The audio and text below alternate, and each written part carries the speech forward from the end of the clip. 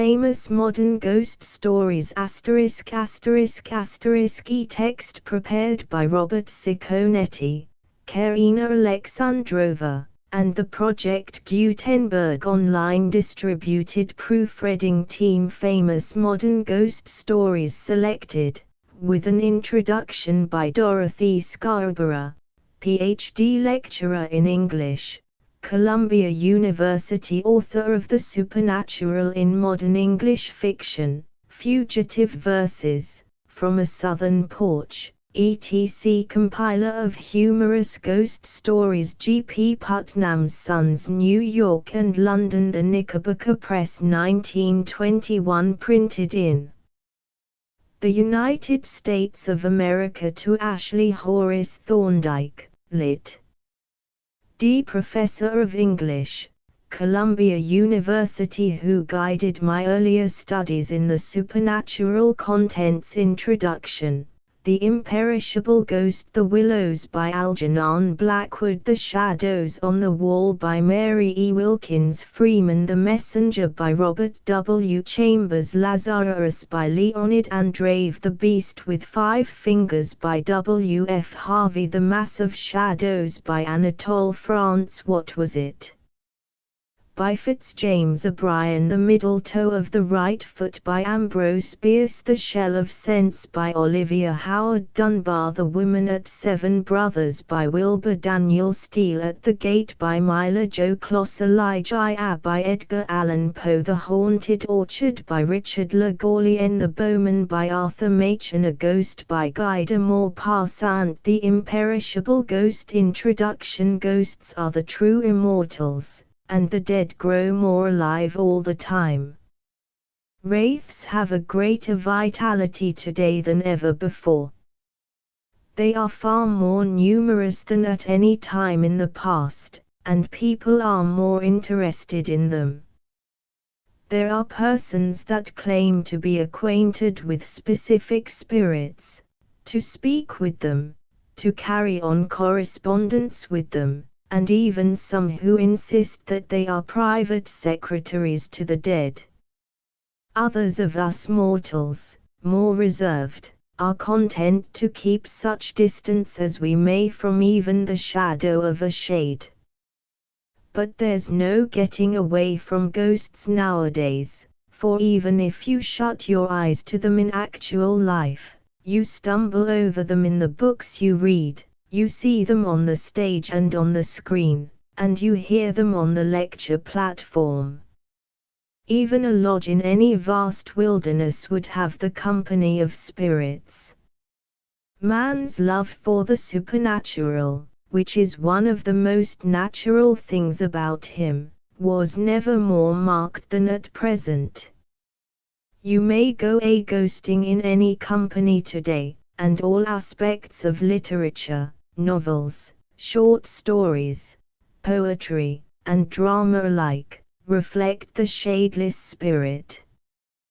The latest census of the haunting world shows a vast increase in population, which might be explained on various grounds. Life is so inconveniently complex nowadays, what with income taxes and other visitations of government, that it is hard for us to have the added risk of wraiths, but there's no escaping. Many persons of today are in the same mental state as one Mr. Boggs, told of in a magazine story, a rural gentleman who was agitated over spectral visitants. He had once talked at a séance with a speaker who claimed to be the spirit of his brother, Wesley Boggs, but who conversed only on blue suspenders, a subject not of vital interest to Wesley in the flesh. Still Mr. Boggs reflected, "I'm not so darn sure." In answer to a suggestion regarding subliminal consciousness and dual personality as explanation of the strange things that come bolting into life, he said, "It's Crawley any way you look at it. Ghosts inside you are as bad as ghosts outside you. There are others today who are not so darn sure. One may conjecture divers reasons for this multitude of ghosts in late literature. Perhaps spooks are like small boys that rush to fires, unwilling to miss anything, and craving new sensations. And we mortals read about them to get vicarious thrills through the safe medium of fiction. The war made sensationalists of us all, and the drab everydayness of mortal life bores us. Man's imagination, always bigger than his environment, overleaps the barriers of time and space and claims all worlds as eminent domain, so that literature, which he has the power to create, as he cannot create his material surroundings, possesses a dramatic intensity, an epic sweep, unknown in actuality. In the last analysis, man is as great as his daydreams, or his nightmares. Ghosts have always haunted literature, and doubtless always will.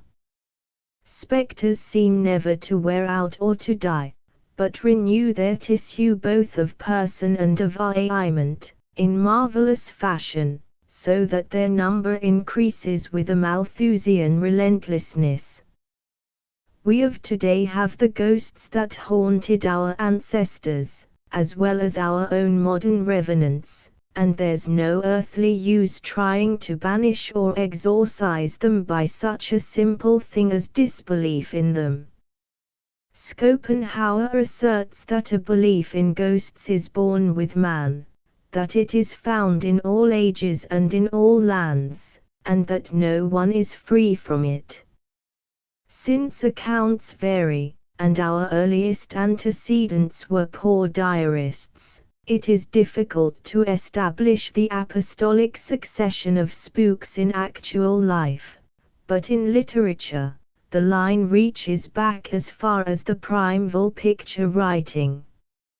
A study of animism in primitive culture shows many interesting links between the past and the present in this matter. And anyhow, since man knows that whether or not he has seen a ghost, presently he'll be one, he's fascinated with the subject. And he creates ghosts, not merely in his own image, but according to his dreams of power. The more man knows of natural laws, the keener he is about the supernatural. He may claim to have laid aside superstition, but he isn't to be believed in that. Though he has discarded witchcraft and alchemy, it is only that he may have more time for psychical research. True, he no longer dabbles with ancient magic, but that is because the modern types, as the Ouija board, entertain him more. He dearly loves to traffic with that other world of which he knows so little and concerning which he is so curious. Perhaps the war, or possibly an increase in class consciousness, or unionization of spirits, or whatever, has greatly energized the ghost in our day and given him both ambition and strength to do more things than ever. Maybe pep tablets have been discovered on the other side as well. No longer is the ghost content to be seen and not heard, to slink around in shadowy corners as apologetically as poor relations. Wraiths now have a rambunctious vitality and self-assurance that are astonishing. Even the ghosts of folks dead so long they have forgotten about themselves are yawning, stretching their skeletons, and starting out to do a little haunting. Spooky creatures in such a wide diversity are abroad today that one is sometimes at a loss to know what to do. Gin a body meet a body. Ghosts are entering all sorts of activities now, so that mortals had better look alive, else they'll be crowded out of their place in the shade. The dead are too much with us. Modern ghosts are less simple and primitive than their ancestors, and are developing complexes of various kinds. They are more democratic than of old, and have more of a diversity of interests, so that mortals have scarcely the ghost of a chance with them. They employ all the agencies and mechanisms known to mortals, and have in addition their own methods of transit and communication. Whereas in the past a ghost had to stalk or glide to his haunts, now he limousines or airplanes, so that naturally he can get in more work than before. He uses the wireless to send his messages, and is expert in all manner of scientific lines. In fact, his infernal efficiency and knowledge of science constitute the worst terror of the current spectre. Who can combat a ghost that knows all about a chemical laboratory, that can add electricity to his other shocks, and can employ all mortal and immortal agencies as his own? Science itself is supernatural, as we see when we look at it properly. Modern literature, especially the most recent, shows a revival of old types of ghosts, together with the innovations of the new. There are spectres that take a real part in the plot complication, and those that merely cast threatening looks at the living, or at least, are content to speak a piece and depart. Some spirits are dumb, while others are highly elocutionary. Ghosts vary in many respects. Some are like the pallid shades of the past, altogether unlike the living and with an unmistakable spectral form, or lack of it. They sweep like mist through the air, or flutter like dead leaves in the gale, a gale always accompanying them as part of the stock furnishings. On the other hand, some revenants are so successfully made up that one doesn't believe them when they pridefully announce that they are wraiths. Some of them are, in fact, so alive that they don't themselves know they're dead. It's going to be a great shock to some of them one of these days to wake up and find out they're demised. Ghosts are more gregarious than in the past. Formerly a shade slunk off by himself, as if ashamed of his profession, as if aware of the lack of cordiality with which he would be received, knowing that mortals shunned and feared him, and chary even of associating with his fellow shades. He wraithed all by himself. The spectres of the past, save in scenes of the lower world, were usually solitary creatures, driven to haunt mortals from very lonesomeness. Now we have a chance to study the mob psychology of ghosts, for they come in madding crowds whenever they like. Ghosts at present are showing an active interest not only in public affairs, but in the arts as well. At least, we now have pictures and writing attributed to them. Perhaps annoyed by some of the inaccuracies published concerning them, for authors have in the past taken advantage of the belief that ghosts couldn't write back, they have recently developed itching pens. They use all manner of utensils for expression now. There's the magic typewriter that spooks for John Kendrick Bangs, the boardwalk that Patience Worth executes for Mrs. Curran, and innumerable other spectres that commandeer fountain pens and pencils and brushes to give their versions of infinity. There's a passion on the part of ghosts for being interviewed just now. At present book reviewers, for instance, had better be careful, lest the wraiths take their own method of answering criticism. It isn't safe to speak or write with anything but respect of ghosts now. De mortuis nil nisi bonum, indeed. One should never make light of a shade. Modern ghosts have a more pronounced personality than the specters of the past. They have more strength, of mind as well as of body, than the colorless revenants of earlier literature, and they produce a more vivid effect on the beholder and the reader. They know more surely what they wish to do, and they advance relentlessly and with economy of effort to the effecting of their purpose, whether it be of pure horror, of beauty, or pathos of humor. We have now many spirits in fiction that are pathetic without frightfulness, many that move us with a sense of poetic beauty rather than of curdling horror, who touch the heart as well as the spine of the reader. And the humorous ghost is a distinctive shade of today, with his quips and pranks and haunting grin. Whatever a modern ghost wishes to do or to be, he is or does, with confidence and success. The spirit of today is terrifyingly visible or invisible at will. The dreadful presence of a ghost that one cannot see is more unbearable than the specter that one can locate and attempt to escape from. The invisible haunting is represented in this volume by Fitzjames O'Brien's What Was It?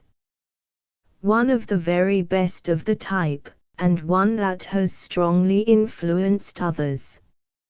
O'Brien's story preceded Guy de Maupassant's La Horla by several years, and must surely have suggested to Maupassant as Tobias, in his The Damned Thing, the power of evil that can be felt but not seen. The wraith of the present carries with him more vital energy than his predecessors, is more athletic in his struggles with the unlucky wights he visits, and can coerce mortals to do his will by the laying on of hands as well as by the look or word. He speaks with more emphasis and authority, as well as with more human naturalness, than the earlier ghosts. He has not only all the force he possessed in life, but in many instances has an access of power, which makes man a poor protagonist for him. Algernon Blackwood's spirits of evil, for example, have a more awful potentiality than any living person could have, and their will to harm has been increased immeasurably by the accident of death. If the facts bear out the fear that such is the case in life as in fiction, some of our social customs will be reversed. A man will strive by all means to keep his deadly enemy alive, lest death may endow him with tenfold power to hurt. Dark discarnate passions, disembodied hates, work evil where a simple ghost might be helpless and abashed. Algernon Blackwood has command over the spirits of air and fire and wave, so that his pages thrill with beauty and terror. He has handled almost all known aspects of the supernatural, and from his many stories he has selected for this volume The Willows as the best example of his ghostly art. Apparitions are more readily recognizable at present than in the past, for they carry into eternity all the disfigurements or physical peculiarities that the living bodies possessed, a fact discouraging to all persons not conspicuous for good looks. Freckles and warts, long noses and missing limbs distinguish the ghosts and aid in crucial identification. The thrill of horror in Ambrose Bierce's story, the middle toe of the right foot, is intensified by the fact that the dead woman who comes back in revenge to haunt her murderer, has one toe lacking as in life. And in a recent story, a surgeon whose desire to experiment has caused him needlessly to sacrifice a man's life on the operating table, is haunted to death by the dismembered arm. Fiction shows us various ghosts with half faces, and at least one notable spook that comes in half. Such ability, it will be granted, must necessarily increase the haunting power, for if a ghost may send a foot or an arm or a leg to harry one person, he can dispatch his backbone or his liver or his heart to upset other human beings simultaneously in a sectional haunting at once economically efficient and terrifying. The beast with 5 fingers, for instance, has a loathsome horror that a complete skeleton or conventionally equipped wraith could not achieve. Who can doubt that a bodiless hand leaping around on its errands of evil has a menace that a complete 6-foot frame could not duplicate? Yet, in Quiller couches a pair of hands. What pathos and beauty in the thought of the child hands coming back to serve others in homely tasks. Surely no housewife in these helpless days would object to being haunted in such delicate fashion.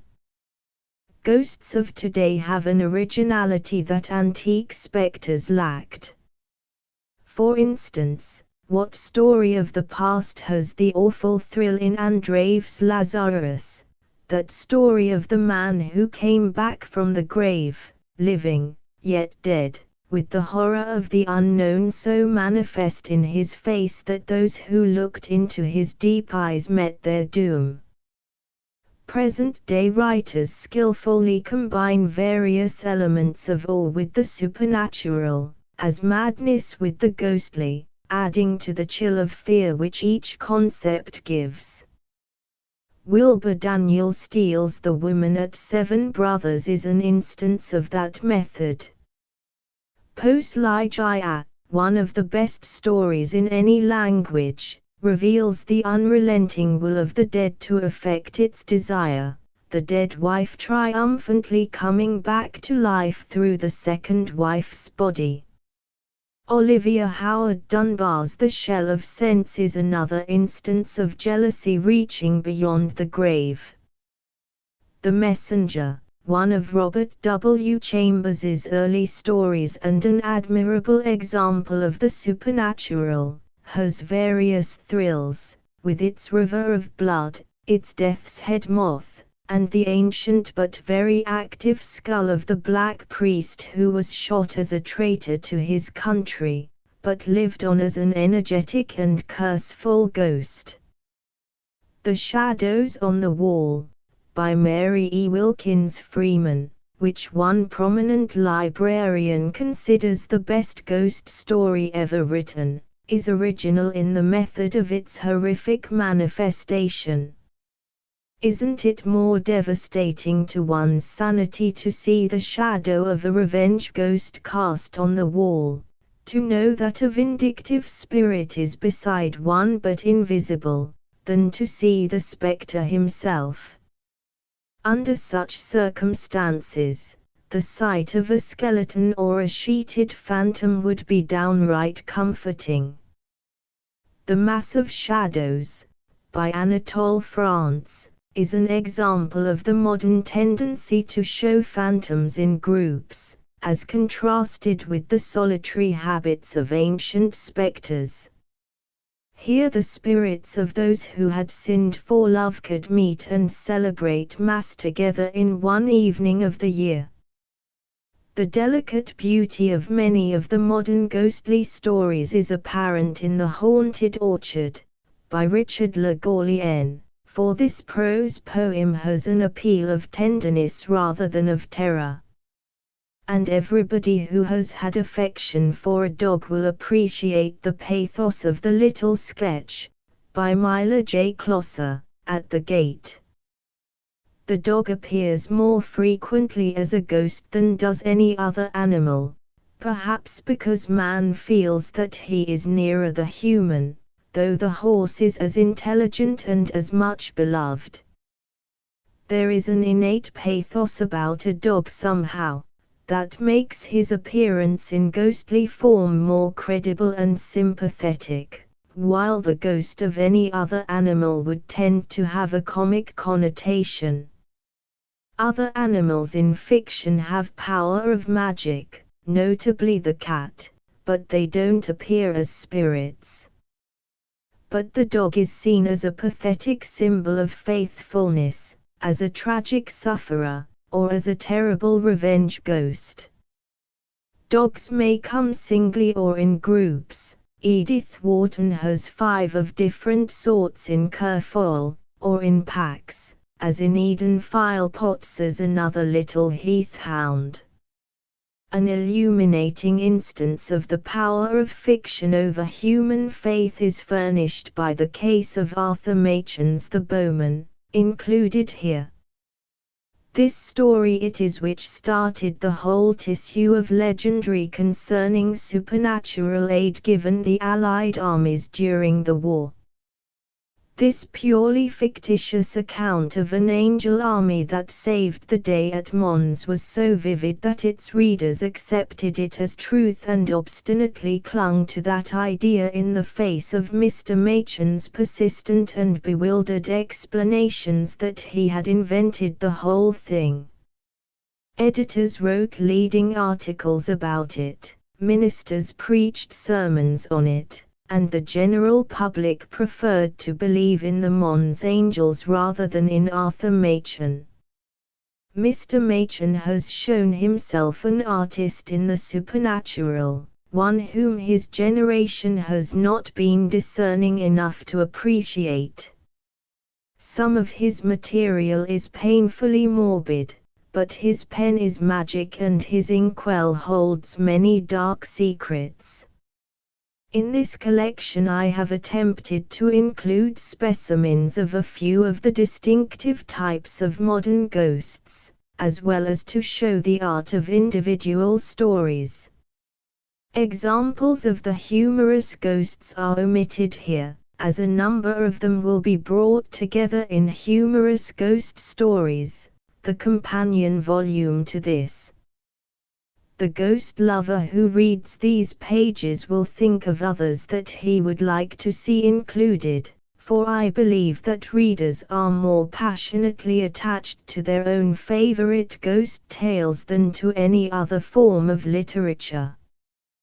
But critics will admit the manifest impossibility of bringing together in one volume all the famous examples of the art.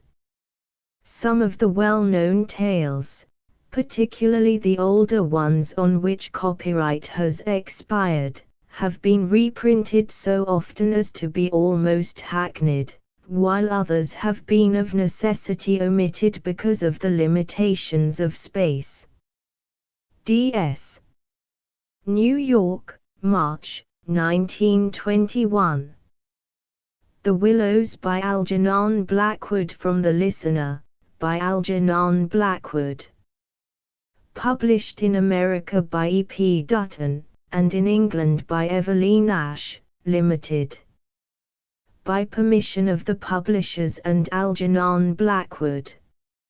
After leaving Vienna, and long before you come to Budapest, the Danube enters a region of singular loneliness and desolation, where its waters spread away on all sides regardless of a main channel, and the country becomes a swamp for miles upon miles, covered by a vast sea of low willow bushes.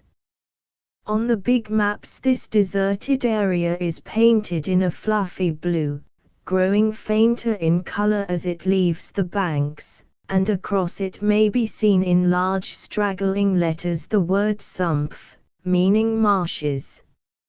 In high flood this great acreage of sand, shingle beds, and willow-grown islands is almost topped by the water, but in normal seasons the bushes bend and rustle in the free winds, showing their silver leaves to the sunshine in an ever-moving plain of bewildering beauty. These willows never attain to the dignity of trees. They have no rigid trunks. They remain humble bushes, with rounded tops and soft outline, swaying on slender stems that answer to the least pressure of the wind, supple as grasses, and so continually shifting that they somehow give the impression that the entire plain is moving and alive. For the wind sends waves rising and falling over the whole surface, waves of leaves instead of waves of water, green swells like the sea, too, until the branches turn and lift, and then silvery white as their underside turns to the sun. Happy to slip beyond the control of stern banks, the Danube here wanders about at will among the intricate network of channels intersecting the islands everywhere with broad avenues down which the waters pour with a shouting sound, making whirlpools, eddies, and foaming rapids, tearing at the sandy banks, carrying away masses of shore and willow clumps, and forming new islands innumerable which shift daily in size and shape and possess at best an impermanent life, since the flood time obliterates their very existence. Properly speaking, this fascinating part of the river's life begins soon after leaving Presburg, and we, in our Canadian canoe, with gypsy tent and frying pan on board, reached it on the crest of a rising flood about mid-July. That very same morning, when the sky was reddening before sunrise, we had slipped swiftly through still sleeping Vienna, leaving it a couple of hours later a mere patch of smoke against the blue hills of the Wienerwald on the horizon. We had breakfasted below Fischermünd under a grove of birch trees roaring in the wind, and had then swept on the tearing current past Orth, Hainburg, Petronell, the old Roman Carnuntum of Marcus Aurelius, and so under the frowning heights of Theban on a spur of the Carpathians, where the march steals in quietly from the left and the frontier is crossed between Austria and Hungary. Racing along at 12 kilometers an hour soon took us well into Hungary, and the muddy waters, sure sign of flood, sent us aground on many a shingle bed, and twisted us like a cork in many a sudden belching whirlpool before the towers of Presburg, Hungarian, Pozsony, showed against the sky, and then the canoe, leaping like a spirited horse, flew at top speed under the grey walls, negotiated safely the sunken chain of the Fliegen die Bruck ferry, turned the corner sharply to the left, and plunged on yellow foam into the wilderness of islands, sandbanks, and swamp land beyond, the land of the willows. The change came suddenly, as when a series of bioscope pictures snaps down on the streets of a town and shifts without warning into the scenery of lake and forest. We entered the land of desolation on wings, and in less than half an hour there was neither boat nor fishing hut nor red roof, nor any single sign of human habitation and civilization within sight.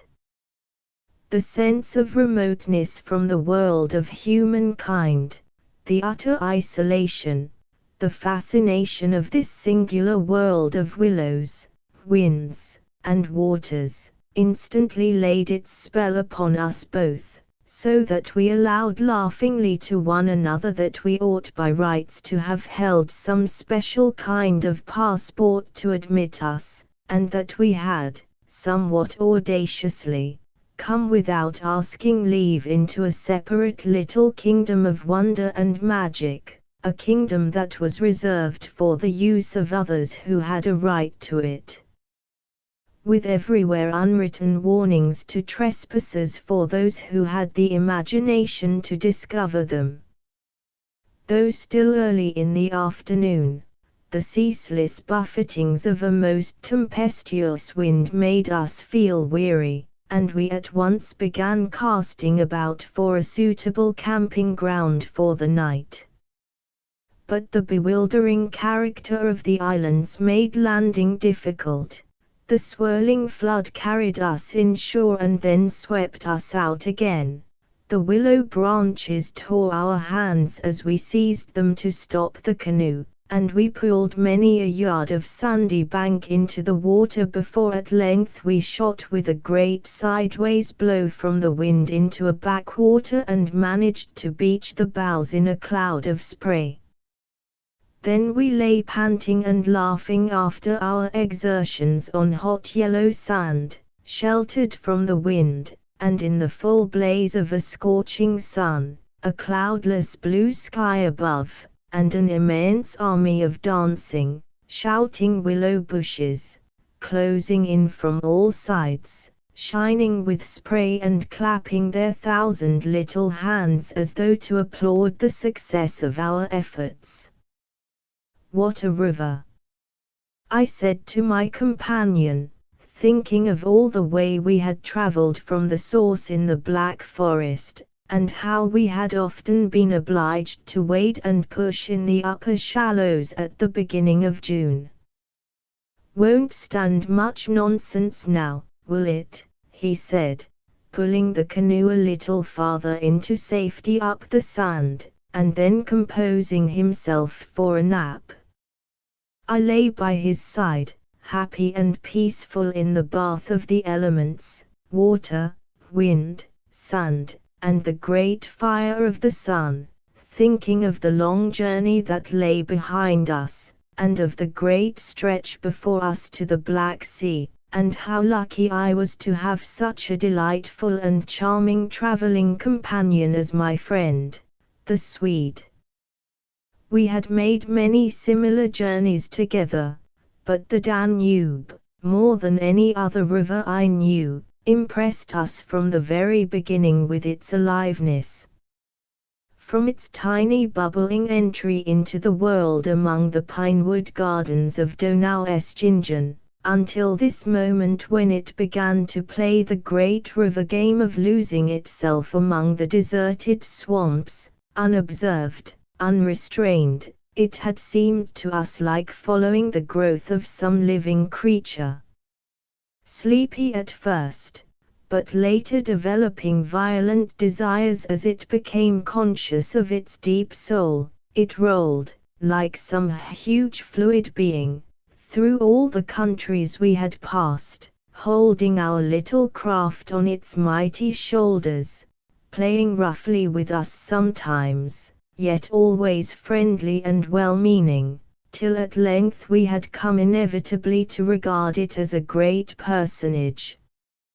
How, indeed, could it be otherwise, since it told us so much of its secret life? At night we heard it singing to the moon as we lay in our tent, uttering that odd sibilant note peculiar to itself and said to be caused by the rapid tearing of the pebbles along its bed, so great is its hurrying speed.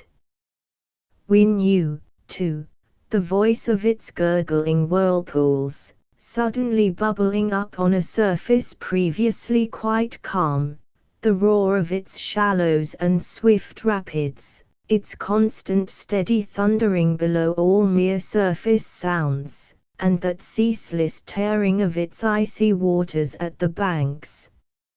How it stood up and shouted when the rains fell flat upon its face, and how its laughter roared out when the wind blew upstream and tried to stop its growing speed. We knew all its sounds and voices, its tumblings and foamings, its unnecessary splashing against the bridges, that self-conscious chatter when there were hills to look on, the affected dignity of its speech when it passed through the little towns, far too important to laugh, and all these faint, sweet whisperings when the sun caught it fairly in some slow curve and poured down upon it till the steam rose. It was full of tricks, too, in its early life before the great world knew it. There were places in the upper reaches among the Swabian forests, when yet the first whispers of its destiny had not reached it, where it elected to disappear through holes in the ground, to appear again on the other side of the porous limestone hills and start a new river with another name, leaving, too, so little water in its own bed that we had to climb out and wade and push the canoe through miles of shallows. And a chief pleasure, in those early days of its irresponsible youth, was to lie low, like Brer Fox, just before the little turbulent tributaries came to join it from the Alps, and to refuse to acknowledge them when in, but to run for miles side by side, the dividing line well marked, the very levels different, the Danube utterly declining to recognize the newcomer. Below Passau, however, it gave up this particular trick, for there the Inn comes in with a thundering power impossible to ignore, and so pushes and incommodies the parent river that there is hardly room for them in the long twisting gorge that follows, and the Danube is shoved this way and that against the cliffs, and forced to hurry itself with great waves and much dashing to and fro in order to get through in time. And during the fight our canoe slipped down from its shoulder to its breast, and had the time of its life among the struggling waves. But the Inn taught the old river a lesson, and after Passau it no longer pretended to ignore new arrivals. This was many days back, of course, and since then we had come to know other aspects of the great creature, and across the Bavarian wheat plain of Strobing she wandered so slowly under the blazing June sun that we could well imagine only the surface inches were water, while below there moved, concealed as by a silken mantle, a whole army of undines, passing silently and unseen down to the sea, and very leisurely too, lest they be discovered. Much, too, we forgave her because of her friendliness to the birds and animals that haunted the shores. Cormorants lined the banks in lonely places in rows like short black palings, grey crows crowded the shingle beds, storks stood fishing in the vistas of shallower water that opened up between the islands, and hawks, swans, and marsh birds of all sorts filled the air with glinting wings and singing, petulant cries. It was impossible to feel annoyed with the river's vagaries after seeing a deer leap with a splash into the water at sunrise and swim past the bows of the canoe, and often we saw fawns peering at us from the underbrush, or looked straight into the brown eyes of a stag as we charged full tilt round a corner and entered another reach of the river. Foxes, too, everywhere haunted the banks, tripping daintily among the driftwood and disappearing so suddenly that it was impossible to see how they managed it.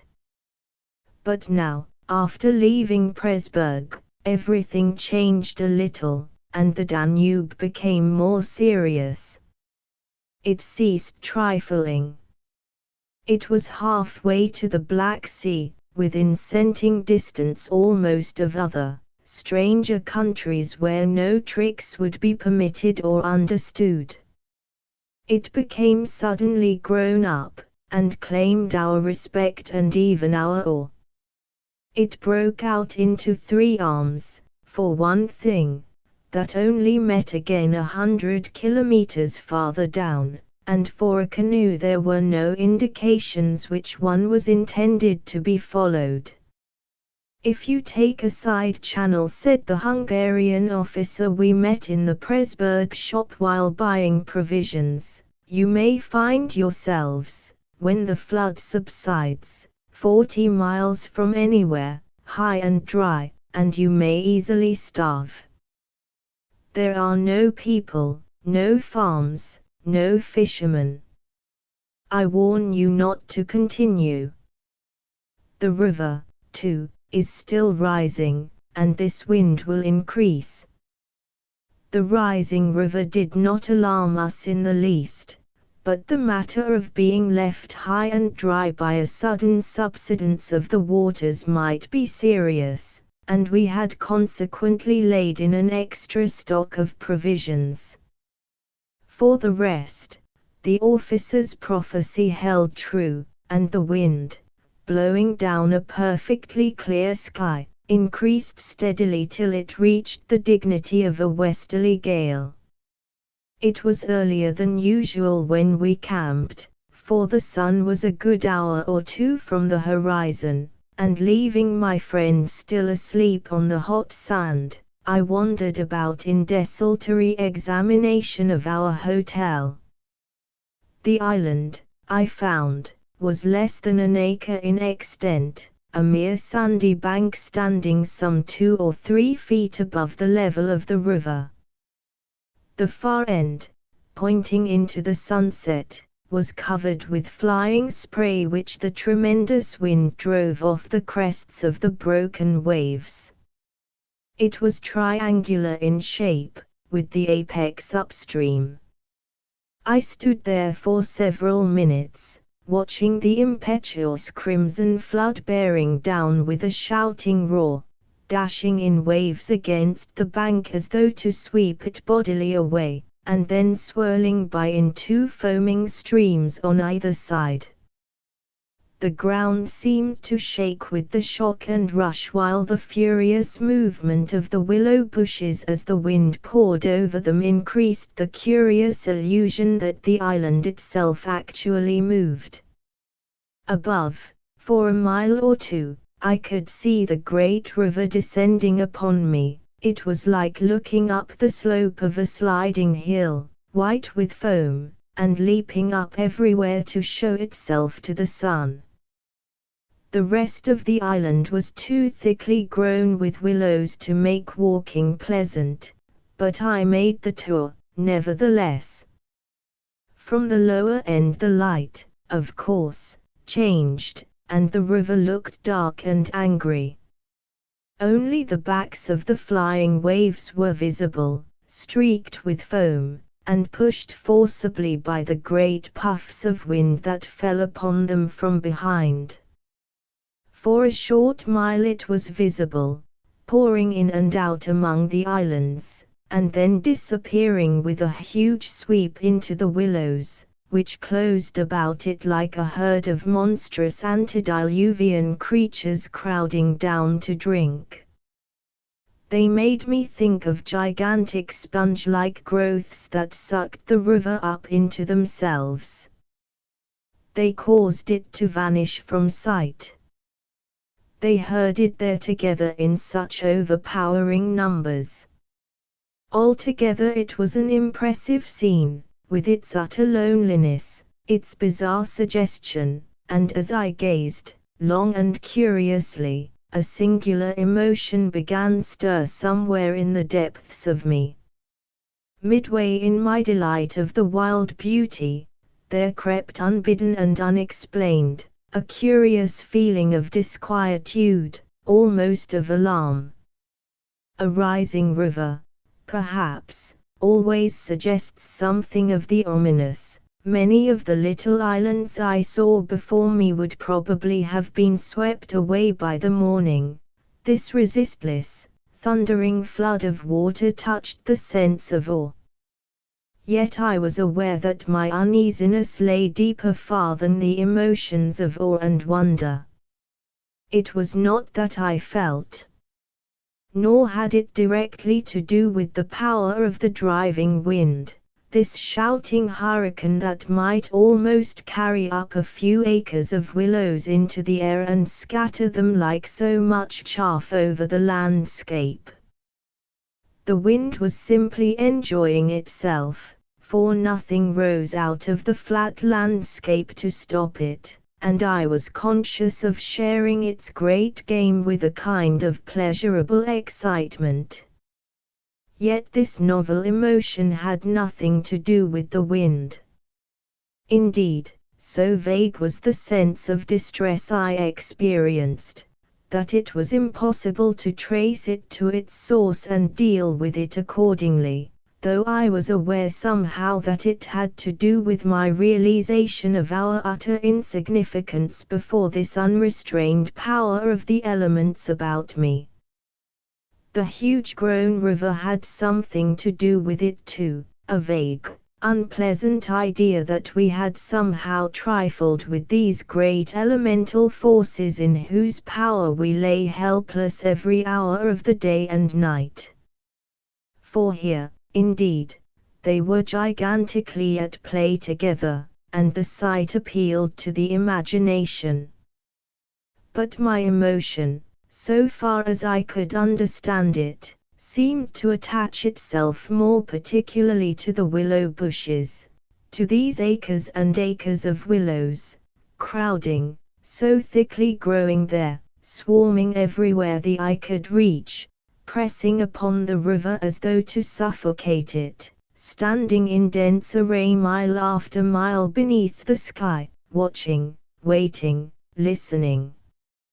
And, apart quite from the elements, the willows connected themselves subtly with my malaise, attacking the mind insidiously somehow by reason of their vast numbers, and contriving in some way or other to represent to the imagination a new and mighty power, a power, moreover, not altogether friendly to us.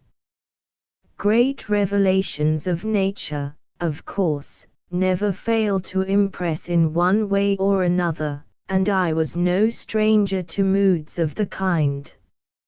Mountains overawe and oceans terrify, while the mystery of great forests exercises a spell peculiarly its own. But all these, at one point or another, somewhere link on intimately with human life and human experience. They stir comprehensible, even if alarming, emotions. They tend on the whole to exalt. With this multitude of willows, however, it was something far different, I felt.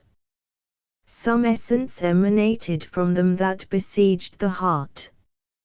A sense of awe awakened, true, but of awe touched somewhere by a vague terror. Their serried ranks growing everywhere darker about me as the shadows deepened, moving furiously yet softly in the wind, woke in me the curious and unwelcome suggestion that we had trespassed here upon the borders of an alien world, a world where we were intruders, a world where we were not wanted or invited to remain, where we ran grave risks perhaps. The feeling, however, though it refused to yield its meaning entirely to analysis, did not at the time trouble me by passing into menace. Yet it never left me quite, even during the very practical business of putting up the tent in a hurricane of wind and building a fire for the stew pot. It remained, just enough to bother and perplex, and to rob a most delightful camping ground of a good portion of its charm. To my companion, however, I said nothing, for he was a man I considered devoid of imagination. In the first place, I could never have explained to him what I meant, and in the second, he would have laughed stupidly at me if I had. There was a slight depression in the center of the island, and here we pitched the tent. The surrounding willows broke the wind a bit. A poor camp observed the imperturbable Swede when at last the tent stood upright, no stones and precious little firewood. I'm for moving on early tomorrow, eh? This sand won't hold anything. But the experience of a collapsing tent at midnight had taught us many devices, and we made the cozy gypsy house as safe as possible, and then set about collecting a store of wood to last till bedtime. Willow bushes drop no branches, and driftwood was our only source of supply. We hunted the shores pretty thoroughly. Everywhere the banks were crumbling as the rising flood tore at them and carried away great portions with a splash and a gurgle. The island's much smaller than when we landed, said the accurate Swede. It won't last long at this rate. We'd better drag the canoe close to the tent, and be ready to start at a moment's notice. I shall sleep in my clothes. He was a little distance off, climbing along the bank, and I heard his rather jolly laugh as he spoke. By Jove! I heard him call, a moment later, and turned to see what had caused his exclamation, but for the moment he was hidden by the willows, and I could not find him. What in the world's this? I heard him cry again, and this time his voice had become serious. I ran up quickly and joined him on the bank. He was looking over the river, pointing at something in the water. Good heavens, it's a man's body, he cried excitedly. Look! A black thing, turning over and over in the foaming waves, swept rapidly past. It kept disappearing and coming up to the surface again. It was about 20 feet from the shore, and just as it was opposite to where we stood it lurched round and looked straight at us. We saw its eyes reflecting the sunset, and gleaming an odd yellow as the body turned over. Then it gave a swift, gulping plunge, and dived out of sight in a flash. An otter, by gad, we exclaimed in the same breath, laughing. It was an otter, alive, and out on the hunt, yet it had looked exactly like the body of a drowned man turning helplessly in the current. Far below it came to the surface once again, and we saw its black skin, wet and shining in the sunlight. Then, too, just as we turned back, our arms full of driftwood, another thing happened to recall us to the river bank. This time it really was a man, and what was more, a man in a boat. Now a small boat on the Danube was an unusual sight at any time, but here in this deserted region, and at flood time, it was so unexpected as to constitute a real event. We stood and stared. Whether it was due to the slanting sunlight, or the refraction from the wonderfully illumined water, I cannot say, but, whatever the cause, I found it difficult to focus my sight properly upon the flying apparition. It seemed, however, to be a man standing upright in a sort of flat-bottomed boat, steering with a long oar, and being carried down the opposite shore at a tremendous pace. He apparently was looking across in our direction, but the distance was too great and the light too uncertain for us to make out very plainly what he was about. It seemed to me that he was gesticulating and making signs at us.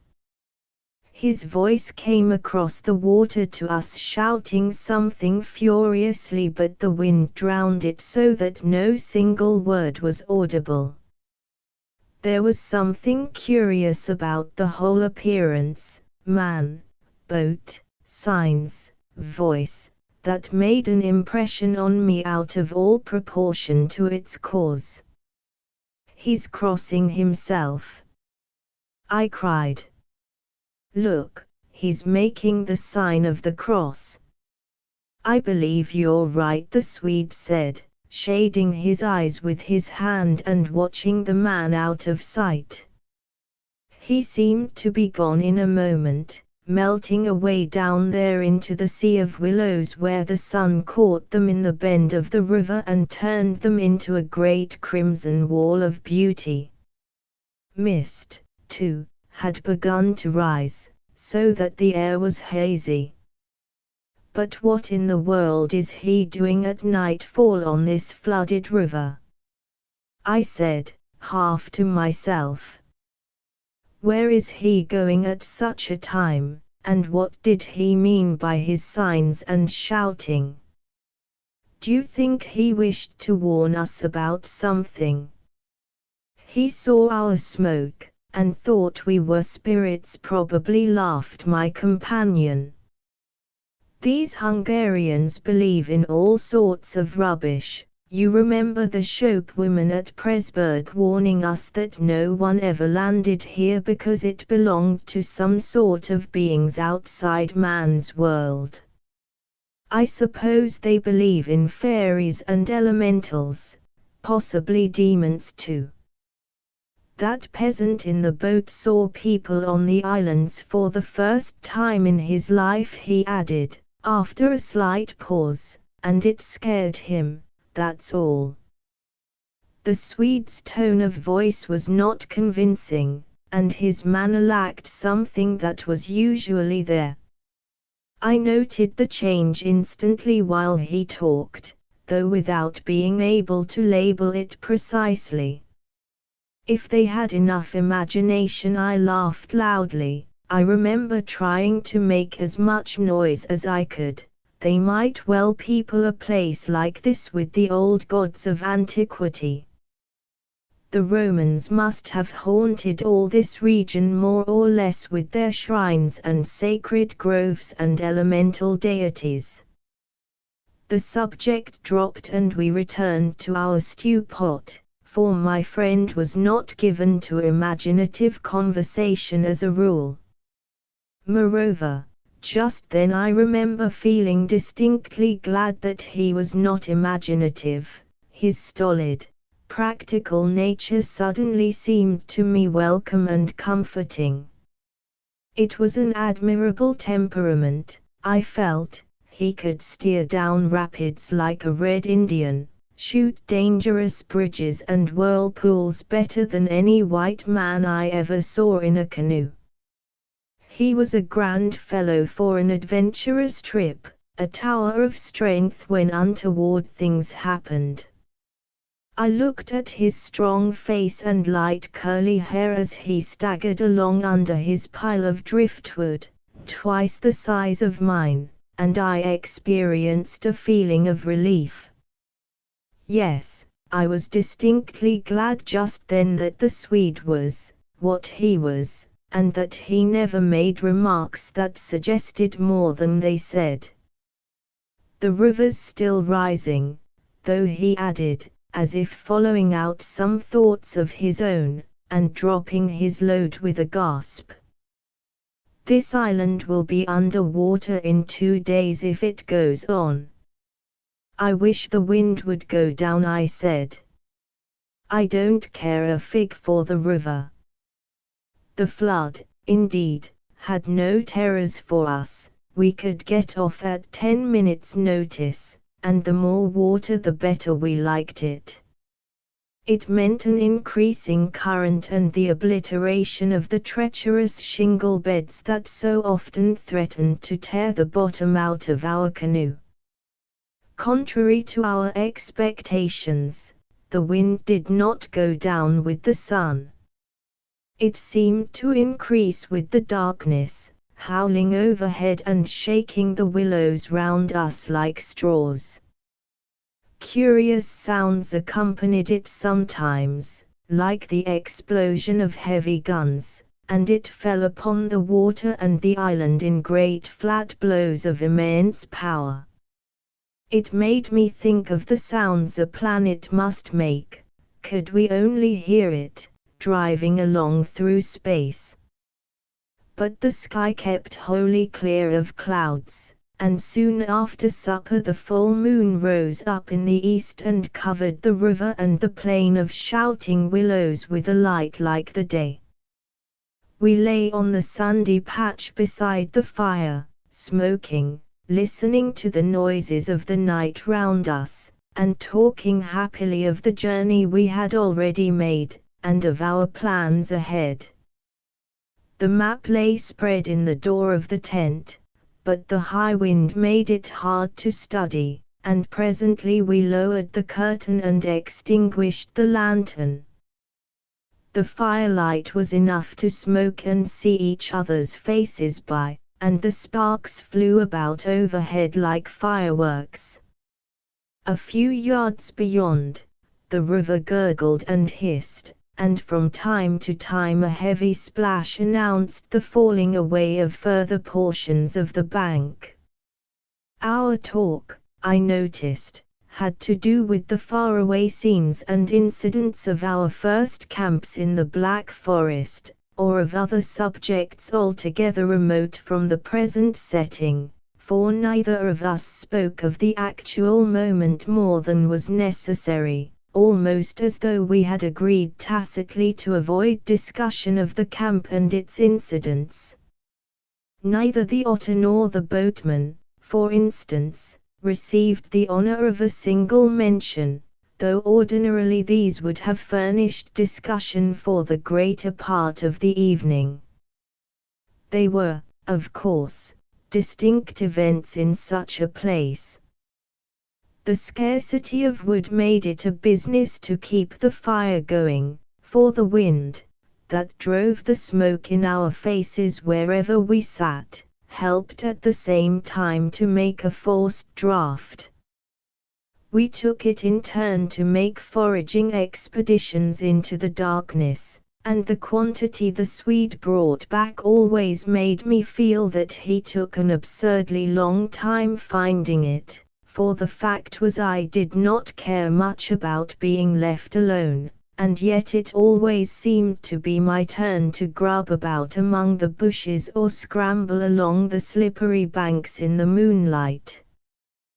The long day's battle with wind and water, such wind and such water, had tired us both, and an early bed was the obvious program. Yet neither of us made the move for the tent. We lay there, tending the fire, talking in desultory fashion, peering about us into the dense willow bushes, and listening to the thunder of wind and river. The loneliness of the place had entered our very bones, and silence seemed natural, for after a bit the sound of our voices became a trifle unreal and forced. Whispering would have been the fitting mode of communication, I felt, and the human voice, always rather absurd amid the roar of the elements, now carried with it something almost illegitimate. It was like talking out loud in church, or in some place where it was not lawful, perhaps not quite safe, to be overheard. The eeriness of this lonely island, set among a million willows, swept by a hurricane, and surrounded by hurrying deep waters, touched us both, I fancy. Untrodden by man, almost unknown to man, it lay there beneath the moon, remote from human influence, on the frontier of another world, an alien world, a world tenanted by willows only and the souls of willows. And we, in our rashness, had dared to invade it, even to make use of it. Something more than the power of its mystery stirred in me as I lay on the sand, feet to fire, and peered up through the leaves at the stars. for the last time I rose to get firewood. "When this has burnt up," I said firmly, "I shall turn in," and my companion watched me lazily as I moved off into the surrounding shadows. For an unimaginative man, I thought he seemed unusually receptive that night, unusually open to suggestion of things other than sensory. He too was touched by the beauty and loneliness of the place. I was not altogether pleased, I remember, to recognize this slight change in him, and instead of immediately collecting sticks, I made my way to the far point of the island where the moonlight on plain and river could be seen to better advantage. The desire to be alone had come suddenly upon me. My former dread returned in force. There was a vague feeling in me I wished to face and probe to the bottom. When I reached the point of sand jutting out among the waves, the spell of the place descended upon me with a positive shock. No mere scenery could have produced such an effect. There was something more here, something to alarm. I gazed across the waste of wild waters, I watched the whispering willows, I heard the ceaseless beating of the tireless wind, and, one and all, each in its own way, stirred in me this sensation of a strange distress. But the willows especially, for ever they went on chattering and talking among themselves, laughing a little, shrilly crying out, sometimes sighing, but what it was they made so much to do about belonged to the secret life of the great plain they inhabited. And it was utterly alien to the world I knew, or to that of the wild yet kindly elements.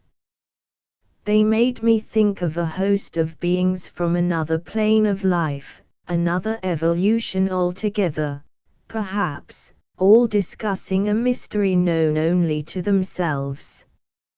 I watched them moving busily together, oddly shaking their big bushy heads, twirling their myriad leaves even when there was no wind. They moved of their own will as though alive, and they touched, by some incalculable method, my own keen sense of the horrible. There they stood in the moonlight, like a vast army surrounding our camp, shaking their innumerable silver spears defiantly, formed all ready for an attack. The psychology of places, for some imaginations at least, is very vivid. For the wanderer, especially, camps have their note either of welcome or rejection. At first it may not always be apparent, because the busy preparations of tent and cooking prevent, but with the first pause, after supper usually, it comes and announces itself. And the note of this willow camp now became unmistakably plain to me. We were interlopers, trespassers, we were not welcomed. The sense of unfamiliarity grew upon me as I stood there watching. We touched the frontier of a region where our presence was resented. For a night's lodging we might perhaps be tolerated, but for a prolonged and inquisitive stay, no. By all the gods of the trees and the wilderness, no. We were the first human influences upon this island, and we were not wanted. The willows were against us. Strange thoughts like these, bizarre fancies, born I know not whence, found lodgment in my mind as I stood listening. What, I thought, if, after all, these crouching willows proved to be alive, if suddenly they should rise up, like a swarm of living creatures, marshaled by the gods whose territory we had invaded, sweep towards us off the vast swamps, booming overhead in the night, and then settle down. As I looked, it was so easy to imagine they actually moved, crept nearer, retreated a little, huddled together in masses, hostile, waiting for the great wind that should finally start the May running. I could have sworn their aspect changed a little, and their ranks deepened and pressed more closely together. The melancholy shrill cry of a night bird sounded overhead, and suddenly I nearly lost my balance as the piece of bank I stood upon fell with a great splash into the river, undermined by the flood. I stepped back just in time, and went on hunting for firewood again, half laughing at the odd fancies that crowded so thickly into my mind and cast their spell upon me. I recall the Swede's remark about moving on next day, and I was just thinking that I fully agreed with him, when I turned with a start and saw the subject of my thoughts standing immediately in front of me. He was quite close. The roar of the elements had covered his approach. "You've been gone so long," he shouted above the wind. "I thought something must have happened to you." But there was that in his tone, and a certain look in his face as well, that conveyed to me more than his actual words, and in a flash I understood the real reason for his coming. It was because the spell of the place had entered his soul too, and he did not like being alone. "River still rising," he cried, pointing to the flood in the moonlight, "and the wind's simply awful." He always said the same things, but it was the cry for companionship that gave the real importance to his words. "Lucky," I cried back, "our tent's in the hollow. I think it'll hold all right." I added something about the difficulty of finding wood, in order to explain my absence, but the wind caught my words and flung them across the river, so that he did not hear, but just looked at me through the branches, nodding his head. "Lucky if we get away without disaster," he shouted, or words to that effect, and I remember feeling half angry with him for putting the thought into words, for it was exactly what I felt myself. There was disaster impending somewhere, and the sense of presentiment lay unpleasantly upon me.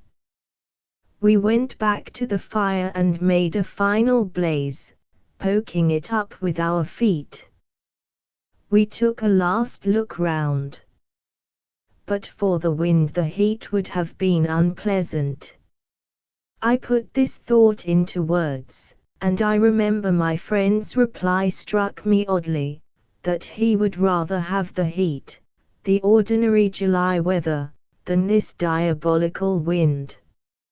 Everything was snug for the night, the canoe lying turned over beside the tent, with both yellow paddles beneath her, the provision sack hanging from a willow stem, and the washed-up dishes removed to a safe distance from the fire, all ready for the morning meal. We smothered the embers of the fire with sand, and then turned in. The flap of the tent door was up, and I saw the branches and the stars and the white moonlight. The shaking willows and the heavy buffetings of the wind against our taut little house were the last things I remembered as sleep came down and covered all with its soft and delicious forgetfulness. Too suddenly I found myself lying awake, peering from my Sunday mattress through the door of the tent. I looked at my watch pinned against the canvas, and saw by the bright moonlight that it was past 12 o'clock, the threshold of a new day, and I had therefore slept a couple of hours. The Swede was asleep still beside me. The wind howled as before. Something plucked at my heart and made me feel afraid. There was a sense of disturbance in my immediate neighborhood. I sat up quickly and looked out. The trees were swaying violently to and fro as the gusts smote them, but our little bit of green canvas lay snugly safe in the hollow, for the wind passed over it without meeting enough resistance to make it vicious. The feeling of disquietude did not pass, however, and I crawled quietly out of the tent to see if our belongings were safe. I moved carefully so as not to waken my companion. A curious excitement was on me. I was halfway out, kneeling on all fours, when my eye first took in that the tops of the bushes opposite, with their moving tracery of leaves, made shapes against the sky. I sat back on my haunches and stared. It was incredible, surely, but there, opposite and slightly above me, were shapes of some indeterminate sort among the willows, and as the branches swayed in the wind they seemed to group themselves about these shapes, forming a series of monstrous outlines that shifted rapidly beneath the moon. Close, about 50 feet in front of me, I saw these things.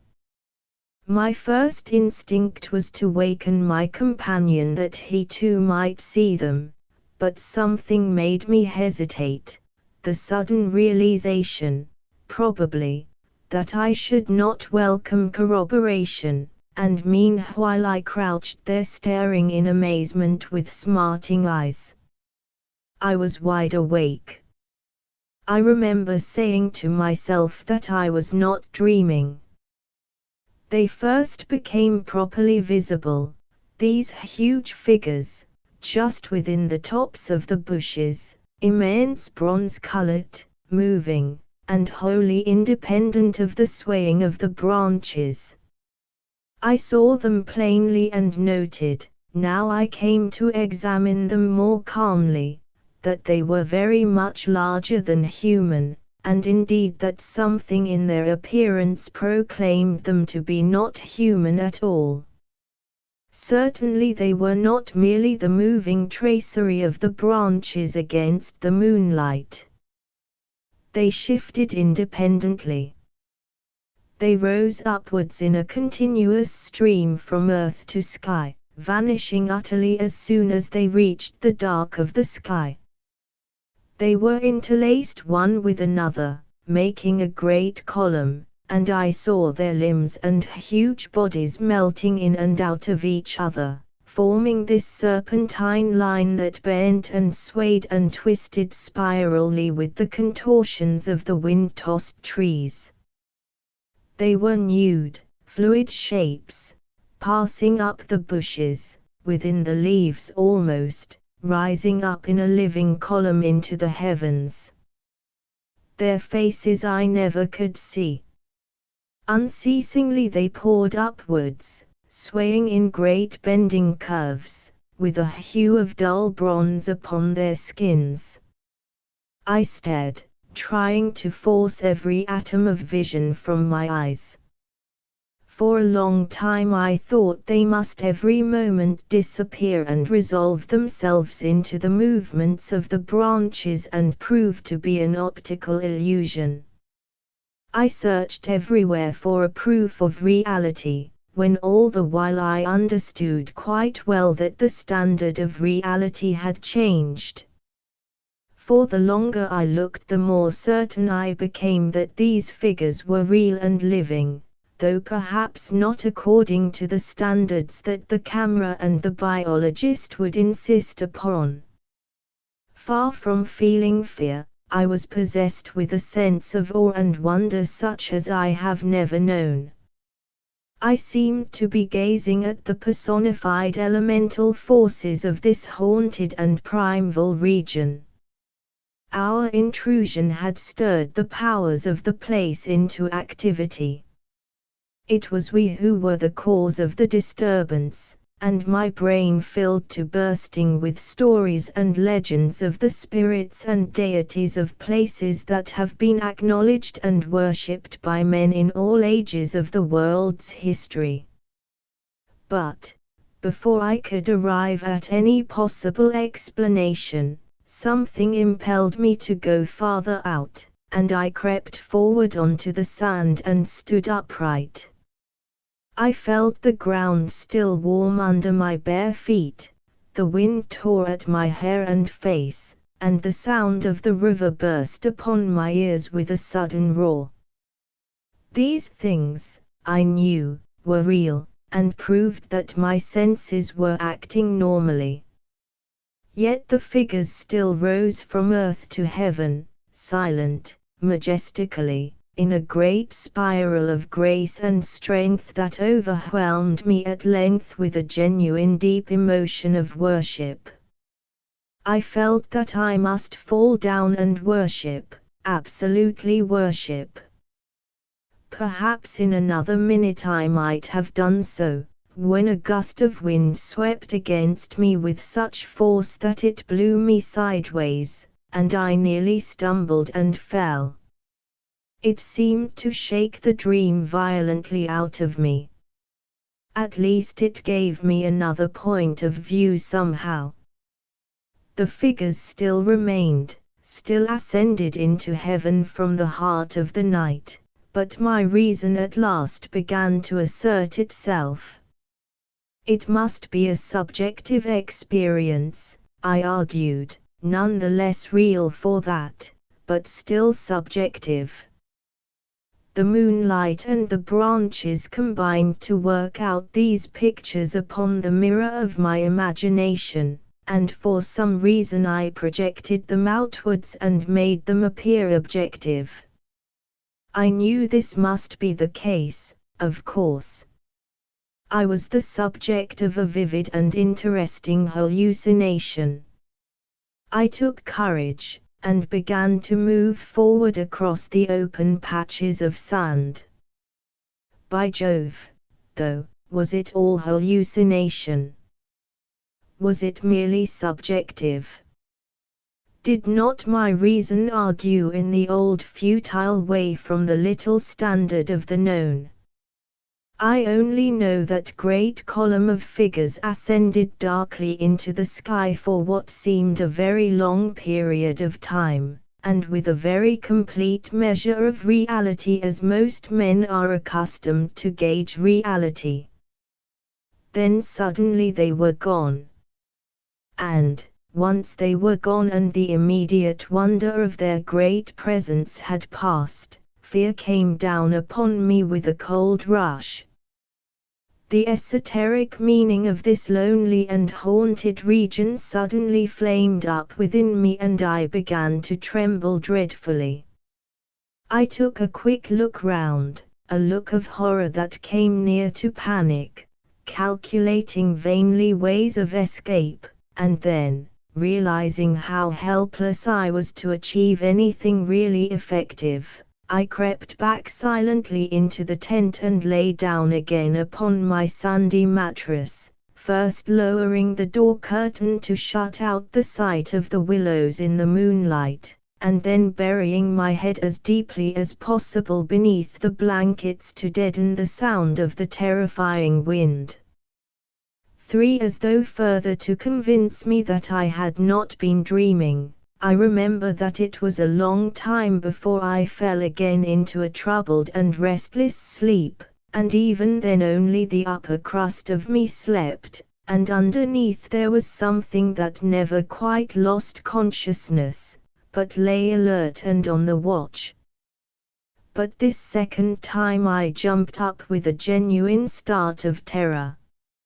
It was neither the wind nor the river that woke me, but the slow approach of something that caused the sleeping portion of me to grow smaller and smaller till at last it vanished altogether, and I found myself sitting bolt upright, listening. Outside there was a sound of multitudinous little patterings. They had been coming, I was aware, for a long time, and in my sleep they had first become audible. I sat there nervously wide awake as though I had not slept at all. It seemed to me that my breathing came with difficulty, and that there was a great weight upon the surface of my body. In spite of the hot night, I felt clammy with cold and shivered. Something surely was pressing steadily against the sides of the tent and weighing down upon it from above. Was it the body of the wind? Was this the pattering rain, the dripping of the leaves? The spray blown from the river by the wind and gathering in big drops? I thought quickly of a dozen things. Then suddenly the explanation leaped into my mind. A bough from the poplar, the only large tree on the island, had fallen with the wind. Still half caught by the other branches, it would fall with the next gust and crush us, and meanwhile its leaves brushed and tapped upon the tight canvas surface of the tent. I raised the loose flap and rushed out, calling to the Swede to follow. But when I got out and stood upright I saw that the tent was free. There was no hanging bough, there was no rain or spray, nothing approached.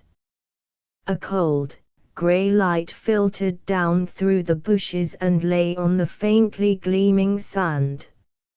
Stars still crowded the sky directly overhead, and the wind howled magnificently, but the fire no longer gave out any glow, and I saw the east reddening in streaks through the trees. Several hours must have passed since I stood there before, watching the ascending figures, and the memory of it now came back to me horribly, like an evil dream. Oh, how tired it made me feel, that ceaseless raging wind. Yet, though the deep lassitude of a sleepless night was on me, my nerves were tingling with the activity of an equally tireless apprehension, and all idea of repose was out of the question. The river I saw had risen further. Its thunder filled the air, and a fine spray made itself felt through my thin sleeping shirt. Yet nowhere did I discover the slightest evidences of anything to cause alarm. This deep, prolonged disturbance in my heart remained wholly unaccounted for. My companion had not stirred when I called him, and there was no need to waken him now. I looked about me carefully, noting everything: the turned-over canoe, the yellow paddles, 2 of them, I'm certain, the provision sack and the extra lantern hanging together from the tree, and, crowding everywhere about me, enveloping all, the willows, those endless, shaking willows. A bird uttered its morning cry, and a string of duck passed with whirring flight overhead in the twilight. The sand whirled, dry and stinging, about my bare feet in the wind. I walked round the tent and then went out a little way into the bush, so that I could see across the river to the farther landscape, and the same profound yet indefinable emotion of distress seized upon me again as I saw the interminable sea of bushes stretching to the horizon, looking ghostly and unreal in the wan light of dawn. I walked softly here and there, still puzzling over that odd sound of infinite pattering, and of that pressure upon the tent that had wakened me.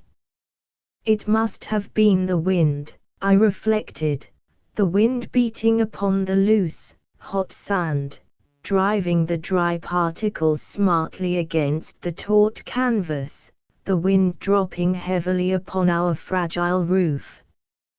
Yet all the time my nervousness and malaise increased appreciably. I crossed over to the farther shore and noted how the coastline had altered in the night, and what masses of sand the river had torn away. I dipped my hands and feet into the cool current, and bathed my forehead. Already there was a glow of sunrise in the sky and the exquisite freshness of coming day. On my way back I passed purposely beneath the very bushes where I had seen the column of figures rising into the air, and midway among the clumps I suddenly found myself overtaken by a sense of vast terror. From the shadows a large figure went swiftly by.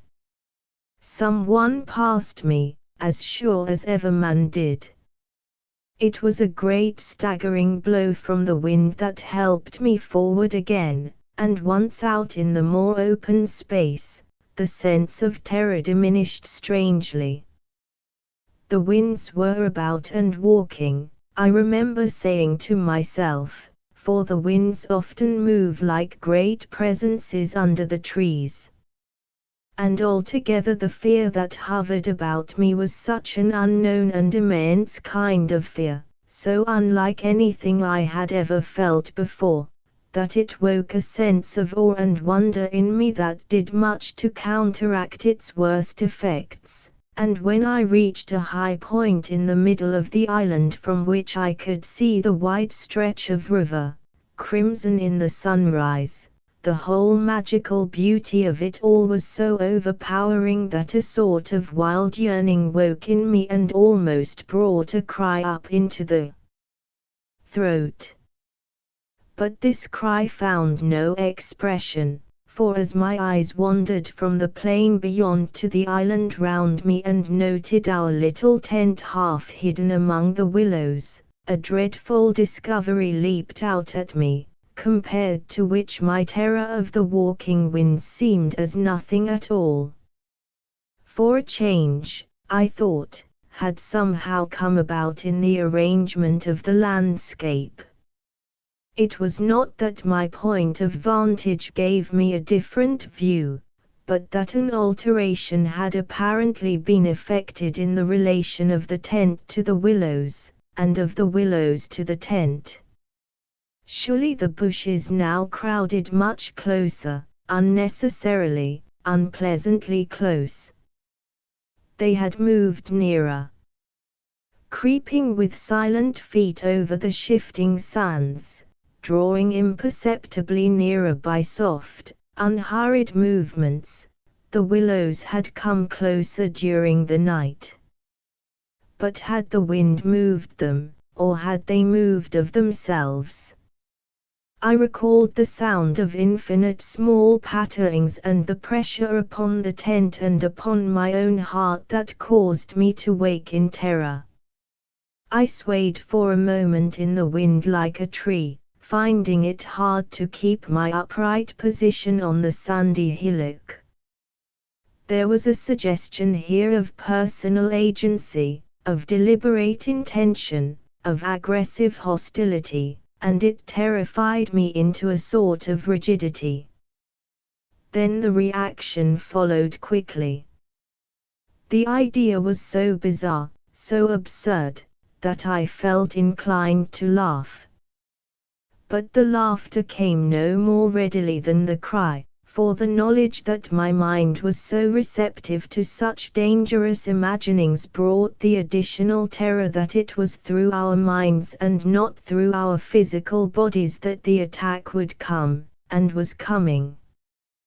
The wind buffeted me about, and, very quickly it seemed, the sun came up over the horizon, for it was after 4 o'clock. And I must have stood on that little pinnacle of sand longer than I knew, afraid to come down at close quarters with the willows. I returned quietly, creepily, to the tent, first taking another exhaustive look round and, yes, I confess it, making a few measurements. I paced out on the warm sand the distances between the willows and the tent, making a note of the shortest distance particularly. I crawled stealthily into my blankets. My companion, to all appearances, still slept soundly, and I was glad that this was so. Provided my experiences were not corroborated, I could find strength somehow to deny them, perhaps. With the daylight I could persuade myself that it was all a subjective hallucination, a fantasy of the night, a projection of the excited imagination. Nothing further came to disturb me, and I fell asleep almost at once, utterly exhausted, yet still in dread of hearing again that weird sound of multitudinous pattering, or of feeling the pressure upon my heart that had made it difficult to breathe. For the sun was high in the heavens when my companion woke me from a heavy sleep and announced that the porridge was cooked and there was just time to bathe. The grateful smell of frizzling bacon entered the tent door. "River still rising," he said, "and several islands out in midstream have disappeared altogether. Our own island's much smaller. Any wood left?" I asked sleepily. "The wood and the island will finish tomorrow in a dead heat," he laughed, "but there's enough to last us till then." I plunged in from the point of the island, which had indeed altered a lot in size and shape during the night, and was swept down in a moment to the landing place opposite the tent. The water was icy, and the banks flew by like the country from an express train. Bathing under such conditions was an exhilarating operation, and the terror of the night seemed cleansed out of me by a process of evaporation in the brain. The sun was blazing hot, not a cloud showed itself anywhere. The wind, however, had not abated one little jot. Quite suddenly then the implied meaning of the Swede's words flashed across me, showing that he no longer wished to leave Postast, and had changed his mind. Enough to last till tomorrow, he assumed we should stay on the island another night. It struck me as odd. The night before he was so positive the other way. How had the change come about? Great crumblings of the banks occurred at breakfast, with heavy splashings and clouds of spray which the wind brought into our frying pan, and my fellow traveller talked incessantly about the difficulty the Vienna Pest steamers must have to find the channel in flood. But the state of his mind interested and impressed me far more than the state of the river or the difficulties of the steamers. He had changed somehow since the evening before. His manner was different, a trifle excited, a trifle shy, with a sort of suspicion about his voice and gestures. I hardly know how to describe it now in cold blood, but at the time I remember being quite certain of one thing, viz., that he had become frightened. He ate very little breakfast, and for once omitted to smoke his pipe. He had the map spread open beside him, and kept studying its markings. "We'd better get off sharp in an hour," I said presently, feeling for an opening that must bring him indirectly to a partial confession at any rate. And his answer puzzled me uncomfortably, rather. "If they'll let us." "Who'll let us?" "The elements," I asked quickly, with affected indifference. "The powers of this awful place, whoever they are," he replied, keeping his eyes on the map. "The gods are here, if they are anywhere at all in the world." "The elements are always the true immortals," I replied, laughing as naturally as I could manage, yet knowing quite well that my face reflected my true feelings when he looked up gravely at me and spoke across the smoke. "We shall be fortunate if we get away without further disaster." This was exactly what I had dreaded, and I screwed myself up to the point of the direct question. It was like agreeing to allow the dentist to extract the tooth. It had to come anyhow in the long run, and the rest was all pretense. Further disaster. Why, what's happened?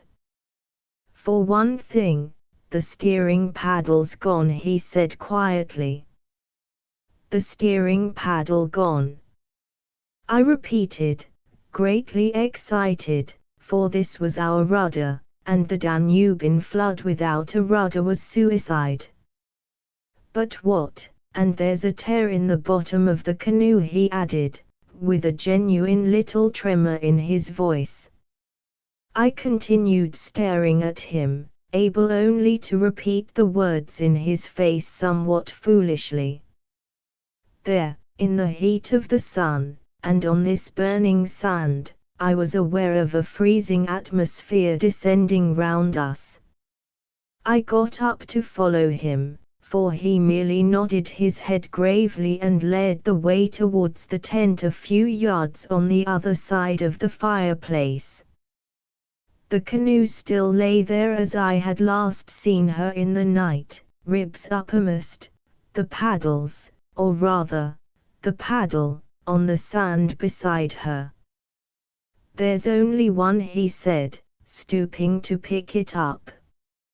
"And here's the rent in the baseboard."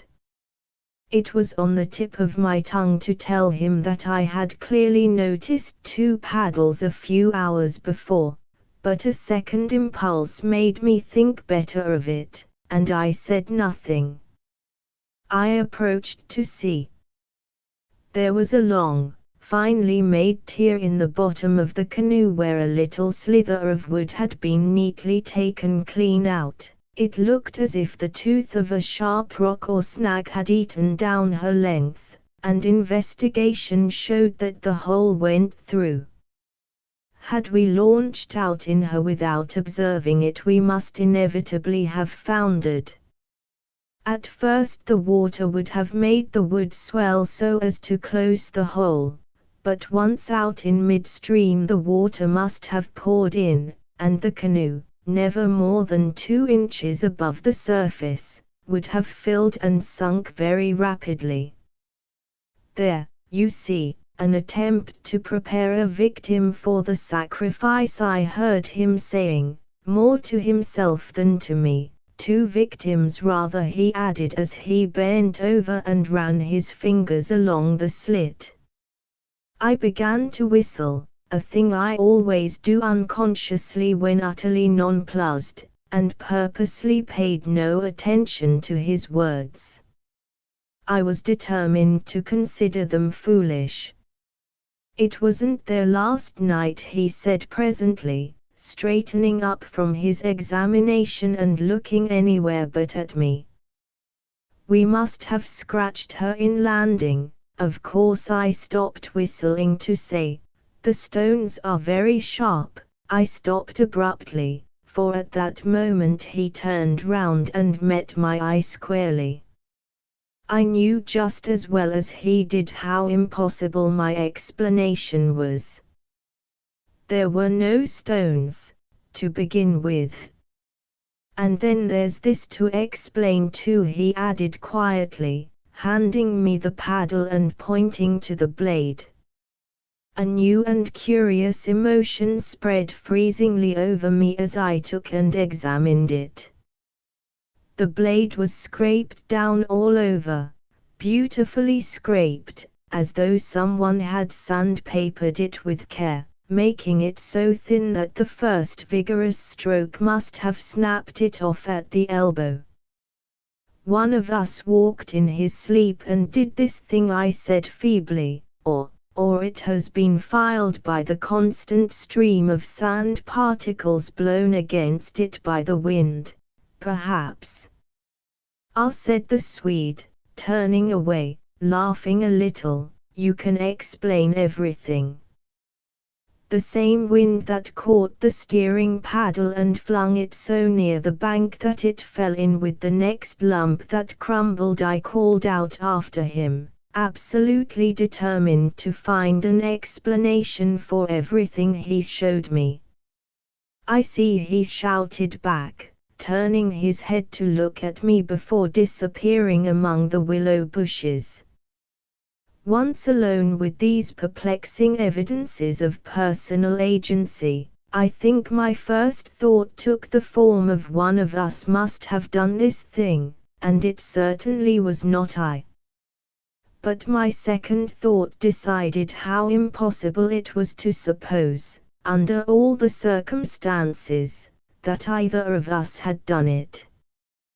That my companion, the trusted friend of a dozen similar expeditions, could have knowingly had a hand in it, was a suggestion not to be entertained for a moment. Equally absurd seemed the explanation that this imperturbable and densely practical nature had suddenly become insane and was busied with insane purposes. Yet the fact remained that what disturbed me most, and kept my fear actively alive even in this blaze of sunshine and wild beauty, was the clear certainty that some curious alteration had come about in his mind, that he was nervous, timid, suspicious, aware of goings-on he did not speak about, watching a series of secret and hitherto unmentionable events, waiting, in a word, for a climax that he expected, and, I thought, expected very soon. This grew up in my mind intuitively, I hardly knew how. I made a hurried examination of the tent and its surroundings, but the measurements of the night remained the same. There were deep hollows formed in the sand, I now noticed for the first time, basin-shaped and of various depths and sizes, varying from that of a teacup to a large bowl. The wind, no doubt, was responsible for these miniature craters, just as it was for lifting the paddle and tossing it towards the water. The rent in the canoe was the only thing that seemed quite inexplicable, and, after all, it was conceivable that a sharp point had caught it when we landed. The examination I made of the shore did not assist this theory, but all the same I clung to it with that diminishing portion of my intelligence which I called my reason. An explanation of some kind was an absolute necessity, just as some working explanation of the universe is necessary, however absurd, to the happiness of every individual who seeks to do his duty in the world and face the problems of life. The simile seemed to me at the time an exact parallel. I at once set the pitch melting, and presently the Swede joined me at the work, though under the best conditions in the world the canoe could not be safe for traveling till the following day. I drew his attention casually to the hollows in the sand. Yes, he said, I know. They're all over the island. But you can explain them, no doubt. Wind, of course, I answered without hesitation. Have you never watched those little whirlwinds in the street that twist and twirl everything into a circle? This sand's loose enough to yield, that's all. He made no reply, and we worked on in silence for a bit. I watched him surreptitiously all the time, and I had an idea he was watching me. He seemed, to be always listening attentively to something I could not hear, or perhaps for something that he expected to hear, for he kept turning about and staring into the bushes, and up into the sky, and out across the water where it was visible through the openings among the willows. Sometimes he even put his hand to his ear and held it there for several minutes. He said nothing to me, however, about it, and I asked no questions. And meanwhile, as he mended that torn canoe with the skill and address of a Red Indian, I was glad to notice his absorption in the work, for there was a vague dread in my heart that he would speak of the changed aspect of the willows. And, if he had noticed that, my imagination could no longer be held a sufficient explanation of it. At length, after a long pause, he began to talk. Queer thing, he added in a hurried sort of voice, as though he wanted to say something and get it over. Queer thing, I mean, about that otter last night. I had expected something so totally different that he caught me with surprise, and I looked up sharply. Shows how lonely this place is. Otters are awfully shy things. I don't mean that, of course, he interrupted. I mean, did you think it really was an otter? What else, in the name of heaven, what else? You know, I saw it before you did, and at first it seemed so much bigger than an otter. The sunset as you looked upstream magnified it, or something, I replied. He looked at me absently a moment, as though his mind were busy with other thoughts. It had such extraordinary yellow eyes, he went on half to himself. That was the sun too, I laughed, a trifle boisterously. I suppose you'll wonder next if that fellow in the boat. I suddenly decided not to finish the sentence. He was in the act again of listening, turning his head to the wind, and something in the expression of his face made me halt. The subject dropped, and we went on with our caulking. Apparently he had not noticed my unfinished sentence. 5 minutes later, however, he looked at me across the canoe, the smoking pitch in his hand, his face exceedingly grave. I did rather wonder, if you want to know, he said slowly, what that thing in the boat was. I remember thinking at the time it was not a man. The whole business seemed to rise quite suddenly out of the water. I laughed again boisterously in his face, but this time there was impatience and a strain of anger too, in my feeling. Look here now, I cried, this place is quite queer enough without going out of our way to imagine things. That boat was an ordinary boat, and the man in it was an ordinary man, and they were both going downstream as fast as they could lick. And that otter was an otter, so don't let's play the fool about it. He looked steadily at me with the same grave expression. He was not in the least annoyed. I took courage from his silence. And for heaven's sake, I went on, don't keep pretending you hear things, because it only gives me the jumps, and there's nothing to hear but the river and this cursed old thundering wind. You fool, he answered in a low, shocked voice, you utter fool. That's just the way all victims talk. As if you didn't understand just as well as I do, he sneered with scorn in his voice, and a sort of resignation. The best thing you can do is to keep quiet and try to hold your mind as firm as possible. This feeble attempt at self-deception only makes the truth harder when you're forced to meet it. My little effort was over, and I found nothing more to say, for I knew quite well his words were true, and that I was the fool, not he. Up to a certain stage in the adventure he kept ahead of me easily, and I think I felt annoyed to be out of it, to be thus proved less psychic, less sensitive than himself to these extraordinary happenings, and half ignorant all the time of what was going on under my very nose. He knew from the very beginning, apparently.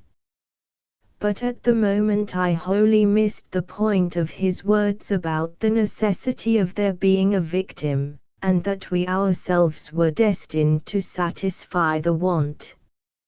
I dropped all pretense thenceforward, but thenceforward likewise my fear increased steadily to the climax. But you're quite right about one thing, he added, before the subject passed, and that is that we're wiser not to talk about it, or even to think about it, because what one thinks finds expression in words, and what one says, happens. That afternoon, while the canoe dried and hardened, we spent trying to fish, testing the leak, collecting wood, and watching the enormous flood of rising water. Masses of driftwood swept near our shores sometimes, and we fished for them with long willow branches. The island grew perceptibly smaller as the banks were torn away with great gulps and splashes. The weather kept brilliantly fine till about 4 o'clock, and then for the first time for 3 days the wind showed signs of abating. Clouds began to gather in the southwest, spreading thence slowly over the sky. This lessening of the wind came as a great relief, for the incessant roaring, banging, and thundering had irritated our nerves. Yet the silence that came about 5 o'clock with its sudden cessation was in a manner quite as oppressive. The booming of the river had everything its own way then. It filled the air with deep murmurs, more musical than the wind noises, but infinitely more monotonous.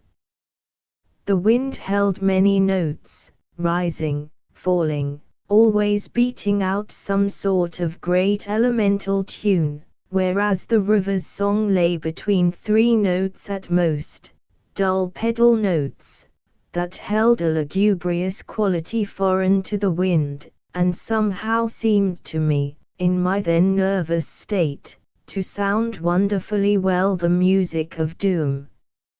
It was extraordinary, too, how the withdrawal suddenly of bright sunlight took everything out of the landscape that made for cheerfulness, and since this particular landscape had already managed to convey the suggestion of something sinister, the change of course was all the more unwelcome and noticeable. For me, I know, the darkening outlook became distinctly more alarming, and I found myself more than once calculating how soon after sunset the full moon would get up in the east, and whether the gathering clouds would greatly interfere with her lighting of the little island. With this general hush of the wind, though it still indulged in occasional brief gusts, the river seemed to me to grow blacker, the willows to stand more densely together. The latter, too, kept up a sort of independent movement of their own, rustling among themselves when no wind stirred, and shaking oddly from the roots upwards.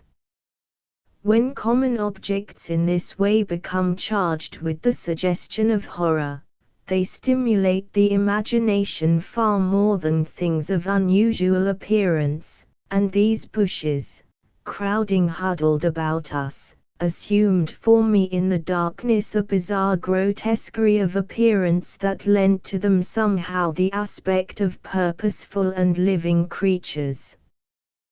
Their very ordinariness, I felt, masked what was malignant and hostile to us. The forces of the region drew nearer with the coming of night. They were focusing upon our island, and more particularly upon ourselves. For thus, somehow, in the terms of the imagination, did my really indescribable sensations in this extraordinary place present themselves. I had slept a good deal in the early afternoon, and had thus recovered somewhat from the exhaustion of a disturbed night, but this only served apparently to render me more susceptible than before to the obsessing spell of the haunting.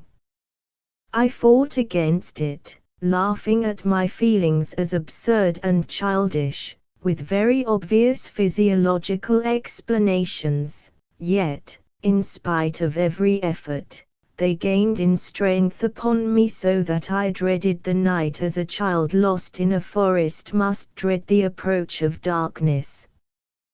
The canoe we had carefully covered with a waterproof sheet during the day, and the one remaining paddle had been securely tied by the Swede to the base of a tree, lest the wind should rob us of that too.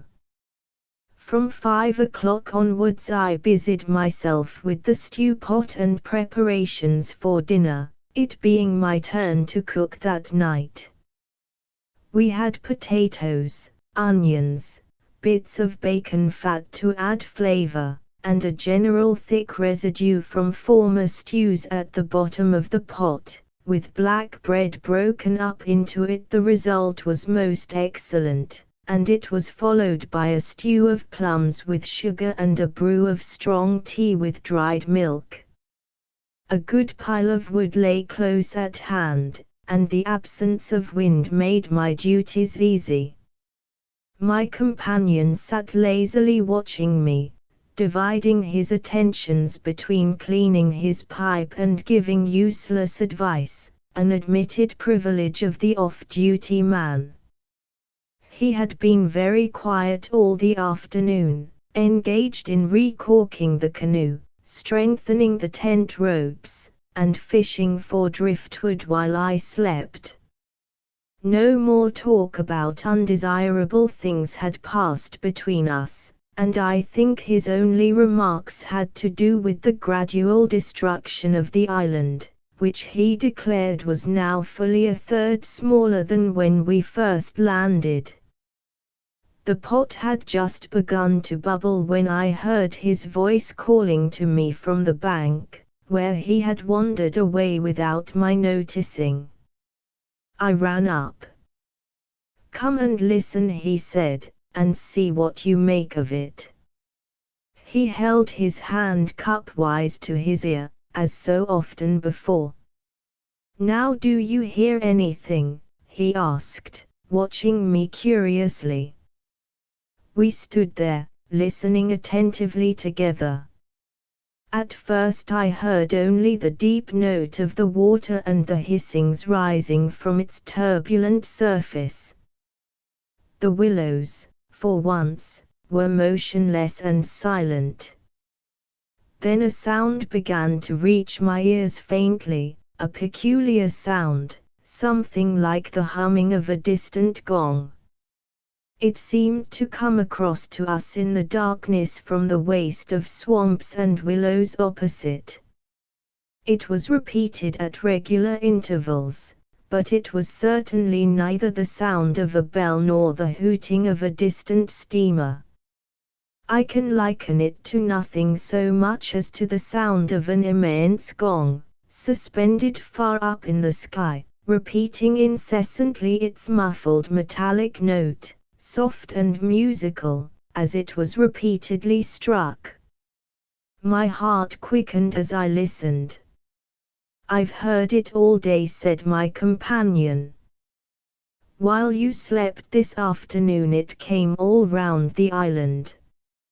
I hunted it down, but could never get near enough to see, to localize it correctly. Sometimes it was overhead, and sometimes it seemed under the water. Once or twice, too, I could have sworn it was not outside at all, but within myself, you know, the way a sound in the fourth dimension is supposed to come. I was too much puzzled to pay much attention to his words. I listened carefully, striving to associate it with any known familiar sound I could think of, but without success. It changed in direction, too, coming nearer, and then sinking utterly away into remote distance. I cannot say that it was ominous in quality, because to me it seemed distinctly musical, yet I must admit it set going a distressing feeling that made me wish I had never heard it. The wind blowing in those sand funnels, I said, determined to find an explanation, or the bushes rubbing together after the storm perhaps. It comes off the whole swamp, my friend answered. It comes from everywhere at once. He ignored my explanations. It comes from the willow bushes somehow, but now the wind has dropped, I objected. The willows can hardly make a noise by themselves, can they? His answer frightened me, first because I had dreaded it, and secondly, because I knew intuitively it was true. It is because the wind has dropped we now hear it. It was drowned before. It is the cry, I believe, of the. I dashed back to my fire, warned by a sound of bubbling that the stew was in danger, but determined at the same time to escape from further conversation. I was resolute, if possible, to avoid the exchanging of views. I dreaded, too, that he would begin again about the gods, or the elemental forces, or something else disquieting, and I wanted to keep myself well in hand for what might happen later. There was another night to be faced before we escaped from this distressing place, and there was no knowing yet what it might bring forth. Come and cut up bread for the pot, I called to him, vigorously stirring the appetizing mixture. That stew pot held sanity for us both, and the thought made me laugh. He came over slowly and took the provision sack from the tree, fumbling in its mysterious depths, and then emptying the entire contents upon the ground sheet at his feet. Hurry up!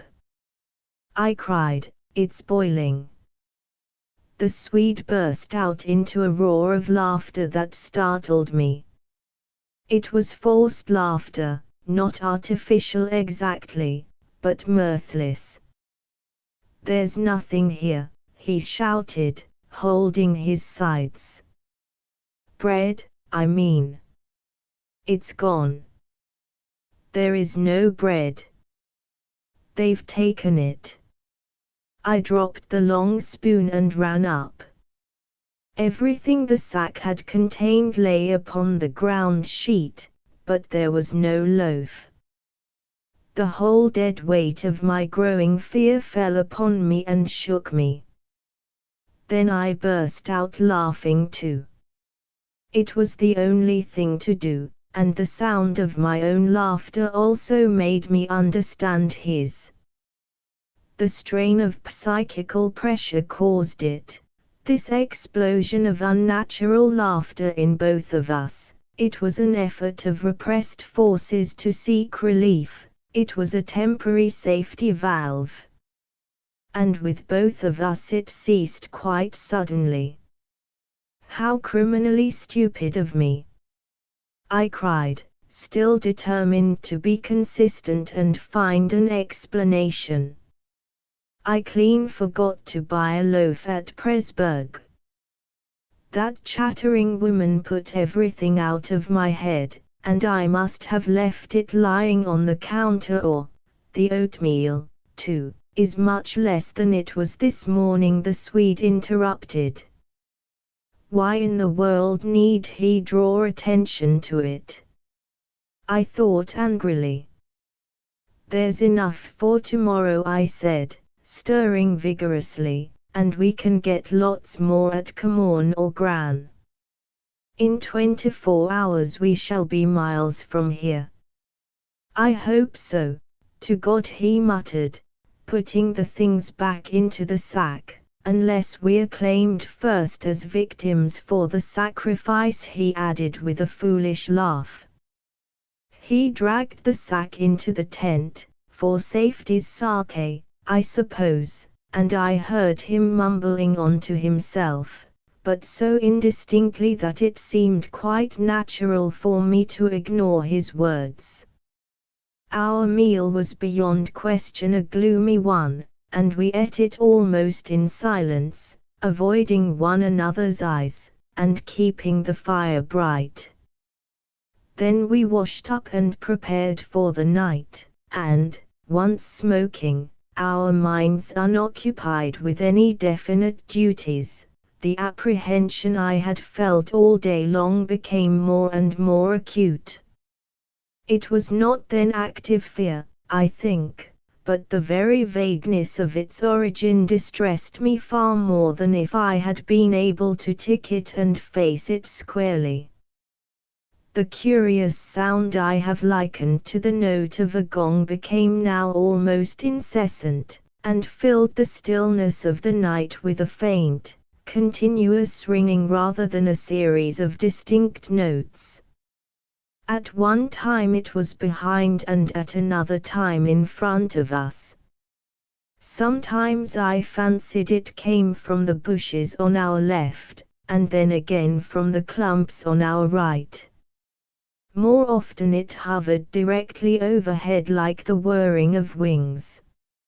It was really everywhere at once, behind, in front, at our sides and over our heads, completely surrounding us. The sound really defies description.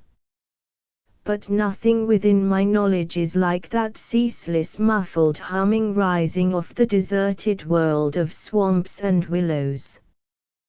We sat smoking in comparative silence, the strain growing every minute greater. The worst feature of the situation seemed to me that we did not know what to expect, and could therefore make no sort of preparation by way of defense. We could anticipate nothing. My explanations made in the sunshine, moreover, now came to haunt me with their foolish and wholly unsatisfactory nature, and it was more and more clear to me that some kind of plain talk with my companion was inevitable, whether I liked it or not. After all, we had to spend the night together, and to sleep in the same tent side by side. I saw that I could not get along much longer without the support of his mind, and for that, of course, plain talk was imperative. As long as possible, however, I postponed this little climax, and tried to ignore or laugh at the occasional sentences he flung into the emptiness. Some of these sentences, moreover, were confoundedly disquieting to me, coming as they did to corroborate much that I felt myself, corroboration, too, which made it so much more convincing, from a totally different point of view. He composed such curious sentences, and hurled them at me in such an inconsequential sort of way, as though his main line of thought was secret to himself, and these fragments were the bits he found it impossible to digest. He got rid of them by uttering them. Speech relieved him. It was like being sick. There are things about us, I'm sure, that make for disorder, disintegration, destruction, our destruction, he said once, while the fire blazed between us. We've strayed out of a safe line somewhere. And another time, when the gong sounds had come nearer, ringing much louder than before, and directly over our heads, he said, as though talking to himself, I don't think a phonograph would show any record of that. The sound doesn't come to me by the ears at all. The vibrations reach me in another manner altogether, and seem to be within me, which is precisely how a fourth dimension sound might be supposed to make itself heard.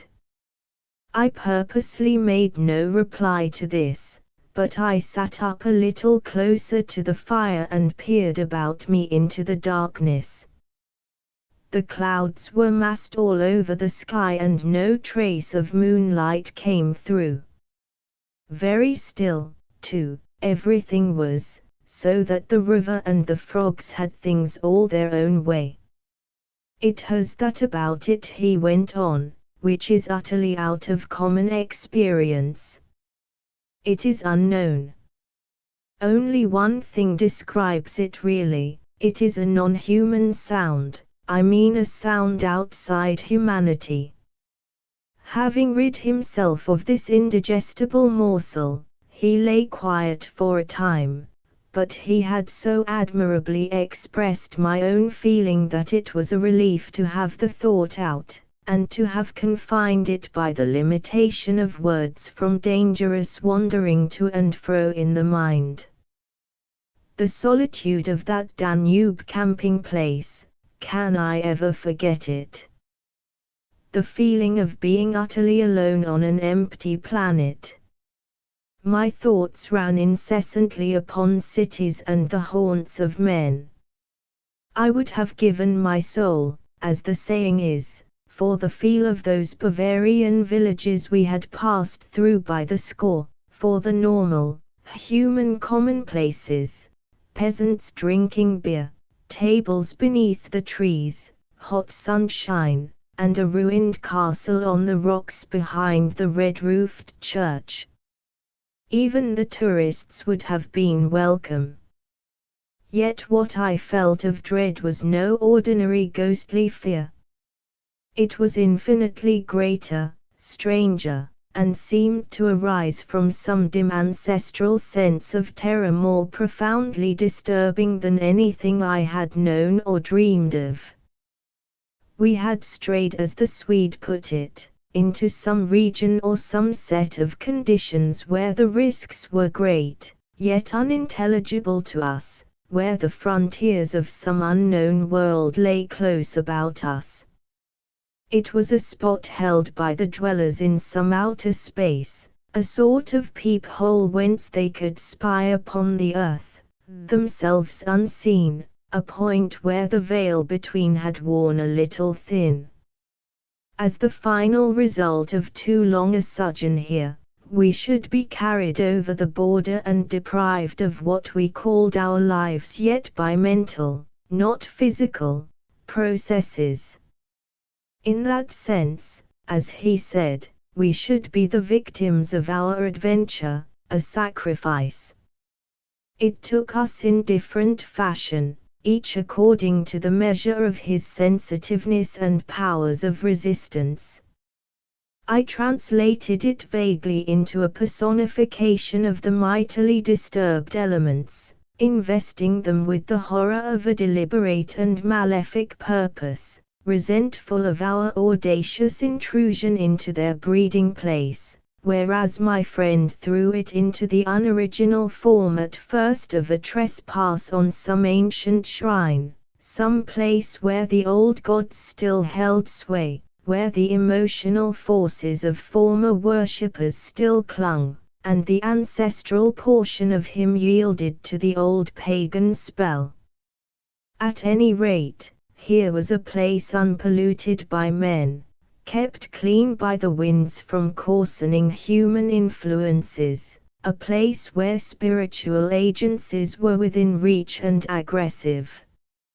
Never, before or since, have I been so attacked by indescribable suggestions of a beyond region of another scheme of life, another evolution not parallel to the human. And in the end our minds would succumb under the weight of the awful spell, and we should be drawn across the frontier into their world.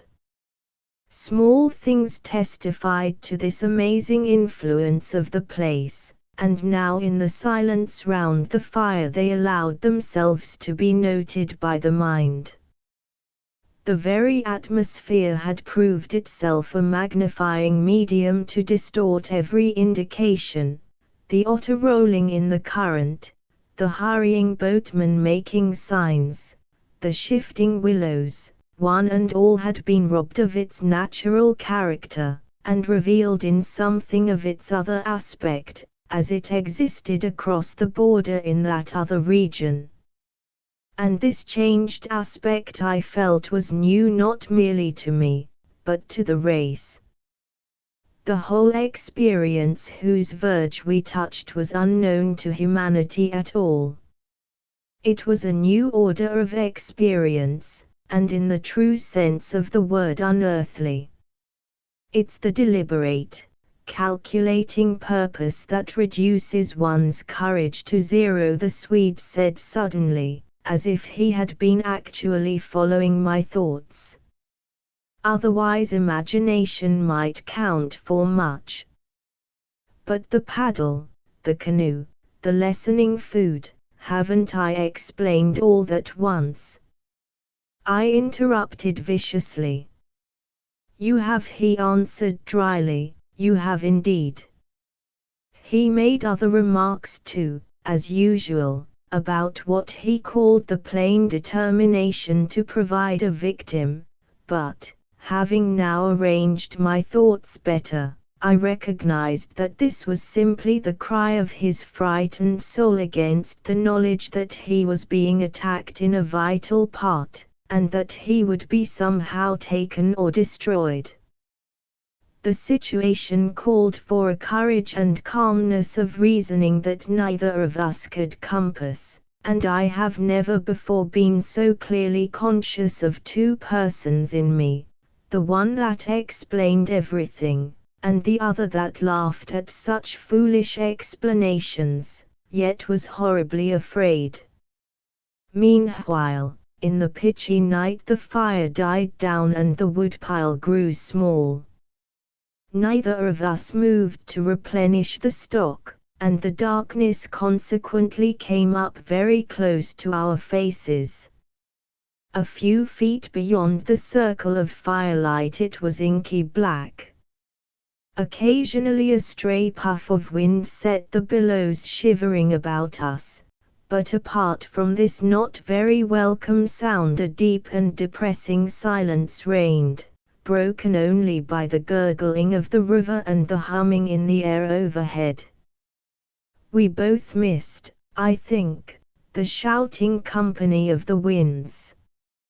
At length, at a moment when a stray puff prolonged itself as though the wind were about to rise again, I reached the point for me of saturation, the point where it was absolutely necessary to find relief in plain speech, or else to betray myself by some hysterical extravagance that must have been far worse in its effect upon both of us. I kicked the fire into a blaze, and turned to my companion abruptly. He looked up with a start. "I can't disguise it any longer," I said. "I don't like this place, and the darkness, and the noises, and the awful feelings I get. There's something here that beats me utterly. I'm in a blue funk, and that's the plain truth. If the other shore was different, I swear I'd be inclined to swim for it." The Swede's face turned very white beneath the deep tan of sun and wind.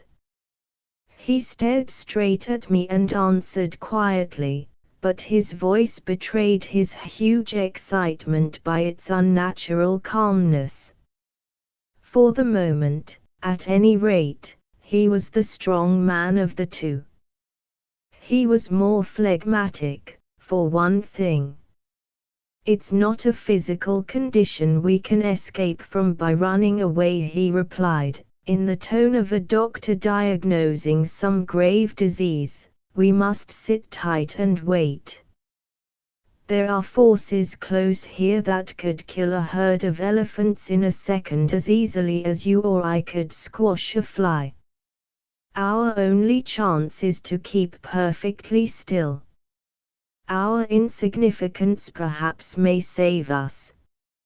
I put a dozen questions into my expression of face, but found no words. It was precisely like listening to an accurate description of a disease whose symptoms had puzzled me. I mean that so far, although aware of our disturbing presence, they have not found us, not located us, as the Americans say, he went on.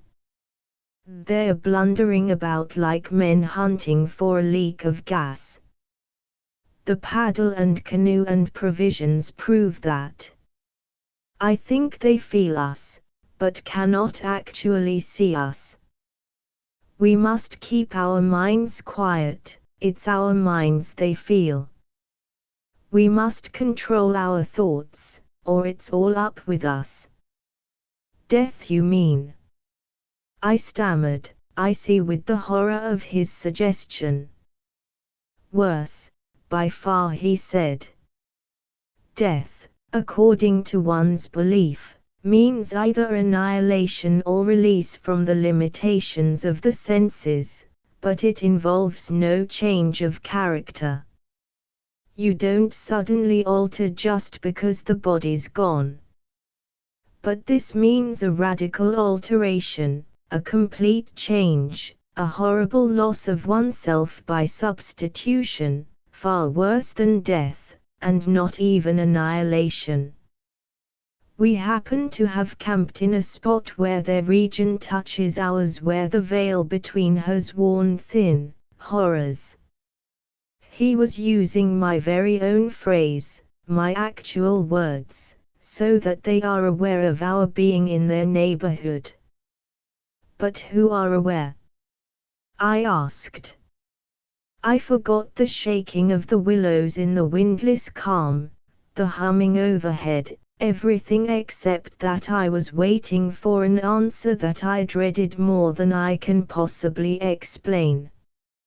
He lowered his voice at once to reply, leaning forward a little over the fire, an indefinable change in his face that made me avoid his eyes and look down upon the ground. All my life, he said, I have been strangely, vividly conscious of another region, not far removed from our own world in one sense, yet wholly different in kind, where great things go on unceasingly, where immense and terrible personalities hurry by, intent on vast purposes compared to which earthly affairs, the rise and fall of nations, the destinies of empires, the fate of armies and continents, are all as dust in the balance. Vast purposes, I mean, that deal directly with the soul, and not indirectly with mere expressions of the soul. I suggest just now, I began, seeking to stop him, feeling as though I was face to face with a madman. But he instantly overbore me with his torrent that had to come. You think, he said, it is the spirits of the elements, and I thought perhaps it was the old gods. But I tell you now it is neither. These would be comprehensible entities, for they have relations with men, depending upon them for worship or sacrifice, whereas these beings who are now about us have absolutely nothing to do with mankind, and it is mere chance that their space happens just at this spot to touch our own. The mere conception, which his words somehow made so convincing, as I listened to them there in the dark stillness of that lonely island, set me shaking a little all over. I found it impossible to control my movements. "And what do you propose?" I began again. "A sacrifice, a victim, might save us by distracting them until we could get away," he went on, "just as the wolves stop to devour the dogs and give the sleigh another start. But I see no chance of any other victim now." I stared blankly at him. The gleam in his eyes was dreadful. Presently he continued. "It's the willows, of course.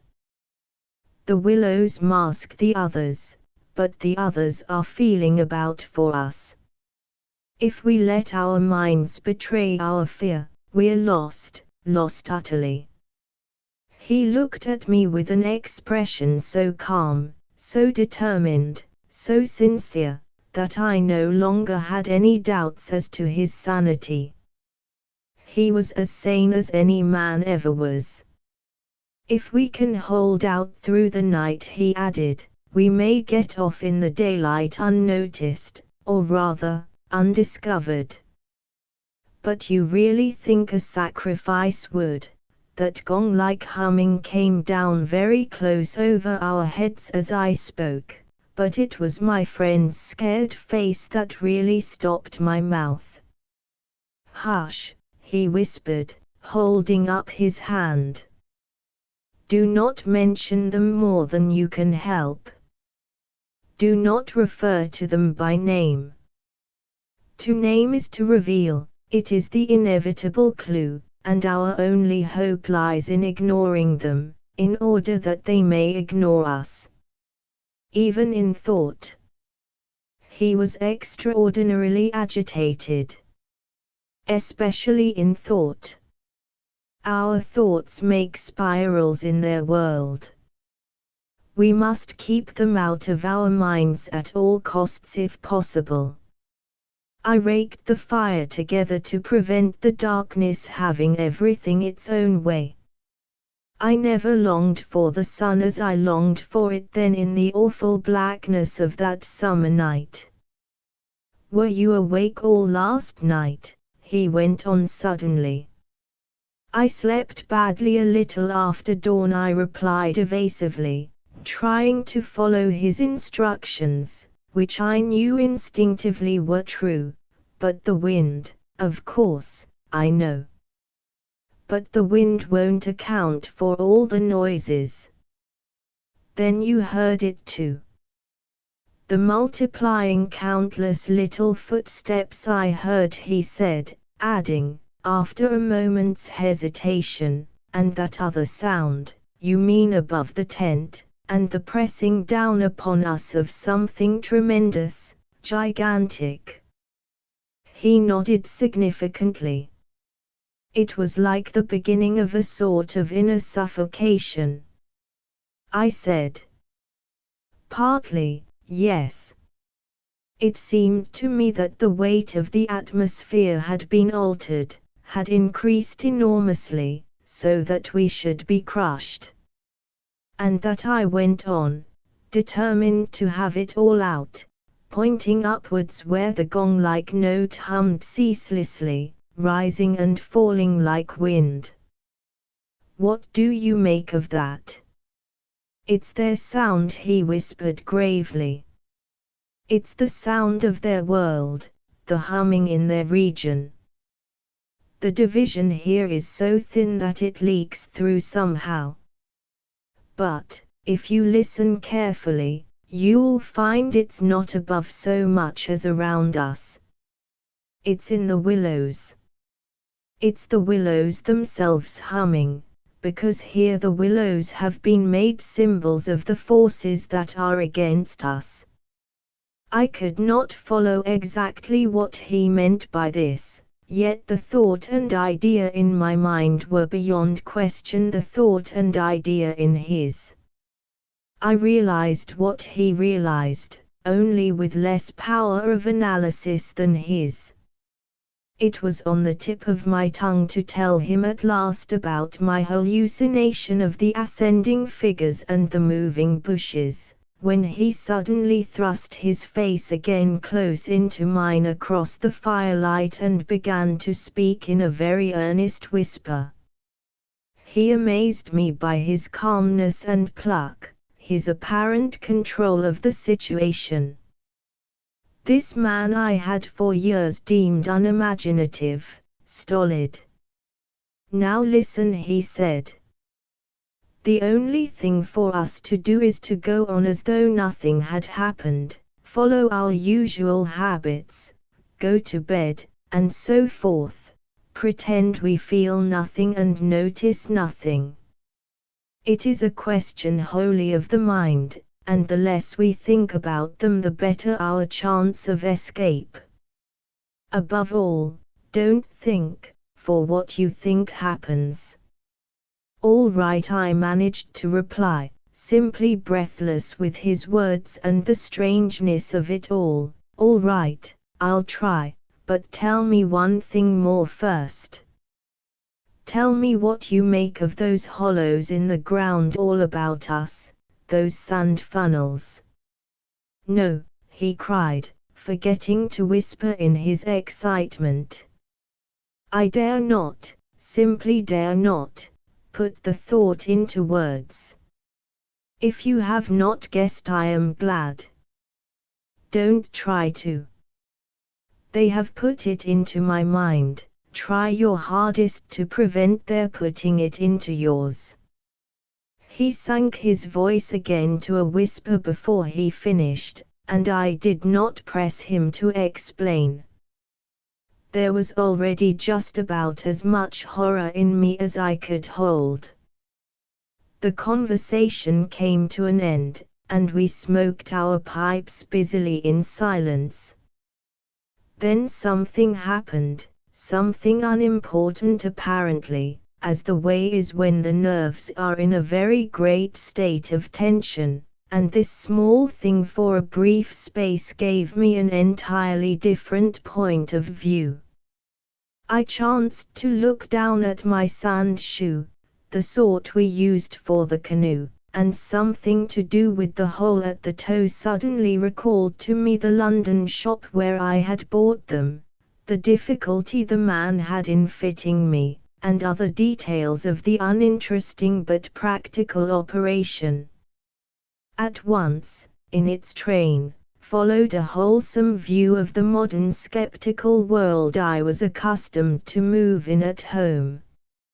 I thought of roast beef and ale, motor cars, policemen, brass bands, and a dozen other things that proclaimed the soul of ordinariness or utility.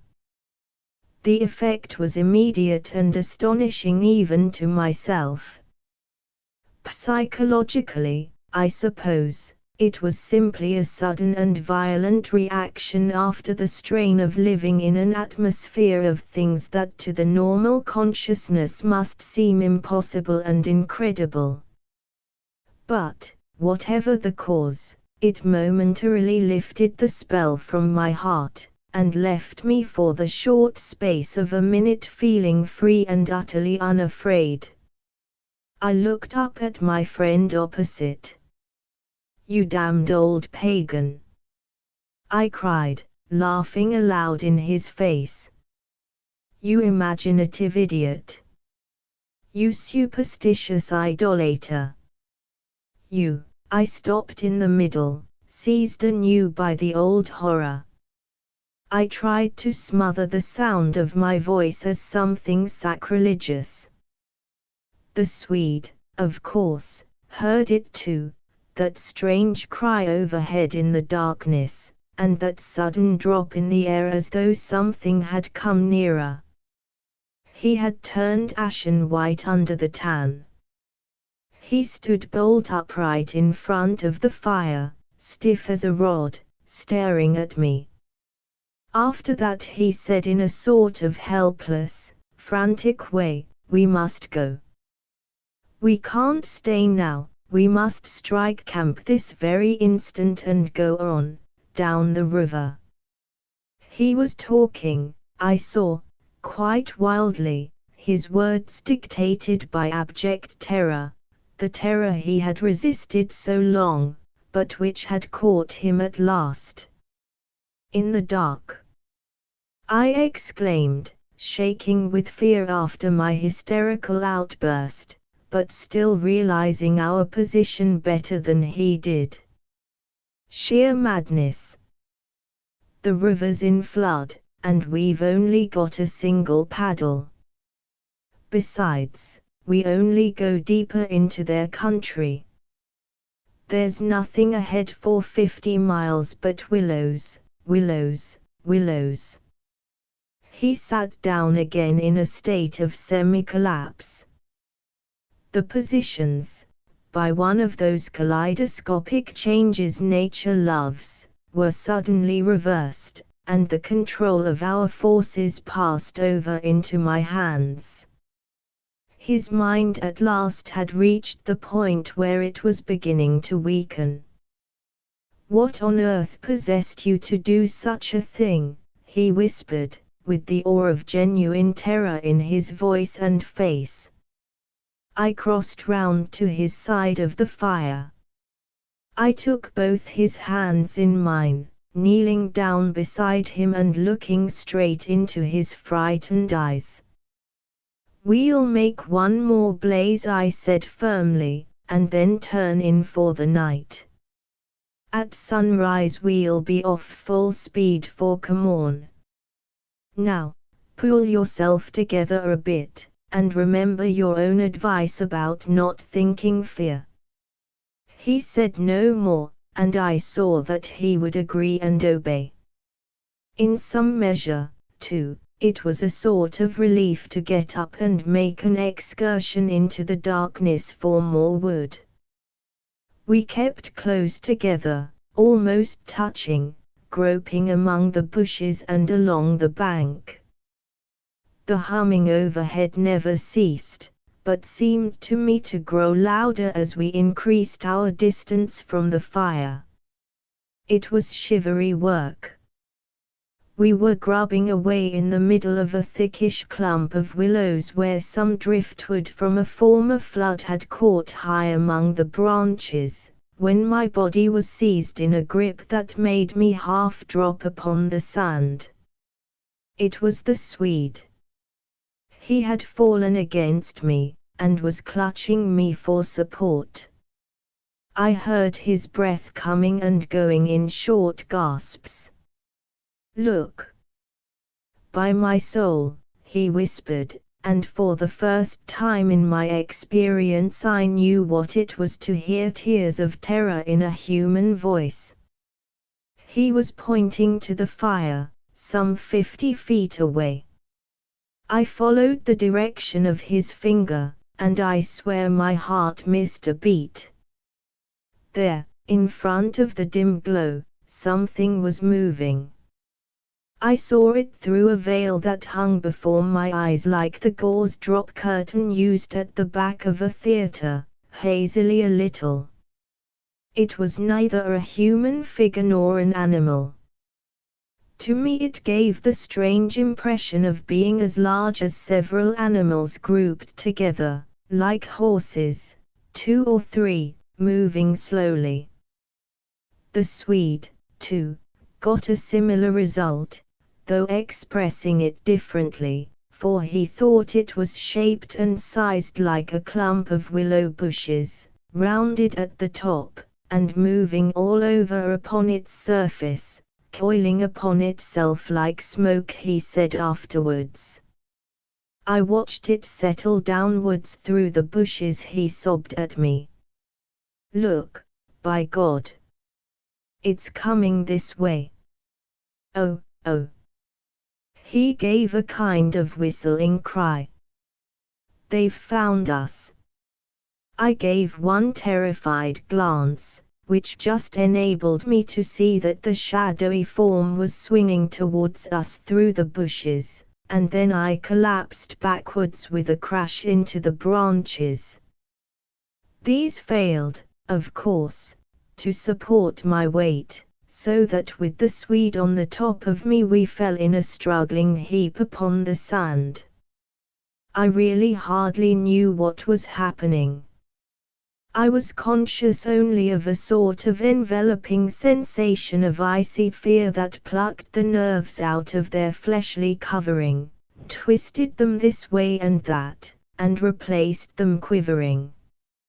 My eyes were tightly shut, something in my throat choked me, a feeling that my consciousness was expanding, extending out into space, swiftly gave way to another feeling that I was losing it altogether, and about to die. An acute spasm of pain passed through me, and I was aware that the Swede had hold of me in such a way that he hurt me abominably. It was the way he caught at me in falling. But it was this pain, he declared afterwards, that saved me. It caused me to forget them and think of something else at the very instant when they were about to find me. It concealed my mind from them at the moment of discovery, yet just in time to evade their terrible seizing of me. He himself, he says, actually swooned at the same moment, and that was what saved him. I only know that at a later time, how long or short is impossible to say, I found myself scrambling up out of the slippery network of willow branches, and saw my companion standing in front of me holding out a hand to assist me. I stared at him in a dazed way, rubbing the arm he had twisted for me. Nothing came to me to say, somehow. I lost consciousness for a moment or two. I heard him say, "That's what saved me. It made me stop thinking about them." "You nearly broke my arm in two," I said, uttering my only connected thought at the moment. A numbness came over me. "That's what saved you," he replied. "Between us, we've managed to set them off on a false tack somewhere. The humming has ceased. It's gone, for the moment at any rate." A wave of hysterical laughter seized me again, and this time spread to my friend too, great healing gusts of shaking laughter that brought a tremendous sense of relief in their train. We made our way back to the fire and put the wood on so that it blazed at once. Then we saw that the tent had fallen over and lay in a tangled heap upon the ground. We picked it up, and during the process tripped more than once and caught our feet in sand. "It's those sand funnels," exclaimed the Swede, when the tent was up again and the firelight lit up the ground for several yards about us. "And look at the size of them." All round the tent and about the fireplace where we had seen the moving shadows there were deep funnel-shaped hollows in the sand, exactly similar to the ones we had already found over the island, only far bigger and deeper, beautifully formed, and wide enough in some instances to admit the whole of my foot and leg. Neither of us said a word. We both knew that sleep was the safest thing we could do, and to bed we went accordingly without further delay, having first thrown sand on the fire and taken the provision sack and the paddle inside the tent with us.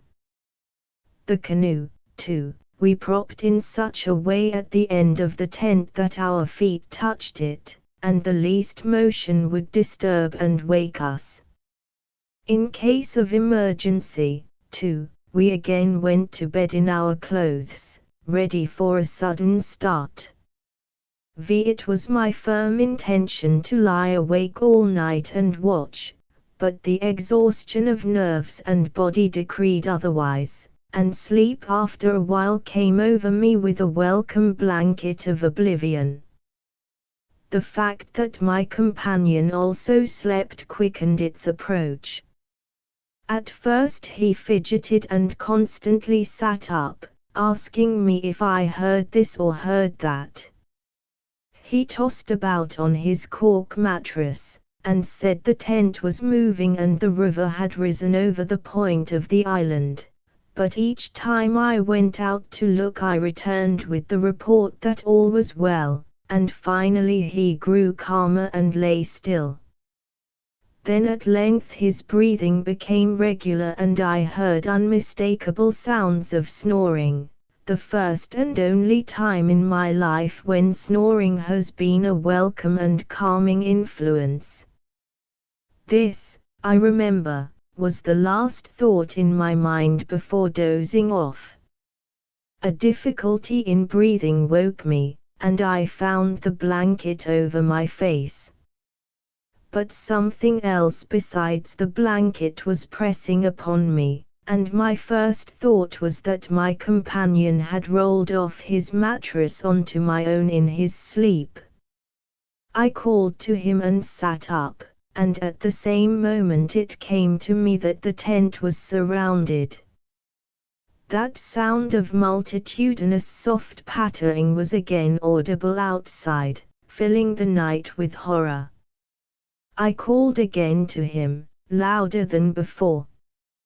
He did not answer, but I missed the sound of his snoring, and also noticed that the flap of the tent door was down.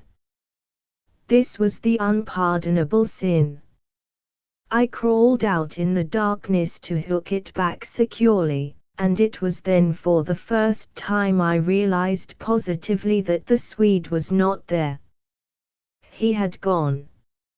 I dashed out in a mad run, seized by a dreadful agitation, and the moment I was out I plunged into a sort of torrent of humming that surrounded me completely and came out of every quarter of the heavens at once. It was that same familiar humming, gone mad. A swarm of great invisible bees might have been about me in the air. The sound seemed to thicken the very atmosphere, and I felt that my lungs worked with difficulty. But my friend was in danger, and I could not hesitate. The dawn was just about to break, and a faint whitish light spread upwards over the clouds from a thin strip of clear horizon. No wind stirred. I could just make out the bushes and river beyond, and the pale sandy patches. In my excitement I ran frantically to and fro about the island, calling him by name, shouting at the top of my voice the first words that came into my head. But the willows smothered my voice, and the humming muffled it, so that the sound only traveled a few feet round me. I plunged among the bushes, tripping headlong, tumbling over roots, and scraping my face as I tore this way and that among the preventing branches. Then, quite unexpectedly, I came out upon the island's point and saw a dark figure outlined between the water and the sky. It was the Swede. And already he had one foot in the river. A moment more and he would have taken the plunge. I threw myself upon him, flinging my arms about his waist and dragging him shorewards with all my strength.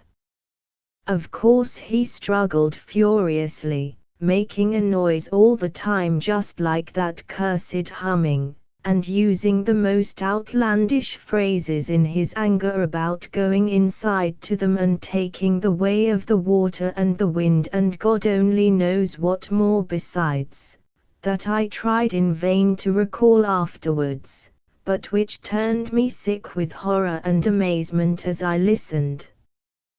But in the end I managed to get him into the comparative safety of the tent, and flung him breathless and cursing upon the mattress, where I held him until the fit had passed. I think the suddenness with which it all went and he grew calm, coinciding as it did with the equally abrupt cessation of the humming and pattering outside, I think this was almost the strangest part of the whole business perhaps. For he just opened his eyes and turned his tired face up to me so that the dawn threw a pale light upon it through the doorway, and said, for all the world just like a frightened child, "My life, old man, it's my life I owe you. But it's all over now anyhow. They've found a victim in our place." Then he dropped back upon his blankets and went to sleep literally under my eyes. He simply collapsed, and began to snore again as healthily as though nothing had happened and he had never tried to offer his own life as a sacrifice by drowning. And when the sunlight woke him 3 hours later, hours of ceaseless vigil for me, it became so clear to me that he remembered absolutely nothing of what he had attempted to do, that I deemed it wise to hold my peace and ask no dangerous questions. He woke naturally and easily, as I have said, when the sun was already high in a windless hot sky, and he at once got up and set about the preparation of the fire for breakfast. I followed him anxiously at bathing, but he did not attempt to plunge in, merely dipping his head and making some remark about the extra coldness of the water. "River's falling at last," he said, "and I'm glad of it." "The humming has stopped too," I said.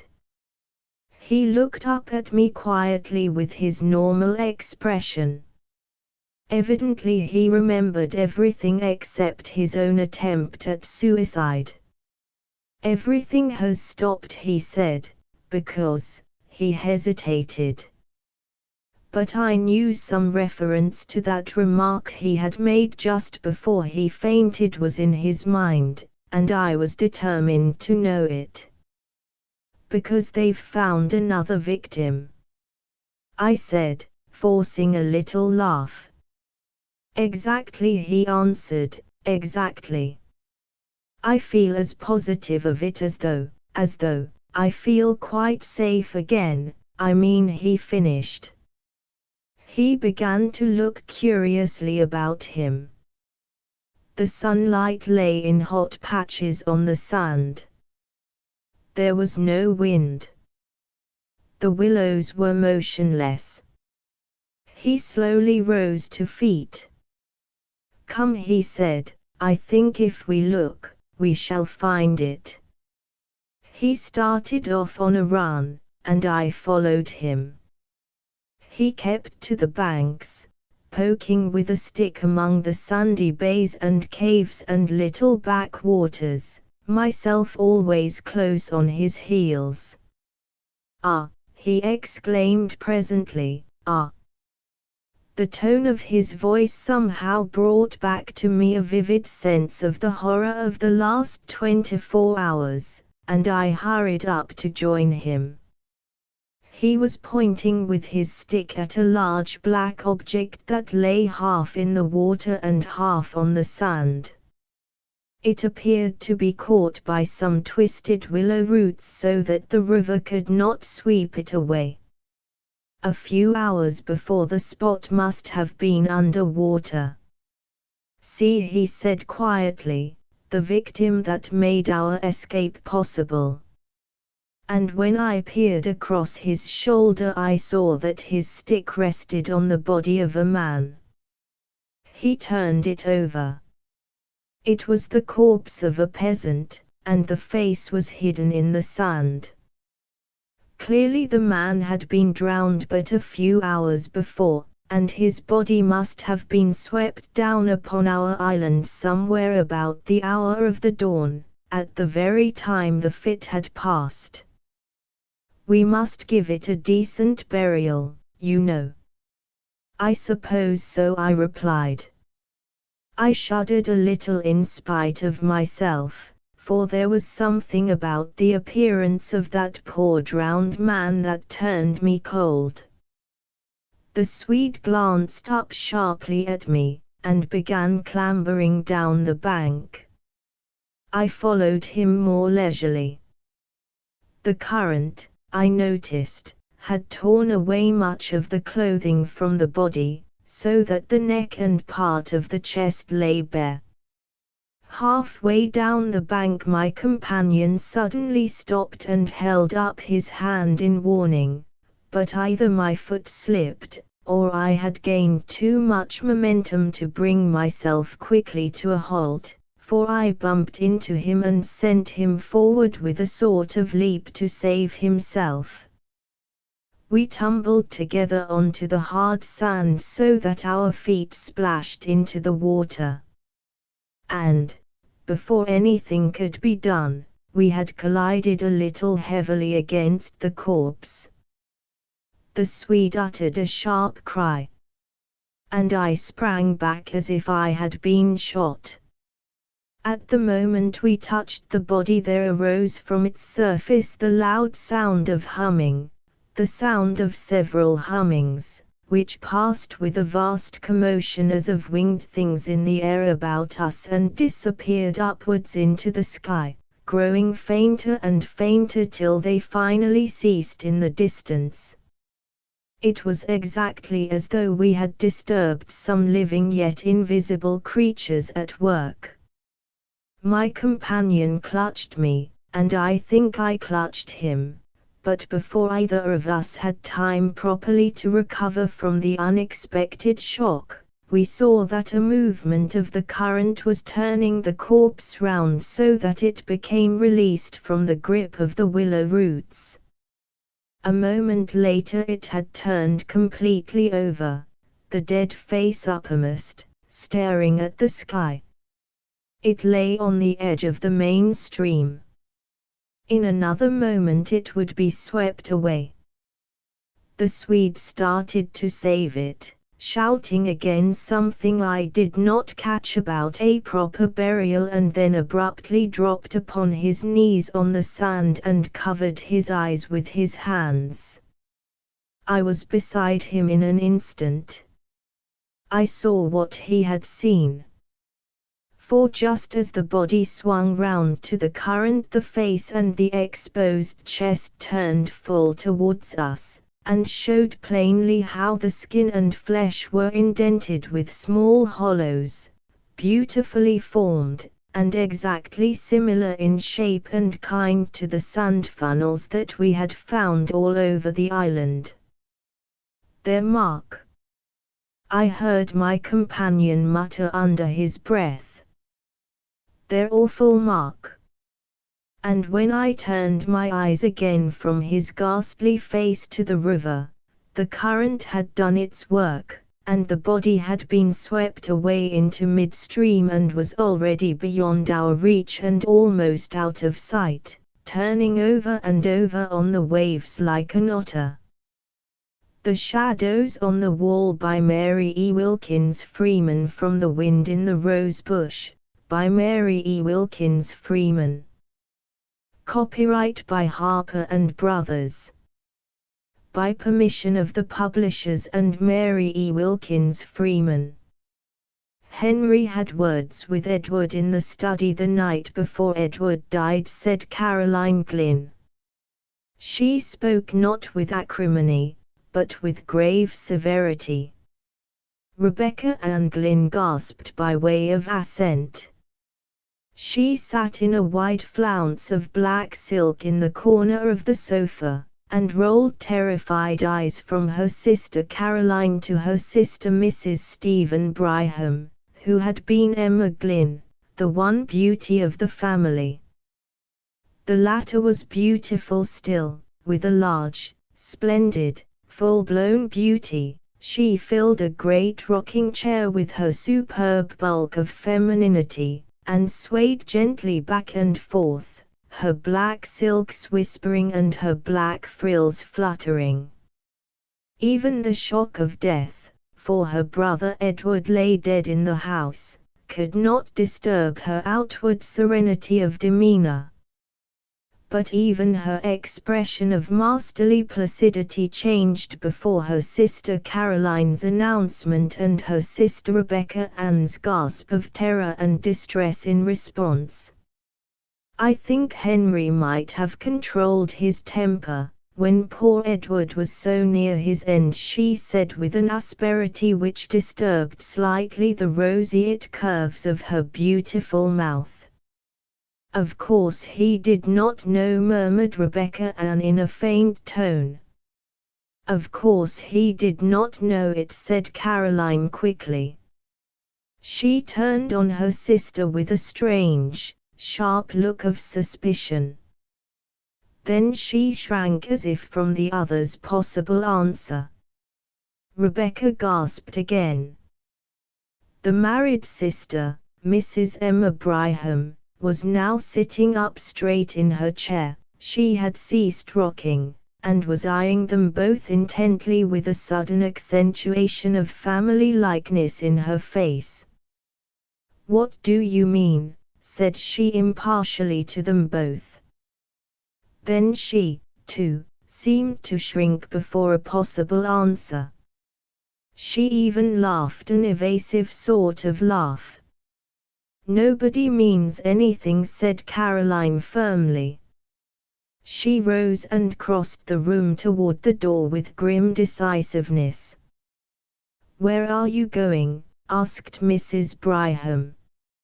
"I have something to see to," replied Caroline, and the others at once knew by her tone that she had some solemn and sad duty to perform in the chamber of death. "Oh," said Mrs. Bryham. After the door had closed behind Caroline, she turned to Rebecca. "Did Henry have many words with him?" she asked. "They were talking very loud," replied Rebecca evasively. Mrs. Bryham looked at her. She had not resumed rocking. She still sat up straight, with a slight knitting of intensity on her fair forehead, between the pretty rippling curves of her auburn hair. "Did you ever hear anything?" she asked in a low voice with a glance toward the door. "I was just across the hall in the south parlor, and that door was open and this door ajar," replied Rebecca with a slight flush. "Then you must have. I couldn't help it." "Everything." "Most of it." "What was it?" "The old story. I suppose Henry was mad, as he always was, because Edward was living on here for nothing, when he had wasted all the money father left him." Rebecca nodded, with a fearful glance at the door. When Emma spoke again her voice was still more hushed. "I know how he felt," said she. "It must have looked to him as if Edward was living at his expense, but he wasn't. No, he wasn't. And Edward had a right here according to the terms of father's will, and Henry ought to have remembered it." "Yes, he ought." "Did he say hard things?" "Pretty hard, from what I heard." "What?" "I heard him tell Edward that he had no business here at all, and he thought he had better go away." "What did Edward say?" "That he would stay here as long as he lived and afterward, too, if he was a mind to, and he would like to see Henry get him out, and then, what?" "Then he laughed." "What did Henry say?" "I didn't hear him say anything, but what?" I saw him when he came out of this room. He looked mad. You've seen him when he looked so? Emma nodded. The expression of horror on her face had deepened. Do you remember that time he killed the cat because she had scratched him? Yes. Don't. Then Caroline re-entered the room. She went up to the stove, in which a wood fire was burning. It was a cold, gloomy day of fall, and she warmed her hands, which were reddened from recent washing in cold water. Mrs. Brigham looked at her and hesitated. She glanced at the door, which was still ajar. It did not easily shut, being still swollen with the damp weather of the summer. She rose and pushed it together with a sharp thud, which jarred the house. Rebecca started painfully with a half exclamation. Caroline looked at her disapprovingly. It is time you controlled your nerves, Rebecca, she said. Mrs. Brigham, returning from the closed door, said imperiously that it ought to be fixed. It's shut so hard. It will shrink enough after we have had the fire a few days, replied Caroline. I think Henry ought to be ashamed of himself for talking as he did to Edward, said Mrs. Brigham abruptly, but in an almost inaudible voice. Hush, said Caroline, with a glance of actual fear at the closed door. Nobody can hear with the door shut. I say again, I think Henry ought to be ashamed of himself. I shouldn't think he'd ever get over it, having words with poor Edward the very night before he died. Edward was enough sight better disposition than Henry, with all his faults. I never heard him speak a cross word, unless he spoke cross to Henry that last night. I don't know, but he did, from what Rebecca overheard. Not so much cross, as sort of soft, and sweet, and aggravating, sniffed Rebecca. What do you really think ailed Edward? Asked Emma in hardly more than a whisper. She did not look at her sister. I know you said that he had terrible pains in his stomach, and had spasms, but what do you think made him have them? Henry called it gastric trouble. You know Edward has always had dyspepsia. Mrs. Brigham hesitated a moment. Was there any talk of an examination? Said she. Then Caroline turned on her fiercely. No, said she in a terrible voice. No. The three sisters' souls seemed to meet on one common ground of terrified understanding through their eyes. The old-fashioned latch of the door was heard to rattle, and a push from without made the door shake ineffectually. It's Henry, Rebecca sighed rather than whispered. Mrs. Brigham settled herself, after a noiseless rush across the floor, into her rocking chair again, and was swaying back and forth with her head comfortably leaning back, when the door at last yielded and Henry Glynn entered. He cast a covertly sharp, comprehensive glance at Mrs. Brigham with her elaborate calm, at Rebecca quietly huddled in the corner of the sofa with her handkerchief to her face and only one small uncovered reddened ear as attentive as a dog's, and at Caroline sitting with a strained composure in her armchair by the stove.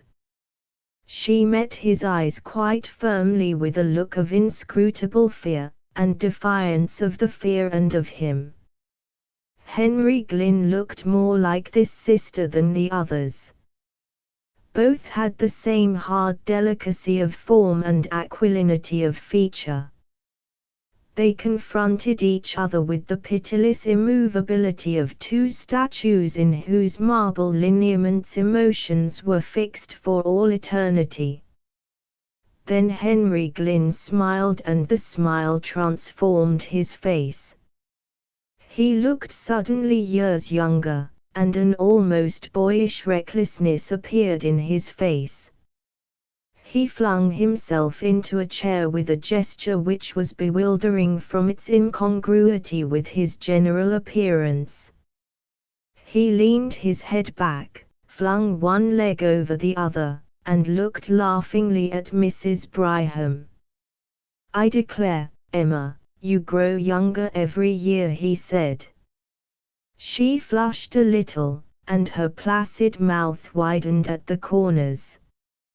She was susceptible to praise. "Our thoughts today ought to belong to the one of us who will never grow older," said Caroline in a hard voice. Henry looked at her, still smiling. "Of course, we none of us forget that," said he, in a deep, gentle voice, "but we have to speak to the living, Caroline. And I have not seen Emma for a long time, and the living are as dear as the dead." "Not to me," said Caroline. She rose and went abruptly out of the room again. Rebecca also rose and hurried after her, sobbing loudly. Henry looked slowly after them. "Caroline is completely unstrung," said he. Mrs. Bryham rocked. A confidence in him inspired by his manner was stealing over her. Out of that confidence she spoke quite easily and naturally. "His death was very sudden," said she. Henry's eyelids quivered slightly, but his gaze was unswerving. "Yes," said he, "it was very sudden. He was sick only a few hours." "What did you call it?" "Gastric." "You did not think of an examination?" "There was no need. I am perfectly certain as to the cause of his death." Suddenly Mrs. Bryham felt a creep as of some live horror over her very soul. Her flesh prickled with cold, before an inflection of his voice. She rose, tottering on weak knees. "Where are you going?" asked Henry in a strange, breathless voice. Mrs. Bryham said something incoherent about some sewing which she had to do, some black for the funeral, and was out of the room. She went up to the front chamber which she occupied. Caroline was there. She went close to her and took her hands, and the two sisters looked at each other. "Don't speak, don't, I won't have it," said Caroline finally in an awful whisper. "I won't," replied Emma. That afternoon the three sisters were in the study. Mrs. Bryham was hemming some black material. At last she laid her work on her lap. "It's no use, I cannot see to sew another stitch until we have a light," said she. Caroline, who was writing some letters at the table, turned to Rebecca, in her usual place on the sofa. "Rebecca, you had better get a lamp," she said. Rebecca started up. Even in the dusk her face showed her agitation. "It doesn't seem to me that we need a lamp quite yet," she said in a piteous, pleading voice like a child's. "Yes, we do," returned Mrs. Bryham peremptorily. "I can't see to sew another stitch." Rebecca rose and left the room. Presently she entered with a lamp. She set it on the table, an old-fashioned card table which was placed against the opposite wall from the window.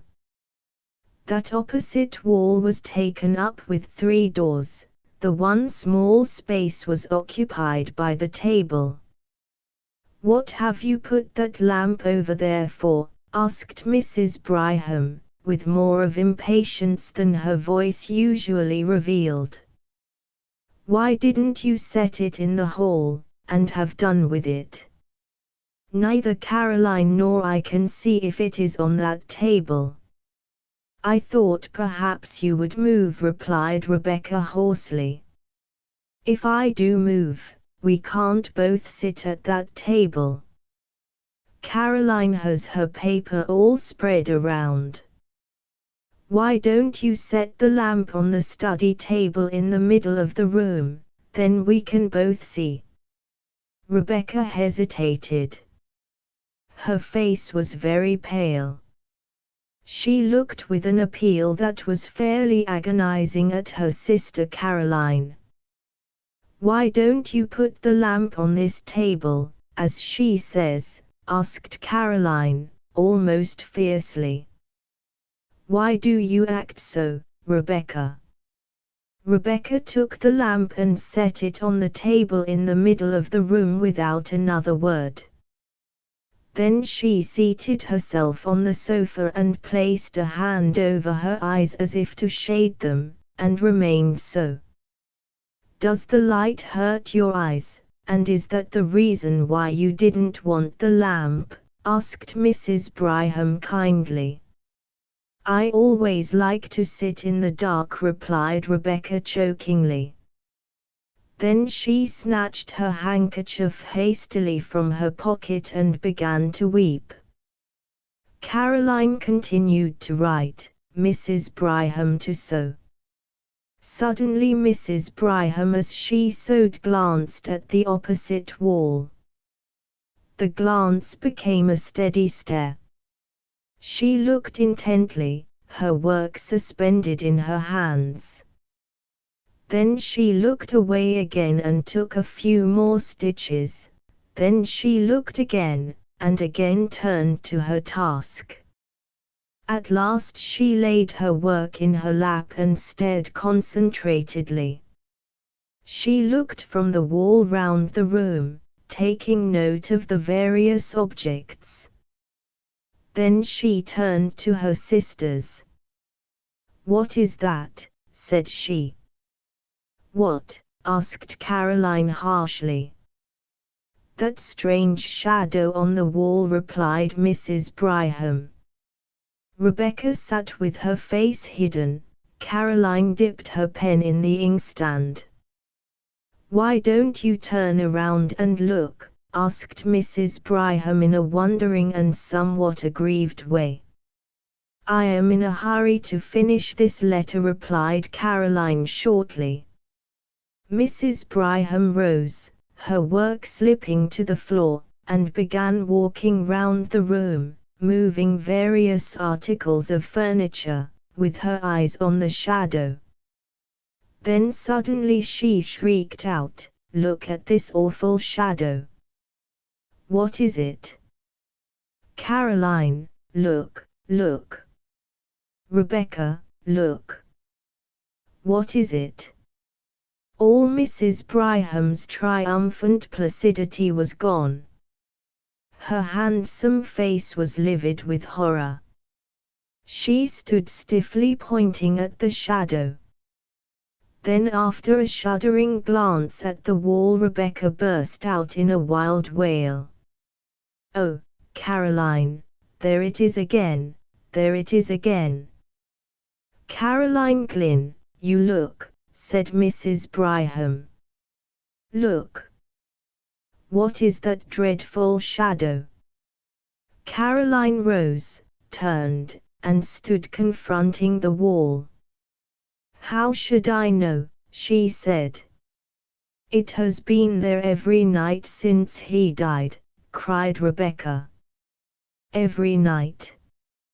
"Yes, he died Thursday and this is Saturday. That makes 3 nights," said Caroline rigidly. She stood as if holding her calm with a vice of concentrated will. "It It looks like, stammered Mrs. Bryham in a tone of intense horror. I know what it looks like well enough, said Caroline. I've got eyes in my head. It looks like Edward, burst out Rebecca in a sort of frenzy of fear. Only, yes, it does, assented Mrs. Bryham, whose horror-stricken tone matched her sister's. Only, oh, it is awful. What is it, Caroline? I ask you again, how should I know, replied Caroline. I see it there like you. How should I know any more than you? It must be something in the room, said Mrs. Bryham, staring wildly around. We moved everything in the room the first night it came, said Rebecca. It is not anything in the room.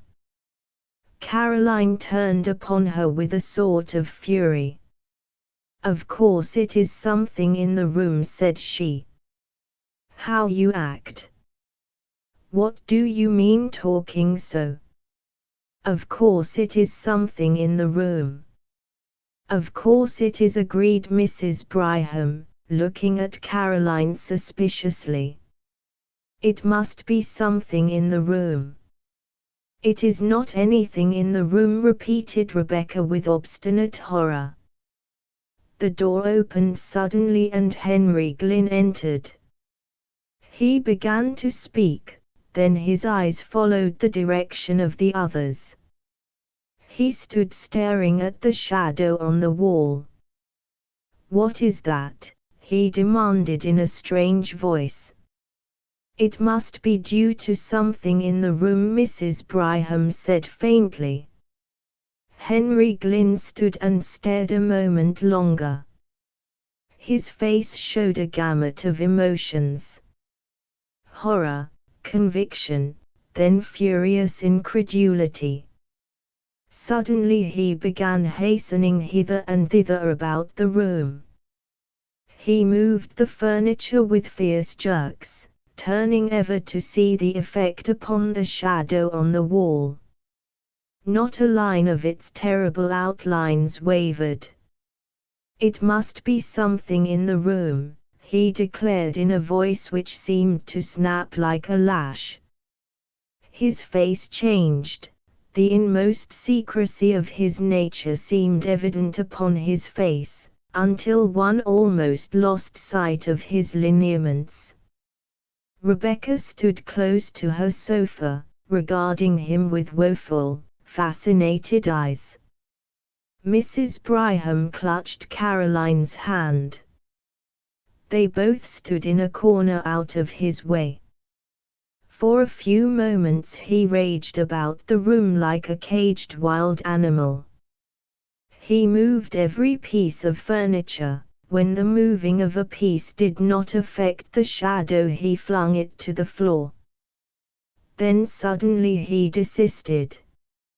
He laughed. What an absurdity, he said easily. Such a to-do about a shadow. That's so, assented Mrs. Bryham, in a scared voice which she tried to make natural. As she spoke she lifted a chair near her. I think you have broken the chair that Edward was fond of, said Caroline. Terror and wrath were struggling for expression on her face. Her mouth was set, her eyes shrinking. Henry lifted the chair with a show of anxiety. Just as good as ever, he said pleasantly. He laughed again, looking at his sisters. Did I scare you? He said. I should think you might be used to me by this time. You know my way of wanting to leap to the bottom of a mystery, and that shadow does look queer, like, and I thought if there was any way of accounting for it I would like to without any delay. You don't seem to have succeeded, remarked Caroline dryly, with a slight glance at the wall. Henry's eyes followed hers and he quivered perceptibly. "Oh, there is no accounting for shadows," he said, and he laughed again. "A man is a fool to try to account for shadows." Then the supper bell rang, and they all left the room, but Henry kept his back to the wall, as did, indeed, the others. Henry led the way with an alert motion like a boy. Rebecca brought up the rear. She could scarcely walk, her knees trembled so. "I can't sit in that room again this evening," she whispered to Caroline after supper. "Very well, we will sit in the south room," replied Caroline. "I think we will sit in the south parlor," she said aloud. "It isn't as damp as the study, and I have a cold." So they all sat in the south room with their sewing. Henry read the newspaper, his chair drawn close to the lamp on the table. About 9 o'clock he rose abruptly and crossed the hall to the study. The three sisters looked at one another. Mrs. Bryham rose, folded her rustling skirts compactly round her, and began tiptoeing toward the door. "What are you going to do?" inquired Rebecca agitatedly. "I am going to see what he is about," replied Mrs. Bryham cautiously. As she spoke she pointed to the study door across the hall. It was ajar. Henry had striven to pull it together behind him, but it had somehow swollen beyond the limit with curious speed. It was still ajar and a streak of light showed from top to bottom. Mrs. Bryham folded her skirts so tightly that her bulk with its swelling curves was revealed in a black silk sheath, and she went with a slow toddle across the hall to the study door. She stood there, her eye at the crack. In the south room Rebecca stopped sewing and sat watching with dilated eyes. Caroline sewed steadily. What Mrs. Bryham, standing at the crack in the study door, saw was this: Henry Glynn, evidently reasoning that the source of the strange shadow must be between the table on which the lamp stood and the wall, was making systematic passes and thrusts with an old sword which had belonged to his father all over and through the intervening space.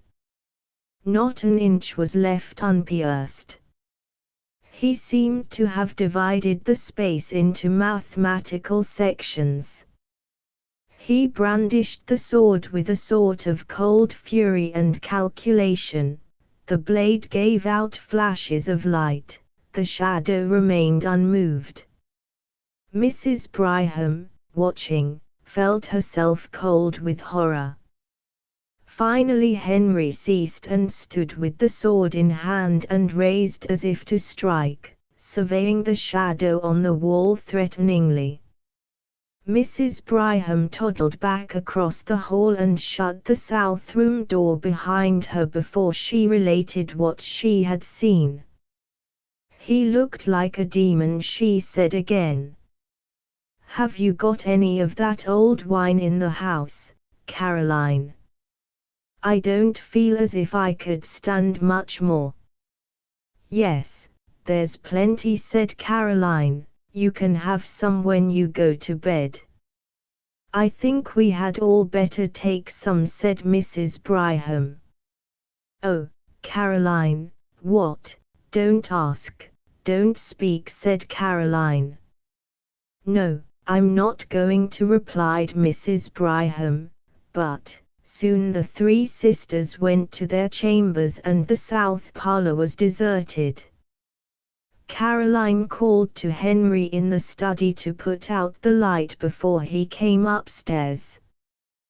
They had been gone about an hour when he came into the room bringing the lamp which had stood in the study. He set it on the table, and waited a few minutes. pacing up and down. His face was terrible, his fair complexion showed livid, and his blue eyes seemed dark blanks of awful reflections. Then he took up the lamp and returned to the library. He set the lamp on the center table and the shadow sprang out on the wall.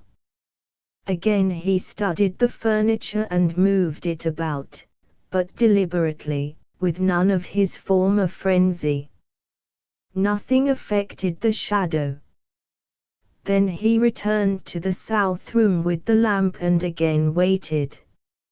Again he returned to the study and placed the lamp on the table, and the shadow sprang out upon the wall.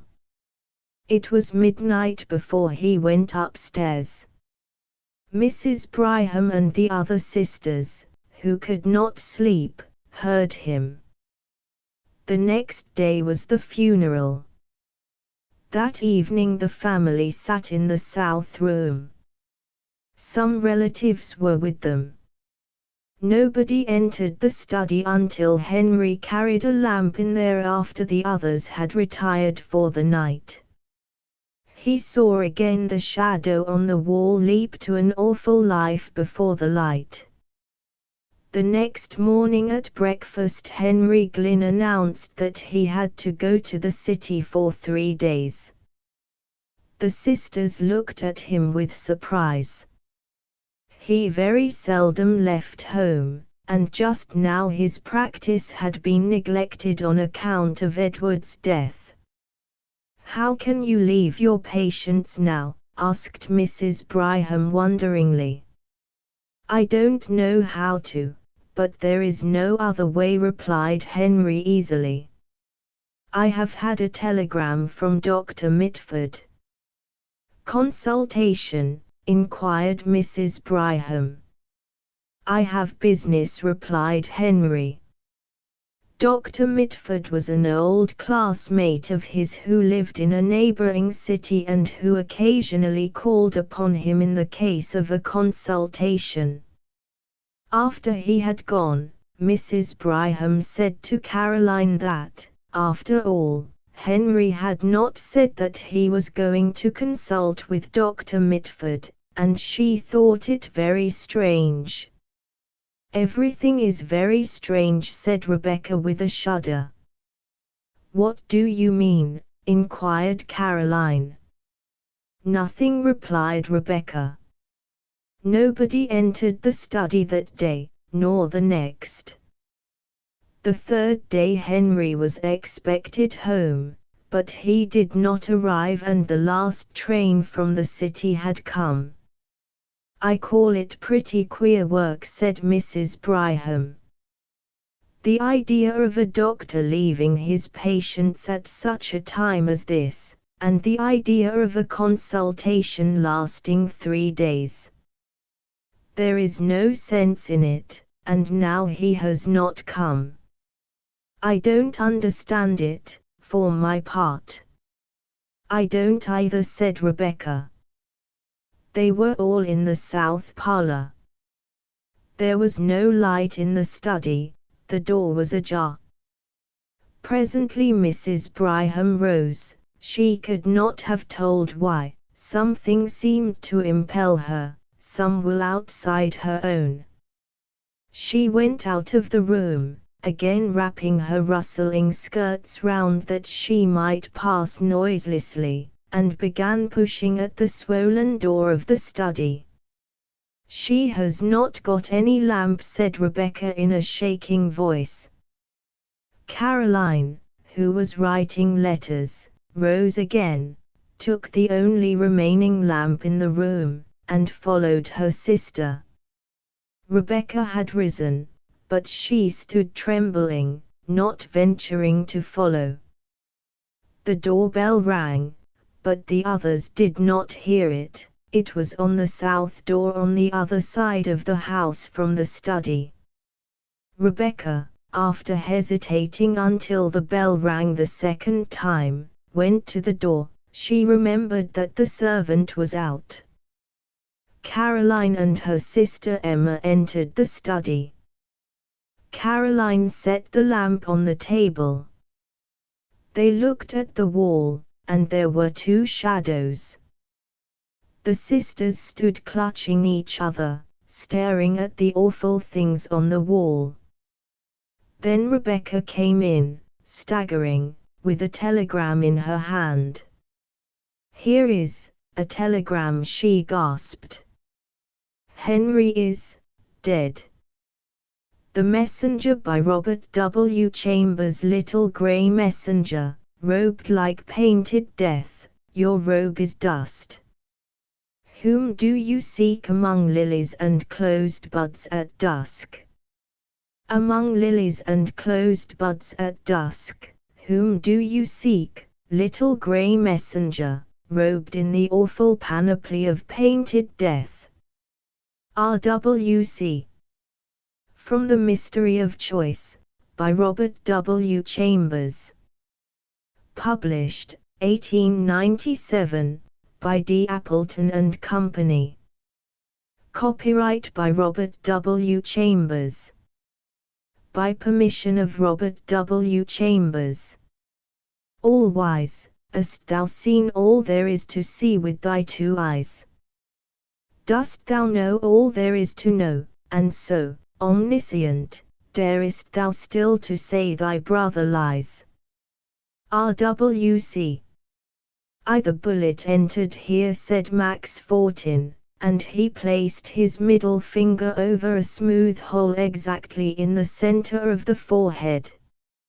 I sat down upon a mound of dry seaweed and unslung my fowling piece. The little chemist cautiously felt the edges of the shot hole, first with his middle finger, and then with his thumb. Let me see the skull again, said I. Max Fortin picked it up from the sod. It's like all the others, he repeated, wiping his glasses on his handkerchief. I thought you might care to see one of the skulls, so I brought this over from the gravel pit. The men from Banalek are digging yet. They ought to stop. How many skulls are there altogether? I inquired. They found 38 skulls. There are 39 noted in the list. They lie piled up in the gravel pit on the edge of Le Bihan's wheat field. The men are at work yet. Le Bihan is going to stop them. Let's go over, said I, and I picked up my gun and started across the cliffs, Portin on one side, Mome on the other. Who has the list? I asked, lighting my pipe. You say there is a list. The list was found rolled up in a brass cylinder, said the chemist. He added, you should not smoke here. You know that if a single spark drifted into the wheat, but I have a cover to my pipe, said I, smiling. Fortin watched me as I closed the pepperbox arrangement over the glowing bowl of the pipe. Then he continued. The list was made out on thick yellow paper, the brass tube has preserved it. It is as fresh today as it was in 1760. You shall see it. Is that the date? The list is dated April 1760. The Brigadier Durand has it. It is not written in French. Not written in French? I exclaimed.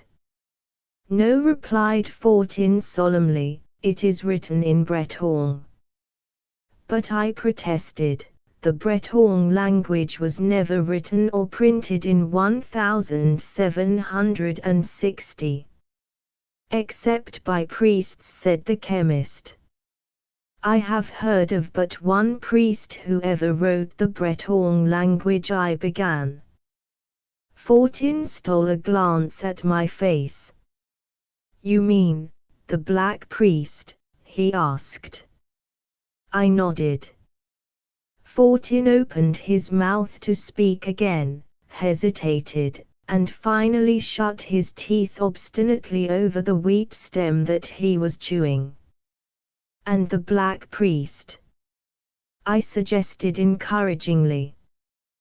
But I knew it was useless, for it is easier to move the stars from their courses than to make an obstinate Breton talk. We walked on for a minute or two in silence. "Where is the Brigadier Durand?" I asked, motioning Mome to come out of the wheat, which he was trampling as though it were heather.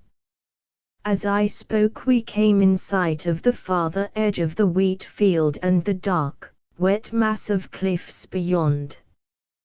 "Durand is down there, you can see him. He stands just behind the mayor of St. Gildas." "I see," said I, and we struck straight down, following a sun-baked cattle path across the heather. When we reached the edge of the wheat field, Le Bihan, the mayor of St. Gildas, called to me, and I tucked my gun under my arm and skirted the wheat to where he stood. 38 skulls, he said in his thin, high-pitched voice. "There is but one more, and I am opposed to further search." "I suppose Fortin told you." I shook hands with him, and returned the salute of the Brigadier Durand. "I am opposed to further search," repeated Le Bihan, nervously picking at the mass of silver buttons which covered the front of his velvet and broadcloth jacket like a breastplate of scale armor. Durand pursed up his lips, twisted his tremendous mustache, and hooked his thumbs in his saber belt. "As for me," he said, "I am in favor of further search." "Further search for what? For the 39th skull?" I asked. Le Bihan nodded. Durand frowned at the sunlit sea, rocking like a bowl of molten gold from the cliffs to the horizon. I followed his eyes. On the dark glistening cliffs, silhouetted against the glare of the sea, sat a cormorant, black, motionless, its horrible head raised toward heaven. "Where is that list, Durand?" I asked. The gendarme rummaged in his dispatch pouch and produced a brass cylinder about a foot long. Very gravely he unscrewed the head and dumped out a scroll of thick yellow paper closely covered with writing on both sides. At a nod from Le Bihan he handed me the scroll. But I could make nothing of the coarse writing, now faded to a dull brown. Come, Le Bihan," I said impatiently, "translate it, won't you? You and Max Fortin make a lot of mystery out of nothing, it seems." Le Bihan went to the edge of the pit where the 3 Banalec men were digging, gave an order or two in Breton, and turned to me.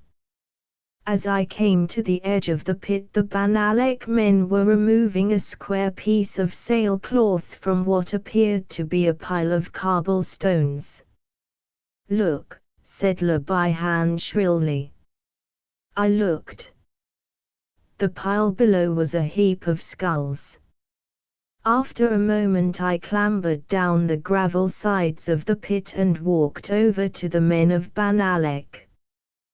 They saluted me gravely, leaning on their picks and shovels, and wiping their sweating faces with sunburned hands. "How many?" said I in Breton. 38, they replied. I glanced around. Beyond the heap of skulls lay 2 piles of human bones. Beside these was a mound of broken, rusted bits of iron and steel. Looking closer, I saw that this mound was composed of rusty bayonets, saber blades, scythe blades, with here and there a tarnished buckle attached to a bit of leather hard as iron. I picked up a couple of buttons and a belt plate. The buttons bore the royal arms of England.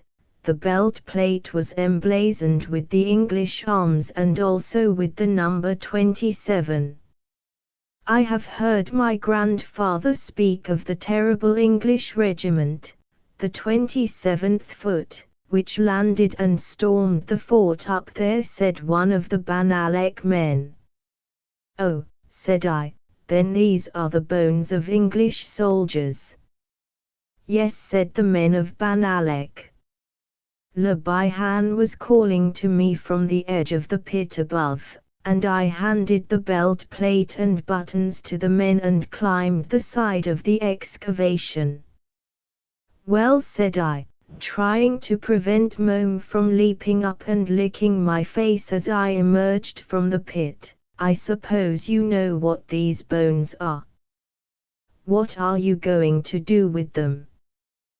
There was a man, said Le Bihan angrily, an Englishman, who passed here in a dog-cart on his way to Quimper about an hour ago, and what do you suppose he wished to do?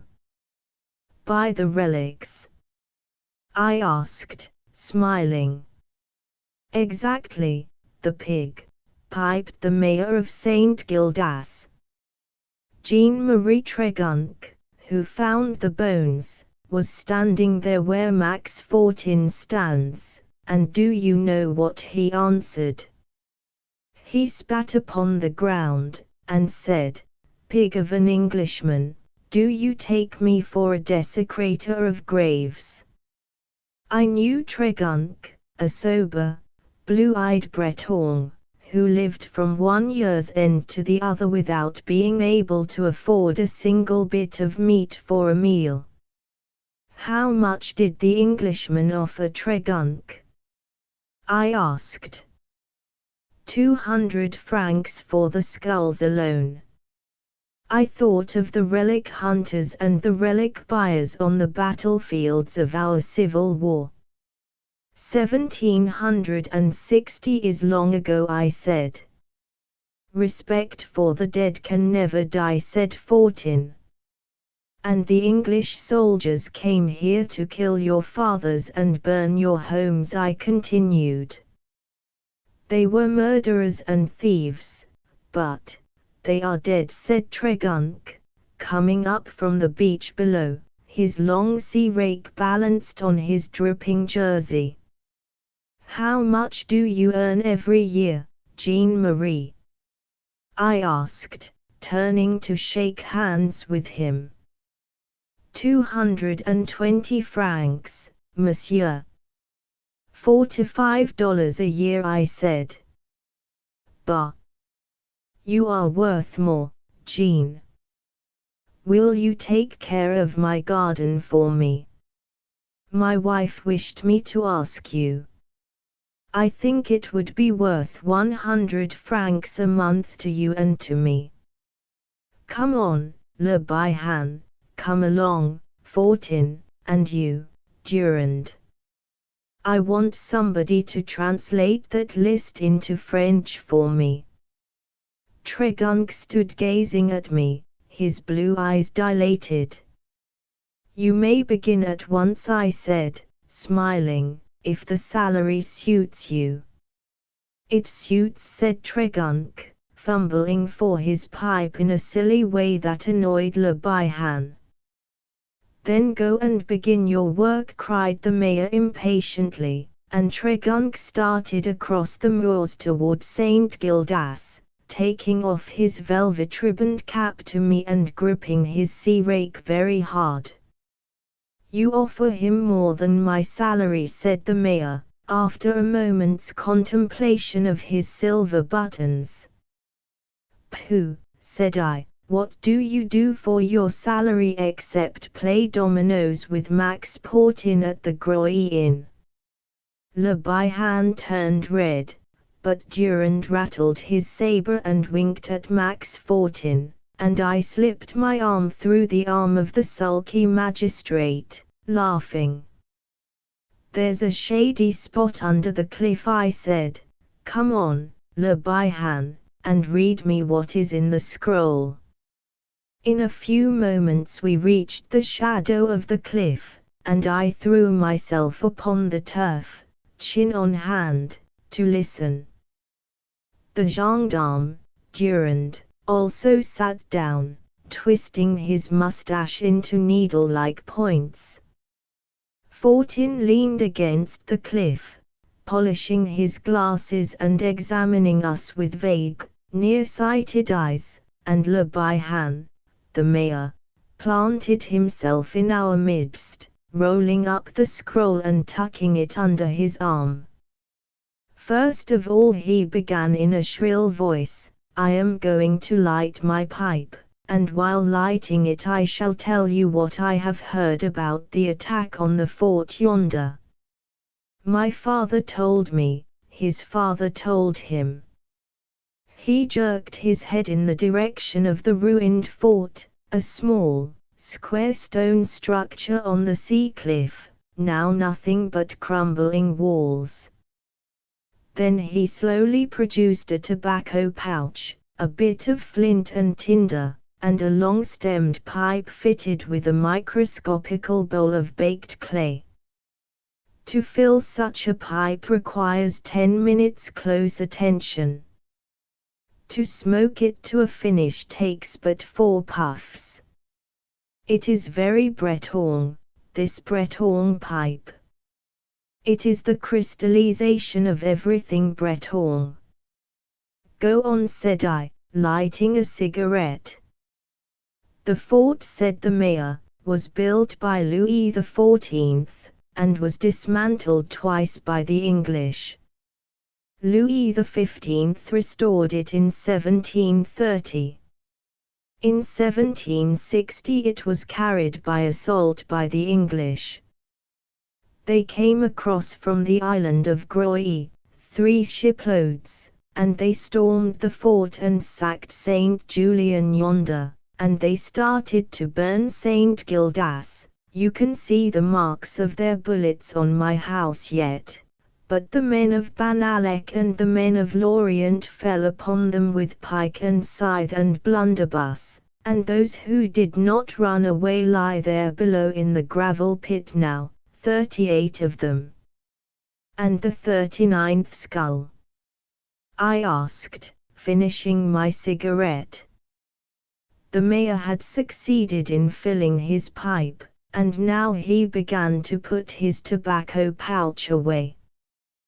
"The 39th skull," he mumbled, holding the pipe stem between his defective teeth, "the 39th skull is no business of mine. I have told the Banalec men to cease digging." "But whose is the missing skull?" I persisted curiously. The mayor was busy trying to strike a spark to his tinder. Presently he set it aglow, applied it to his pipe, took the prescribed 4 puffs, knocked the ashes out of the bowl, and gravely replaced the pipe in his pocket. "The missing skull?" he asked. "Yes," said I, impatiently.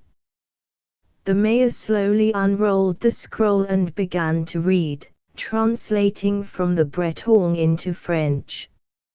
And this is what he read: "On the cliffs of St. Gildas, the 13th of April, 1760.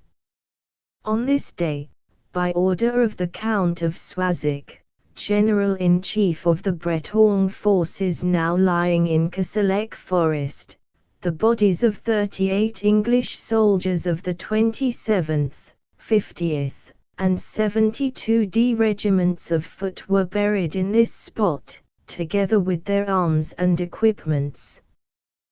The mayor paused and glanced at me reflectively. "Go on, Le Bihan," I said. "With them," continued the mayor, turning the scroll and reading on the other side, was buried the body of that vile traitor who betrayed the fort to the English. The manner of his death was as follows. By order of the most noble Count of Swazik, the traitor was first branded upon the forehead with the brand of an arrowhead. The iron burned through the flesh and was pressed heavily so that the brand should even burn into the bone of the skull. The traitor was then led out and bidden to kneel. He admitted having guided the English from the island of Groix. Although a priest and a Frenchman, he had violated his priestly office to aid him in discovering the password to the fort. This password he extorted during confession from a young Breton girl who was in the habit of rowing across from the island of Groix to visit her husband in the fort. When the fort fell, this young girl, crazed by the death of her husband, sought the Count of Swazik and told how the priest had forced her to confess to him all she knew about the fort. The priest was arrested at Saint Gildas as he was about to cross the river to Lorient. When arrested he cursed the girl, Marie Trevque. "What?" I exclaimed, "Marie Trevque." "Marie Trevque," repeated Le Bihan. The priest cursed Marie Trevque, and all her family and descendants. He was shot as he knelt, having a mask of leather over his face, because the Bretons who composed the squad of execution refused to fire at a priest unless his face was concealed. The priest was El Abbé Sorgue, commonly known as the Black Priest on account of his dark face and swarthy eyebrows. He was buried with a stake through his heart. Le Bihan paused, hesitated, looked at me, and handed the manuscript back to Durand. The gendarme took it and slipped it into the brass cylinder. "So," said I, "the 39th skull is the skull of the Black Priest." "Yes," said Fortin. "I hope they won't find it." "I have forbidden them to proceed," said the mayor querulously. "You heard me, Max Fortin." I rose and picked up my gun. Môme came and pushed his head into my hand. "That's a fine dog," observed Durand, also rising. "Why don't you wish to find his skull?" I asked Le Bihan. "It would be curious to see whether the arrow brand really burned into the bone." "There is something in that scroll that I didn't read to you," said the mayor grimly. "Do you wish to know what it is?" "Of course," I replied in surprise. "Give me the scroll again, Durand," he said. Then he read from the bottom, "I, El Abbé Sorgue, forced to write the above by my executioners, have written it in my own blood, and with it I leave my curse. My curse on Saint Gildas, on Marie Trevque, and on her descendants. I will come back to Saint Gildas when my remains are disturbed. Woe to that Englishman whom my branded skull shall touch." "What rot!" I said. "Do you believe it was really written in his own blood?" "I am going to test it," said Fortin, "at the request of Monsieur le Maire. I am not anxious for the job, however." "See," said Le Bihan, holding out the scroll to me, "it is signed, El Abbé Sorgue." I glanced curiously over the paper.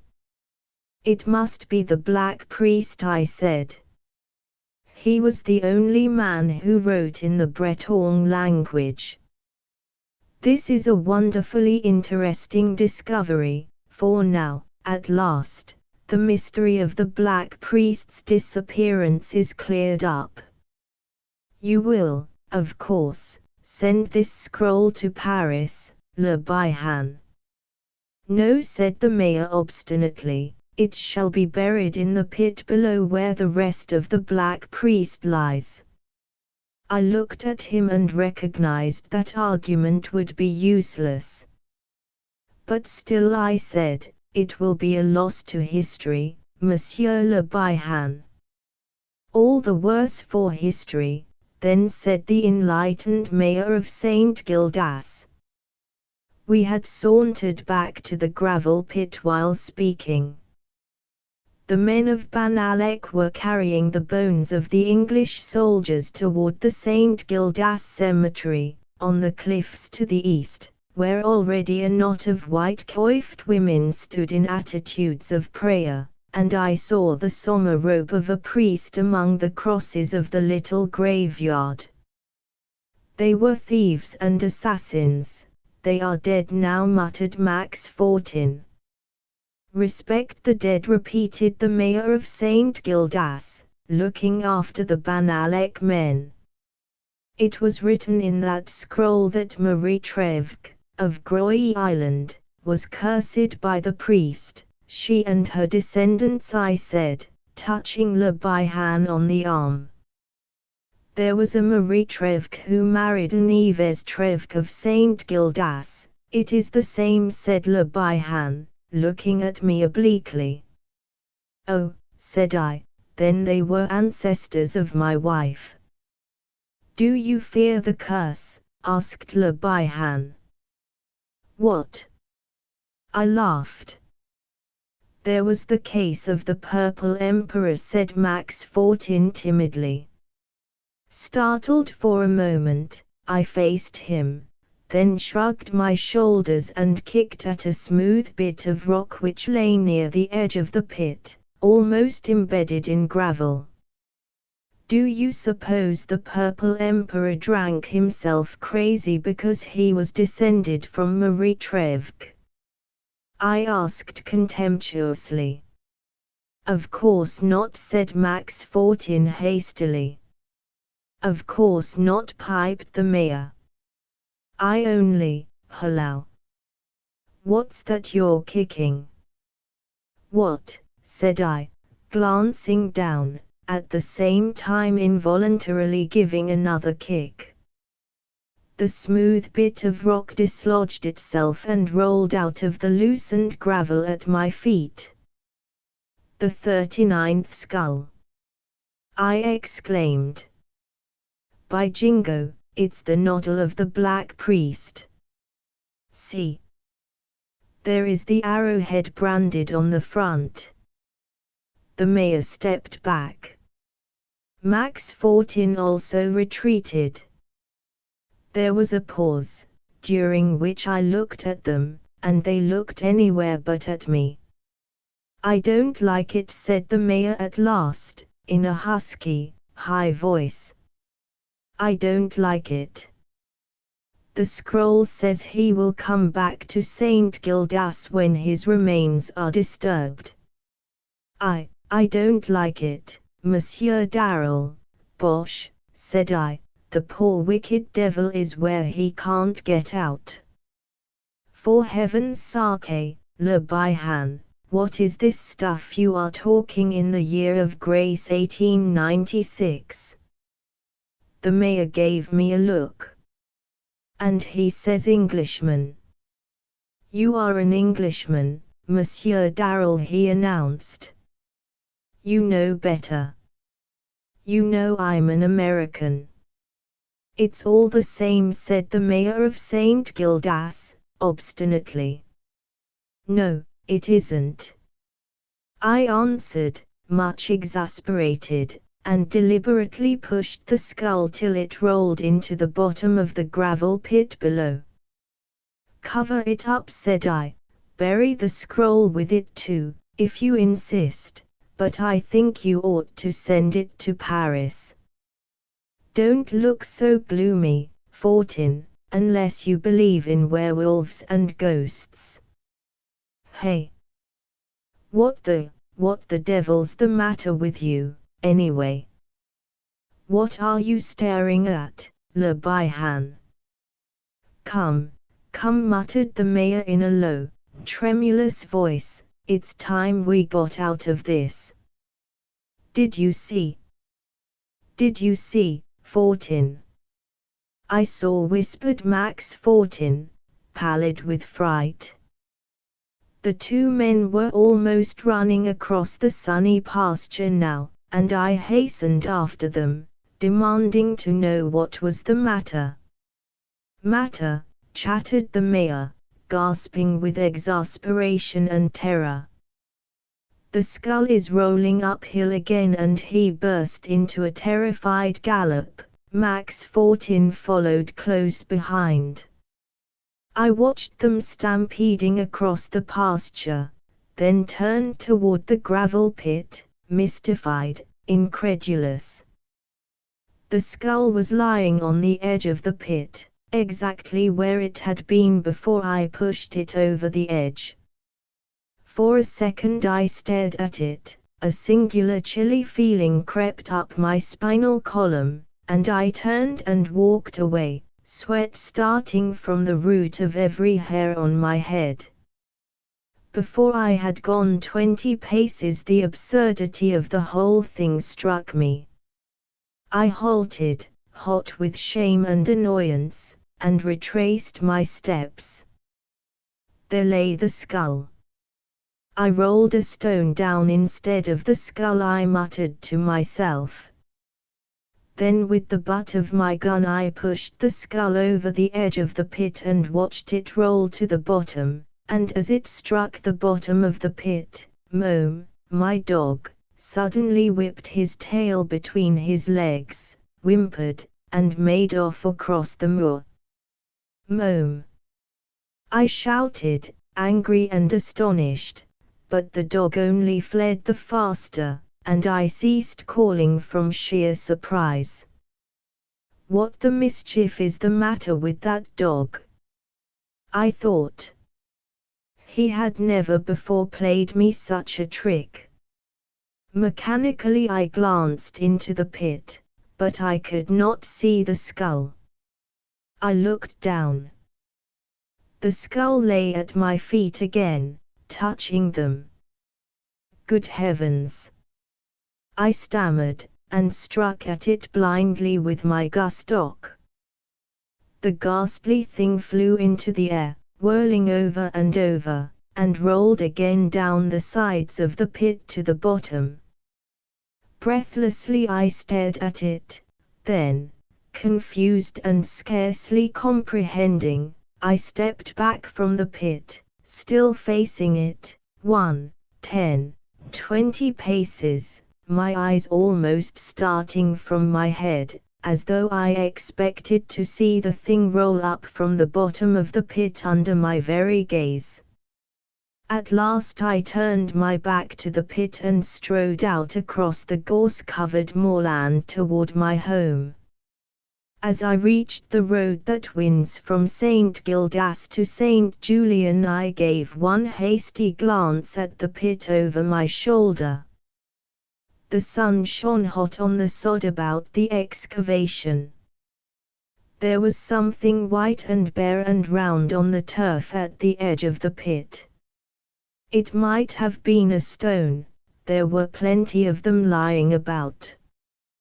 Too, when I entered my garden I saw Mome sprawling on the stone doorstep. He eyed me sideways and flopped his tail. "Are you not mortified, you idiot dog?" I said, looking about the upper windows for lies. Mome rolled over on his back and raised one deprecating forepaw, as though to ward off calamity. "Don't act as though I was in the habit of beating you to death," I said, disgusted.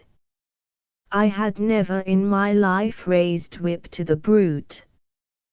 "But you are a fool dog," I continued. "No, you needn't come to be babied and wept over, Lies can do that, if she insists, but I am ashamed of you, and you can go to the devil." Mom slunk off into the house, and I followed, mounting directly to my wife's boudoir. It was empty. "Where has she gone?" I said, looking hard at Mom, who had followed me. "Oh, I see you don't know. Don't pretend you do. Come off that lounge. Do you think Liz wants tan-colored hairs all over her lounge?"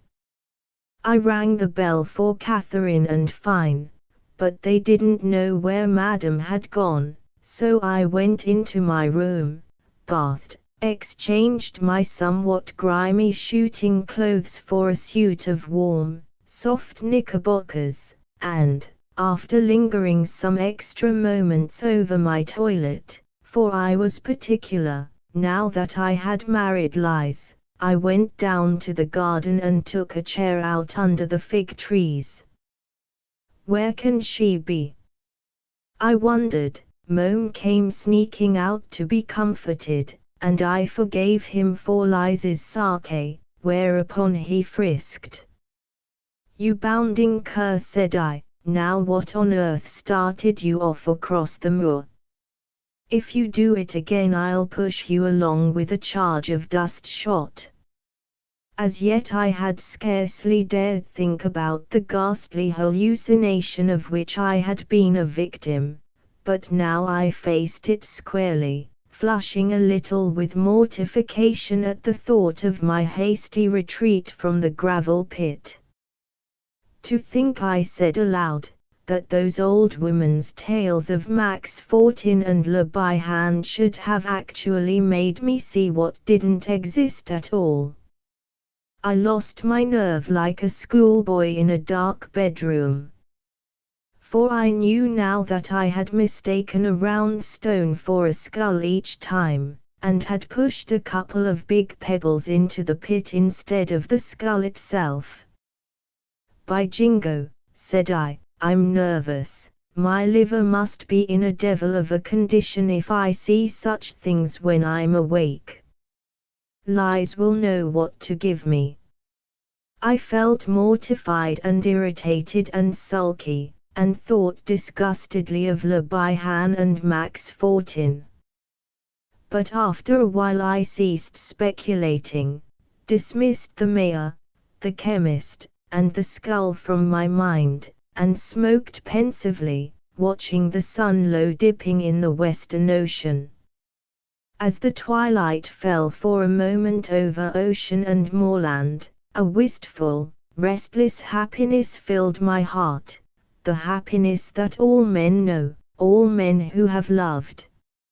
Slowly the purple mist crept out over the sea, the cliffs darkened, the forest was shrouded. Suddenly the sky above burned with the afterglow, and the world was alight again.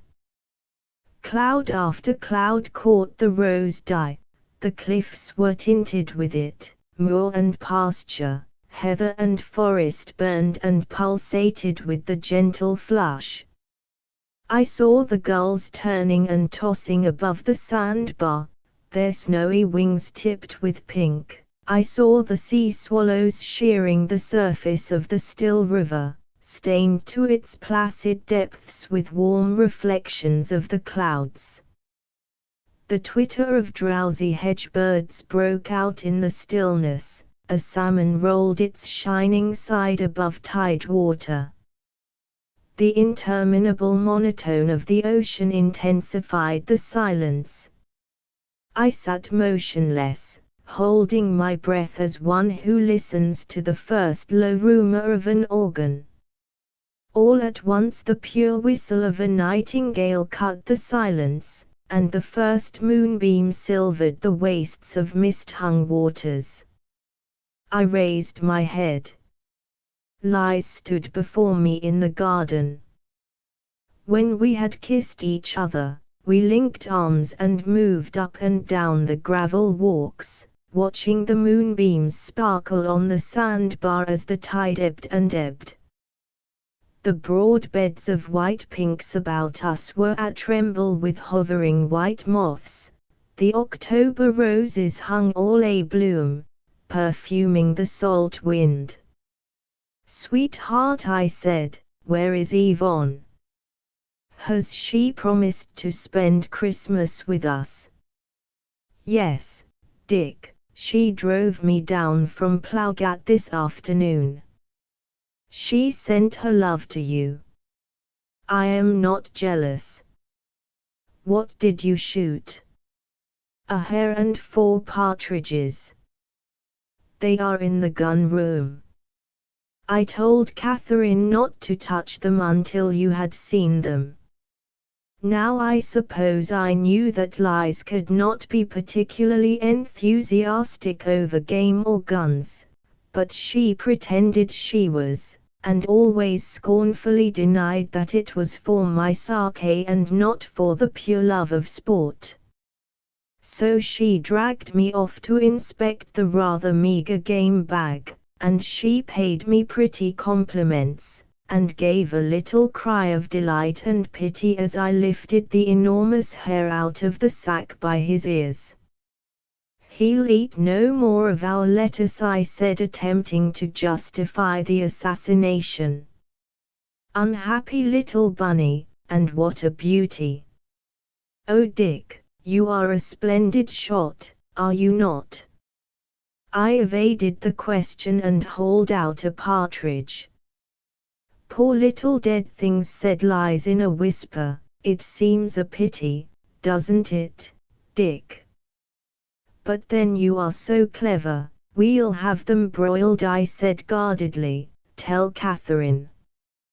Catherine came in to take away the game, and presently fine Leela Card, Liz's maid, announced dinner, and Liz tripped away to her boudoir. I stood an instant contemplating her blissfully, thinking, "My boy, you're the happiest fellow in the world, you're in love with your wife." I walked into the dining room, beamed at the plates, walked out again, met Tregunk in the hallway, beamed on him, glanced into the kitchen, beamed at Catherine, and went upstairs, still beaming. Before I could knock at Liz's door it opened, and Liz came hastily out. When she saw me she gave a little cry of relief, and nestled close to my breast. "There is something peering in at my window," she said. "What?" I cried angrily. "A man, I think, disguised as a priest, and he has a mask on. He must have climbed up by the bay tree. I was down the stairs and out of doors in no time." The moonlit garden was absolutely deserted. Tregunk came up, and together we searched the hedge and shrubbery around the house and out to the road. "Jean-Marie," said I at length, "loose my bulldog, he knows you, and take your supper on the porch where you can watch. My wife says the fellow is disguised as a priest, and wears a mask." Tregunk showed his white teeth in a smile. "He will not care to venture in here again, I think, Monsieur Darrell." I went back and found Liz seated quietly at the table. "The soup is ready, dear," she said. "Don't worry, it was only some foolish lout from Banalek. No one in St. Gildas or St. Julian would do such a thing." I was too much exasperated to reply at first, but Liz treated it as a stupid joke, and after a while I began to look at it in that light. Liz told me about Yvonne, and reminded me of my promise to have Herbert Stewart down to meet her. "You wicked diplomat!" I protested. "Herbert is in Paris, and hard at work for the Salon. Don't you think he might spare a week to flirt with the prettiest girl in Finist? Inquired Lies innocently. Prettiest girl? Not much, I said. Who is, then? Urged Lies. I laughed a trifle sheepishly. I suppose you mean me, Dick, said Lies, colouring up. Now I bore you, don't I? Bore me? Ah, no, Dick. After coffee and cigarettes were served, I spoke about Tregunk, and Lies approved. Poor Jean. He will be glad, won't he? What a dear fellow you are. Nonsense, said I, we need a gardener, you said so yourself, Lies.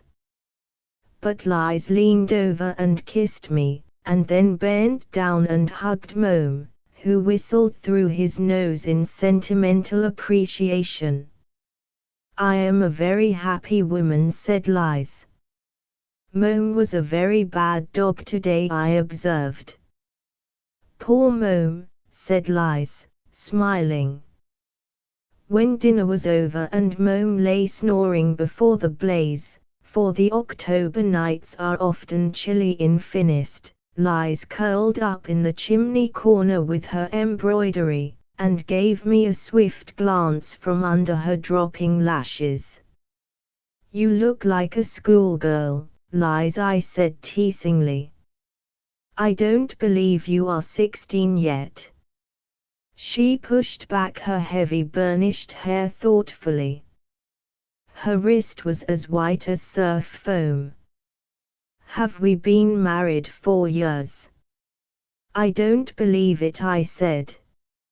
She gave me another swift glance and touched the embroidery on her knee, smiling faintly. I see, said I, also smiling at the embroidered garment. Do you think it will fit? Fit, repeated Lies. Then she laughed and I persisted, are you perfectly sure that we shall need it? Perfectly, said Lies. A delicate color touched her cheeks and neck. She held up the little garment, all fluffy with misty lace and wrought with quaint embroidery. It is very gorgeous, said I. Don't use your eyes too much, dearest. May I smoke a pipe? Of course, she said, selecting a skein of pale blue silk. For a while I sat and smoked in silence, watching her slender fingers among the tinted silks and thread of gold. Presently she spoke. What did you say your crest is, Dick? My crest? Oh, something or other rampant on a something or other, Dick. Dearest. Don't be flippant. But I really forget. It's an ordinary crest, everybody in New York has them. No family should be without 'em. You are disagreeable, Dick. Send Josephine upstairs for my album. Are you going to put that crest on the whatever it is? I am, and my own crest, too. I thought of the Purple Emperor and wondered a little. You didn't know I had one, did you? She smiled. What is it? I replied evasively. You shall see. Ring for Josephine. I rang, and, when Fine appeared, Lies gave her some orders in a low voice, and Josephine trotted away, bobbing her white coiffed head with a "BN, madam." After a few minutes she returned, bearing a tattered, musty volume, from which the gold and blue had mostly disappeared. I took the book in my hands and examined the ancient emblazoned covers. Lilies. I exclaimed. Fleur-de-lis, said my wife demurely. Oh, said I, astonished, and opened the book. You have never before seen this book? Asked Liz, with a touch of malice in her eyes. You know I haven't. Hello. What's this? Oh. So there should be a de before Trevque. Lies de Trevque. Then why in the world did the Purple Emperor, Dick, cried Liz. All right, said I. Shall I read about the Sieur de Trevque who rode to Saladin's tent alone to seek for medicine for Saint Louise? Or shall I read about, what is it? Oh, here it is, all down in black and white, about the Marquis de Trevque who drowned himself before Alva's eyes rather than surrender the banner of the Fleur-de-Lis to Spain. It's all written here. But, dear, how about that soldier named Trevque who was killed in the old fort on the cliff yonder? He dropped the de, and the Trevques since then have been Republicans, said Liz, all except me. That's quite right, said I. It is time that we Republicans should agree upon some feudal system. My dear, I drink to the king, and I raised my wine glass and looked at Liz. To the king, said Liz, flushing. She smoothed out the tiny garment on her knees, she touched the glass with her lips, her eyes were very sweet. I drained the glass to the king. After a silence I said, I will tell the king stories. His Majesty shall be amused. His Majesty, repeated Liz softly. Or hers, I laughed. Who knows? Who knows, murmured Liz, with a gentle sigh. I know some stories about Jack the Giant Killer, I announced. Do you, Liz? No, not about a giant killer, but I know all about the werewolf, and Gina La Flamme, and the man in purple tatters, and, oh dear me, I know lots more. You are very wise, said I shall teach His Majesty English. And I Breton, cried Liz jealously.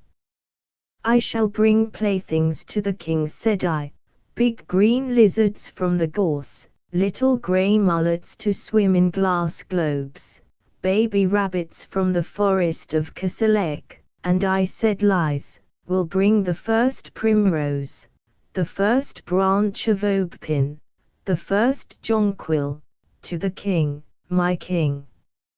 Our king, said I, and there was peace in Finist. I lay back, idly turning the leaves of the curious old volume. I am looking, said I, for the crest. The crest, dear.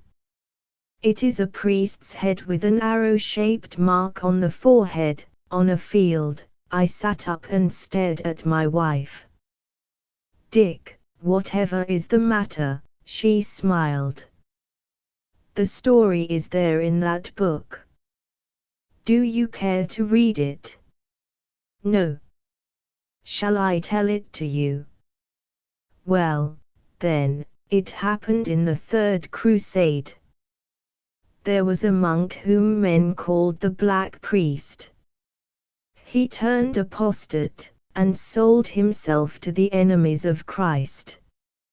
A Sieur de Trevque burst into the Saracen camp, at the head of only 100 lances, and carried the Black Priest away out of the very midst of their army. So that is how you come by the crest, I said quietly, but I thought of the branded skull in the gravel pit, and wondered. Yes, said Liz.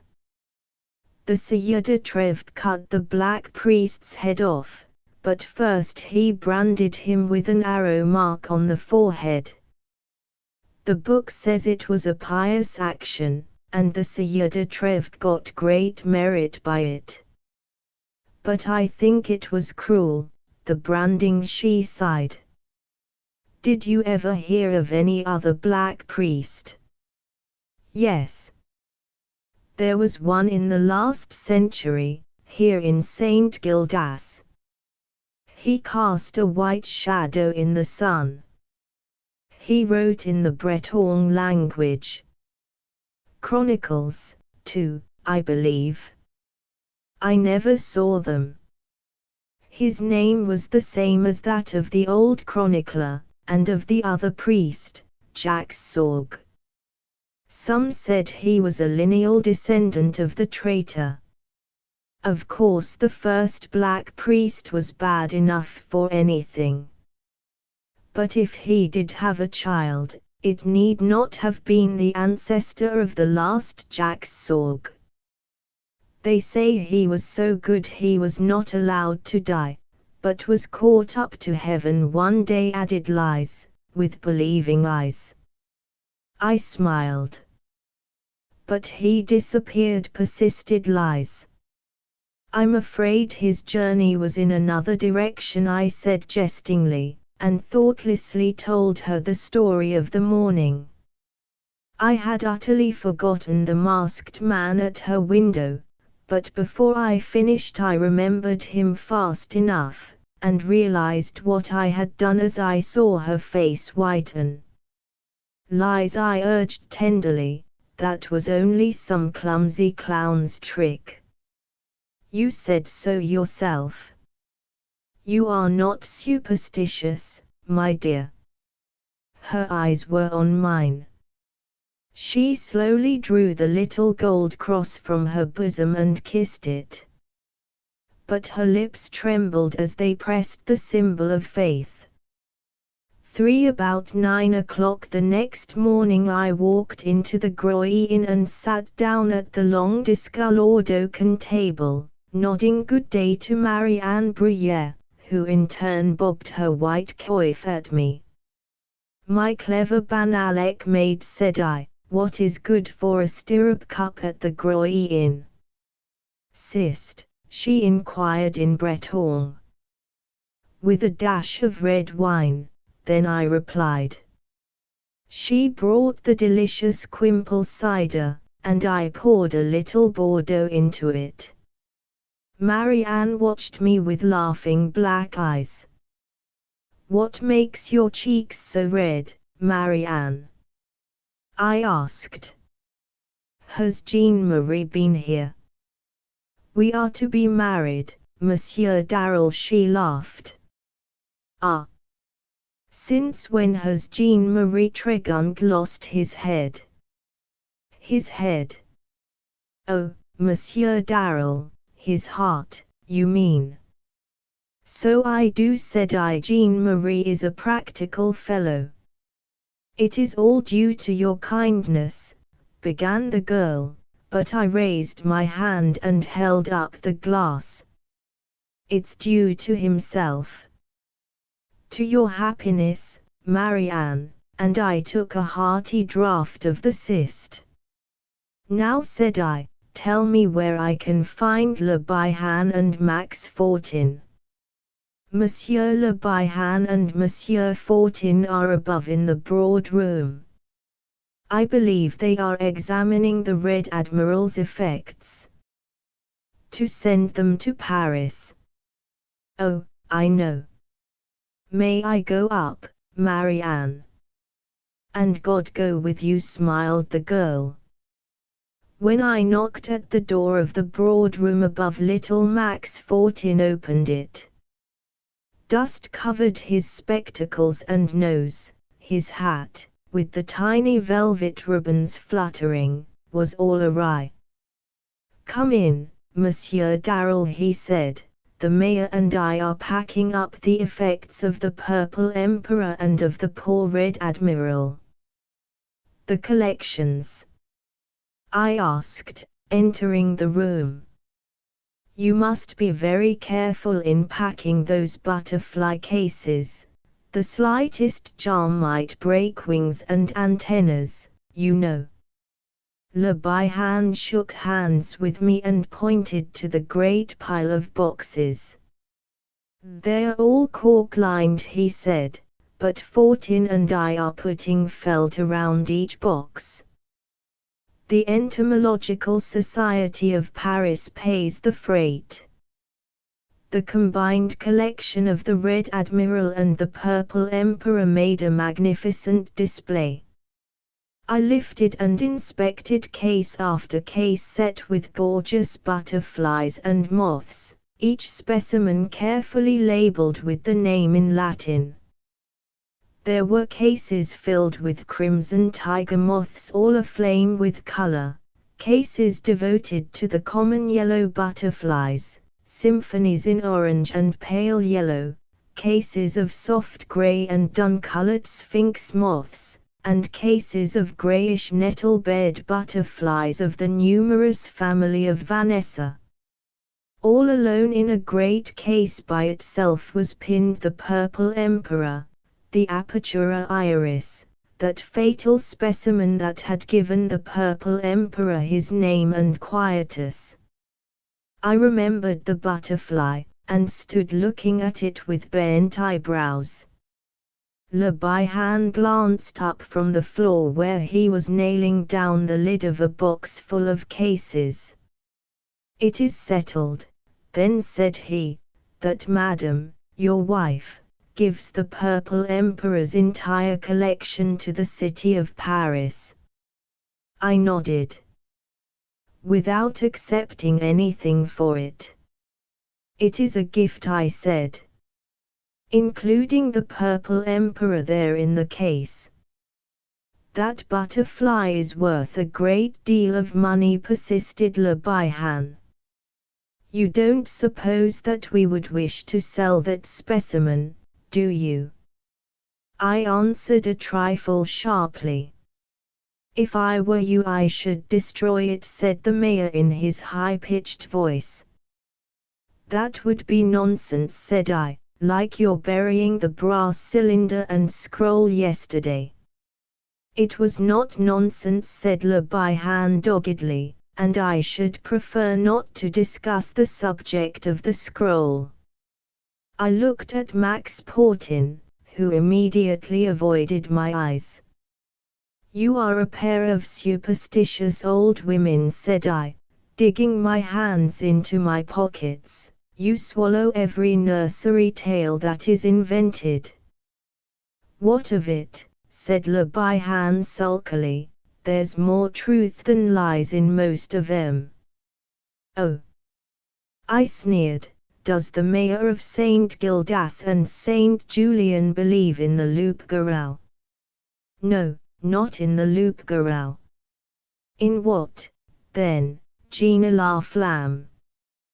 "That," said Le Bihan with conviction, "is history."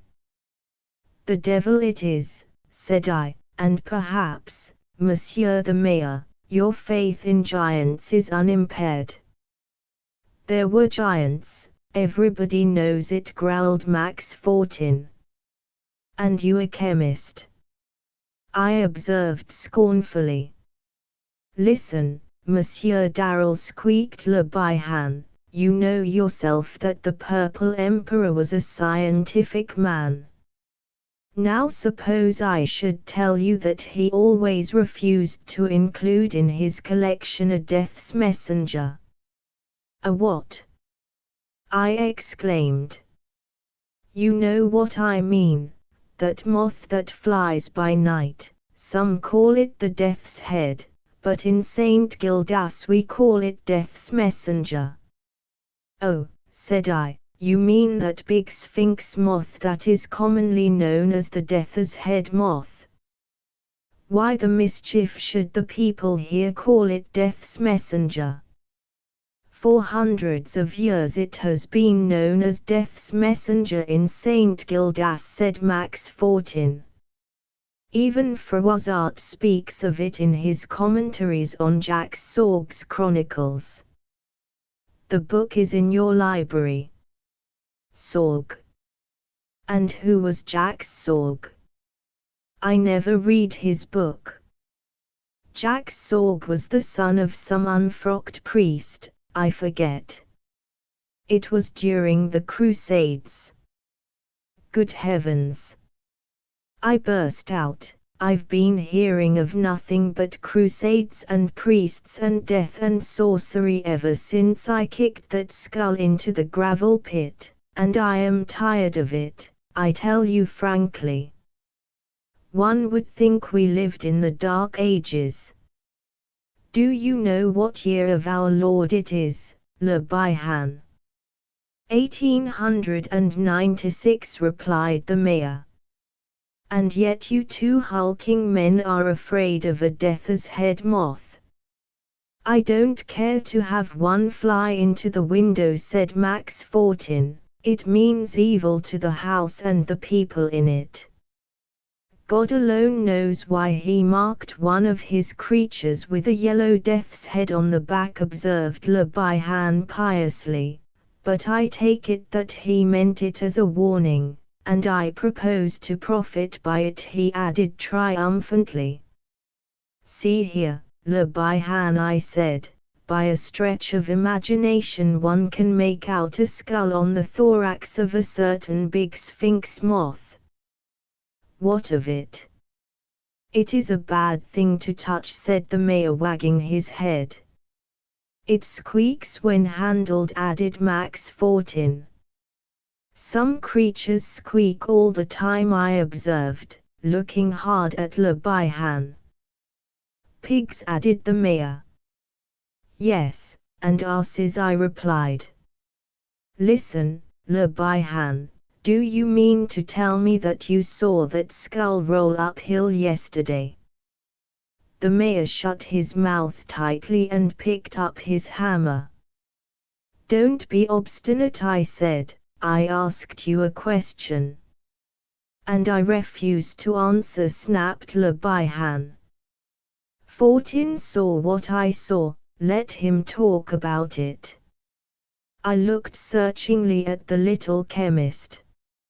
I don't say that I saw it actually roll up out of the pit, all by itself, said Fortin with a shiver, but then, how did it come up out of the pit, if it didn't roll up all by itself?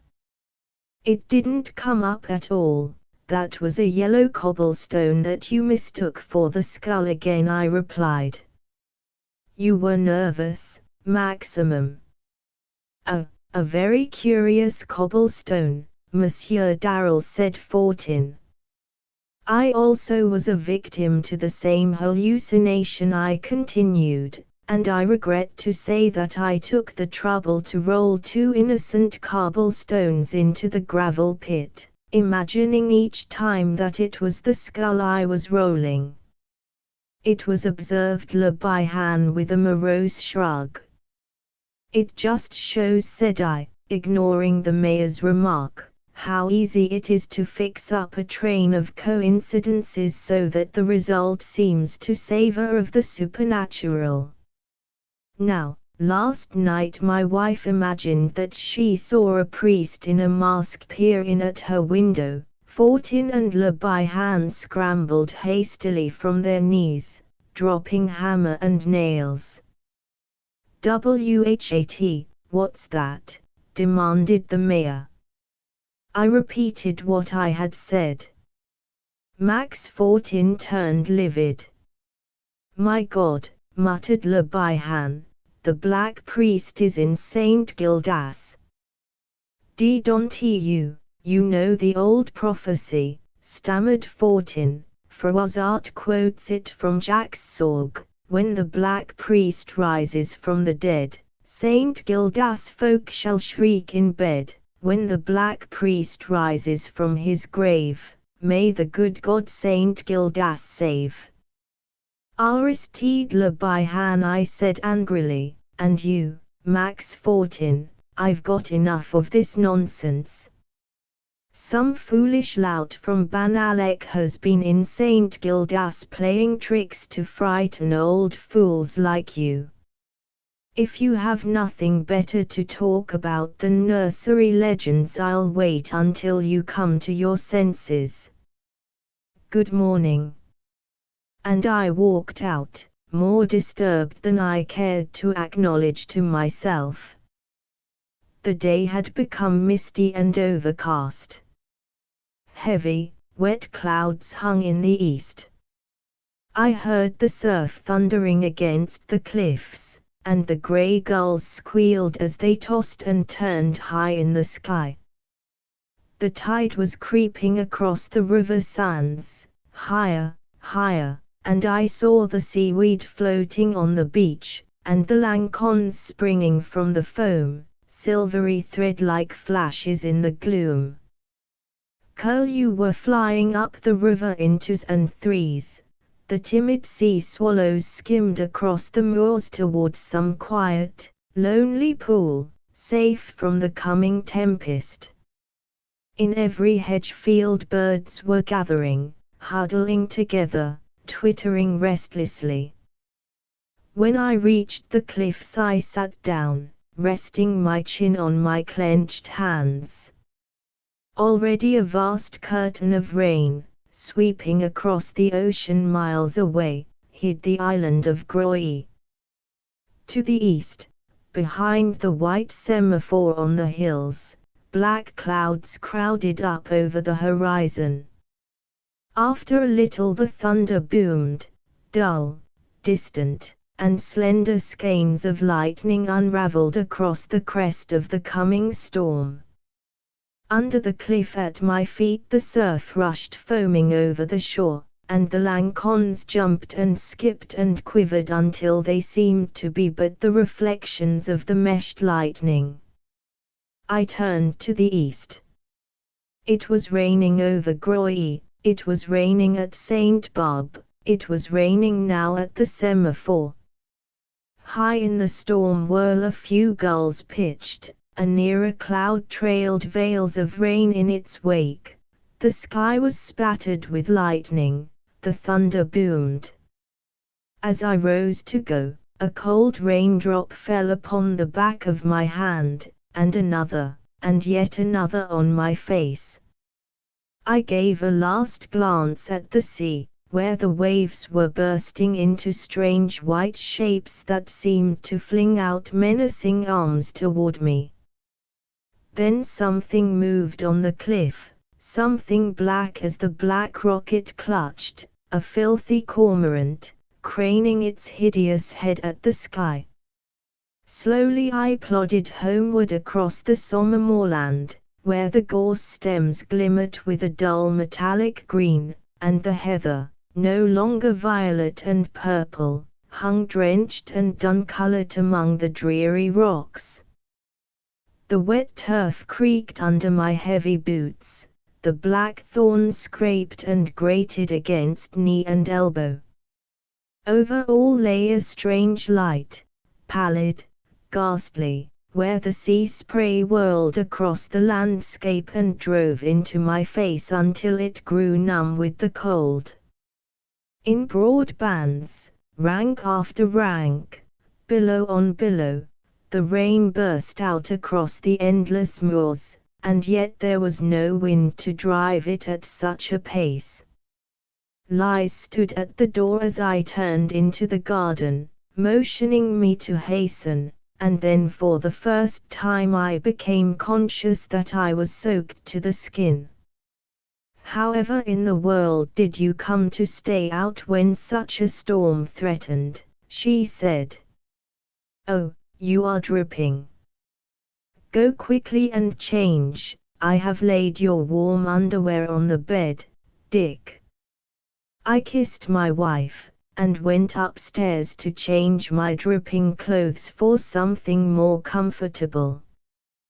When I returned to the morning room there was a driftwood fire on the hearth, and Lise sat in the chimney corner embroidering. "Catherine tells me that the fishing fleet from Lorient is out. Do you think they are in danger, dear?" asked Lise, raising her blue eyes to mine as I entered. "There is no wind," and there will be no sea, said I, looking out of the window. Far across the moor I could see the black cliffs looming in the mist. How it rains, murmured Liz. Come to the fire, Dick. I threw myself on the fur rug, my hands in my pockets, my head on Liz's knees. Tell me a story, I said. I feel like a boy of 10. Liz raised a finger to her scarlet lips. I always waited for her to do that. Will you be very still, then, she said. Still as death. Death, echoed a voice, very softly. Did you speak, Liz? I asked, turning so that I could see her face. No, did you, Dick? Who said death? I asked, startled. Death, echoed a voice, softly. I sprang up and looked about. Liz rose too, her needles and embroidery falling to the floor. She seemed about to faint, leaning heavily on me, and I led her to the window and opened it a little way to give her air. As I did so, the chain lightning split the zenith, the thunder crashed, and a sheet of rain swept into the room, driving with it something that fluttered, something that flapped, and squeaked, and beat upon the rug with soft, moist wings. We bent over it together, Liz clinging to me, and we saw that it was a death's head moth drenched with rain. The dark day passed slowly as we sat beside the fire, hand in hand, her head against my breast, speaking of sorrow and mystery and death. For Liz believed that there were things on earth that none might understand, things that must be nameless forever and ever, until God rolls up the scroll of life and all is ended. We spoke of hope and fear and faith, and the mystery of the saints. We spoke of the beginning and the end, of the shadow of sin, of omens, and of love. The moth still lay on the floor, quivering its sombre wings in the warmth of the fire, the skull and ribs clearly etched upon its neck and body. If it is a messenger of death to this house, I said, why should we fear, Liz? Death should be welcome to those who love God, murmured Liz, and she drew the cross from her breast and kissed it. The moth might die if I threw it out into the storm, I said after a silence. Let it remain, sighed Liz. Late that night my wife lay sleeping, and I sat beside her bed and read in the Chronicle of Jacques Sorgue.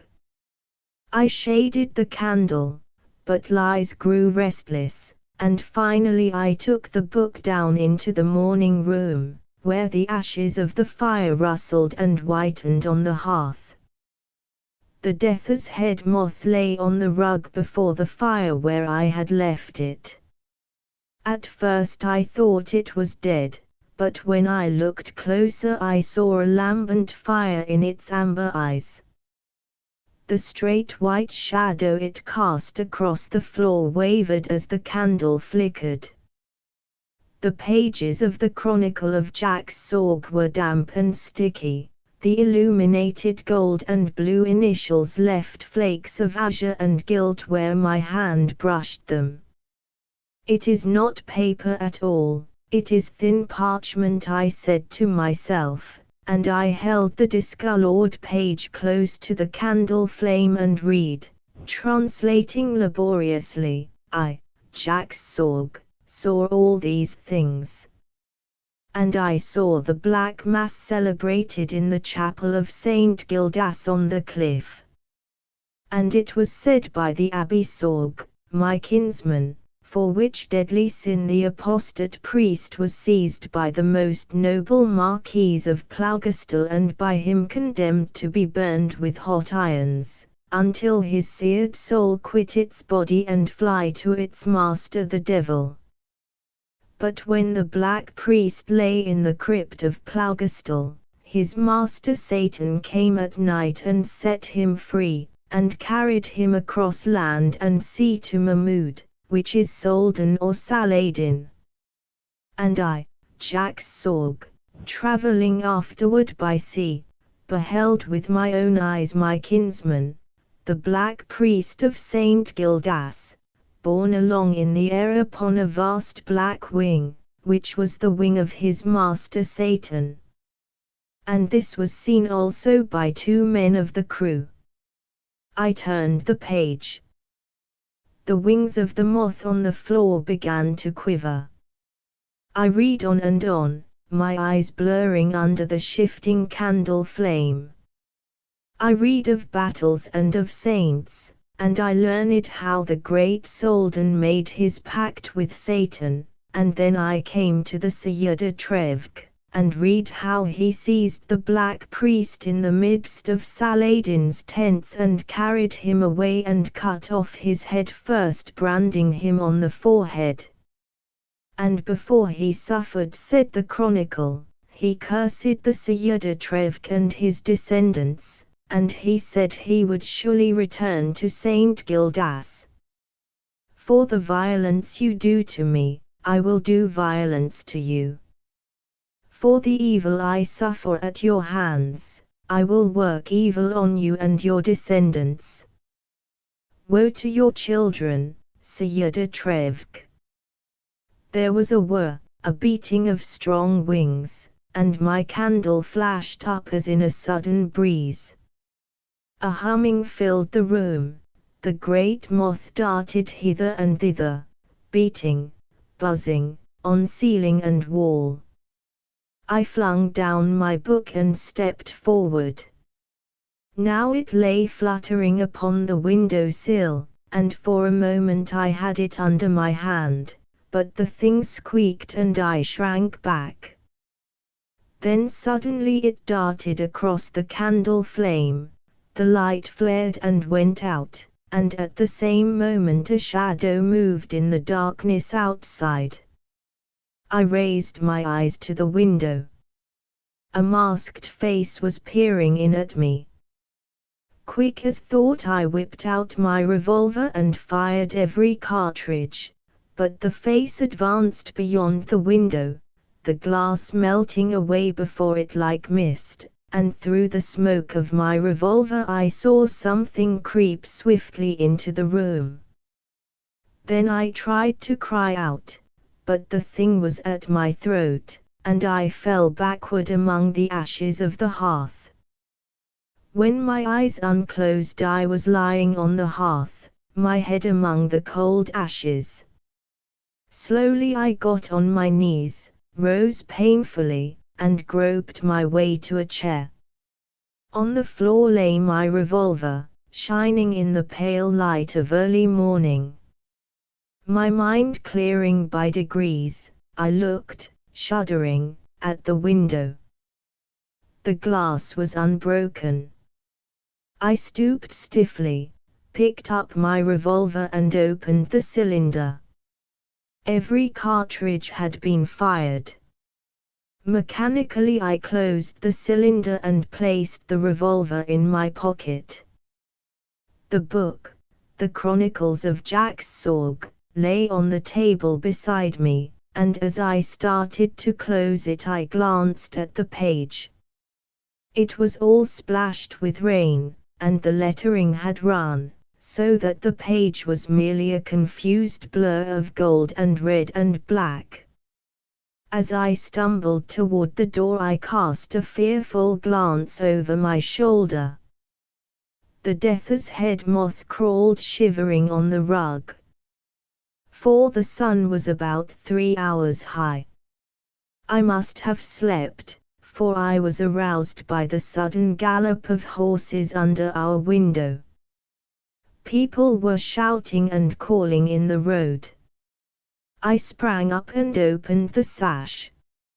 Le Bihan was there, an image of helplessness, and Max Fortin stood beside him polishing his glasses.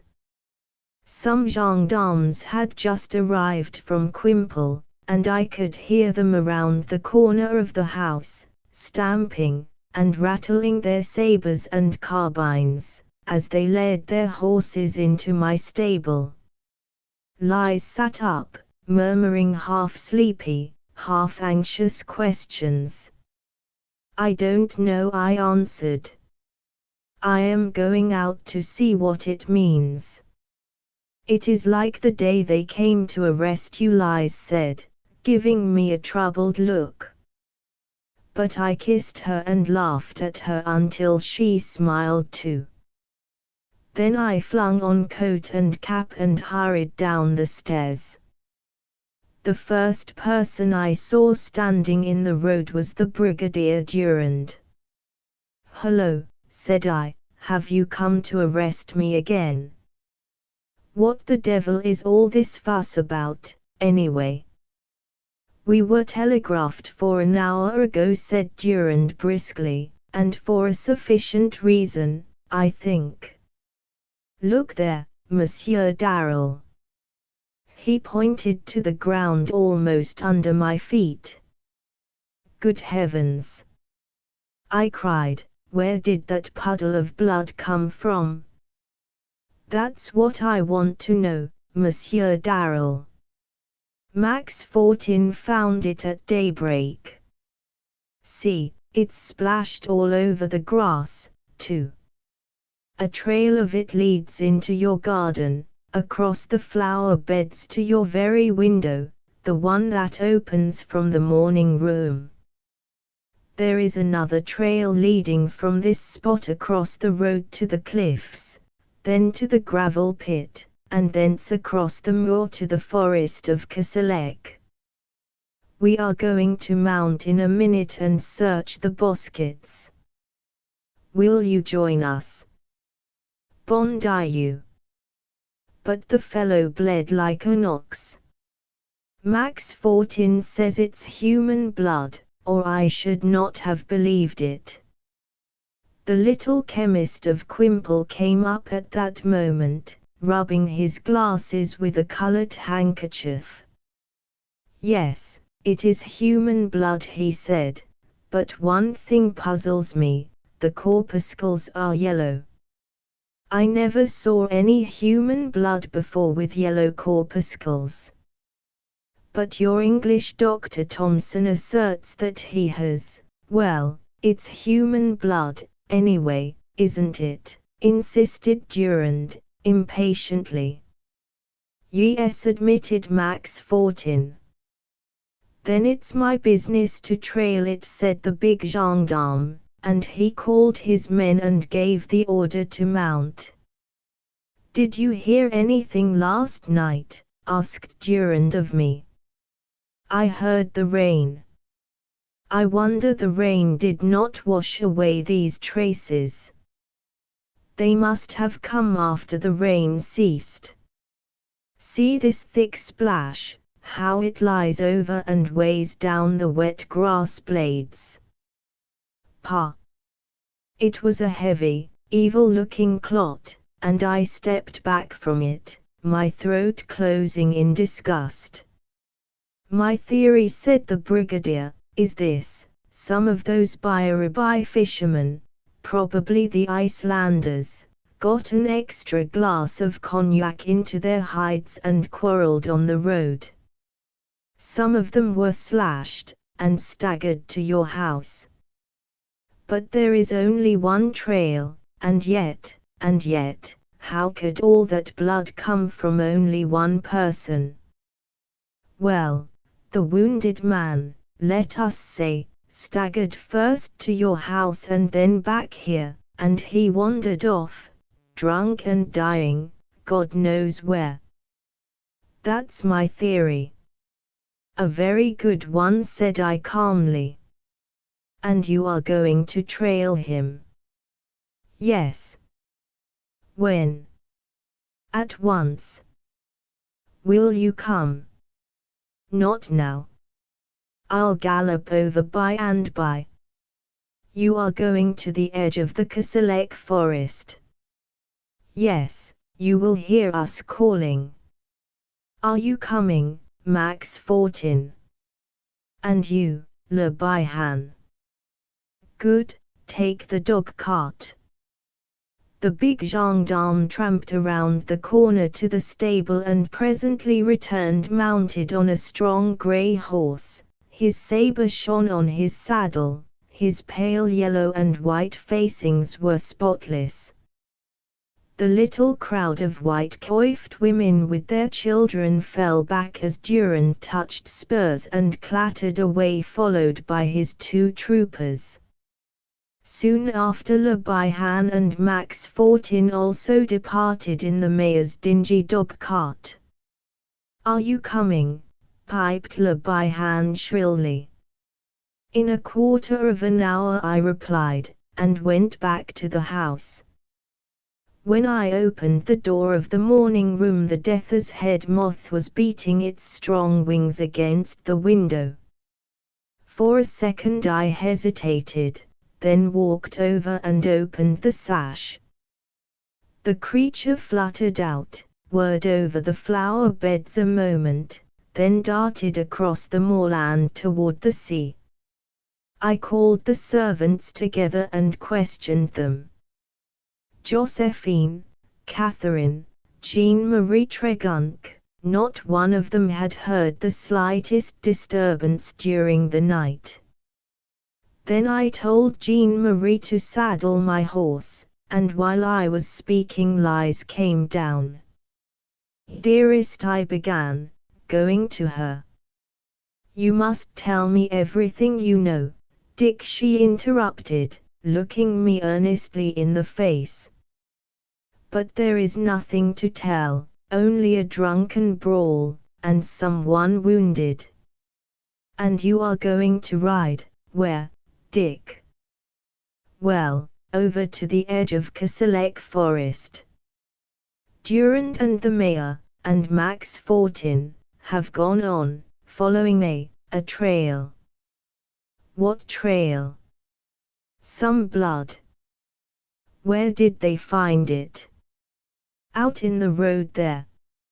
Lise crossed herself. Does it come near our house? Yes. How near? It comes up to the morning room window, said I, giving in. Her hand on my arm grew heavy. I dreamed last night, so did I, but I thought of the empty cartridges in my revolver, and stopped. I dreamed that you were in great danger, and I could not move hand or foot to save you, but you had your revolver, and I called out to you to fire. I did fire. I cried excitedly. You fired. I took her in my arms. My darling, I said, something strange has happened, something that I cannot understand as yet. But, of course, there is an explanation. Last night I thought I fired at the Black Priest. Ah, gasped Lise. Is that what you dreamed? Yes, that was it. I begged you to fire, and I did. Her heart was beating against my breast. I held her close in silence. Dick, she said at length, perhaps you killed the thing. If it was human, I did not miss, I answered grimly. And it was human, I went on, pulling myself together, ashamed of having so nearly gone to pieces. Of course it was human. The whole affair is plain enough. Not a drunken brawl, as Durand thinks, it was a drunken lout's practical joke, for which he has suffered. I suppose I must have filled him pretty full of bullets, and he has crawled away to die in Koselleck forest. It's a terrible affair. I'm sorry I fired so hastily, but that idiot Lebihan and Max Fortin have been working on my nerves till I am as hysterical as a schoolgirl, I ended angrily. You fired, but the window glass was not shattered, said Lies in a low voice. Well, the window was open, then. And as for the rest, I've got nervous indigestion, and a doctor will settle the Black Priest for me, Lies. I glanced out of the window at Tregunk waiting with my horse at the gate. Dearest, I think I had better go to join Durand and the others. I will go, too. Oh, no. Yes, Dick. Don't, Lies. I shall suffer every moment you are away. The ride is too fatiguing, and we can't tell what unpleasant sight you may come upon. Lies, you don't really think there is anything supernatural in this affair? Dick, she answered gently, I am a Breton. With both arms around my neck, my wife said, Death is the gift of God. I do not fear it when we are together. But alone, oh, my husband, I should fear a God who could take you away from me. We kissed each other soberly, simply, like two children. Then Lies hurried away to change her gown, and I paced up and down the garden waiting for her. She came, drawing on her slender gauntlets. I swung her into the saddle, gave a hasty order to Jean-Marie, and mounted. Now, to quail under thoughts of terror on a morning like this, with Lies in the saddle beside me, no matter what had happened or might happen, was impossible. Moreover, Mome came sneaking after us. I asked Tregunk to catch him, for I was afraid he might be brained by our horse's hoofs if he followed, but the wily puppy dodged and bolted after Lies, who was trotting along the high road. Never mind, I thought, if he's hit he'll live, for he has no brains to lose. Lies was waiting for me in the road beside the shrine of Our Lady of St. Gildas when I joined her. She crossed herself, I doffed my cap, then we shook out our bridles and galloped toward the forest of Kasalek. We said very little as we rode. I always loved to watch Lies in the saddle. Her exquisite figure and lovely face were the incarnation of youth and grace, her curling hair glistened like threaded gold.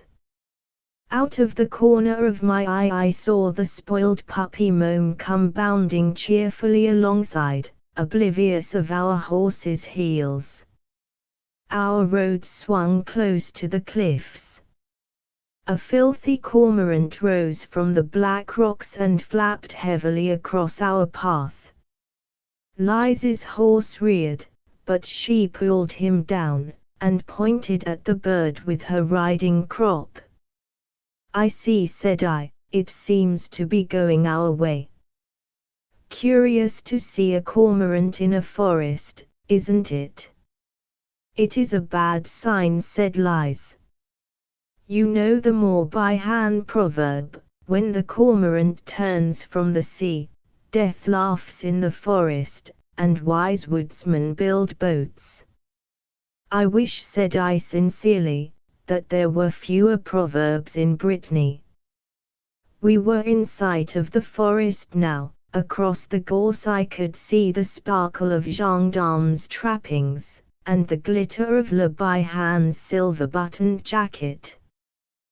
The hedge was low and we took it without difficulty, and trotted across the moor to where Lebihan and Durand stood gesticulating. They bowed ceremoniously to Lies as we rode up. The trail is horrible, it is a river, said the mayor in his squeaky voice. Monsieur Darrell, I think perhaps Madame would scarcely care to come any nearer. Lies drew bridle and looked at me. It is horrible, said Durand, walking up beside me. It looks as though a bleeding regiment had passed this way. The trail winds and winds about here in the thickets. We lose it at times, but we always find it again. I can't understand how one man, no, nor 20, could bleed like that. A halloo, answered by another, sounded from the depths of the forest. It's my men, they are following the trail, muttered the brigadier. God alone knows what is at the end. Shall we gallop back, Lies? I asked. No, let us ride along the western edge of the woods and dismount. The sun is so hot now, and I should like to rest for a moment, she said. The western forest is clear of anything disagreeable, said Durand. Very well, I answered. Call me, Le Bihan, if you find anything. Lies wheeled her mare, and I followed across the springy heather, Mome trotting cheerfully in the rear. We entered the sunny woods about a quarter of a kilometer from where we left Durand. I took Lies from her horse, flung both bridles over a limb, and, giving my wife my arm, aided her to a flat mossy rock which overhung a shallow brook gurgling among the beech trees. Lies sat down and drew off her gauntlets. Mome pushed his head into her lap, received an undeserved caress, and came doubtfully toward me. I was weak enough to condone his offense, but I made him lie down at my feet, greatly to his disgust. I rested my head on Lies's knees, looking up at the sky through the crossed branches of the trees. I suppose I have killed him, I said. It shocks me terribly, Lies. You could not have known, dear. He may have been a robber, and, if not, have you ever fired your revolver since that day 4 years ago when the Red Admiral's son tried to kill you? But I know you have not. No, said I, wondering. It's a fact, I have not. Why? And don't you remember that I asked you to let me load it for you the day when Yves went off, swearing to kill you and his father? Yes, I do remember. Well, I took the cartridges first to St. Gildas Chapel and dipped them in holy water. You must not laugh, Dick, said Lies gently, laying her cool hands on my lips. Laugh, my darling. Overhead the October sky was pale amethyst, and the sunlight burned like orange flame through the yellow leaves of beech and oak. Gnats and midges danced and wavered overhead. A spider dropped from a twig halfway to the ground and hung suspended on the end of his gossamer thread. Are you sleepy, dear? Asked Lies, bending over me. I am, a little. I scarcely slept 2 hours last night, I answered. You may sleep, if you wish, said Lies, and touched my eyes caressingly. Is my head heavy on your knees? No, Dick. I was already in a half doze. Still I heard the brook babbling under the beeches and the humming of forest flies overhead. Presently even these were stilled. The next thing I knew I was sitting bolt upright, my ears ringing with a scream, and I saw Lies cowering beside me, covering her white face with both hands. As I sprang to my feet, she cried again and clung to my knees. I saw my dog rush growling into a thicket, then I heard him whimper, and he came backing out, whining, ears flat, tail down. I stooped and disengaged Liz's hand. "Don't go, Dick," she cried. "Oh God, it's the Black Priest." In a moment I had leaped across the brook and pushed my way into the thicket.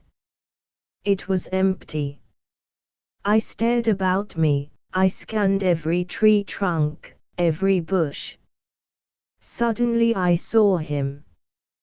He was seated on a fallen log, his head resting in his hands, his rusty black robe gathered around him. For a moment my hair stirred under my cap, sweat started on forehead and cheekbone, then I recovered my reason, and understood that the man was human and was probably wounded to death.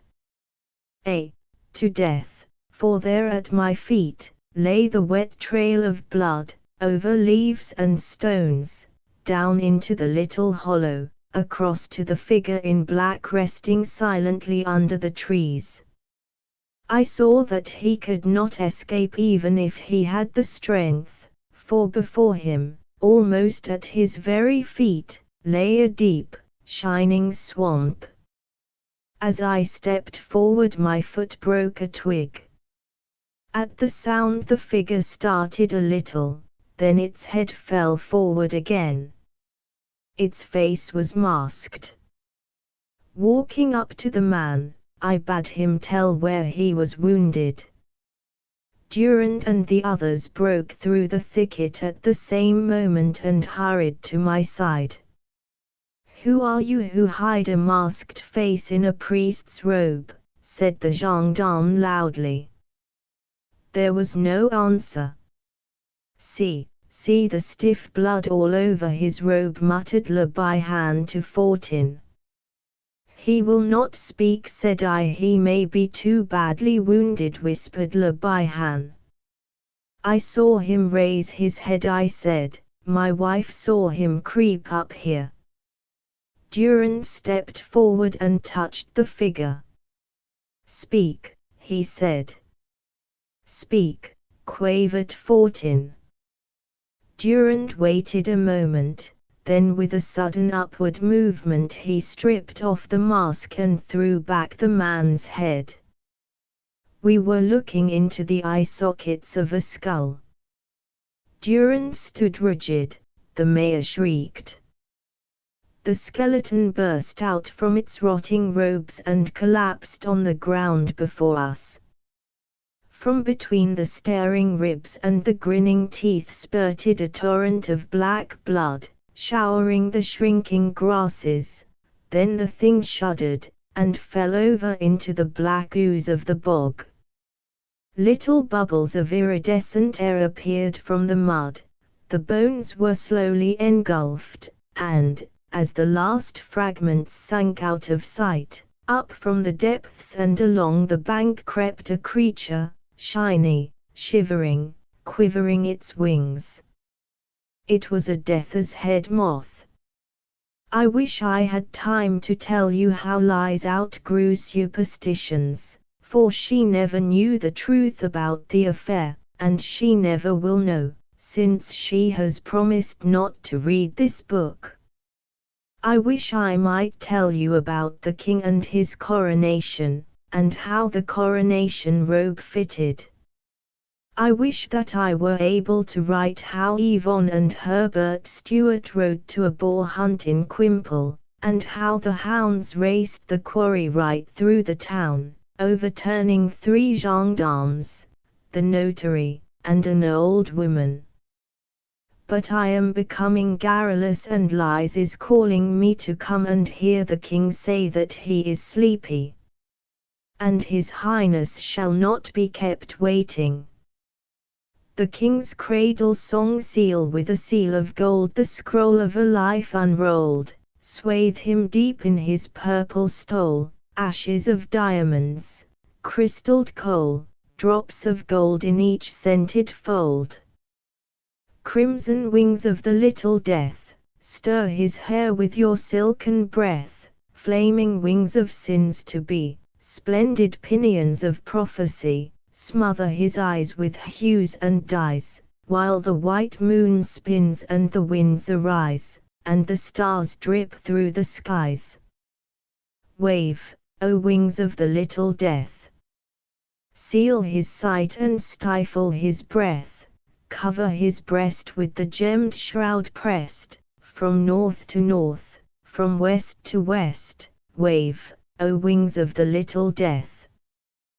Till the white moon reels in the cracking skies, and the ghosts of God arise.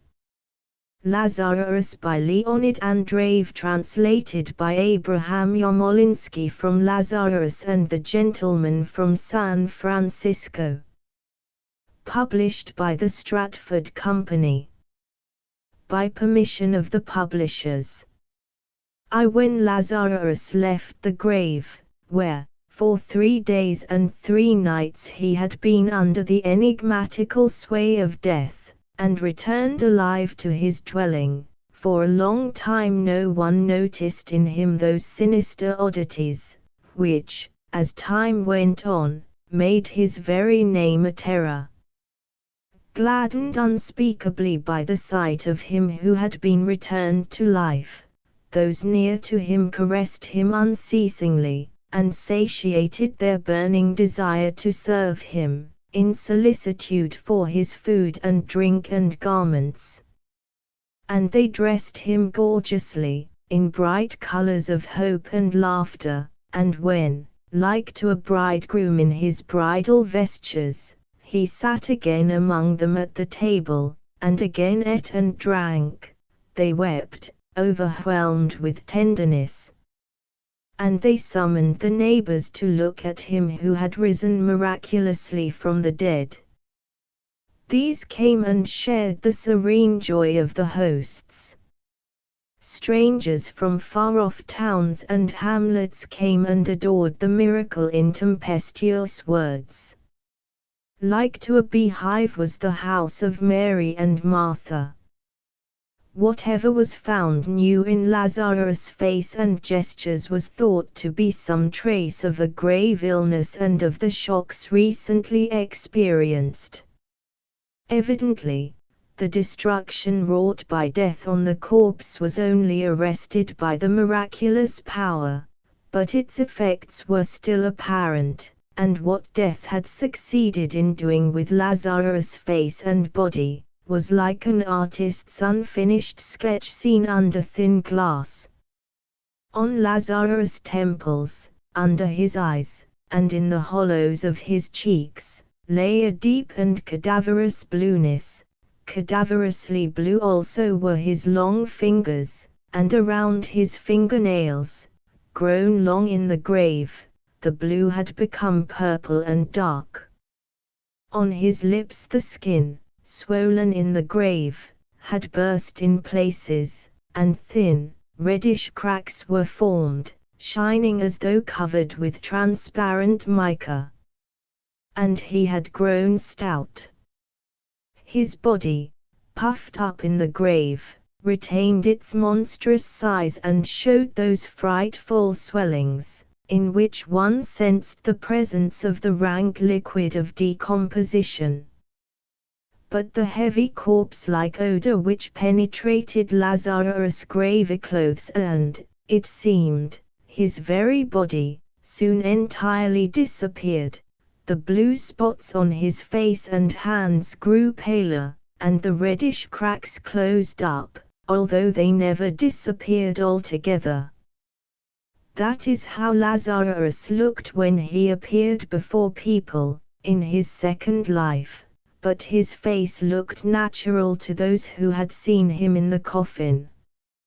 In addition to the changes in his appearance, Lazarus' temper seemed to have undergone a transformation, but this circumstance startled no one and attracted no attention.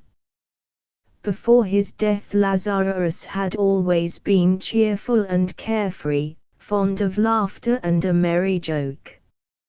It was because of this brightness and cheerfulness, with not a touch of malice and darkness, that the master had grown so fond of him.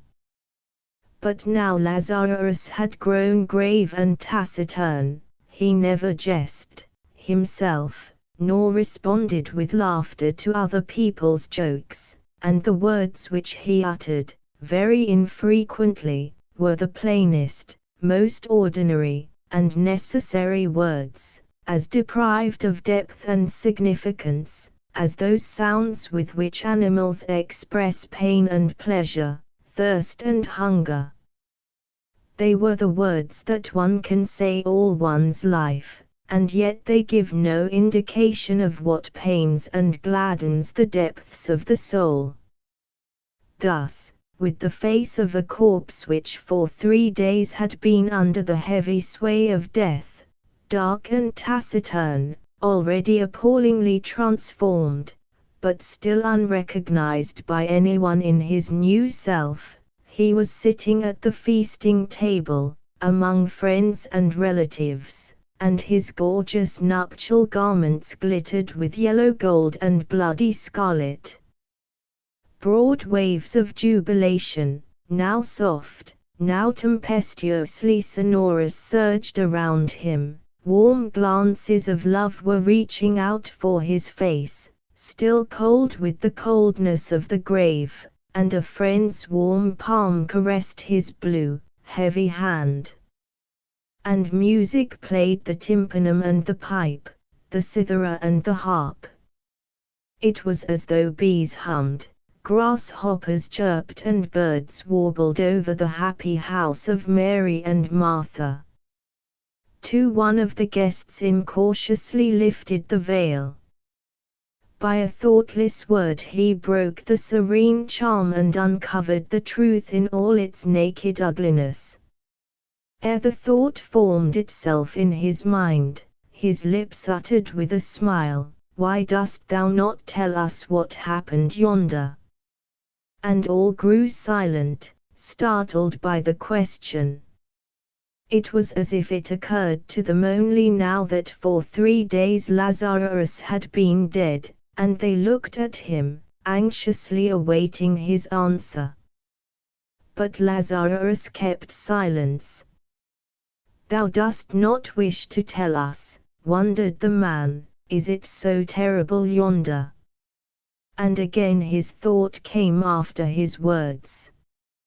Had it been otherwise, he would not have asked this question, which at that very moment oppressed his heart with its insufferable horror.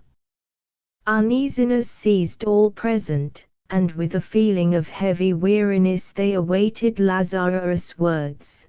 But he was silent, sternly and coldly, and his eyes were lowered. And as if for the first time, they noticed the frightful blueness of his face and his repulsive obesity. On the table, as though forgotten by Lazarus, rested his bluish-purple wrist, and to this all eyes turned, as if it were from it that the awaited answer was to come. The musicians were still playing, but now the silence reached them too, and even as water extinguishes scattered embers, so were their merry tunes extinguished in the silence. The pipe grew silent, the voices of the sonorous tympanum and the murmuring harp died away, and as if the strings had burst, the cithara answered with a tremulous, broken note. Silence. "Thou dost not wish to say," repeated the guest, unable to check his chattering tongue.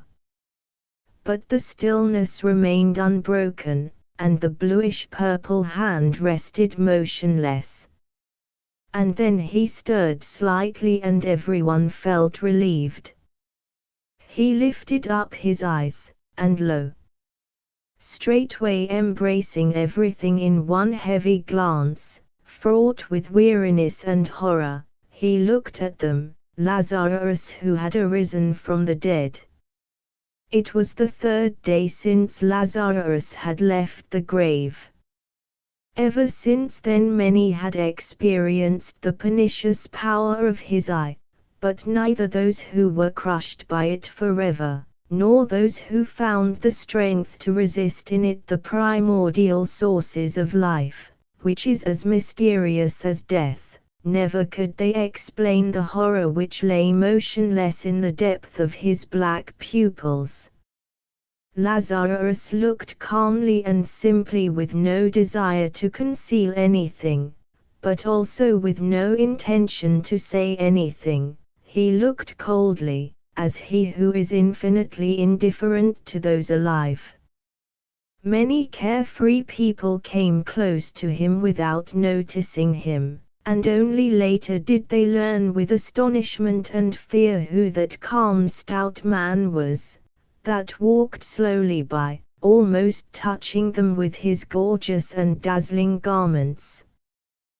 The sun did not cease shining, when he was looking, nor did the fountain hush its murmur, and the sky overhead remained cloudless and blue. But the man under the spell of his enigmatical look heard no more the fountain and saw not the sky overhead. Sometimes, he wept bitterly, sometimes he tore his hair and in frenzy called for help, but more often it came to pass that apathetically and quietly he began to die, and so he languished many years, before everybody's very eyes, wasted away, colorless, flabby, dull, like a tree, silently drying up in a stony soil. And of those who gazed at him, the ones who wept madly, sometimes felt again the stir of life, the others never. So thou dost not wish to tell us what thou hast seen yonder, repeated the man. But now his voice was impassive and dull, and deadly grey weariness showed in Lazarus' eyes. And deadly grey weariness covered like dust all the faces, and with dull amazement the guests stared at each other and did not understand wherefore they had gathered here and sat at the rich table. The talk ceased. They thought it was time to go home, but could not overcome the flaccid lazy weariness which glued their muscles, and they kept on sitting there, yet apart and torn away from each other, like pale fires scattered over a dark field. But the musicians were paid to play, and again they took their instruments, and again tunes full of studied mirth and studied sorrow began to flow and to rise. They unfolded the customary melody, but the guests hearkened in dull amazement. Already they knew not wherefore is it necessary, and why is it well, that people should pluck strings, inflate their cheeks, blow in thin pipes, and produce a bizarre, many-voiced noise. What bad music, said someone. The musicians took offense and left. Following them, the guests left one after another, for night was already come. And when placid darkness encircled them and they began to breathe with more ease, suddenly Lazarus' image loomed up before each one in formidable radiance, the blue face of a corpse, grave clothes gorgeous and resplendent, a cold look, in the depths of which lay motionless an unknown horror. As though petrified, they were standing far apart, and darkness enveloped them, but in the darkness blazed brighter and brighter the supernatural vision of him who for 3 days had been under the enigmatical sway of death. For 3 days had he been dead, thrice had the sun risen and set, but he had been dead, children had played, streams murmured over pebbles, the wayfarer had lifted up hot dust in the high road, but he had been dead. And now he is again among them, touches them, looks at them, looks at them. And through the black discs of his pupils, as through darkened glass, stares the unknowable yonder. 3. No one was taking care of Lazarus, for no friends, no relatives were left to him, and the great desert which encircled the holy city, came near the very threshold of his dwelling. And the desert entered his house, and stretched on his couch, like a wife, and extinguished the fires. No one was taking care of Lazarus. One after the other, his sisters, Mary and Martha, forsook him. For a long while Martha was loath to abandon him, for she knew not who would feed him and pity him. She wept and prayed. But one night, when the wind was roaming in the desert and with a hissing sound the cypresses were bending over the roof, she dressed noiselessly and secretly left the house.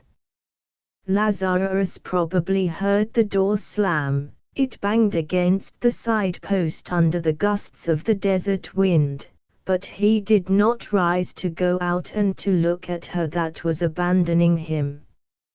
All the night long the cypresses hissed over his head and plaintively thumped the door, letting in the cold, greedy desert. Like a leper he was shunned by everyone, and it was proposed to tie a bell to his neck, as is done with lepers, to warn people against sudden meetings. But someone remarked, growing frightfully pale, that it would be too horrible if by night the moaning of Lazarus' bell were suddenly heard under the windows, and so the project was abandoned. And since he did not take care of himself, he would probably have starved to death, had not the neighbors brought him food in fear of something that they sensed but vaguely. The food was brought to him by children. They were not afraid of Lazarus, nor did they mock him with naive cruelty, as children are wont to do with the wretched and miserable. They were indifferent to him, and Lazarus answered them with the same coldness. He had no desire to caress the black little curls, and to look into their innocent shining eyes. Given to time and to the desert, his house was crumbling down, and long since had his famishing, lowing goats wandered away to the neighboring pastures. And his bridal garments became threadbare. Ever since that happy day, when the musicians played, he had worn them unaware of the difference of the new and the worn. The bright colors grew dull and faded. Vicious dogs and the sharp thorn of the desert turned the tender fabric into rags. By day, when the merciless sun slew all things alive, and even scorpions sought shelter under stones and writhed there in a mad desire to sting, he sat motionless under the sun rays, his blue face and the uncouth, bushy beard lifted up, bathing in the fiery flood. When people still talked to him, he was once asked, "Poor Lazarus, does it please thee to sit thus and to stare at the sun?" And he had answered, "Yes, it does." So strong, it seemed, was the cold of his 3 days' grave, so deep the darkness, that there was no heat on earth to warm Lazarus, nor a splendor that could brighten the darkness of his eyes. That is what came to the mind of those who spoke to Lazarus, and with a sigh they left him. And when the scarlet, flattened globe would lower, Lazarus would set out for the desert and walk straight toward the sun, as though striving to reach it. He always walked straight toward the sun, and those who tried to follow him and to spy upon what he was doing at night in the desert, retained in their memory the black silhouette of a tall stout man against the red background of an enormous flattened disk. Night pursued them with her horrors, and so they did not learn of Lazarus' doings in the desert, but the vision of the black on red was forever branded on their brain. Just as a beast with a splinter in its eye furiously rubs its muzzle with its paws, so they too foolishly rubbed their eyes.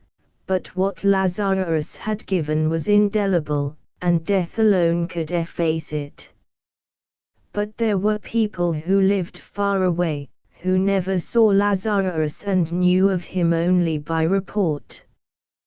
With daring curiosity, which is stronger than fear and feeds upon it, with hidden mockery, they would come to Lazarus who was sitting in the sun and enter into conversation with him. By this time Lazarus' appearance had changed for the better and was not so terrible.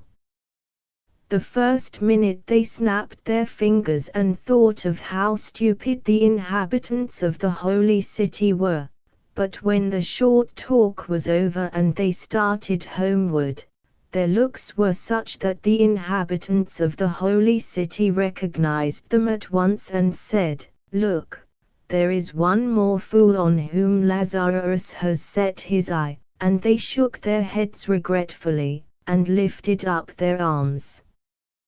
There came brave, intrepid warriors, with tinkling weapons. Happy youths came with laughter and song.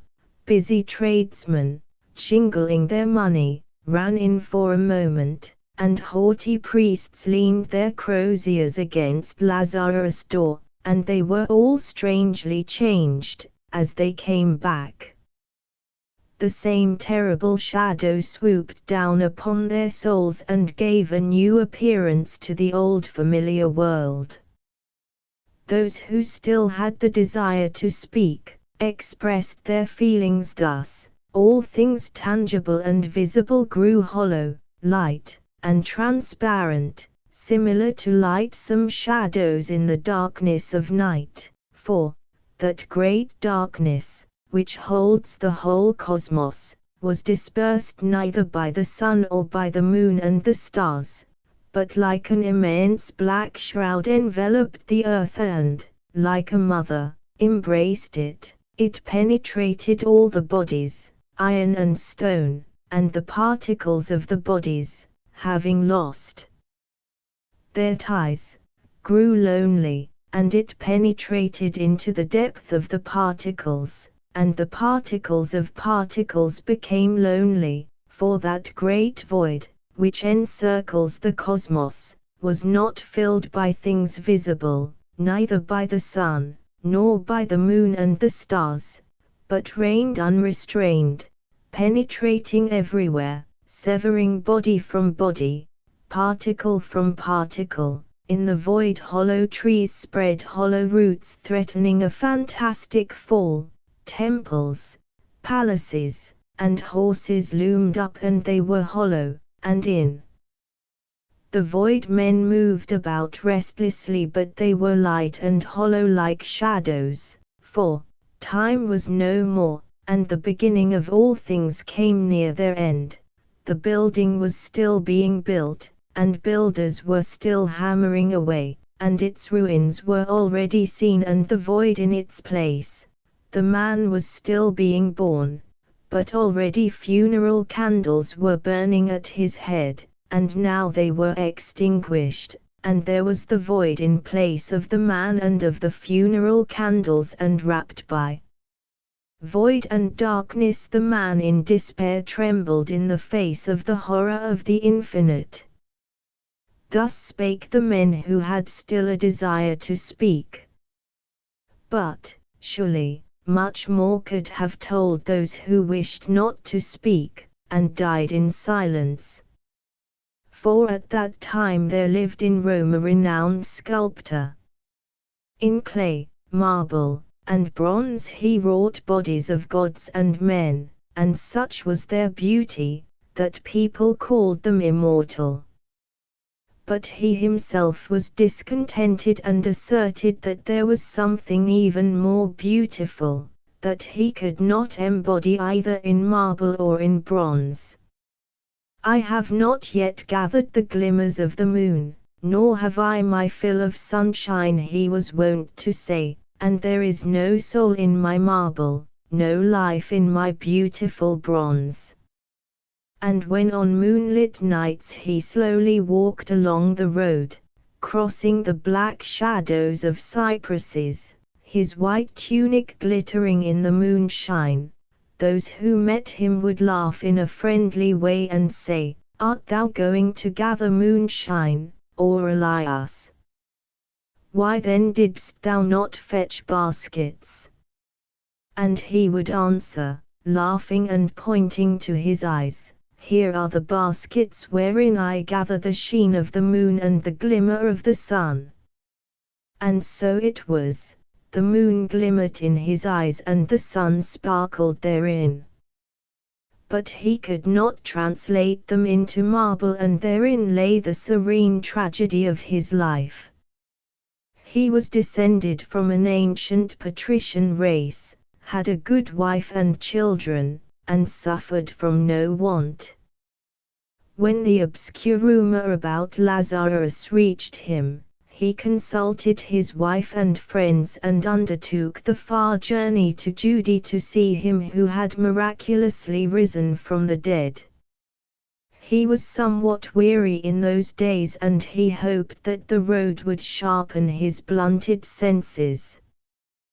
What was said of Lazarus did not frighten him. He had pondered much over death, did not like it, but he disliked also those who confused it with life. In this life, life and beauty, beyond death, the enigmatical, thought he, and there is no better thing for a man to do than to delight in life and in the beauty of all things living. He had even a vainglorious desire to convince Lazarus of the truth of his own view and restore his soul to life, as his body had been restored. This seemed so much easier because the rumors, shy and strange, did not render the whole truth about Lazarus and but vaguely warned against something frightful.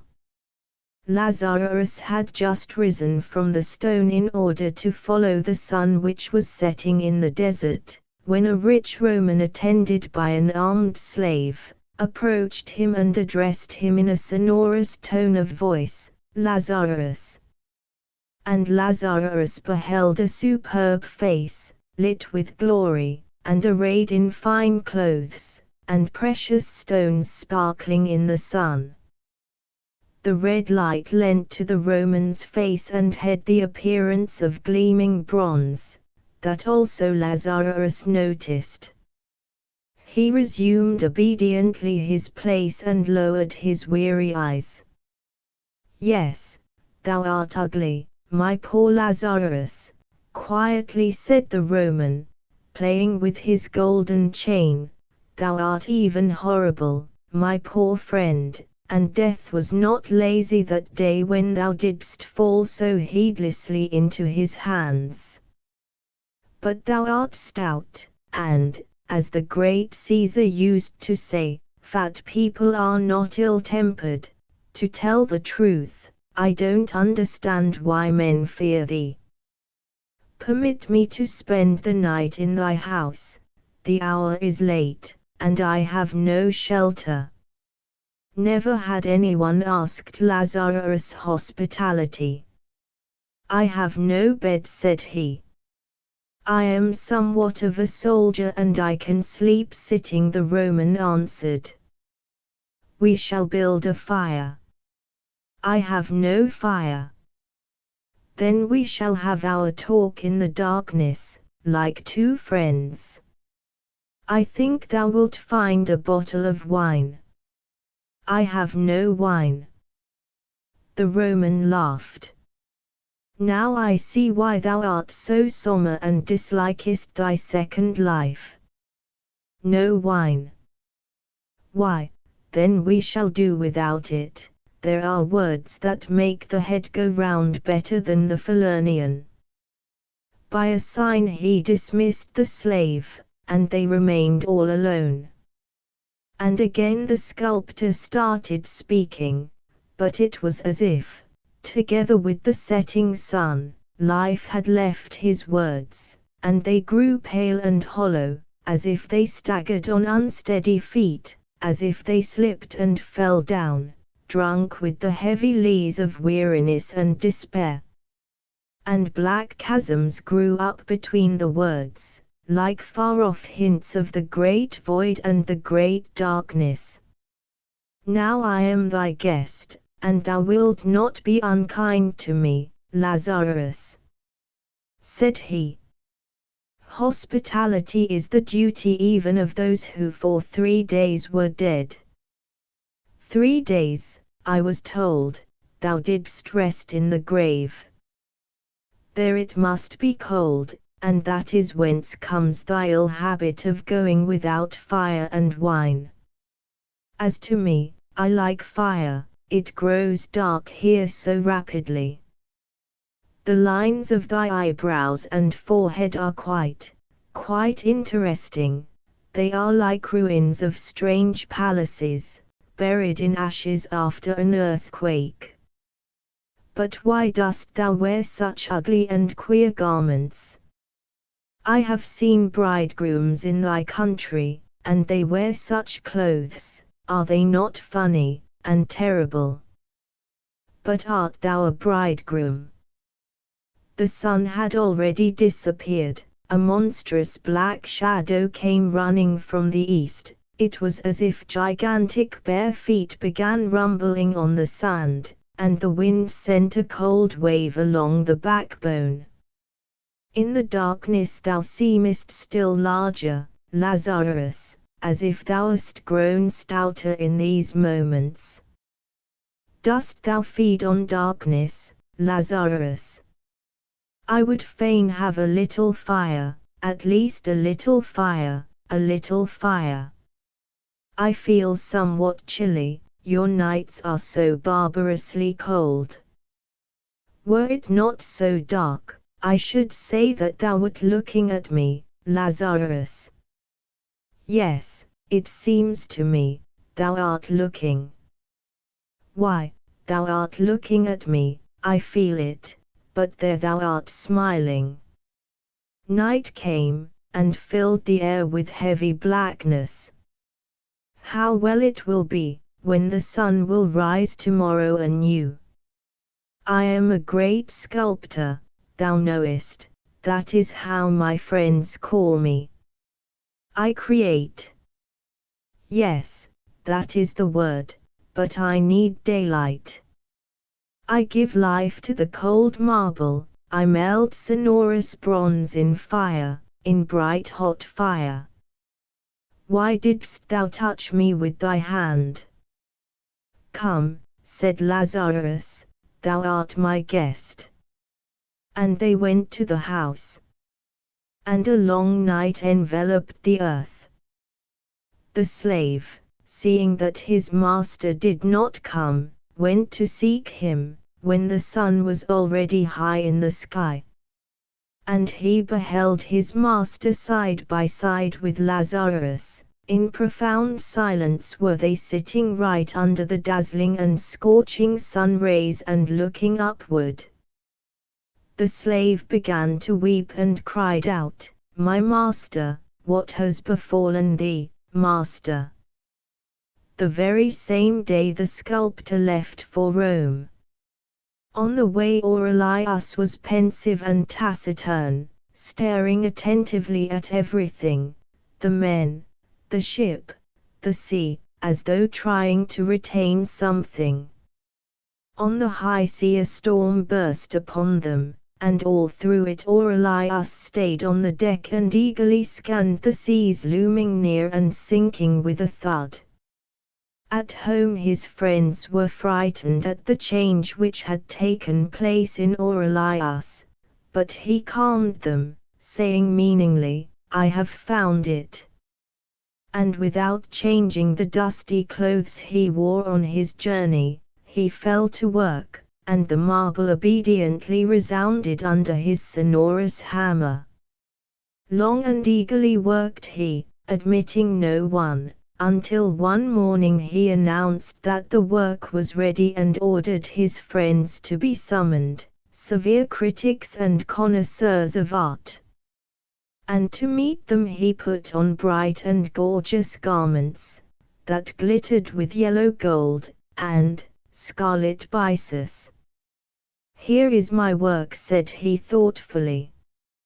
His friends glanced, and a shadow of profound sorrow covered their faces. It was something monstrous, deprived of all the lines and shapes familiar to the eye, but not without a hint at some new, strange image. On a thin, crooked twig, or rather on an ugly likeness of a twig, rested askew a blind, ugly, shapeless, outspread mass of something utterly and inconceivably distorted, a mad leap of wild and bizarre fragments, all feebly and vainly striving to part from one another. And, as if by chance, beneath one of the wildly rent salients a butterfly was chiseled with divine skill, all airy loveliness, delicacy, and beauty, with transparent wings, which seemed to tremble with an impotent desire to take flight. "Wherefore this wonderful butterfly, Aurelius?" said somebody falteringly. "I know not," was the sculptor's answer. But it was necessary to tell the truth, and one of his friends who loved him best said firmly, "This is ugly, my poor friend. It must be destroyed. Give me the hammer." And with 2 strokes he broke the monstrous man into pieces, leaving only the infinitely delicate butterfly untouched. From that time on Aurelius created nothing. With profound indifference he looked at marble and bronze, and on his former divine works, where everlasting beauty rested. With the purpose of arousing his former fervent passion for work and awakening his deadened soul, his friends took him to see other artists' beautiful works, but he remained indifferent as before, and the smile did not warm up his tightened lips. And only after listening to lengthy talks about beauty, he would retort wearily and indolently, "But all this is a lie." And by the day, when the sun was shining, he went into his magnificent, skillfully built garden, and having found a place without shadow, he exposed his bare head to the glare and heat. Red and white butterflies fluttered around, from the crooked lips of a drunken satyr, water streamed down with a splash into a marble cistern, but he sat motionless and silent, like a pallid reflection of him who, in the far-off distance, at the very gates of the stony desert, sat under the fiery sun. And now it came to pass that the great, deified Augustus himself summoned Lazarus. The imperial messengers dressed him gorgeously, in solemn nuptial clothes, as if time had legalized them, and he was to remain until his very death the bridegroom of an unknown bride.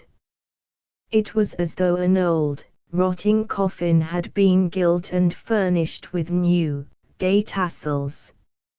And men, all in trim and bright attire, rode after him, as if in bridal procession indeed, and those foremost trumpeted loudly, bidding people to clear the way for the emperor's messengers. But Lazarus' way was deserted. His native land cursed the hateful name of him who had miraculously risen from the dead, and people scattered at the very news of his appalling approach. The solitary voice of the brass trumpets sounded in the motionless air, and the wilderness alone responded with its languid echo. Then Lazarus went by sea. And his was the most magnificently arrayed and the most mournful ship that ever mirrored itself in the azure waves of the Mediterranean Sea. Many were the travelers aboard, but like a tomb was the ship, all silence and stillness, and the despairing water sobbed at the steep, proudly curved prow. All alone sat Lazarus exposing his head to the blaze of the sun, silently listening to the murmur and splash of the wavelets, and afar seamen and messengers were sitting, a vague group of weary shadows. Had the thunder burst and the wind attacked the red sails, the ships would probably have perished, for none of those aboard had either the will or the strength to struggle for life. With a supreme effort some mariners would reach the board and eagerly scan the blue, transparent deep, hoping to see a naiad's pink shoulder flash in the hollow of an azure wave, or a drunken gay centaur dash along and in frenzy splash the wave with his hoof.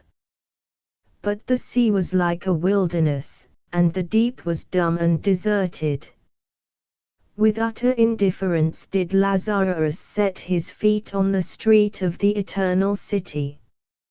As though all her wealth, all the magnificence of her palaces built by giants, all the resplendence, beauty, and music of her refined life were but the echo of the wind in the wilderness, the reflection of the desert quicksand. Chariots were dashing, and along the streets were moving crowds of strong, fair, proud builders of the eternal city and haughty participants in her life. A song sounded, fountains and women laughed a pearly laughter, drunken philosophers harangued, and the sober listened to them with a smile. Hoofs struck the stone pavements. And surrounded by cheerful noise, a stout, heavy man was moving, a cold spot of silence and despair, and on his way he sowed disgust, anger, and vague, gnawing weariness. Who dares to be sad in Rome? Wondered indignantly the citizens, and frowned. In 2 days the entire city already knew all about him who had miraculously risen from the dead, and shunned him shyly. But some daring people there were, who wanted to test their strength, and Lazarus obeyed their imprudent summons. Kept busy by state affairs, the emperor constantly delayed the reception, and 7 days did he who had risen from the dead go about visiting others.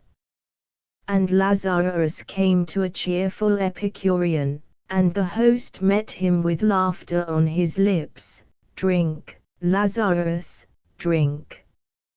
shouted he. "Would not Augustus laugh to see thee drunk?"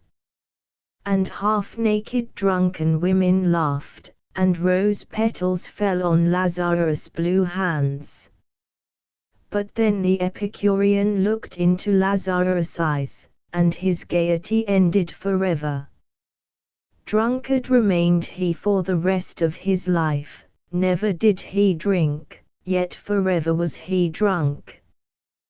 But instead of the gay reverie which wine brings with it, frightful dreams began to haunt him, the sole food of his stricken spirit. Day and night he lived in the poisonous vapors of his nightmares, and death itself was not more frightful than her raving, monstrous forerunners. And Lazarus came to a youth and his beloved, who loved each other and were most beautiful in their passions. Proudly and strongly embracing his love, the youth said with serene regret, "Look at us, Lazarus, and share our joy. Is there anything stronger than love? And Lazarus looked. And for the rest of their life they kept on loving each other, but their passion grew gloomy and joyless, like those funeral cypresses whose roots feed on the decay of the graves and whose black summits in a still evening hour seek in vain to reach the sky. Thrown by the unknown forces of life into each other's embraces, they mingled tears with kisses, voluptuous pleasures with pain, and they felt themselves doubly slaves, obedient slaves to life, and patient servants of the silent nothingness. Ever united, ever severed, they blazed like sparks and like sparks lost themselves in the boundless dark. And Lazarus came to a haughty sage, and the sage said to him, I know all the horrors thou canst reveal to me. Is there anything thou canst frighten me with?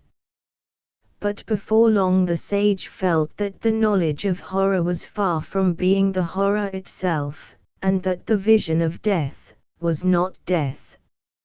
And he felt that wisdom and folly are equal before the face of infinity, for infinity knows them not. And it vanished, the dividing line between knowledge and ignorance, truth and falsehood, top and bottom, and the shapeless thought hung suspended in the void. Then the sage clutched his grey head and cried out frantically, I cannot think. I cannot think. Thus under the indifferent glance for him, who miraculously had risen from the dead, perished everything that asserts life, its significance and joys. And it was suggested that it was dangerous to let him see the emperor, that it was better to kill him and, having buried him secretly, to tell the emperor that he had disappeared no one knew whither. Already swords were being whetted and youths devoted to the public welfare prepared for the murder, when Augustus ordered Lazarus to be brought before him next morning, thus destroying the cruel plans. If there was no way of getting rid of Lazarus, at least it was possible to soften the terrible impression his face produced. With this in view, skillful painters, barbers, and artists were summoned, and all night long they were busy over Lazarus' head. They cropped his beard, curled it, and gave it a tidy, agreeable appearance. By means of paints they concealed the corpse-like blueness of his hands and face. Repulsive were the wrinkles of suffering that furrowed his old face, and they were putted, painted, and smoothed. Then, over the smooth background, wrinkles of good-tempered laughter and pleasant, carefree mirth were skillfully painted with fine brushes. Lazarus submitted indifferently to everything that was done to him. Soon he was turned into a becomingly stout, venerable old man, into a quiet and kind grandfather of numerous offspring. It seemed that the smile, with which only a while ago he was spinning funny yarns, was still lingering on his lips, and that in the corner of his eye serene tenderness was hiding, the companion of old age. But people did not dare change his nuptial garments, and they could not change his eyes, two dark and frightful glasses through which looked at men, the unknowable yonder. 6. Lazarus was not moved by the magnificence of the imperial palace. It was as though he saw no difference between the crumbling house, closely pressed by the desert, and the stone palace, solid and fair, and indifferently he passed into it. And the hard marble of the floors under his feet grew similar to the quicksand of the desert, and the multitude of richly dressed and haughty men became like void air under his glance. No one looked into his face, as Lazarus passed by, fearing to fall under the appalling influence of his eyes. But when the sound of his heavy footsteps had sufficiently died down, the courtiers raised their heads and with fearful curiosity examined the figure of a stout, tall, slightly bent old man, who was slowly penetrating into the very heart of the imperial palace. Were death itself passing, it would be faced with no greater fear, for until then the dead alone knew death, and those alive knew life only, and there was no bridge between them. But this extraordinary man, although alive, knew death, and enigmatical, appalling, was his cursed knowledge. Woe, people thought, he will take the life of our great, deified Augustus, and they sent curses after Lazarus, who meanwhile kept on advancing into the interior of the palace. Already did the emperor know who Lazarus was, and prepared to meet him. But the monarch was a brave man, and felt his own tremendous, unconquerable power, and in his fatal duel with him who had miraculously risen from the dead he wanted not to invoke human help. And so he met Lazarus face to face. "Lift not thine eyes upon me, Lazarus," he ordered. "I heard thy face is like that of Medusa and turns into stone whomsoever thou lookest at. Now, I wish to see thee and to have a talk with thee, before I turn into stone," added he in a tone of kingly jesting, not devoid of fear. Coming close to him, he carefully examined Lazarus' face and his strange festal garments. And although he had a keen eye, he was deceived by his appearance. "So, thou dost not appear terrible, my venerable old man. But the worse for us, if horror assumes such a respectable and pleasant air. Now let us have a talk." Augustus sat, and questioning Lazarus with his eye as much as with words, started the conversation. "Why didst thou not greet me as thou enteredst?" Lazarus answered indifferent, "I knew not it was necessary." "Art thou a Christian?" "No." Augustus approvingly shook his head. "That is good. I do not like Christians. They shake the tree of life before it is covered with fruit, and disperse its odorous bloom to the winds." "But who art thou?" With a visible effort Lazarus answered, "I was dead." "I had heard that. But who art thou now?" Lazarus was silent, but at last repeated in a tone of weary apathy, "I was dead."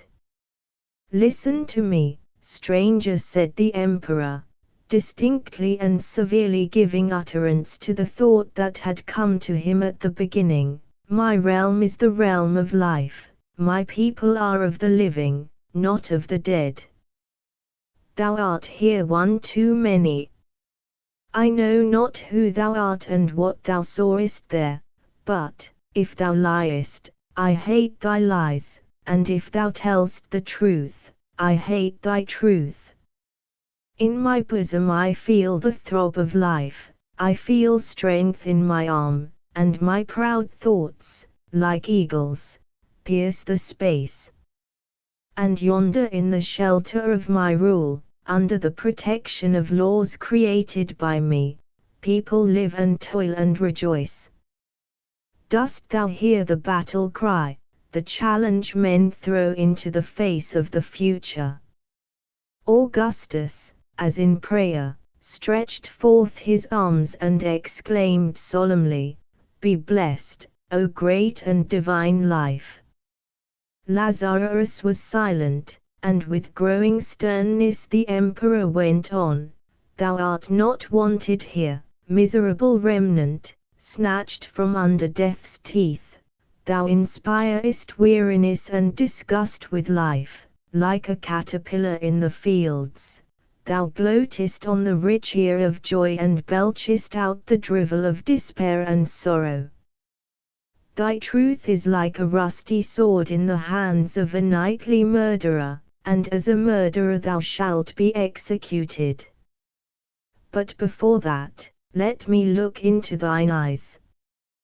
Perchance, only cowards are afraid of them, but in the brave they awake the thirst for strife and victory.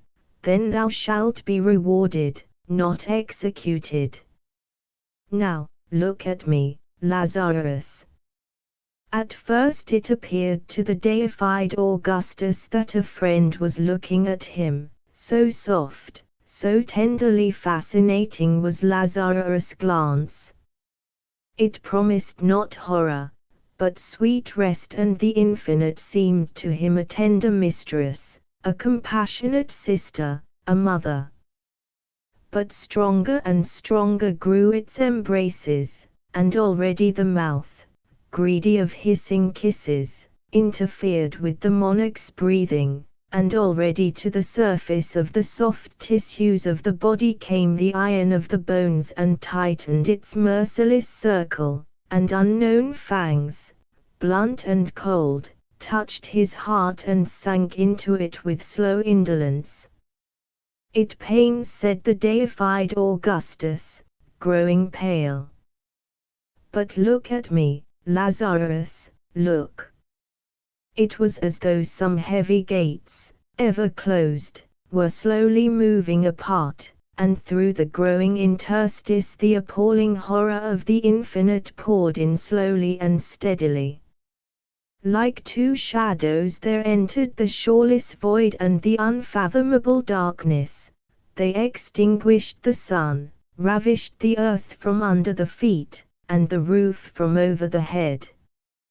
No more did the frozen heart ache. Look, look, Lazarus, ordered Augustus, tottering. Time stood still, and the beginning of each thing grew frightfully near to its end. Augustus' throne just erected, crumbled down, and the void was already in the place of the throne and of Augustus. Noiselessly did Rome crumble down, and a new city stood on its site, and it too was swallowed by the void. Like fantastic giants, cities, states, and countries fell down and vanished in the void darkness, and with uttermost indifference did the insatiable black womb of the infinite swallow them. Halt! Ordered the emperor. In his voice sounded already a note of indifference, his hands dropped in languor, and in the vain struggle with the onrushing darkness his fiery eyes now blazed up, and now went out. My life thou hast taken from me, Lazarus, said he in a spiritless, feeble voice. And these words of hopelessness saved him. He remembered his people, whose shield he was destined to be, and keen salutary pain pierced his deadened heart. They are doomed to death, he thought wearily. Serene shadows in the darkness of the infinite, thought he, and horror grew upon him. Frail vessels with living seething blood, with a heart that knows sorrow and also great joy, said he in his heart, and tenderness pervaded it. Thus pondering and oscillating between the poles of life and death, he slowly came back to life, to find in its suffering and in its joys a shield against the darkness of the void and the horror of the infinite. No, thou hast not murdered me, Lazarus, said he firmly, but I will take thy life. Begone. That evening the deified Augustus partook of his meats and drinks with particular joy. Now and then his lifted hand remained suspended in the air, and a dull glimmer replaced the bright sheen of his fiery eye. It was the cold wave of horror that surged at his feet. Defeated, but not undone, ever awaiting its hour, that horror stood at the emperor's bedside, like a black shadow all through his life. It swayed his nights, but yielded the days to the sorrows and joys of life. The following day, the hangman with a hot iron burned out Lazarus' eyes. Then he was sent home. The deified Augustus dared not kill him.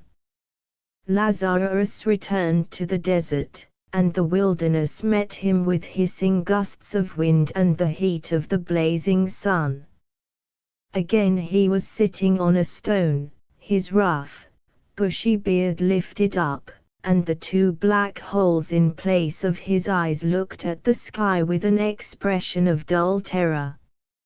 Afar off the holy city stirred noisily and restlessly, but around him everything was deserted and dumb.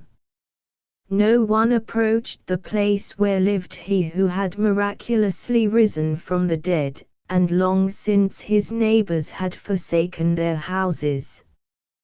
Driven by the hot iron into the depth of his skull, his cursed knowledge hid there in an ambush.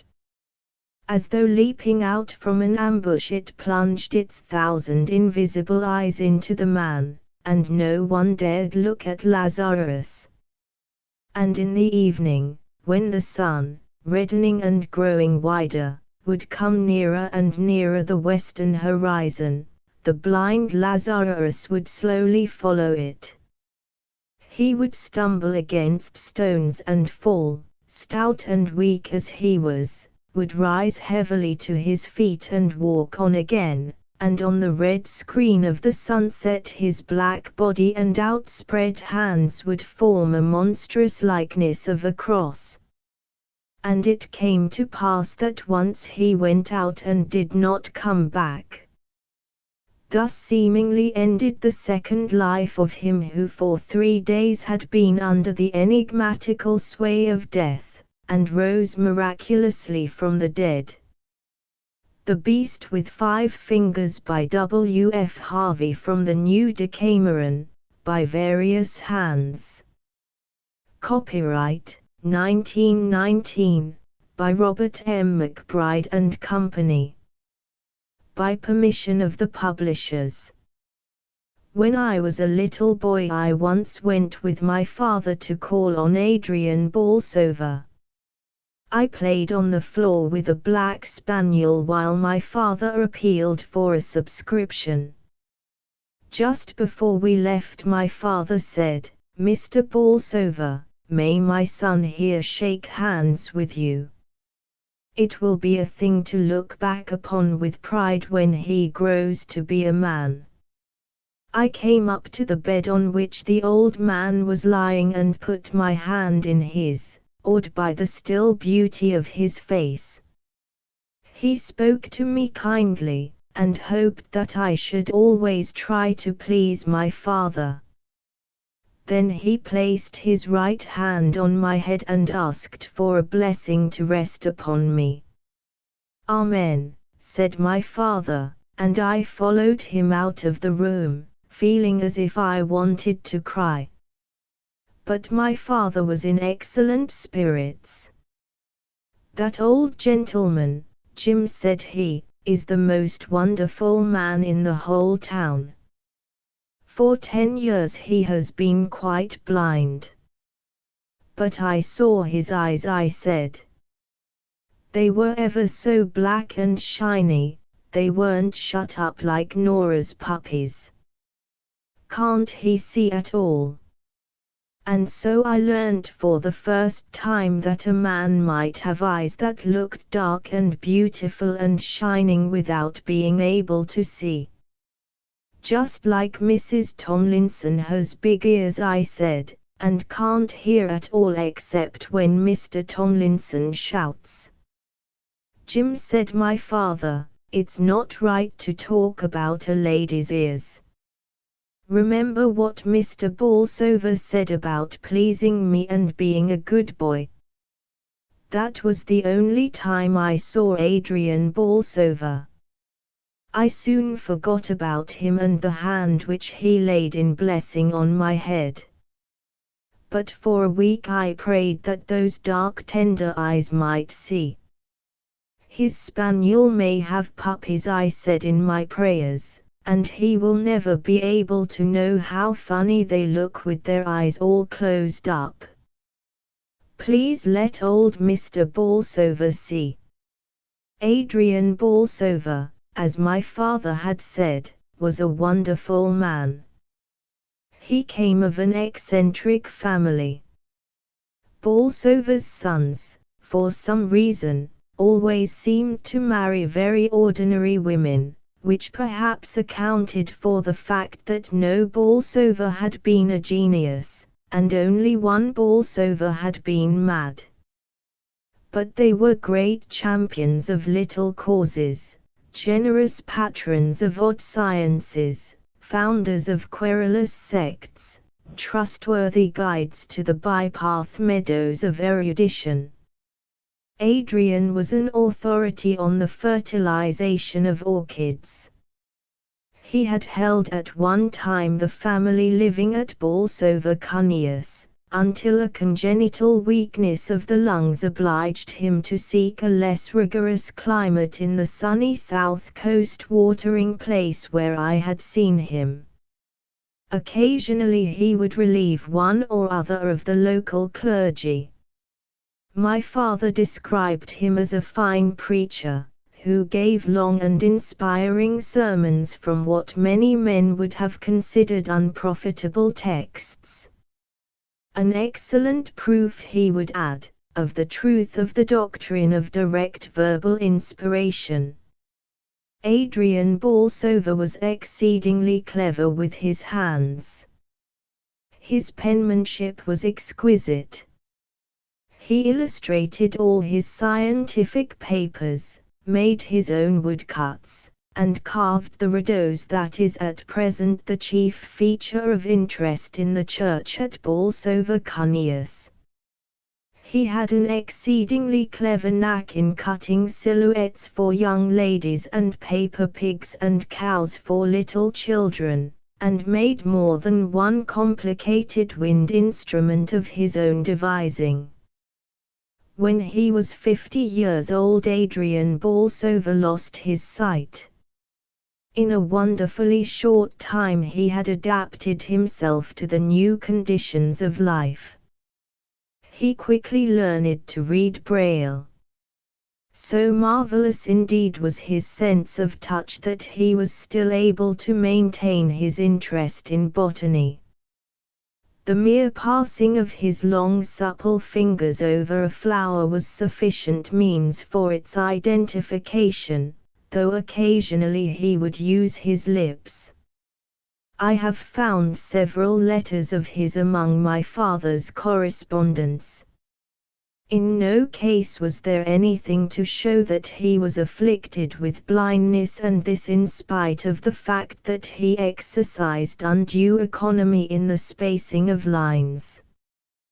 Towards the close of his life the old man was credited with powers of touch that seemed almost uncanny. It has been said that he could tell at once the color of a ribbon placed between his fingers. My father would neither confirm nor deny the story. Adrian Bolsover was a bachelor. His elder brother George had married late in life, leaving one son, Eustace, who lived in the gloomy Georgian mansion at Bolsover Cunius, where he could work undisturbed in collecting material for his great book on heredity. Like his uncle, he was a remarkable man. The Bolsovers had always been born naturalists, but Eustace possessed in a special degree the power of systematizing his knowledge. He had received his university education in Germany, and then, after postgraduate work in Vienna and Naples, had traveled for 4 years in South America and the East, getting together a huge store of material for a new study into the processes of variation. He lived alone at Bolsover Cunius with Saunders his secretary, a man who bore a somewhat dubious reputation in the district, but whose powers as a mathematician, combined with his business abilities, were invaluable to Eustace. Uncle and nephew saw little of each other. The visits of Eustace were confined to a week in the summer or autumn, long weeks, that dragged almost as slowly as the bath chair in which the old man was drawn along the sunny sea front. In their way the two men were fond of each other, though their intimacy would doubtless have been greater had they shared the same religious views. Adrian held to the old-fashioned evangelical dogmas of his early manhood. His nephew for many years had been thinking of embracing Buddhism. Both men possessed, too, the reticence the Bolsovers had always shown, and which their enemies sometimes called hypocrisy. With Adrian it was a reticence as to the things he had left undone, but with Eustace it seemed that the curtain which he was so careful to leave undrawn hid something more than a half-empty chamber. 2 years before his death Adrian Bolsover developed, unknown to himself, the not uncommon power of automatic writing. Eustace made the discovery by accident. Adrian was sitting reading in bed, the forefinger of his left hand tracing the Braille characters, when his nephew noticed that a pencil the old man held in his right hand was moving slowly along the opposite page. He left his seat in the window and sat down beside the bed. The right hand continued to move, and now he could see plainly that they were letters and words which it was forming. Adrian Bolsover wrote the hand, Eustace Bolsover, George Bolsover, Francis Bolsover, Sigismund Bolsover, Adrian Bolsover, Eustace Bolsover, Saville Bolsover. B. For Bolsover. Honesty is the best policy. Beautiful Belinda Bolsover. What curious nonsense, said Eustace to himself. King George III ascended the throne in 1760, wrote the hand. Crowd, a noun of multitude, a collection of individuals, Adrian Bolsover, Eustace Bolsover. It seems to me, said his uncle, closing the book, that you had much better make the most of the afternoon sunshine and take your walk now. I think perhaps I will, Eustace answered as he picked up the volume. I won't go far, and when I come back I can read to you those articles in Nature about which we were speaking.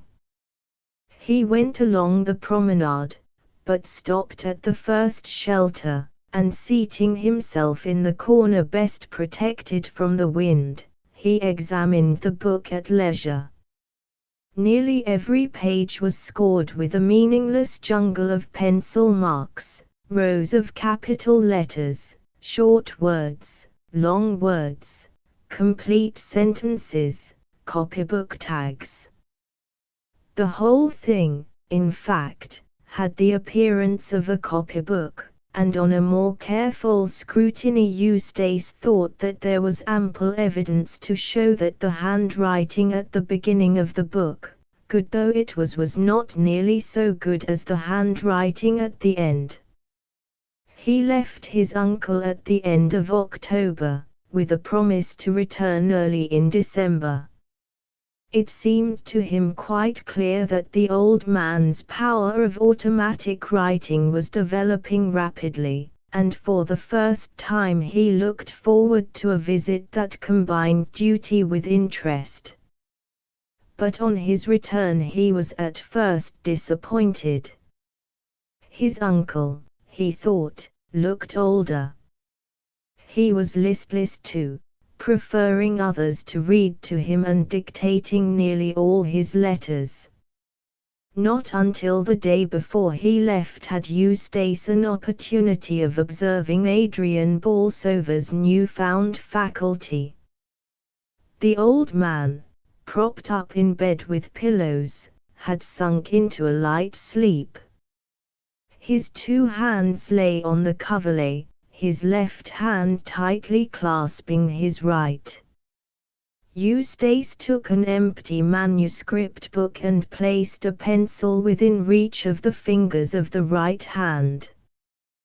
They snatched at it eagerly, then dropped the pencil to unloose the left hand from its restraining grasp.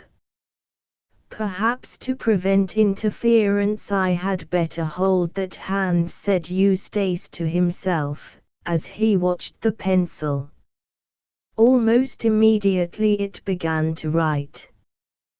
Blundering Borlsovers, unnecessarily unnatural, extraordinarily eccentric, culpably curious. "Who are you?" asked Eustace, in a low voice. "Never you mind," wrote the hand of Adrian. "Is it my uncle who is writing?" "Oh, my prophetic soul, mine uncle. Is it anyone I know?" "Silly Eustace, you'll see me very soon." "When shall I see you?" "When poor old Adrian's dead." "Where shall I see you?" "Where shall you not?" Instead of speaking his next question, Borlsover wrote it. "What is the time?" The fingers dropped the pencil and moved 3 or 4 times across the paper. Then, picking up the pencil, they wrote, 10 minutes before 4. "Put your book away, Eustace. Adrian mustn't find us working at this sort of thing. He doesn't know what to make of it, and I won't have poor old Adrian disturbed. Au revoir." Adrian Borlsover awoke with a start. "I've been dreaming again," he said, "such queer dreams of leaguered cities and forgotten towns." "You were mixed up in this one, Eustace, though I can't remember how." "Eustace, I want to warn you. Don't walk in doubtful paths. Choose your friends well. Your poor grandfather." A fit of coughing put an end to what he was saying, but Eustace saw that the hand was still writing. He managed unnoticed to draw the book away. "I'll light the gas," he said, "and ring for tea." On the other side of the bed curtain he saw the last sentences that had been written. "It's too late, Adrian," he read. "We're friends already, aren't we, Eustace Borlsover?" On the following day Eustace Borlsover left. He thought his uncle looked ill when he said goodbye, and the old man spoke despondently of the failure his life had been. "Nonsense, uncle," said his nephew. "You have got over your difficulties in a way not 1 in 100,000 would have done. Everyone marvels at your splendid perseverance in teaching your hand to take the place of your lost sight. To me it's been a revelation of the possibilities of education." "Education," said his uncle dreamily, as if the word had started a new train of thought. Education is good so long as you know to whom and for what purpose you give it. But with the lower orders of men, the base and more sordid spirits, I have grave doubts as to its results. Well, goodbye, Eustace, I may not see you again. You are a true Bolsover, with all the Bolsover faults. Marry, Eustace. Marry some good, sensible girl. And if by any chance I don't see you again, my will is at my solicitor's. I've not left you any legacy, because I know you're well provided for, but I thought you might like to have my books. Oh, and there's just one other thing. You know, before the end people often lose control over themselves and make absurd requests. Don't pay any attention to them, Eustace. Goodbye, and he held out his hand. Eustace took it. It remained in his a fraction of a second longer than he had expected, and gripped him with a virility that was surprising. There was, too, in its touch a subtle sense of intimacy. "Why, uncle," he said, "I shall see you alive and well for many long years to come." 2 months later Adrian Bolsover died. Eustace Bolsover was in Naples at the time. He read the obituary notice in the Morning Post on the day announced for the funeral. "Poor old fellow," he said. "I wonder where I shall find room for all his books." The question occurred to him again with greater force when 3 days later he found himself standing in the library at Bolsover Cunius, a huge room built for use, and not for beauty, in the year of Waterloo by a Bolsover who was an ardent admirer of the great Napoleon. It was arranged on the plan of many college libraries, with tall, projecting bookcases forming deep recesses of dusty silence, fit graves for the old hates of forgotten controversy, the dead passions of forgotten lives. At the end of the room, behind the bust of some unknown 18th-century divine, an ugly iron corkscrew stair led to a shelf-lined gallery. Nearly every shelf was full. "I must talk to Saunders about it," said Eustace. "I suppose that it will be necessary to have the billiard room fitted up with bookcases." The two men met for the first time after many weeks in the dining room that evening. "Hullo," said Eustace, standing before the fire with his hands in his pockets. "How goes the world, Saunders? Why these dress togs?" He himself was wearing an old shooting jacket. He did not believe in mourning, as he had told his uncle on his last visit, and though he usually went in for quiet colored ties, he wore this evening one of an ugly red, in order to shock Morton the butler, and to make them thrash out the whole question of mourning for themselves in the servants' hall. Eustace was a true Bolsover. "The world," said Saunders, "goes the same as usual, confoundedly slow. The dress togs are accounted for by an invitation from Captain Lockwood to bridge. How are you getting there?" "I've told your coachman to drive me in your carriage." "Any objection?" "Oh, dear me, no. We've had all things in common for far too many years for me to raise objections at this hour of the day." "You'll find your correspondence in the library," went on Saunders. "Most of it I've seen to." There are a few private letters I haven't opened. There's also a box with a rat, or something, inside it that came by the evening post. Very likely it's the six-toed albino. I didn't look, because I didn't want to mess up my things, but I should gather from the way it's jumping about that it's pretty hungry. Oh, I'll see to it, said Eustace, while you and the captain earn an honest penny.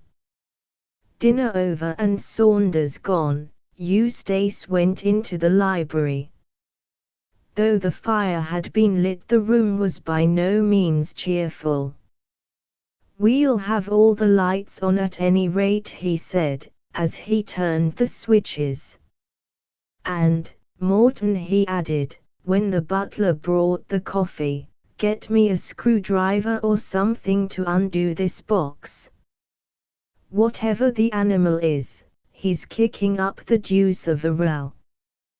"What is it? Why are you dawdling?" "If you please, sir, when the postman brought it he told me that they'd bored the holes in the lid at the post office." "There were no breathe-in holes in the lid, sir, and they didn't want the animal to die." "That is all, sir. It's culpably careless of the man, whoever he was," said Eustace, as he removed the screws, "packing an animal like this in a wooden box with no means of getting air. Confound it all! I meant to ask Morton to bring me a cage to put it in. Now I suppose I shall have to get one myself." He placed a heavy book on the lid from which the screws had been removed, and went into the billiard room. As he came back into the library with an empty cage in his hand, he heard the sound of something falling, and then of something scuttling along the floor. "Bother it! The beast's got out. How in the world am I to find it again in this library?" To search for it did indeed seem hopeless. He tried to follow the sound of the scuttling in one of the recesses where the animal seemed to be running behind the books in the shelves, but it was impossible to locate it. Eustace resolved to go on quietly reading. Very likely the animal might gain confidence and show itself. Saunders seemed to have dealt in his usual methodical manner with most of the correspondence. There were still the private letters. What was that? 2 sharp clicks and the lights in the hideous candelabra that hung from the ceiling suddenly went out. "I wonder if something has gone wrong with the fuse," said Eustace, as he went to the switches by the door. Then he stopped. There was a noise at the other end of the room, as if something was crawling up the iron corkscrew stair. "If it's gone into the gallery," he said, "well and good." He hastily turned on the lights, crossed the room, and climbed up the stair. But he could see nothing. His grandfather had placed a little gate at the top of the stair, so that children could run and romp in the gallery without fear of accident. This Eustace closed, and having considerably narrowed the circle of his search, returned to his desk by the fire. How gloomy the library was! There was no sense of intimacy about the room. The few busts that an 18th-century Bolsover had brought back from the Grand Tour might have been in keeping in the old library. Here they seemed out of place. They made the room feel cold, in spite of the heavy red damask curtains and great gilt cornices. With a crash 2 heavy books fell from the gallery to the floor. Then, as Bolsover looked, another and yet another. "Very well, you'll starve for this, my beauty," he said. "We'll do some little experiments on the metabolism of rats deprived of water. Go on. Chuck them down. I think I've got the upper hand." He turned once again to his correspondence. The letter was from the family solicitor. It spoke of his uncle's death and of the valuable collection of books that had been left to him in the will. There was one request he read, which certainly came as a surprise to me. "As you know, Mr. Adrian Bolsover had left instructions that his body was to be buried in as simple a manner as possible at Eastbourne. He expressed a desire that there should be neither wreaths nor flowers of any kind, and hoped that his friends and relatives would not consider it necessary to wear mourning. The day before his death we received a letter cancelling these instructions.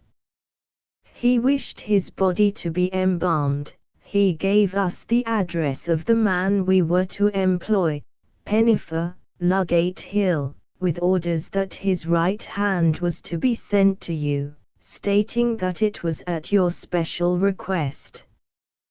The other arrangements as to the funeral remained unaltered." "Good Lord," said Eustace, "what in the world was the old boy driving at? And what in the name of all that's holy is that?" Someone was in the gallery. Someone had pulled the cord attached to one of the blinds, and it had rolled up with a snap.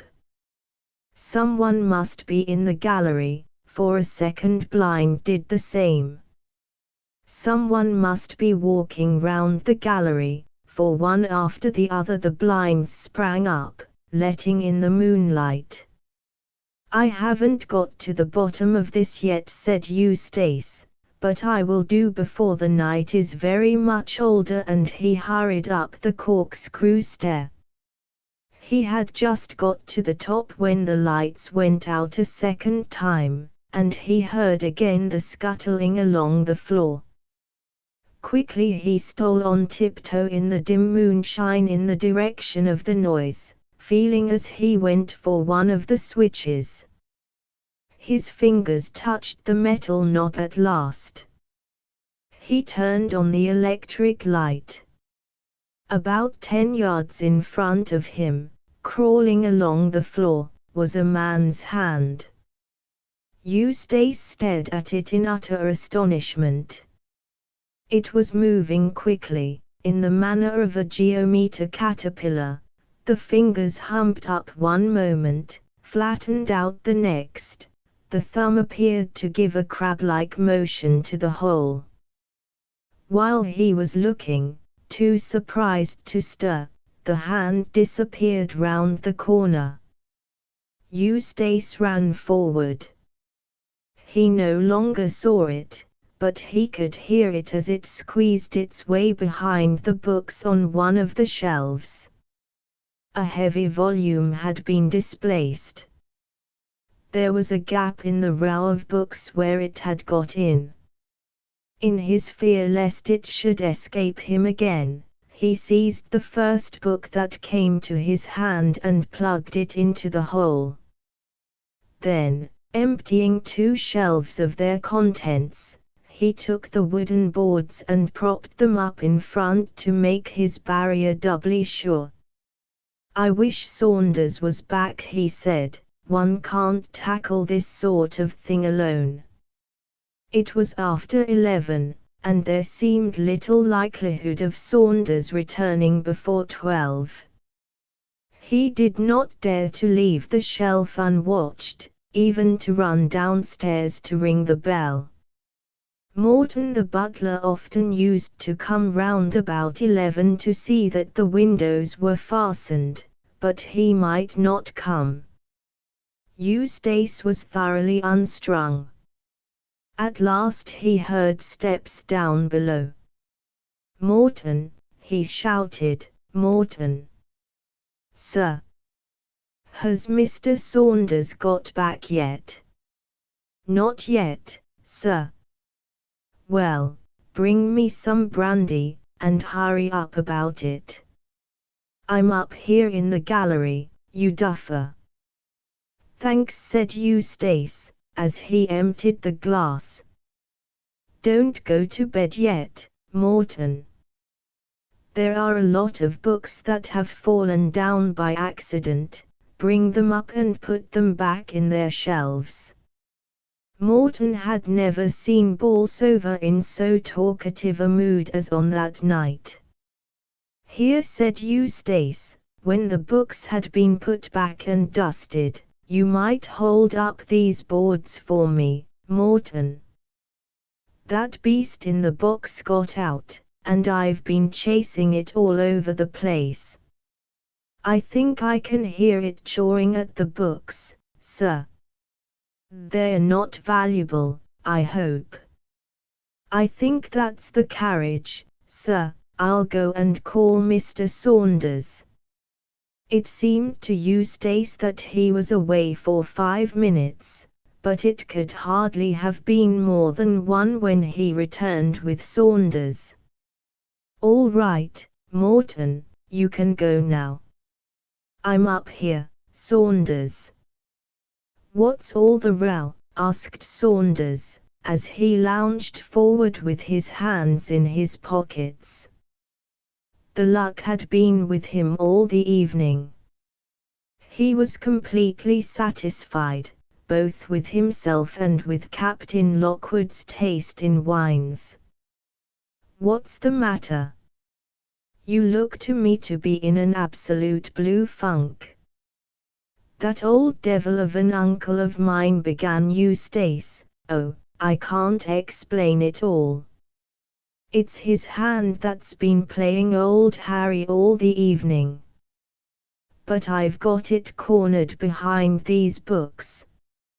You've got to help me catch it." "What's up with you, Eustace? What's the game?" "It's no game, you silly idiot. If you don't believe me, take out one of those books and put your hand in and feel." "All right," said Saunders, "but wait till I've rolled up my sleeve. The accumulated dust of centuries, eh?" He took off his coat, knelt down, and thrust his arm along the shelf. "There's something there right enough," he said. "It's got a funny stumpy end to it, whatever it is, and nips like a crab." "Ah, no, you don't." He pulled his hand out in a flash. "Shove in a book quickly. Now it can't get out." "What was it?" asked Eustace. "It was something that wanted very much to get hold of me. I felt what seemed like a thumb and forefinger." "Give me some brandy." "How are we to get it out of there?" "What about a landing net?" "No good. It would be too smart for us. I tell you, Saunders, it can cover the ground far faster than I can walk. But I think I see how we can manage it. The 2 books at the end of the shelf are big ones that go right back against the wall.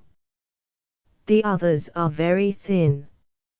I'll take out one at a time, and you slide the rest along until we have it squashed between the end 2. It certainly seemed to be the best plan. One by one, as they took out the books, the space behind grew smaller and smaller. There was something in it that was certainly very much alive.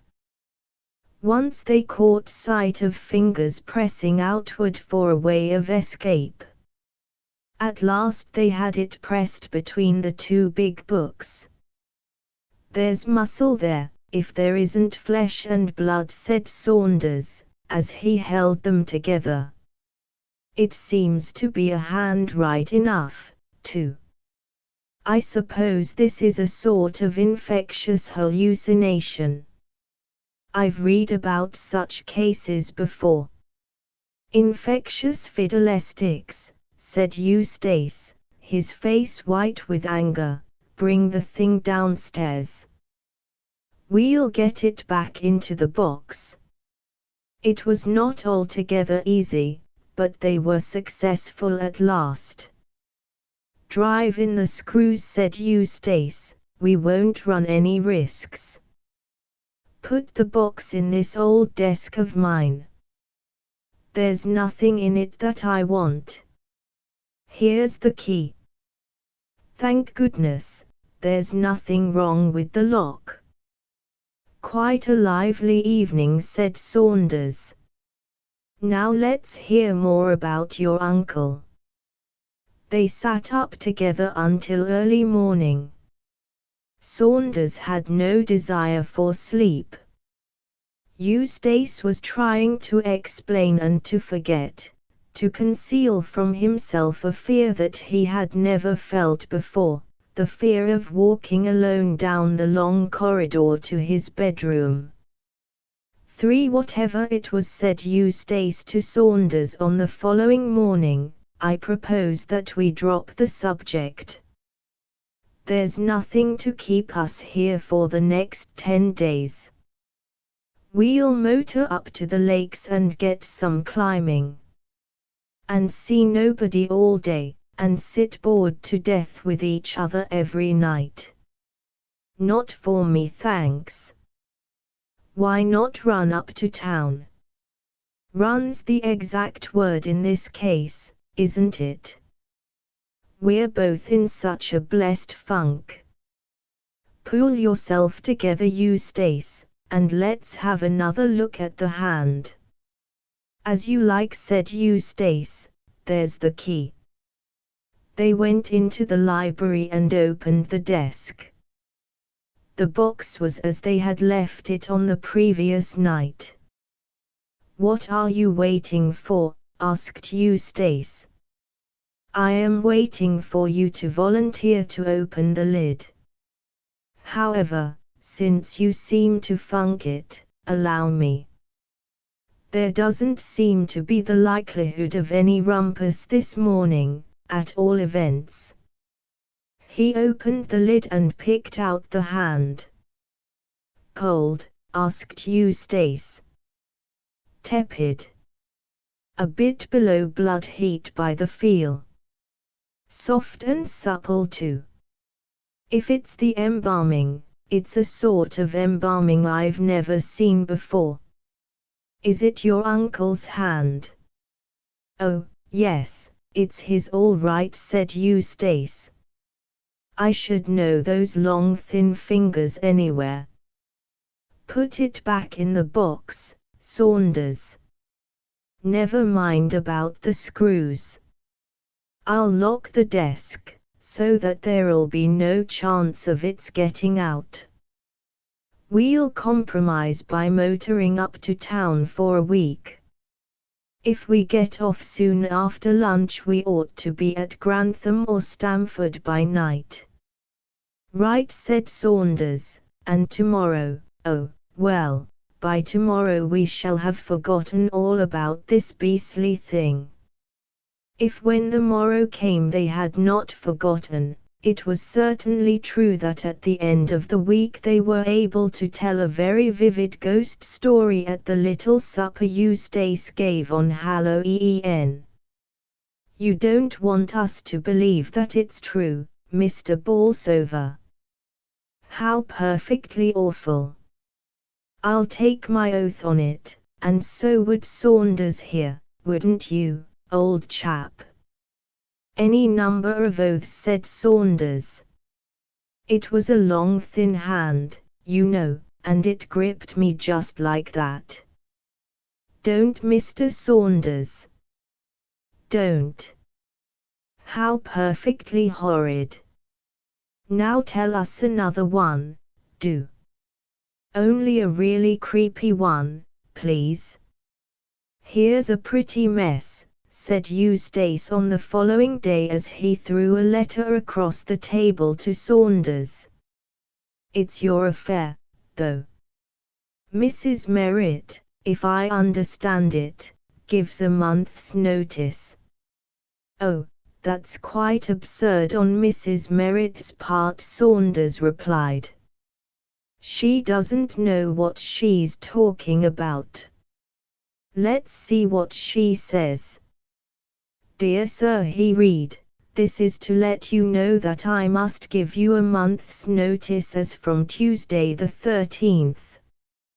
For a long time I've felt the place too big for me, but when Jane Parfitt and Emma Laidlaw go off with scarcely as much as an if you please after frightening the wits out of the other girls, so that they can't turn out a room by themselves or walk alone down the stairs for fear of treading on half-frozen toads or hearing it run along the passages at night, all I can say is that it's no place for me.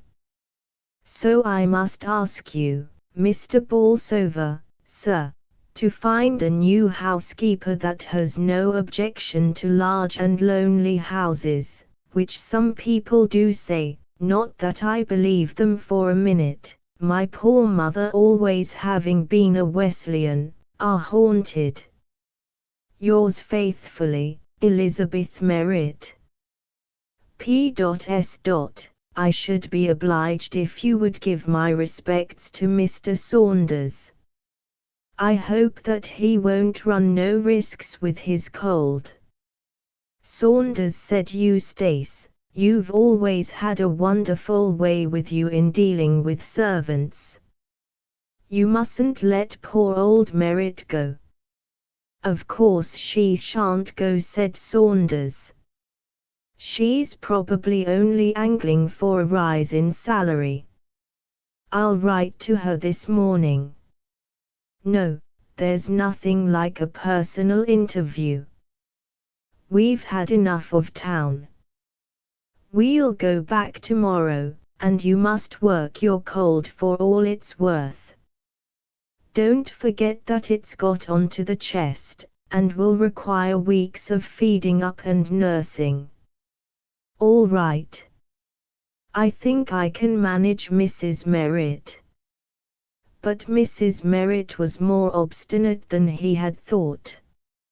She was very sorry to hear of Mr. Saunders's cold, and how he lay awake all night in London coughing, very sorry indeed. She'd change his room for him gladly, and get the south room aired. And wouldn't he have a basin of hot bread and milk last thing at night? But she was afraid that she would have to leave at the end of the month. Try her with an increase of salary was the advice of Eustace. It was no use. Mrs. Merritt was obdurate, though she knew of a Mrs. Handyside who had been housekeeper to Lord Gargrave, who might be glad to come at the salary mentioned. "What's the matter with the servants, Morton?" asked Eustace that evening when he brought the coffee into the library. "What's all this about Mrs. Merritt wanting to leave?" "If you please, sir, I was going to mention it myself. I have a confession to make, sir. When I found your note asking me to open that desk and take out the box with the rat, I broke the lock as you told me, and was glad to do it, because I could hear the animal in the box making a great noise, and I thought it wanted food. So I took out the box, sir, and got a cage, and was going to transfer it, when the animal got away." "What in the world are you talking about? I never wrote any such note."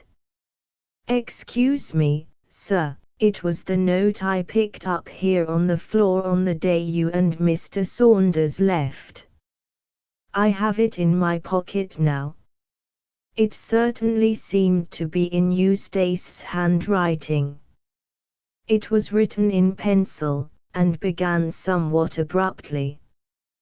"Get a hammer, Morton," he read, "or some other tool, and break open the lock in the old desk in the library. Take out the box that is inside. You need not do anything else. The lid is already open. Eustace Bolsover.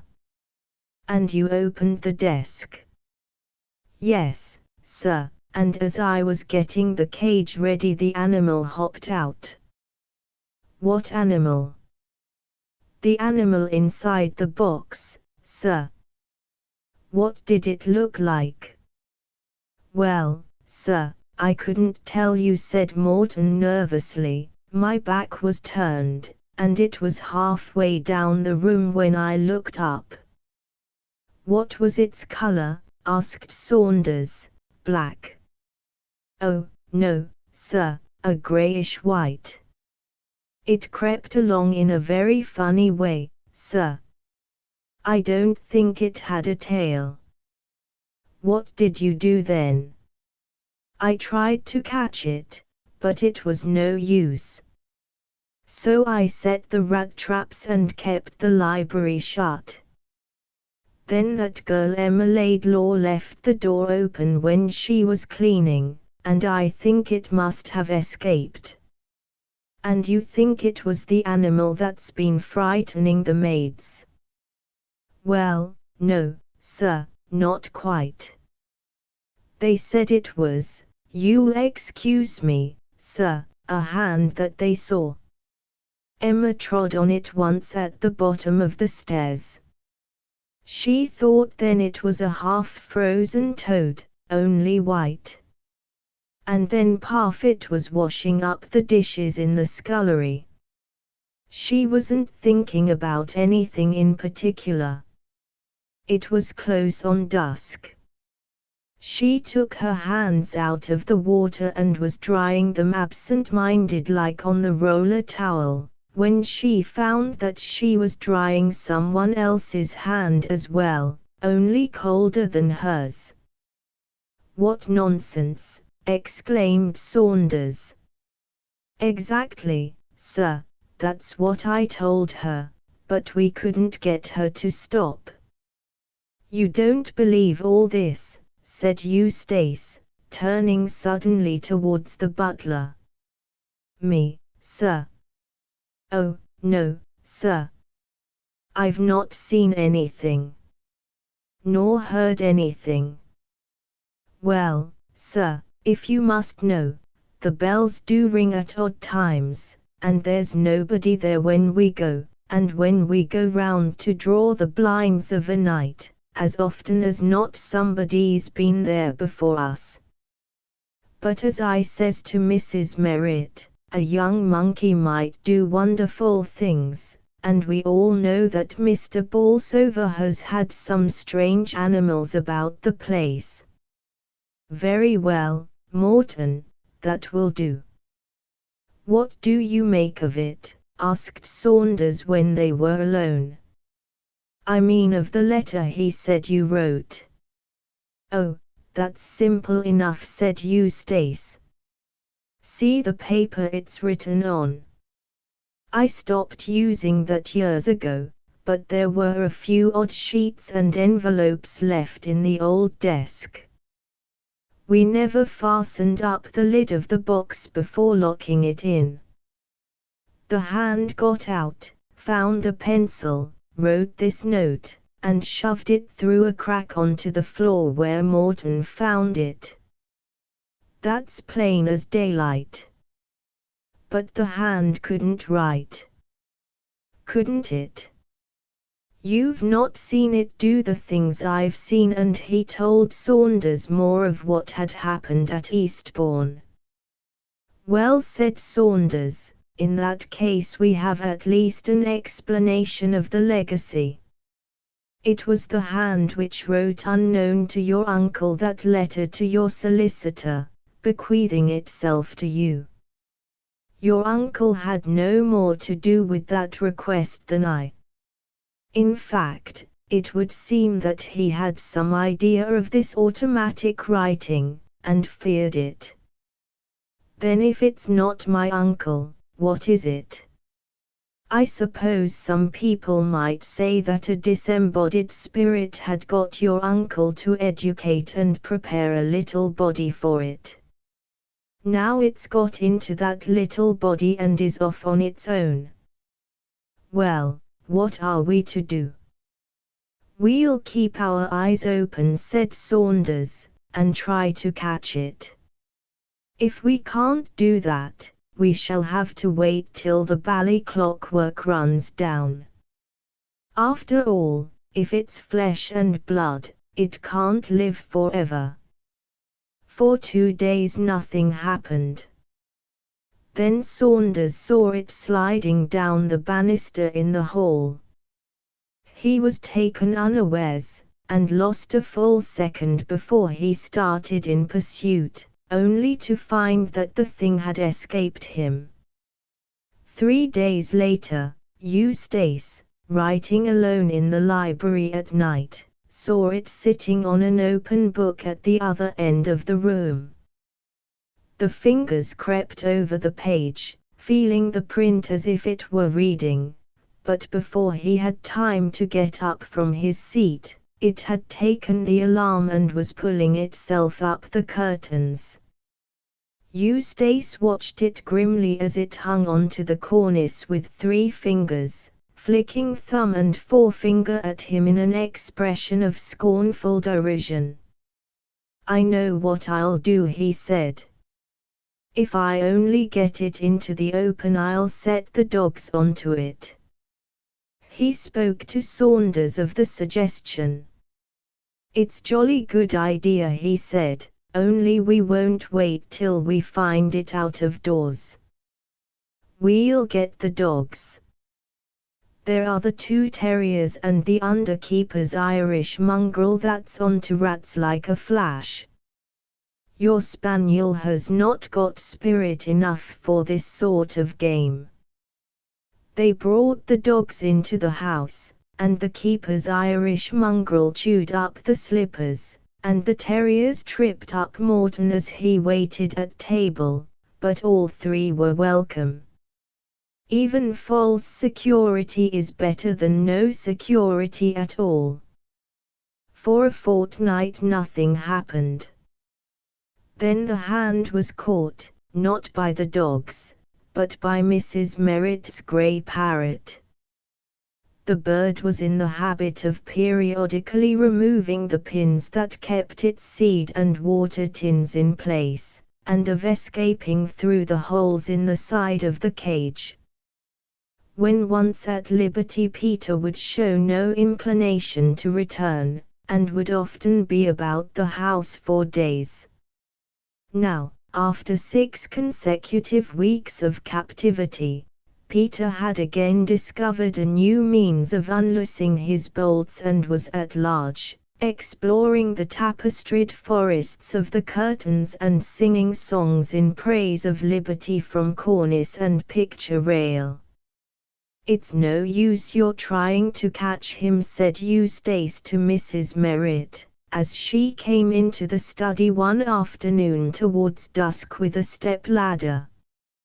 "You'd much better leave Peter alone. Starve him into surrender, Mrs. Merritt, and don't leave bananas and seed about for him to peck at when he fancies he's hungry. You're far too soft-thirted." "Well, sir, I see he's right out of reach now on that picture rail, so if you wouldn't mind closing the door, sir, when you leave the room, I'll bring his cage in tonight and put some meat inside it. He's that fond of meat, though it does make him pull out his feathers to suck the quills. They do say that if you cook—" "Never mind, Mrs. Merritt," said Eustace, who was busy writing. "That will do, I'll keep an eye on the bird." There was silence in the room, unbroken but for the continuous whisper of his pen. "Scratch poor Peter," said the bird. "Scratch poor old Peter." "Be quiet, you beastly bird." "Poor old Peter." "Scratch poor Peter, do. I'm more likely to wring your neck if I get hold of you." He looked up at the picture rail, and there was the hand holding onto a hook with 3 fingers, and slowly scratching the head of the parrot with the 4th. Eustace ran to the bell and pressed it hard, then across to the window, which he closed with a bang. Frightened by the noise, the parrot shook its wings preparatory to flight, and as it did so the fingers of the hand got hold of it by the throat. There was a shrill scream from Peter as he fluttered across the room, wheeling round in circles that ever descended, borne down under the weight that clung to him. The bird dropped at last quite suddenly, and Eustace saw fingers and feathers rolled into an inextricable mass on the floor. The struggle abruptly ceased as finger and thumb squeezed the neck, the bird's eyes rolled up to show the whites, and there was a faint, half-choked gurgle. But before the fingers had time to lose their hold, Eustace had them in his own. "Send Mr. Saunders here at once," he said to the maid who came in answer to the bell. "Tell him I want him immediately." Then he went with the hand to the fire. There was a ragged gash across the back where the bird's beak had torn it, but no blood oozed from the wound. He noticed with disgust that the nails had grown long and discolored. "I'll burn the beastly thing," he said. But he could not burn it. He tried to throw it into the flames, but his own hands, as if restrained by some old primitive feeling, would not let him. And so Saunders found him pale and irresolute, with the hand still clasped tightly in his fingers. "I've got it at last," he said in a tone of triumph. "Good, let's have a look at it." "Not when it's loose." "Get me some nails and a hammer and a board of some sort."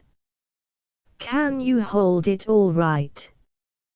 "Yes, the thing's quite limp, tired out with throttling poor old Peter, I should say." "And now," said Saunders when he returned with the things, "what are we going to do?" "Drive a nail through it first, so that it can't get away, then we can take our time over examining it." "Do it yourself," said Saunders. "I don't mind helping you with guinea pigs occasionally when there's something to be learned, partly because I don't fear a guinea pig's revenge. This thing's different." "All right, you miserable skunk. I won't forget the way you've stood by me." He took up a nail, and before Saunders had realized what he was doing had driven it through the hand, deep into the board. "Oh, my aunt," he giggled hysterically, "look at it now," for the hand was writhing in agonized contortions, squirming and wriggling upon the nail like a worm upon the hook. "Well," said Saunders, "you've done it now. I'll leave you to examine it. Don't go, in heaven's name. Cover it up, man, cover it up. Shove a cloth over it. Here," and he pulled off the antimacassar from the back of a chair and wrapped the board in it. "Now get the keys from my pocket and open the safe. Chuck the other things out. Oh, Lord, it's getting itself into frightful knots. And open it quick." He threw the thing in and banged the door. We'll keep it there till it dies, he said. May I burn in hell if I ever open the door of that safe again. Mrs. Merritt departed at the end of the month. Her successor certainly was more successful in the management of the servants. Early in her rule she declared that she would stand no nonsense, and gossip soon withered and died. Eustace Bolsover went back to his old way of life. Old habits crept over and covered his new experience. He was, if anything, less morose, and showed a greater inclination to take his natural part in country society. I shouldn't be surprised if he marries one of these days, said Saunders. Well, I'm in no hurry for such an event. I know Eustace far too well for the future Mrs. Bolsover to like me. It will be the same old story again, a long friendship slowly made, marriage, and a long friendship quickly forgotten. But Eustace Bolsover did not follow the advice of his uncle and marry. He was too fond of old slippers and tobacco. The cooking, too, under Mrs. Handyside's management was excellent, and she seemed, too, to have a heaven-sent faculty in knowing when to stop dusting. Little by little the old life resumed its old power. Then came the burglary. The men, it was said, broke into the house by way of the conservatory. It was really little more than an attempt, for they only succeeded in carrying away a few pieces of plate from the pantry. The safe in the study was certainly found open and empty, but, as Mr. Bolsover informed the police inspector, he had kept nothing of value in it during the last 6 months. Then you're lucky in getting off so easily, sir, the man replied. By the way they have gone about their business, I should say they were experienced cracksmen. They must have caught the alarm when they were just beginning their evening's work. Yes, said Eustace, I suppose I am lucky. I've no doubt, said the inspector, that we shall be able to trace the men. I've said that they must have been old hands at the game.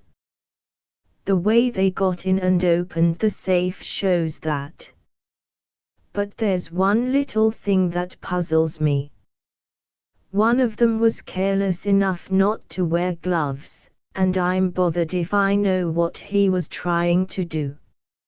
I've traced his finger marks on the new varnish on the window sashes in every one of the downstairs rooms. They are very distinct ones too. Right hand or left, or both? Asked Eustace. Oh, right every time. That's the funny thing. He must have been a foolhardy fellow, and I rather think it was him that wrote that. He took out a slip of paper from his pocket. That's what he wrote, sir. I've got out, Eustace Bolsover, but I'll be back before long. Some gull bird just escaped, I suppose. It will make it all the easier for us to trace him. Do you know the writing, sir? No, said Eustace, it's not the writing of anyone I know. I'm not going to stay here any longer, said Eustace to Saunders at luncheon. I've got on far better during the last 6 months than ever I expected, but I'm not going to run the risk of seeing that thing again. I shall go up to town this afternoon. Get Morton to put my things together, and join me with the car at Brighton on the day after tomorrow. and bring the proofs of those 2 papers with you. We'll run over them together. How long are you going to be away? I can't say for certain, but be prepared to stay for some time. We've stuck to work pretty closely through the summer, and I for one need a holiday. I'll engage the rooms at Brighton. You'll find it best to break the journey at Hitchin. I'll wire to you there at the Crown to tell you the Brighton address. The house he chose at Brighton was in a terrace. He had been there before. It was kept by his old college GYP, a man of discreet silence, who was admirably partnered by an excellent cook. The rooms were on the 1st floor. The 2 bedrooms were at the back, and opened out of each other. Saunders can have the smaller one, though it is the only one with a fireplace, he said. I'll stick to the larger of the 2, since it's got a bathroom adjoining. I wonder what time he'll arrive with the car. Saunders came about 7, cold and cross and dirty. We'll light the fire in the dining room, said Eustace, and get Prince to unpack some of the things while we are at dinner. What were the roads like? Rotten, swimming with mud, and a beastly cold wind against us all day. And this is July. Dear old England.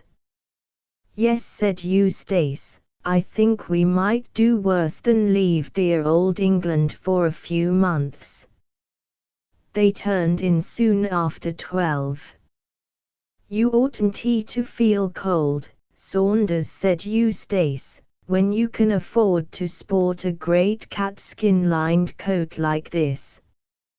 You do yourself very well, all things considered.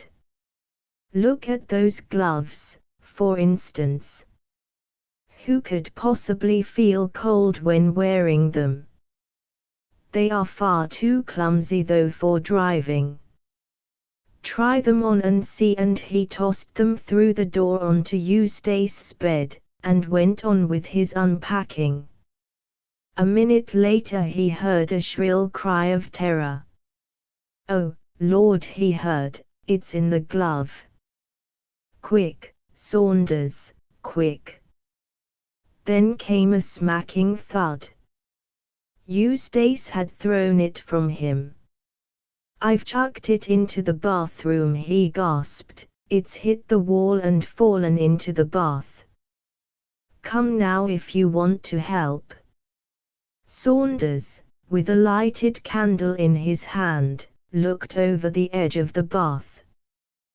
There it was, old and maimed, dumb and blind, with a ragged hole in the middle, crawling, staggering, trying to creep up the slippery sides, only to fall back helpless. Stay there, said Saunders. I'll empty a collar box or something, and we'll jam it in. It can't get out while I'm away. Yes, it can, shouted Eustace. It's getting out now. It's climbing up the plug chain. No, you brute, you filthy brute, you don't. Come back, Saunders, it's getting away from me. I can't hold it, it's all slippery. Curse its claw. Shut the window, you idiot. The top too, as well as the bottom. You utter idiot. It's got out. There was the sound of something dropping onto the hard flagstones below, and Eustace fell back fainting. For a fortnight he was ill. I don't know what to make of it, the doctor said to Saunders. I can only suppose that Mr. Bolsover has suffered some great emotional shock. You had better let me send someone to help you nurse him. And by all means indulge that whim of his never to be left alone in the dark. I would keep a light burning all night if I were you. But he must have more fresh air. It's perfectly absurd, this hatred of open windows. Eustace, however, would have no one with him but Saunders. I don't want the other men, he said. They'd smuggle it in somehow. I know they would. Don't worry about it, old chap. This sort of thing can't go on indefinitely. You know I saw it this time as well as you. It wasn't half so active. It won't go on living much longer, especially after that fall. I heard it hit the flags myself. As soon as you're a bit stronger we'll leave this place, not bag and baggage, but with only the clothes on our backs, so that it won't be able to hide anywhere. We'll escape it that way. We won't give any address, and we won't have any parcels sent after us. Cheer up, Eustace. You'll be well enough to leave in a day or two. The doctor says I can take you out in a chair tomorrow. What have I done? Asked Eustace. Why does it come after me? I'm no worse than other men. I'm no worse than you, Saunders, you know I'm not. It was you who were at the bottom of that dirty business in San Diego, and that was 15 years ago. It's not that, of course, said Saunders. We are in the 20th century, and even the parsons have dropped the idea of your old sins finding you out. Before you caught the hand in the library it was filled with pure malevolence, to you and all mankind. After you spiked it through with that nail it naturally forgot about other people, and concentrated its attention on you. It was shut up in the safe, you know, for nearly 6 months. That gives plenty of time for thinking of revenge. Eustace Bolsover would not leave his room, but he thought that there might be something in Saunders's suggestion to leave Brighton without notice. He began rapidly to regain his strength. We'll go on the 1st of September, he said. The evening of the 31st of August was oppressively warm. Though at midday the windows had been wide open, they had been shut an hour or so before dusk. Mrs. Prince had long since ceased to wonder at the strange habits of the gentlemen on the first floor. Soon after their arrival she had been told to take down the heavy window curtains in the 2 bedrooms, and day by day the rooms had seemed to grow more bare. Nothing was left lying about. Mr. Bolsover doesn't like to have any place where dirt can collect, Saunders had said as an excuse. He likes to see into all the corners of the room. Couldn't I open the window just a little, he said to Eustace that evening. We're simply roasting in here, you know. No, leave well alone. We're not a couple of boarding school misses fresh from a course of hygiene lectures. Get the chessboard out. They sat down and played. At 10 o'clock Mrs. Prince came to the door with a note. I am sorry I didn't bring it before, she said, but it was left in the letter box. Open it, Saunders, and see if it wants answering. It was very brief. There was neither address nor signature. Will 11 o'clock tonight be suitable for our last appointment? Who is it from? Asked Bolsover. It was meant for me, said Saunders. There's no answer, Mrs. Prince, and he put the paper into his pocket. A dunning letter from a tailor. I suppose he must have got wind of our leaving. It was a clever lie, and Eustace asked no more questions. They went on with their game. On the landing outside, Saunders could hear the grandfather's clock whispering the seconds, blurting out the quarter hours. Check, said Eustace. The clock struck 11. At the same time there was a gentle knocking on the door. It seemed to come from the bottom panel. Who's there? Asked Eustace. There was no answer. Mrs. Prince, is that you? She is up above, said Saunders. I can hear her walking about the room. Then lock the door, bolt it too. Your move, Saunders. While Saunders sat with his eyes on the chessboard, Eustace walked over to the window and examined the fastenings. He did the same in Saunders's room and the bathroom. There were no doors between the three rooms, or he would have shut and locked them too. Now, Saunders, he said, don't stay all night over your move. I've had time to smoke one cigarette already. It's bad to keep an invalid waiting. There's only one possible thing for you to do. What was that? The ivy blowing against the window. There, it's your move now, Eustace. It wasn't the ivy, you idiot. It was someone tapping at the window, and he pulled up the blind. On the outer side of the window, clinging to the sash, was the hand. What is it that it's holding? It's a pocket knife. It's going to try to open the window by pushing back the fastener with the blade. Well, let it try, said Eustace. Those fasteners screw down, they can't be opened that way. Anyhow, we'll close the shutters. It's your move, Saunders. I've played. But Saunders found it impossible to fix his attention on the game.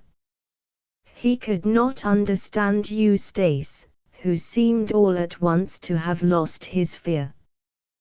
What do you say to some wine? He asked. You seem to be taking things coolly, but I don't mind confessing that I'm in a blessed funk. You've no need to be. There's nothing supernatural about that hand, Saunders. I mean, it seems to be governed by the laws of time and space. It's not the sort of thing that vanishes into thin air or slides through oaken doors. And since that's so, I defy it to get in here. We'll leave the place in the morning. I for one have bottomed the depths of fear. Fill your glass, man. The windows are all shuttered, the door is locked and bolted. Pledge me my Uncle Adrian. Drink, man. What are you waiting for?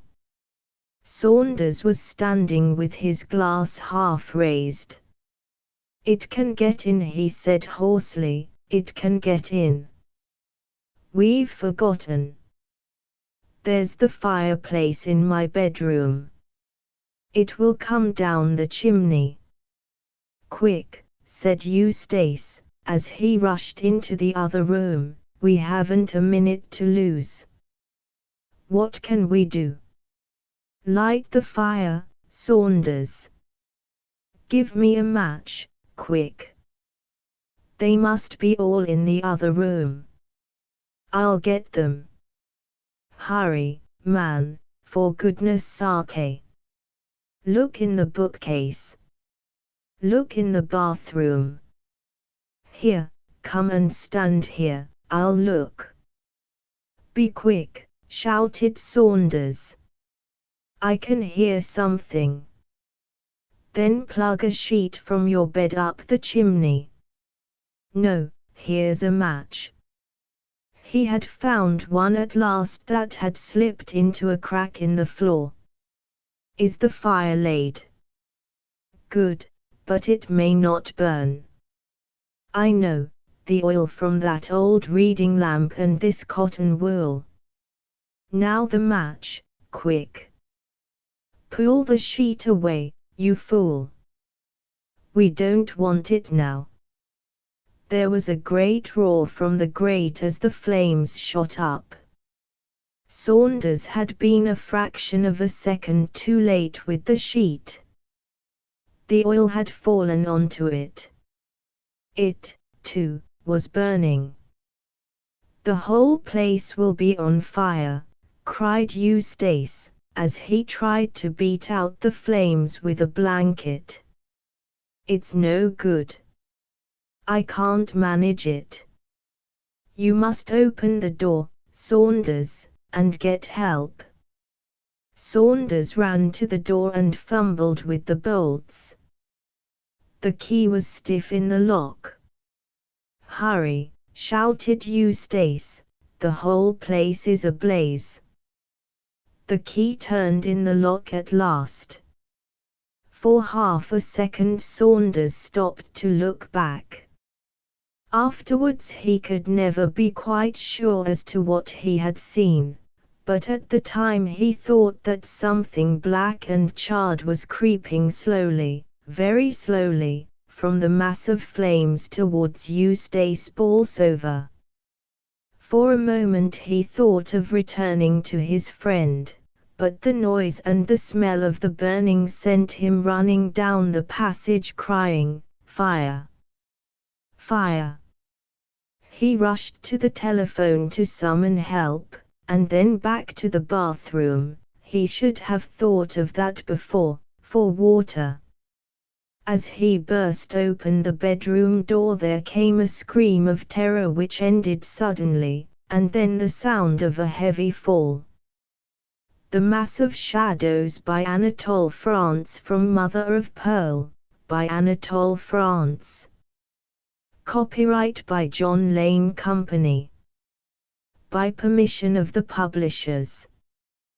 This tale the sacristan of the Church of Saint Eulalie at Neuville-d'Armont told me, as we sat under the arbor of the White Horse, one fine summer evening, drinking a bottle of old wine to the health of the dead man, now very much at his ease, whom that very morning he had borne to the grave with full honours, beneath a pall powdered with smart silver tears. My poor father who is dead, it is the sacristan who is speaking, was in his lifetime a grave digger. He was of an agreeable disposition, the result, no doubt, of the calling he followed, for it has often been pointed out that people who work in cemeteries are of a jovial turn. Death has no terrors for them, they never give it a thought. I, for instance, monsieur, enter a cemetery at night as little perturbed as though it were the arbor of the White Horse.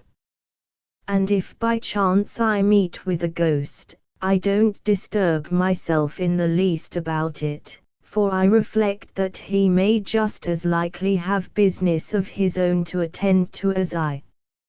I know the habits of the dead, and I know their character.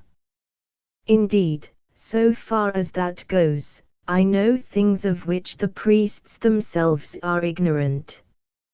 If I were to tell you all I have seen, you would be astounded.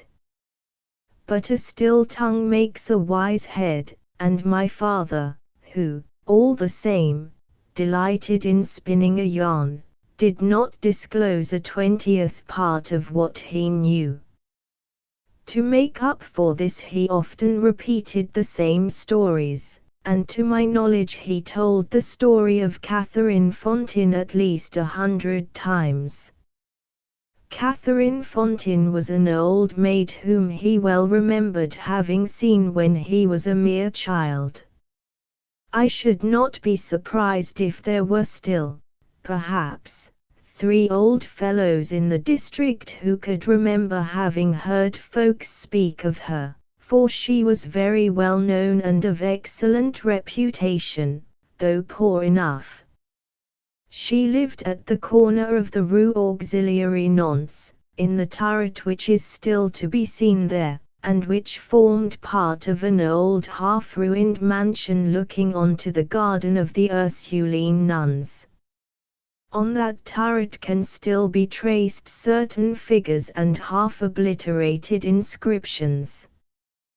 The late cure of Saint Eulalie, Monsieur Levasseur, asserted that there are the words in Latin, "Love is stronger than death," which is to be understood, so he would add, of divine love. Catherine Fontin lived by herself in this tiny apartment. She was a lace maker. You know, of course, that the lace made in our part of the world was formerly held in high esteem. No one knew anything of her relatives or friends. It was reported that when she was 18 years of age she had loved the young Chevalier d'Armont-L'Oreille, and had been secretly affianced to him. But decent folk didn't believe a word of it, and said it was nothing but a tale concocted because Catherine Fontin's demeanor was that of a lady rather than that of a working woman, and because, moreover, she possessed beneath her white locks the remains of great beauty. Her expression was sorrowful, and on one finger she wore one of those rings fashioned by the goldsmith into the semblance of 2 tiny hands clasped together. In former days folks were accustomed to exchange such rings at their betrothal ceremony. I am sure you know the sort of thing I mean. Catherine Fontin lived a saintly life. She spent a great deal of time in churches, and every morning, whatever might be the weather, she went to assist at the 6 o'clock Mass at Saint Eulalie. Now one December night, whilst she was in her little chamber, she was awakened by the sound of bells, and nothing doubting that they were ringing for the first Mass, the pious woman dressed herself, and came downstairs and out into the street. The night was so obscure that not even the walls of the houses were visible, and not a ray of light shone from the murky sky. And such was the silence amid this black darkness, that there was not even the sound of a distant dog barking, and a feeling of aloofness from every living creature was perceptible. But Catherine Fontin knew well every single stone she stepped on, and, as she could have found her way to the church with her eyes shut, she reached without difficulty the corner of the Rue Auxiliary Nantes and the Rue de la Paroisse, where the timbered house stands with the tree of Jesse carved on one of its massive beams. When she reached this spot she perceived that the church doors were open, and that a great light was streaming out from the wax tapers. She resumed her journey, and when she had passed through the porch she found herself in the midst of a vast congregation which entirely filled the church. But she did not recognize any of the worshippers and was surprised to observe that all of these people were dressed in velvets and brocades, with feathers in their hats, and that they wore swords in the fashion of days gone by. Here were gentlemen who carried tall canes with gold knobs, and ladies with lace caps fastened with coronet-shaped combs. Chevaliers of the Order of St. Louis extended their hands to these ladies, who concealed behind their fans painted faces, of which only the powdered brow and the patch at the corner of the eye were visible. All of them proceeded to take their places without the slightest sound, and as they moved neither the sound of their footsteps on the pavement, nor the rustle of their garments could be heard. The lower places were filled with a crowd of young artisans in brown jackets, dimity breeches, and blue stockings, with their arms round the waists of pretty blushing girls who lowered their eyes.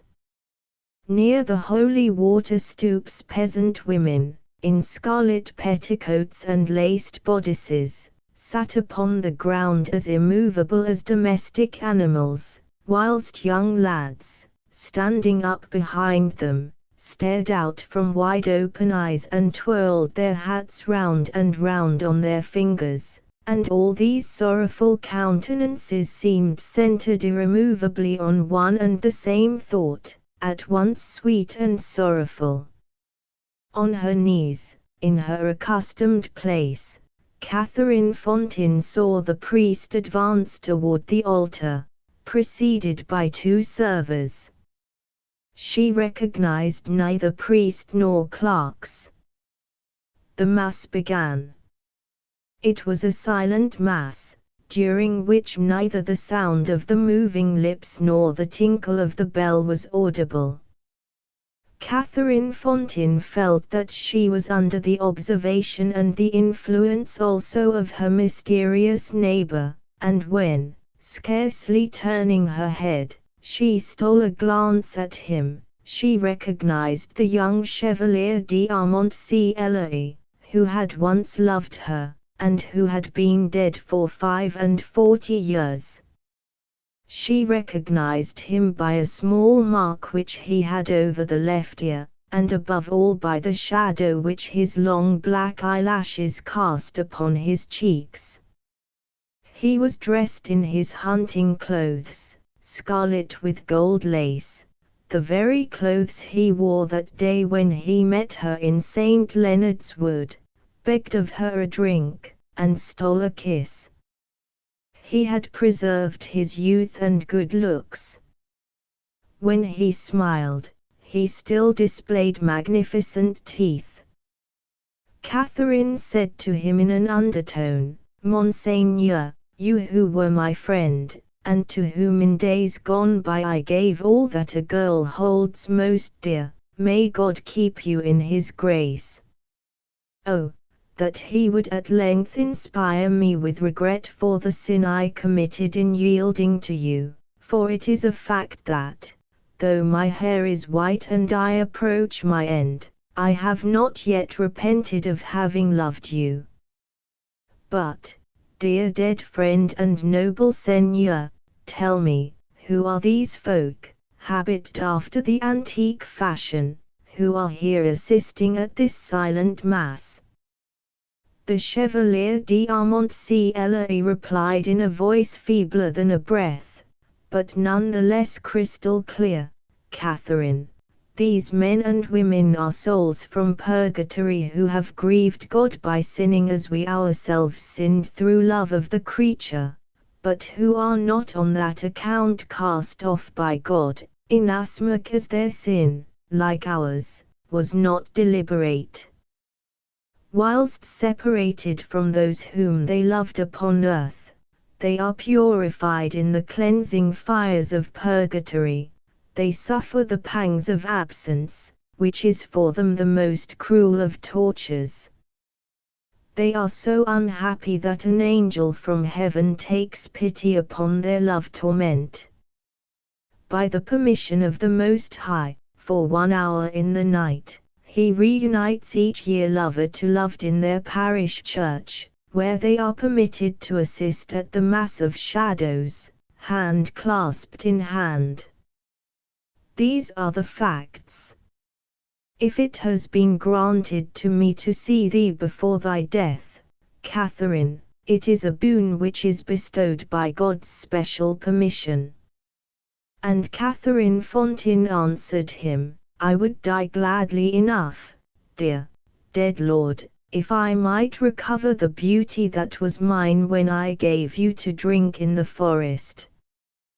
Whilst they thus conversed under their breath, a very old canon was taking the collection and proffering to the worshippers a great copper dish, wherein they let fall, each in his turn, ancient coins which have long since ceased to pass current, écus of 6 livres, florins, ducats and ducatoons, jacobuses and rose nobles, and the pieces fell silently into the dish.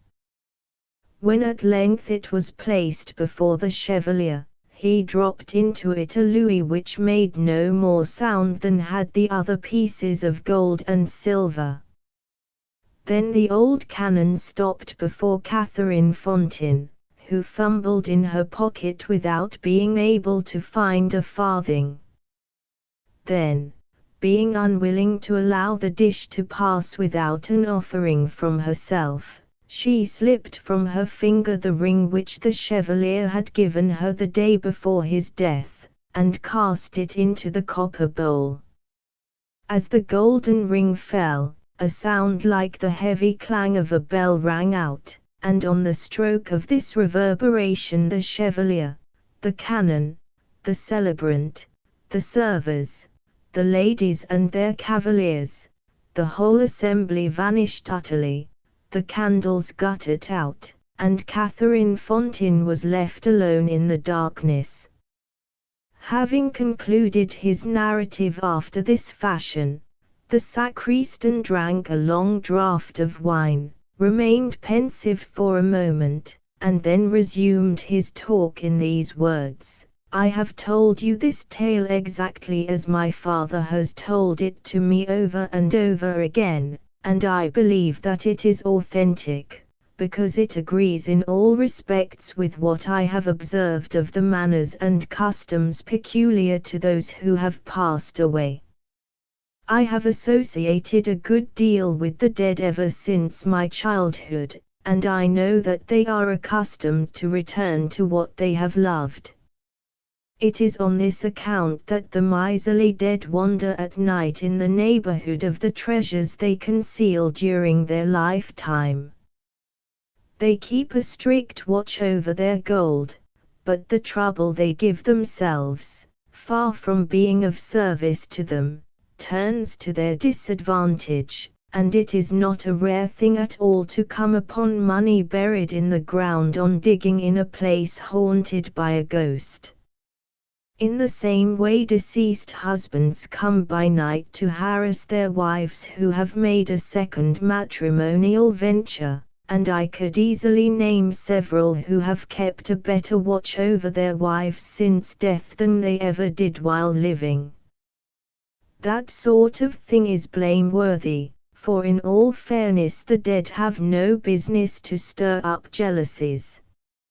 Still I do but tell you what I have observed myself. It is a matter to take into account if one marries a widow. Besides, the tale I have told you is vouchsafed for in the manner following. The morning after that extraordinary night Catherine Fontaine was discovered dead in her chamber, and the beadle attached to Street Eulalie found in the copper bowl used for the collection a gold ring with 2 clasped hands. Besides, I'm not the kind of man to make jokes. Suppose we order another bottle of wine. What was it? By Fitzjames O'Brien it is, I confess, with considerable diffidence, that I approach the strange narrative which I am about to relate. The events which I purpose detailing are of so extraordinary a character that I am quite prepared to meet with an unusual amount of incredulity and scorn. I accept all such beforehand. I have, I trust, the literary courage to face unbelief. I have, after mature consideration, resolved to narrate, in as simple and straightforward a manner as I can compass, some facts that passed under my observation, in the month of July last, and which, in the annals of the mysteries of physical science, are wholly unparalleled. I live at No. 26th Street, in New York. The house is in some respects a curious one. It has enjoyed for the last 2 years the reputation of being haunted. It is a large and stately residence, surrounded by what was once a garden, but which is now only a green enclosure used for bleaching clothes. The dry basin of what has been a fountain, and a few fruit trees ragged and unpruned, indicate that this spot in past days was a pleasant, shady retreat, filled with fruits and flowers and the sweet murmur of waters. The house is very spacious. A hall of noble size leads to a large spiral staircase winding through its center, while the various apartments are of imposing dimensions. It was built some 15 or 20 years since by Mr. the well-known New York merchant, who 5 years ago threw the commercial world into convulsions by a stupendous bank fraud. Mr. as everyone knows, escaped to Europe, and died not long after, of a broken heart. Almost immediately after the news of his decease reached this country and was verified, the report spread in 26th Street that No. was haunted. Legal measures had dispossessed the widow of its former owner, and it was inhabited merely by a caretaker and his wife, placed there by the house agent into whose hands it had passed for the purposes of renting or sale. These people declared that they were troubled with unnatural noises. Doors were opened without any visible agency. The remnants of furniture scattered through the various rooms were, during the night, piled one upon the other by unknown hands. Invisible feet passed up and down the stairs in broad daylight, accompanied by the rustle of unseen silk dresses, and the gliding of viewless hands along the massive balusters. The caretaker and his wife declared they would live there no longer. The house agent laughed, dismissed them, and put others in their place. The noises and supernatural manifestations continued. The neighborhood caught up the story, and the house remained untenanted for 3 years. Several persons negotiated for it, but, somehow, always before the bargain was closed, they heard the unpleasant rumors and declined to treat any further. It was in this state of things that my landlady, who at that time kept a boarding house in Bleecker Street, and who wished to move further uptown, conceived the bold idea of renting No. 26th Street. Happening to have in her house rather a plucky and philosophical set of boarders, she laid her scheme before us, stating candidly everything she had heard respecting the ghostly qualities of the establishment to which she wished to remove us.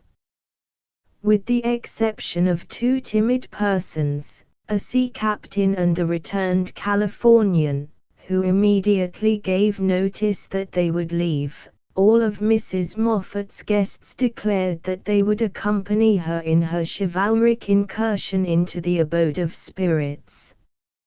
Our removal was effected in the month of May, and we were charmed with our new residence. The portion of 26th Street where our house is situated, between 7th and 8th Avenues, is one of the pleasantest localities in New York. The gardens back of the houses, running down nearly to the Hudson, form, in the summertime, a perfect avenue of verdure. The air is pure and invigorating, sweeping, as it does, straight across the river from the Weehawken Heights, and even the ragged garden which surrounded the house, although displaying on washing days rather too much clothesline, still gave us a piece of greensward to look at, and a cool retreat in the summer evenings, where we smoked our cigars in the dusk, and watched the fireflies flashing their dark lanterns in the long grass.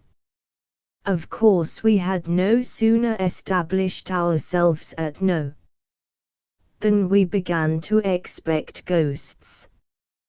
We absolutely awaited their advent with eagerness. Our dinner conversation was supernatural. One of the boarders, who had purchased Mrs. Crow's Night Side of Nature for his own private delectation, was regarded as a public enemy by the entire household for not having bought 20 copies. The man led a life of supreme wretchedness while he was reading this volume. A system of espionage was established, of which he was the victim. If he incautiously laid the book down for an instant and left the room, it was immediately seized and read aloud in secret places to a select few. I found myself a person of immense importance, it having leaked out that I was tolerably well versed in the history of supernaturalism, and had once written a story the foundation of which was a ghost. If a table or a wainscot panel happened to warp when we were assembled in the large drawing room, there was an instant silence, and everyone was prepared for an immediate clanking of chains and a spectral form. After a month of psychological excitement, it was with the utmost dissatisfaction that we were forced to acknowledge that nothing in the remotest degree approaching the supernatural had manifested itself. Once the black butler asseverated that his candle had been blown out by some invisible agency while he was undressing himself for the night. But as I had more than once discovered this colored gentleman in a condition when one candle must have appeared to him like two, thought it possible that, by going a step further in his potations, he might have reversed this phenomenon, and seen no candle at all where he ought to have beheld one. Things were in this state when an accident took place so awful and inexplicable in its character that my reason fairly reels at the bare memory of the occurrence. It was the 10th of July. After dinner was over I repaired, with my friend Dr. Hammond, to the garden to smoke my evening pipe. Independent of certain mental sympathies which existed between the doctor and myself, we were linked together by a vice. We both smoked opium. We knew each other's secret, and respected it.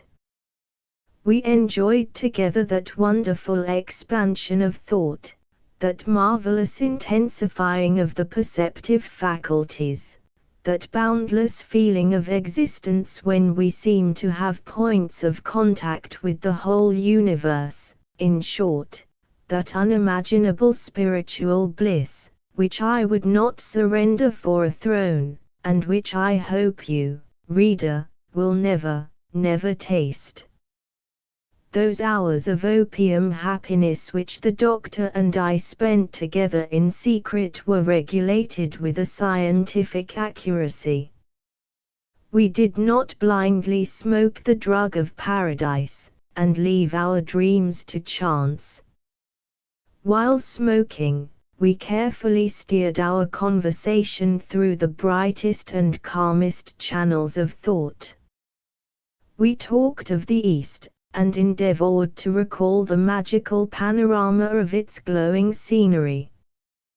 We criticized the most sensuous poets, those who painted life ruddy with health, brimming with passion, happy in the possession of youth and strength and beauty. If we talked of Shakespeare's Tempest, we lingered over Ariel, and avoided Caliban. Like the Gbas, we turned our faces to the east, and saw only the sunny side of the world. This skillful coloring of our train of thought produced in our subsequent visions a corresponding tone. The splendors of Arabian fairyland dyed our dreams. We paced the narrow strip of grass with the tread and port of kings. The song of the Ronna Arborea, while he clung to the bark of the ragged plum tree, sounded like the strains of divine musicians. Houses, walls, and streets melted like rain clouds, and vistas of unimaginable glory stretched away before us. It was a rapturous companionship. We enjoyed the vast delight more perfectly because, even in our most ecstatic moments, we were conscious of each other's presence. Our pleasures, while individual, were still twin, vibrating and moving in musical accord. On the evening in question, the 10th of July, the doctor and myself drifted into an unusually metaphysical mood. We lit our large meerschaums, filled with fine Turkish tobacco, in the core of which burned a little black nut of opium, that, like the nut in the fairy tale, held within its narrow limits wonders beyond the reach of kings. We paced to and fro, conversing. A strange perversity dominated the currents of our thought. They would not flow through the sunlit channels into which we strove to divert them. For some unaccountable reason, they constantly diverged into dark and lonesome beds, where a continual gloom brooded. It was in vain that, after our old fashion, we flung ourselves on the shores of the East, and talked of its gay bazaars, of the splendors of the time of Haroun, of harems and golden palaces. Black afrits continually arose from the depths of our talk, and expanded, like the one the fisherman released from the copper vessel, until they blotted everything bright from our vision. Insensibly, we yielded to the occult force that swayed us, and indulged in gloomy speculation. We had talked some time upon the proneness of the human mind to mysticism, and the almost universal love of the terrible, when Hammond suddenly said to me, "What do you consider to be the greatest element of terror?" The question puzzled me. That many things were terrible, I knew. Stumbling over a corpse in the dark, beholding, as I once did, a woman floating down a deep and rapid river, with wildly lifted arms, and awful, upturned face, uttering, as she drifted, shrieks that rent one's heart while we, spectators, stood frozen at a window which overhung the river at a height of 60 feet, unable to make the slightest effort to save her, but dumbly watching her last supreme agony and her disappearance. A shattered wreck, with no life visible, encountered floating listlessly on the ocean, is a terrible object, for it suggests a huge terror, the proportions of which are veiled. But it now struck me, for the first time, that there must be one great and ruling embodiment of fear, a king of terrors, to which all others must succumb. What might it be? To what train of circumstances would it owe its existence? I confess, Hammond, I replied to my friend, I never considered the subject before. That there must be one something more terrible than any other thing, I feel. I cannot attempt, however, even the most vague definition. I am somewhat like you, Harry, he answered. I feel my capacity to experience a terror greater than anything yet conceived by the human mind, something combining in fearful and unnatural amalgamation hitherto supposed incompatible elements. The calling of the voices in Brockden Brown's novel of Wieland is awful, so is the picture of the dweller of the threshold, in Bulwer's Zanoni, but he added, shaking his head gloomily, there is something more horrible still than those. Look here, Hammond, I rejoined, let us drop this kind of talk, for heaven's sake.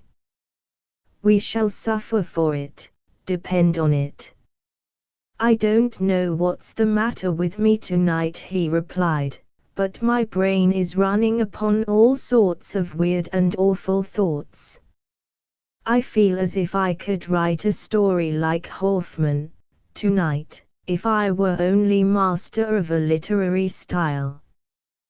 Well, if we are going to be Hoffmanesque in our talk, I'm off to bed. Opium and nightmares should never be brought together. How sultry it is. Good night, Hammond. Good night, Harry. Pleasant dreams to you. To you, gloomy wretch, afrits, ghouls, and enchanters. We parted, and each sought his respective chamber.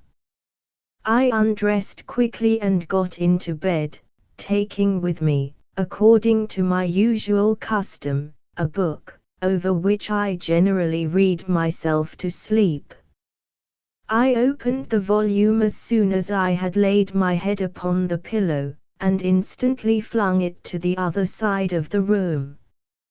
It was Goudon's History of Monsters, a curious French work, which I had lately imported from Paris, but which, in the state of mind I had then reached, was anything but an agreeable companion. I resolved to go to sleep at once, so, turning down my gas until nothing but a little blue point of light glimmered on the top of the tube, I composed myself to rest. The room was in total darkness. The atom of gas that still remained alight did not illuminate a distance of 3 inches round the burner. I desperately drew my arm across my eyes, as if to shut out even the darkness, and tried to think of nothing. It was in vain. The confounded themes touched on by Hammond in the garden kept obtruding themselves on my brain. I battled against them. I erected ramparts of would-be blackness of intellect to keep them out. They still crowded upon me. While I was lying still as a corpse, hoping that by a perfect physical inaction I should hasten mental repose, an awful incident occurred. A something dropped, as it seemed, from the ceiling, plumb upon my chest, and the next instant I felt 2 bony hands encircling my throat, endeavoring to choke me. I am no coward, and am possessed of considerable physical strength. The suddenness of the attack, instead of stunning me, strung every nerve to its highest tension.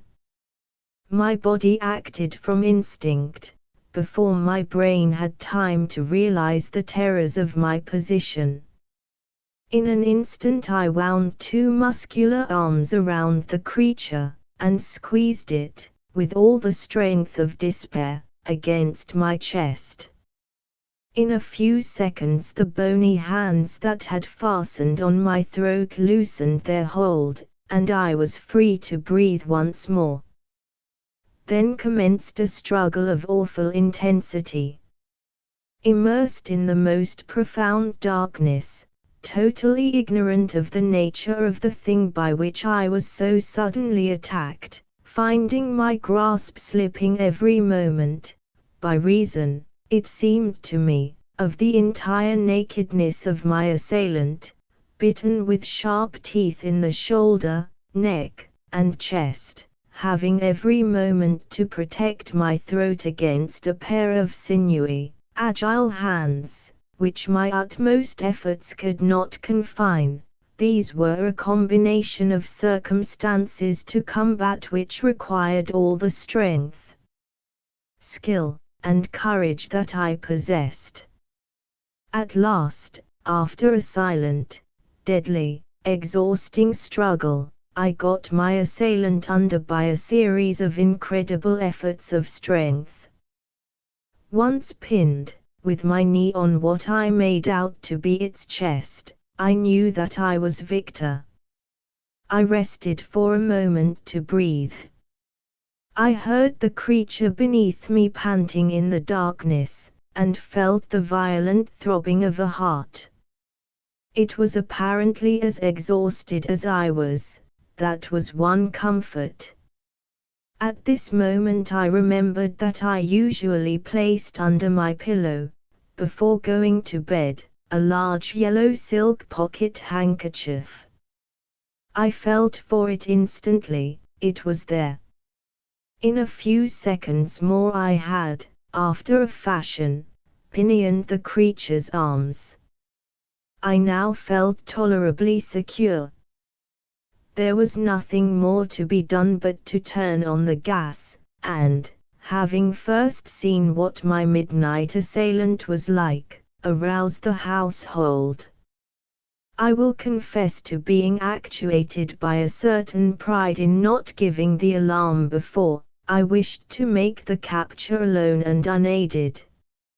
Never losing my hold for an instant, I slipped from the bed to the floor, dragging my captive with me.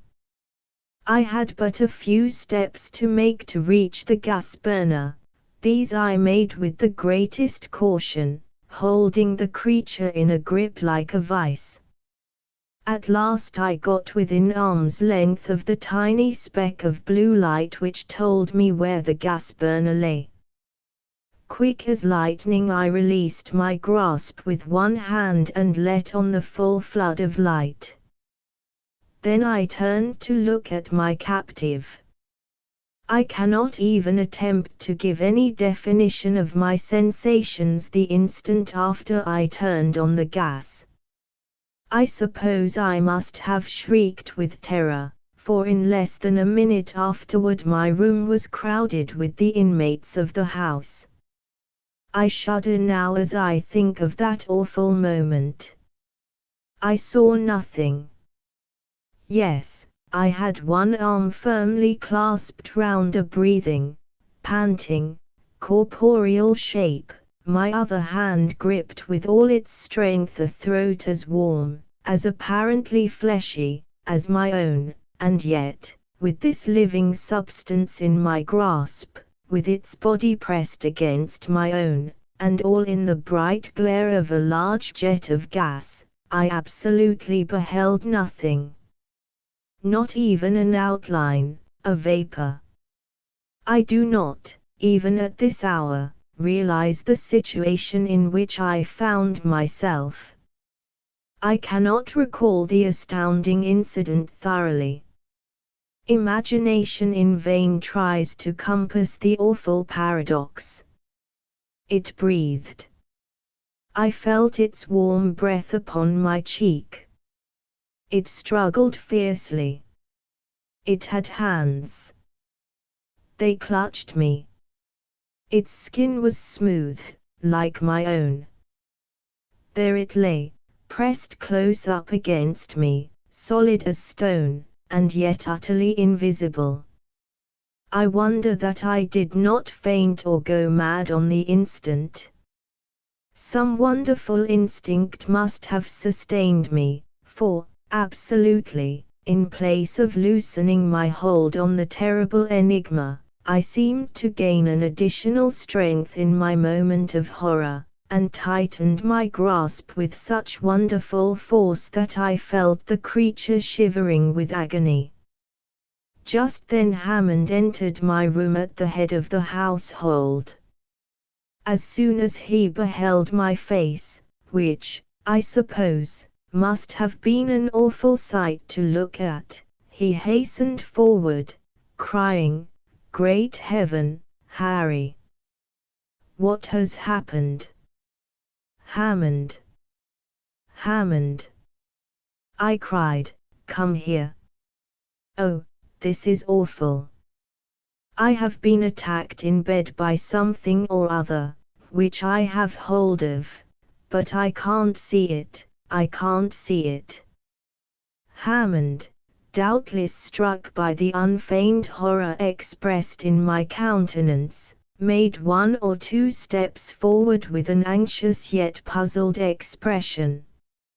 A very audible titter burst from the remainder of my visitors. This suppressed laughter made me furious. To laugh at a human being in my position. It was the worst species of cruelty.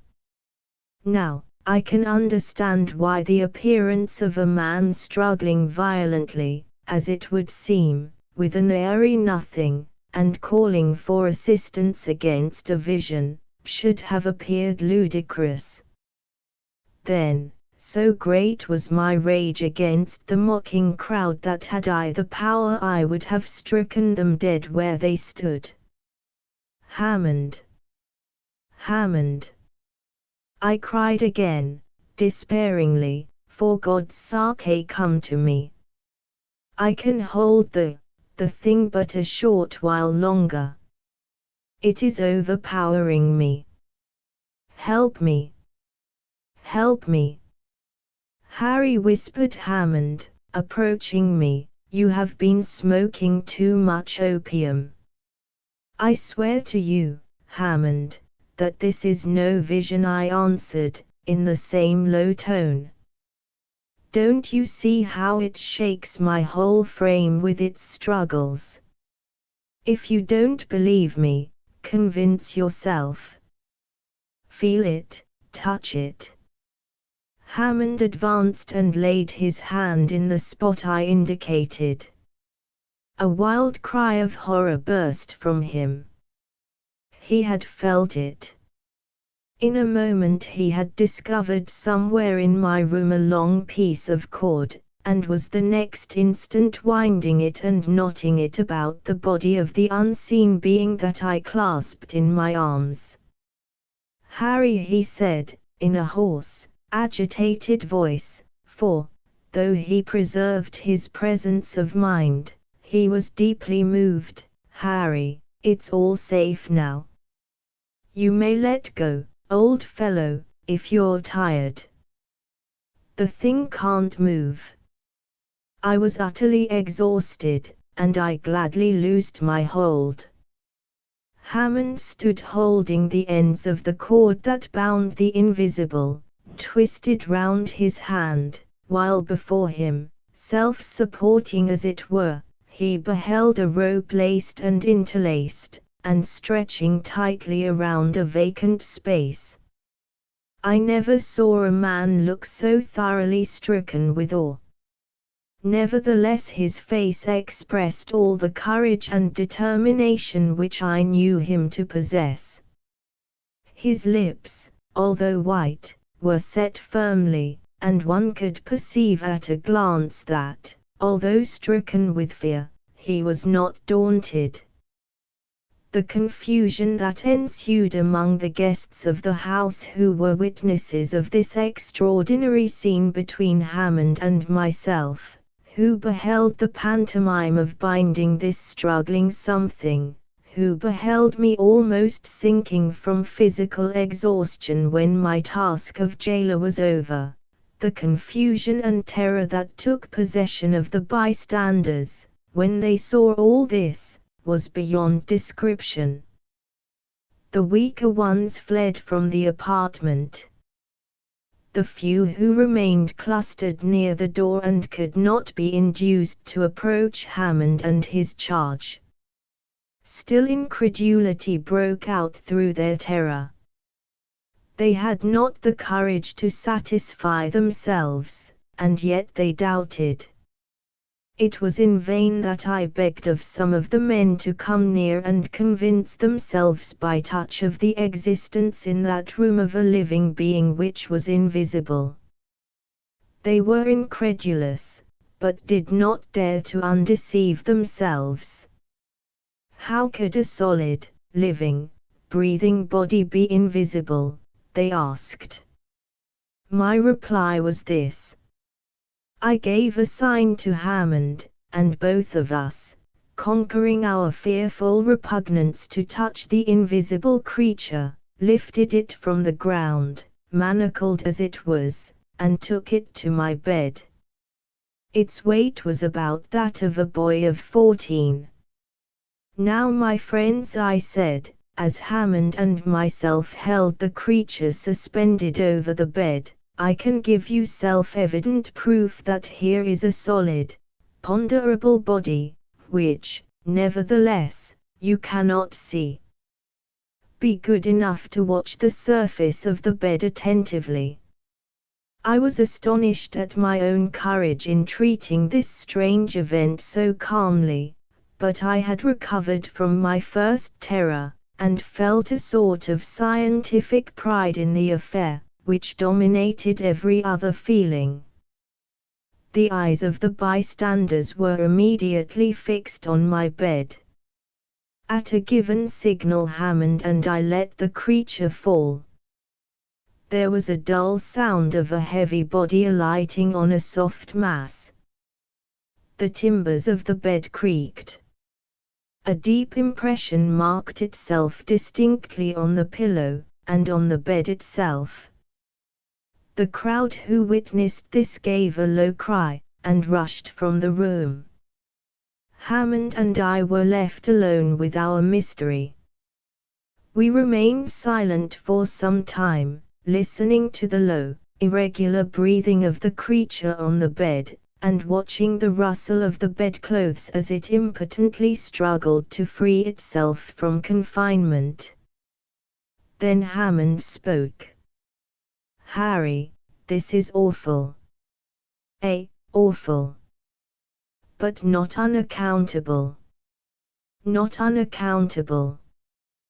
What do you mean? Such a thing has never occurred since the birth of the world. I know not what to think, Hammond.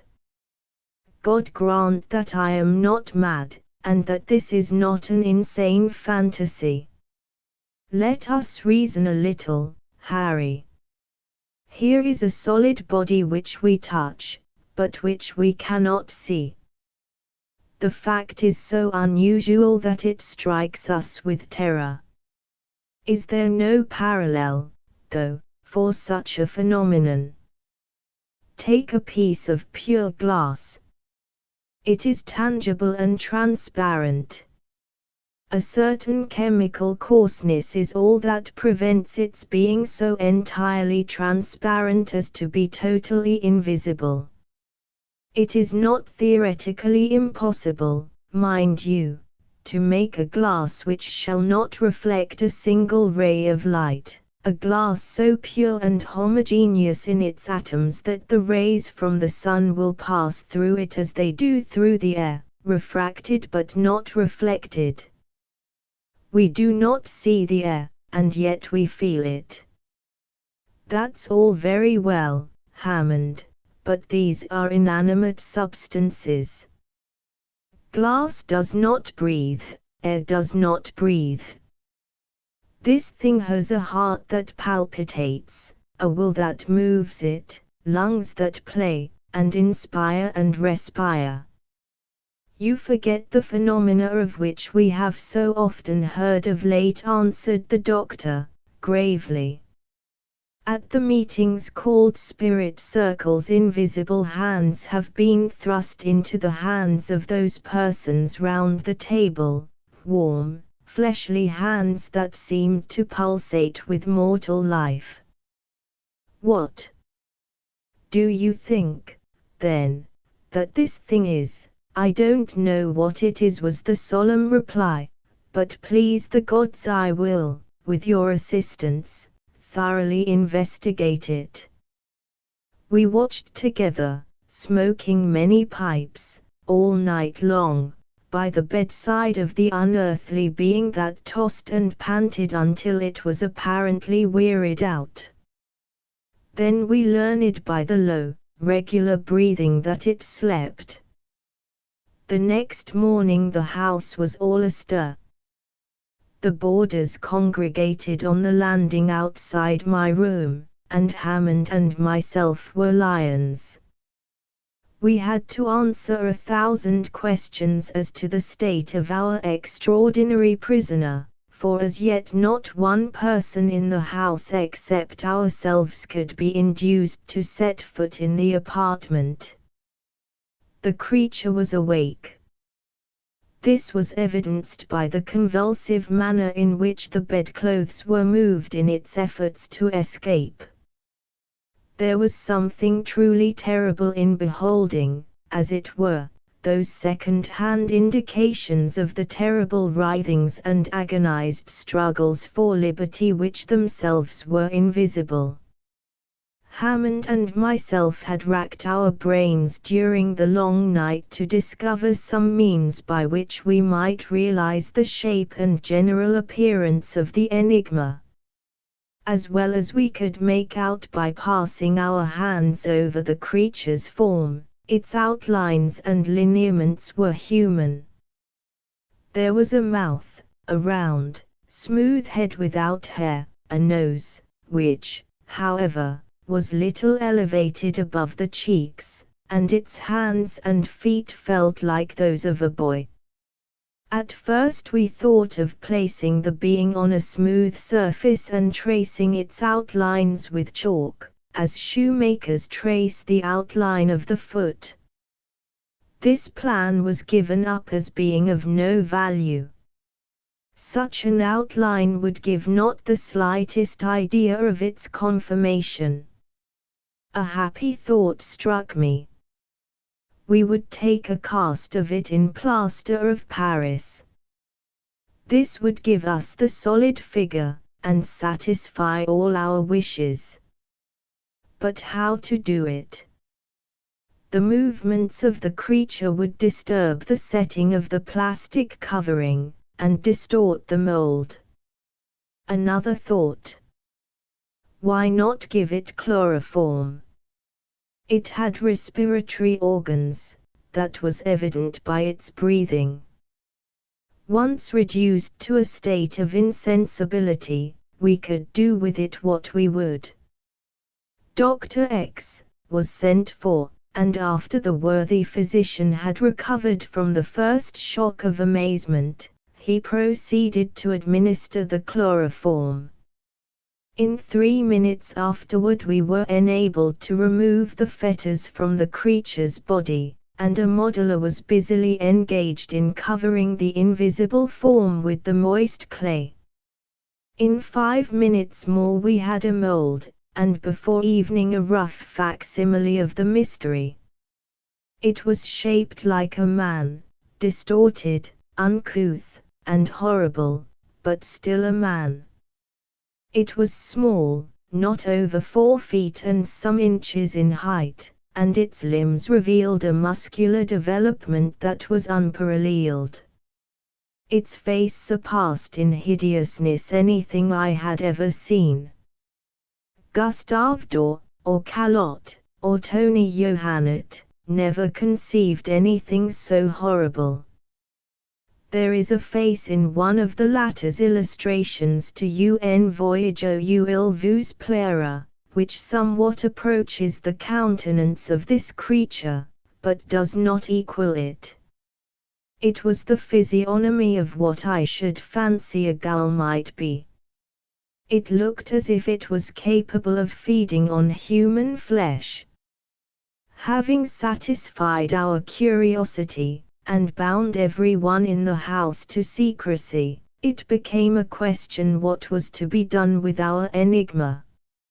It was impossible that we should keep such a horror in our house. It was equally impossible that such an awful being should be let loose upon the world. I confess that I would have gladly voted for the creature's destruction. But who would shoulder the responsibility? Who would undertake the execution of this horrible semblance of a human being? Day after day this question was deliberated gravely. The boarders all left the house. Mrs. Moffat was in despair, and threatened Hammond and myself with all sorts of legal penalties if we did not remove the horror. Our answer was, "We will go if you like, but we decline taking this creature with us. Remove it yourself if you please. It appeared in your house. On you the responsibility rests." To this there was, of course, no answer. Mrs. Moffat could not obtain for love or money a person who would even approach the mystery. The most singular part of the affair was that we were entirely ignorant of what the creature habitually fed on. Everything in the way of nutriment that we could think of was placed before it, but was never touched. It was awful to stand by, day after day, and see the clothes toss, and hear the hard breathing, and know that it was starving. 12 days, a fortnight passed, and it still lived. The pulsations of the heart, however, were daily growing fainter, and had now nearly ceased. It was evident that the creature was dying for want of sustenance. While this terrible life struggle was going on, I felt miserable. I could not sleep. Horrible as the creature was, it was pitiful to think of the pangs it was suffering. At last it died. Hammond and I found it cold and stiff one morning in the bed. The heart had ceased to beat, the lungs to inspire. We hastened to bury it in the garden. It was a strange funeral, the dropping of that viewless corpse into the damp hole. The cast of its form I gave to Dr. X, who keeps it in his museum in 10th Street. As I am on the eve of a long journey from which I may not return, I have drawn up this narrative of an event the most singular that has ever come to my knowledge. The middle toe of the right foot by Ambrose Bierce. From Can Such Things Be? By Ambrose Bierce. Copyright by the Neale Publishing Company. By permission of the publishers. It is well known that the old Manton House is haunted.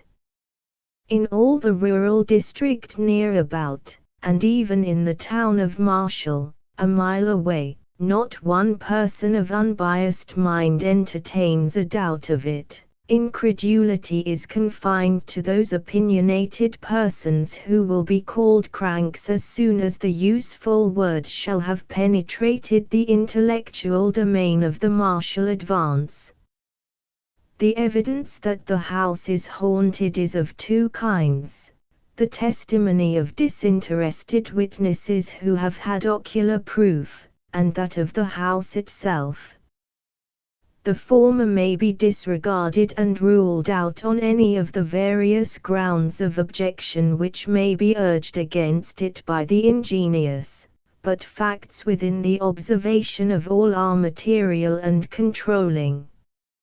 In the first place, the Manton house has been unoccupied by mortals for more than 10 years, and with its outbuildings is slowly falling into decay, a circumstance which in itself the judicious will hardly venture to ignore. It stands a little way off the loneliest reach of the Marshall and Harriston Road, in an opening which was once a farm and is still disfigured with strips of rotting fence and half covered with brambles overrunning a stony and sterile soil long unacquainted with the plough. The house itself is in tolerably good condition, though badly weather-stained and in dire need of attention from the glazier, the smaller male population of the region having attested in the manner of its kind its disapproval of dwelling without dwellers. It is 2 stories in height, nearly square, its front pierced by a single doorway flanked on each side by a window boarded up to the very top. Corresponding windows above, not protected, serve to admit light and rain to the rooms of the upper floor. Grass and weeds grow pretty rankly all about, and a few shade trees, somewhat the worse for wind, and leaning all in one direction, seem to be making a concerted effort to run away. In short, as the Marshalltown humorist explained in the columns of the Advance, the proposition that the Manton house is badly haunted is the only logical conclusion from the premises.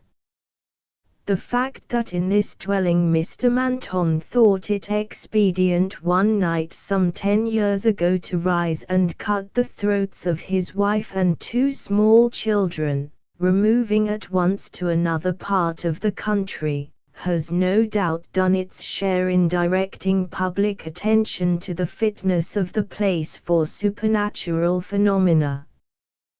To this house, one summer evening, came 4 men in a wagon.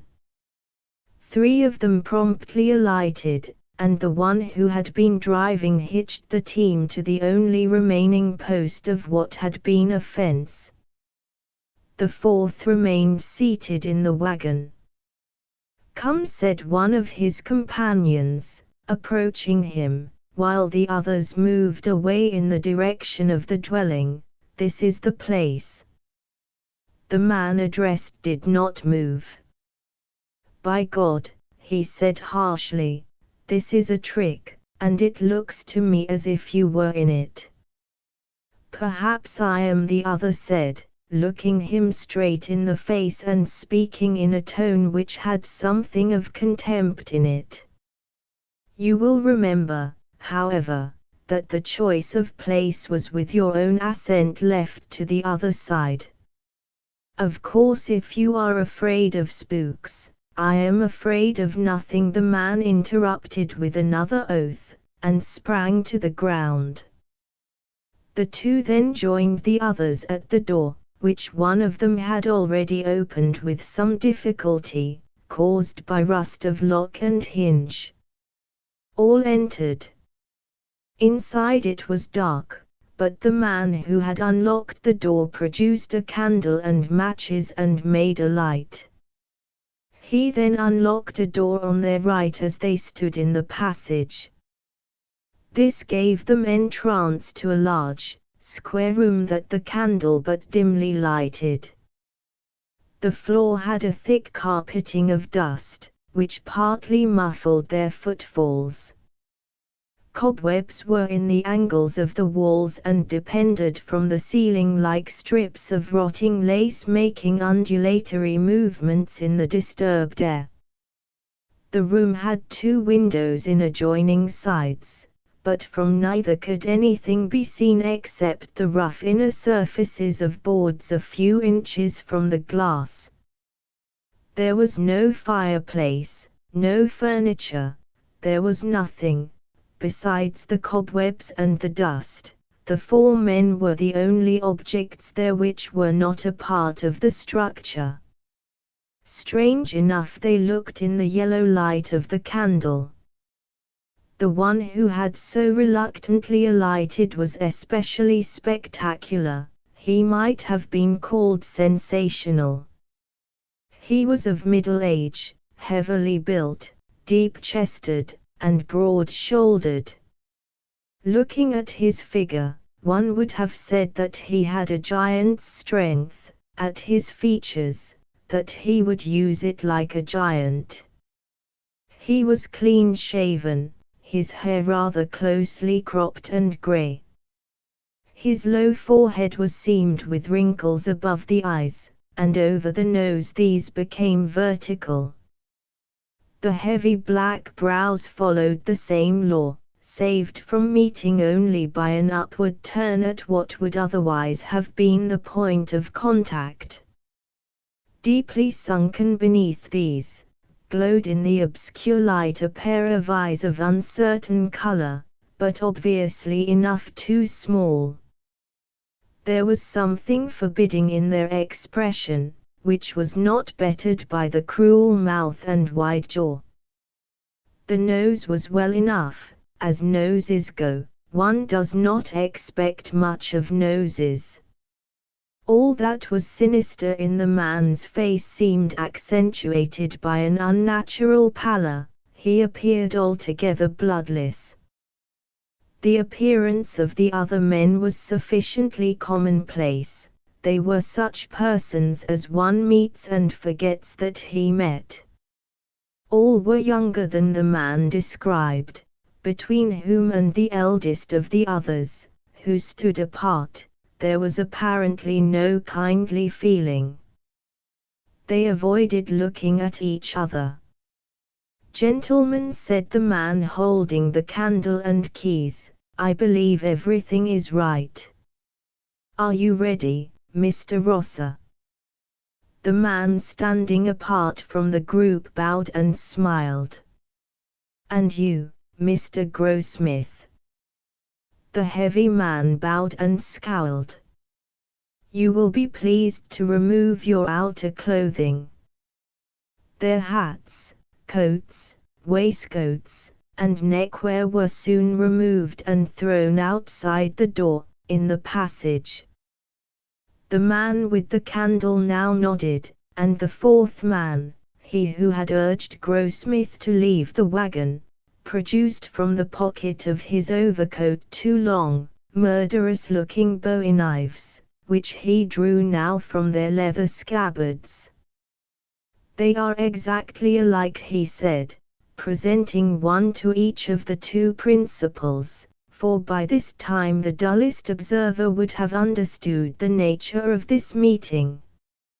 It was to be a duel to the death.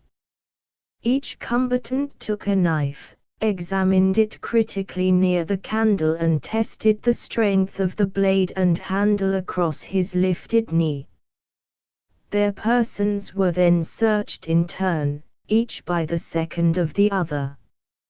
"If it is agreeable to you, Mr. Grossmith," said the man holding the light, "you will place yourself in that corner." He indicated the angle of the room farthest from the door, whither Grossmith retired, his second parting from him with a grasp of the hand which had nothing of cordiality in it. In the angle nearest the door Mr. Rosser stationed himself, and after a whispered consultation his second left him, joining the other near the door. At that moment the candle was suddenly extinguished, leaving all in profound darkness. This may have been done by a draught from the opened door. Whatever the cause, the effect was startling. "Gentlemen," said a voice which sounded strangely unfamiliar in the altered condition affecting the relations of the senses, "gentlemen, you will not move until you hear the closing of the outer door." A sound of trampling ensued, then the closing of the inner door, and finally the outer one closed with a concussion which shook the entire building. A few minutes afterward a belated farmer's boy met a light wagon which was being driven furiously toward the town of Marshall. He declared that behind the two figures on the front seat stood a third, with its hands upon the bowed shoulders of the others, who appeared to struggle vainly to free themselves from its grasp. This figure, unlike the others, was clad in white, and had undoubtedly boarded the wagon as it passed the haunted house. As the lad could boast a considerable former experience with the supernatural thereabouts, his word had the weight justly due to the testimony of an expert. The story, in connection with the next day's events, eventually appeared in the Advance, with some slight literary embellishments and a concluding intimation that the gentleman referred to would be allowed the use of the paper's columns for their version of the night's adventure. But the privilege remained without a claimant. The events that led up to this duel in the dark were simple enough. One evening 3 young men of the town of Marshall were sitting in a quiet corner of the porch of the village hotel, smoking and discussing such matters as 3 educated young men of a southern village would naturally find interesting. Their names were King, Sancha, and Rosser. At a little distance, within easy hearing, but taking no part in the conversation, sat a fourth. He was a stranger to the others. They merely knew that on his arrival by the stagecoach that afternoon he had written in the hotel register the name of Robert Grossmith. He had not been observed to speak to anyone except the hotel clerk. He seemed, indeed, singularly fond of his own company, or, as the personnel of the Advance expressed it, grossly addicted to evil associations. But then it should be said in justice to the stranger that the personnel was himself of a too convivial disposition fairly to judge one differently gifted, and had, moreover, experienced a slight rebuff in an effort at an interview. "I hate any kind of deformity in a woman," said King, "whether natural or acquired. I have a theory that any physical defect has its correlative mental and moral defect." "I infer," then said Rosser, gravely, "that a lady lacking the moral advantage of a nose would find the struggle to become Mrs. King an arduous enterprise." "Of course you may put it that way," was the reply, "but, seriously, I once threw over a most charming girl on learning quite accidentally that she had suffered amputation of a toe. My conduct was brutal if you like, but if I had married that girl I should have been miserable for life and should have made her so." "Whereas," said Sancha, with a light laugh, "by marrying a gentleman of more liberal view she escaped with a parted throat." "Ah, you know to whom I refer." "Yes, she married Manton, but I don't know about his liberality. I'm not sure, but he cut her throat because he discovered that she lacked that excellent thing in woman, the middle toe of the right foot." "Look at that chap," said Rosser in a low voice, his eyes fixed upon the stranger. That chap was obviously listening intently to the conversation. "Damn his impudence," muttered King, "what ought we to do?" "That's an easy one," Rosser replied, rising. "Sir," he continued, addressing the stranger, "I think it would be better if you would remove your chair to the other end of the veranda. The presence of gentlemen is evidently an unfamiliar situation to you." The man sprang to his feet and strode forward with clenched hands, his face white with rage. All were now standing. Sancha stepped between the belligerents. "You are hasty and unjust," he said to Rosser. "This gentleman has done nothing to deserve such language." But Rosser would not withdraw a word. By the custom of the country and the time there could be but one outcome to the quarrel. "I demand the satisfaction due to a gentleman," said the stranger, who had become more calm.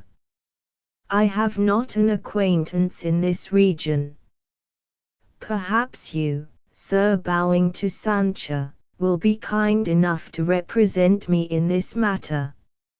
Sancho accepted the trust, somewhat reluctantly it must be confessed, for the man's appearance and manner were not at all to his liking. King, who during the colloquy had hardly removed his eyes from the stranger's face and had not spoken a word, consented with a nod to act for Rosser, and the upshot of it was that, the principals having retired, a meeting was arranged for the next evening. The nature of the arrangements has been already disclosed. The duel with knives in a dark room was once a commoner feature of southwestern life than it is likely to be again. How thin a veneering of chivalry covered the essential brutality of the code under which such encounters were possible we shall see. 3 In the blaze of a midsummer noonday the old Manton house was hardly true to its traditions. It was of the earthy. The sunshine caressed it warmly and affectionately, with evident disregard of its bad reputation. The grass greening all the expanse in its front seemed to grow, not rankly, but with a natural and joyous exuberance, and the weeds blossomed quite like plants. Full of charming lights and shadows and populous with pleasant-voiced birds, the neglected shade trees no longer struggled to run away, but bent reverently beneath their burdens of sun and song. Even in the glassless upper windows was an expression of peace and contentment, due to the light within. Over the stony fields the visible heat danced with a lively tremor incompatible with the gravity which is an attribute of the supernatural. Such was the aspect under which the place presented itself to Sheriff Adams and 2 other men who had come out from Marshall to look at it. One of these men was Mr. King, the sheriff's deputy. The other, whose name was Brewer, was a brother of the late Mrs. Manton. Under a beneficent law of the state relating to property which has been for a certain period abandoned by an owner whose residence cannot be ascertained, the sheriff was legal custodian of the Manton farm and appurtenances thereunto belonging. His present visit was in mere perfunctory compliance with some order of a court in which Mr. Brewer had an action to get possession of the property as heir to his deceased sister. By a mere coincidence, the visit was made on the day after the night that Deputy King had unlocked the house for another and very different purpose. His presence now was not of his own choosing. He had been ordered to accompany his superior, and at the moment could think of nothing more prudent than simulated alacrity in obedience to the command. Carelessly opening the front door, which to his surprise was not locked, the sheriff was amazed to see, lying on the floor of the passage into which it opened, a confused heap of men's apparel. Examination showed it to consist of 2 hats, and the same number of coats, waistcoats, and scarves, all in a remarkably good state of preservation, albeit somewhat defiled by the dust in which they lay. Mr. Brewer was equally astonished, but Mr. King's emotion is not of record. With a new and lively interest in his own actions, the sheriff now unlatched and pushed open a door on the right, and the three entered. The room was apparently vacant. No, as their eyes became accustomed to the dimmer light, something was visible in the farthest angle of the wall. It was a human figure, that of a man crouching close in the corner. Something in the attitude made the intruders halt when they had barely passed the threshold. The figure more and more clearly defined itself. The man was upon one knee, his back in the angle of the wall, his shoulders elevated to the level of his ears, his hands before his face, palms outward, the fingers spread and crooked like claws. The white face turned upward on the retracted neck had an expression of unutterable fright, the mouth half open, the eyes incredibly expanded. He was stone dead. Yet with the exception of a bowie knife, which had evidently fallen from his own hand, not another object was in the room. In thick dust that covered the floor were some confused footprints near the door and along the wall through which it opened. Along one of the adjoining walls, too, past the boarded-up windows, was the trail made by the man himself in reaching his corner. Instinctively, in approaching the body, the three men followed that trail. The sheriff grasped one of the out-thrown arms. It was as rigid as iron, and the application of a gentle force rocked the entire body without altering the relation of its parts. Brewer, pale with excitement, gazed intently into the distorted face. "God of mercy," he suddenly cried, "it is Manton." "You are right," said King, with an evident attempt at calmness. "I knew Manton. He then wore a full beard and his hair long, but this is he." He might have added, "I recognized him when he challenged Rosser. I told Rosser and Sancha who he was before we played him this horrible trick.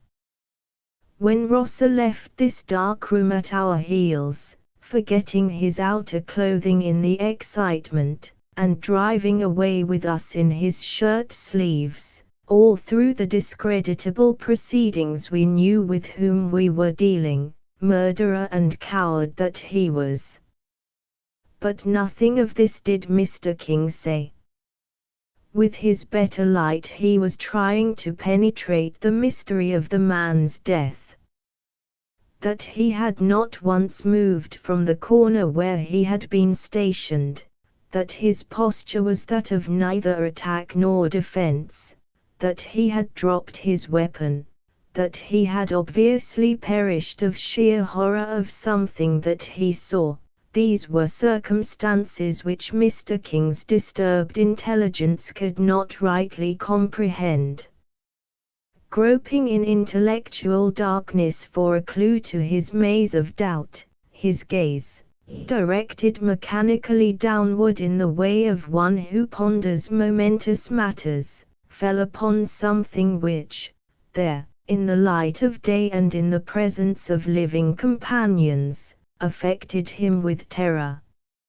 In the dust of years that lay thick upon the floor, leading from the door by which they had entered, straight across the room to within a yard of Manton's crouching corpse, were three parallel lines of footprints, light but definite impressions of bare feet, the outer ones those of small children, the inner a woman's.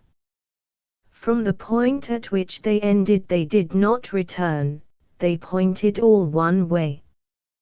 Brewer, who had observed them at the same moment, was leaning forward in an attitude of rapt attention, horribly pale. "Look at that," he cried, pointing with both hands at the nearest print of the woman's right foot, where she had apparently stopped and stood. The middle toe is missing. It was Gertrude. Gertrude was the late Mrs. Manton, sister to Mr. Brewer. The Shell of Sense by Olivia Howard Dunbar from Harper's Magazine, December, 1908. By permission of Harper and Brothers and Olivia Howard Dunbar. It was intolerably unchanged, the dim, dark-toned room. In an agony of recognition my glance ran from one to another of the comfortable, familiar things that my earthly life had been passed among. Incredibly distant from it all as I essentially was. I noted sharply that the very gaps that I myself had left in my bookshelves still stood unfilled, that the delicate fingers of the ferns that I had tended were still stretched futilely toward the light, that the soft agreeable chuckle of my own little clock, like some elderly woman with whom conversation has become automatic, was undiminished. Unchanged, or so it seemed at first. But there were certain trivial differences that shortly smote me. The windows were closed too tightly, for I had always kept the house very cool, although I had known that Teresa preferred warm rooms. And my work basket was in disorder. It was preposterous that so small a thing should hurt me so. Then, for this was my first experience of the shadow-folded transition, the odd alteration of my emotions bewildered me. For at one moment the place seemed so humanly familiar, so distinctly my own proper envelope, that for love of it I could have laid my cheek against the wall, while in the next I was miserably conscious of strange new shrillnesses. How could they be endured, and had I ever endured them, those harsh influences that I now perceived at the window, light and color so blinding that they obscured the form of the wind, tumult so discordant that one could scarcely hear the roses open in the garden below. But Teresa did not seem to mind any of these things. Disorder, it is true, the dear child had never minded. She was sitting all this time at my desk, occupied, I could only too easily surmise how. In the light of my own habits of precision it was plain that somber correspondence should have been attended to before, but I believe that I did not really reproach Teresa, for I knew that her notes, when she did write them, were perhaps less perfunctory than mine. She finished the last one as I watched her, and added it to the heap of black bordered envelopes that lay on the desk. Poor girl! I saw now that they had cost her tears. Yet, living beside her day after day, year after year, I had never discovered what deep tenderness my sister possessed.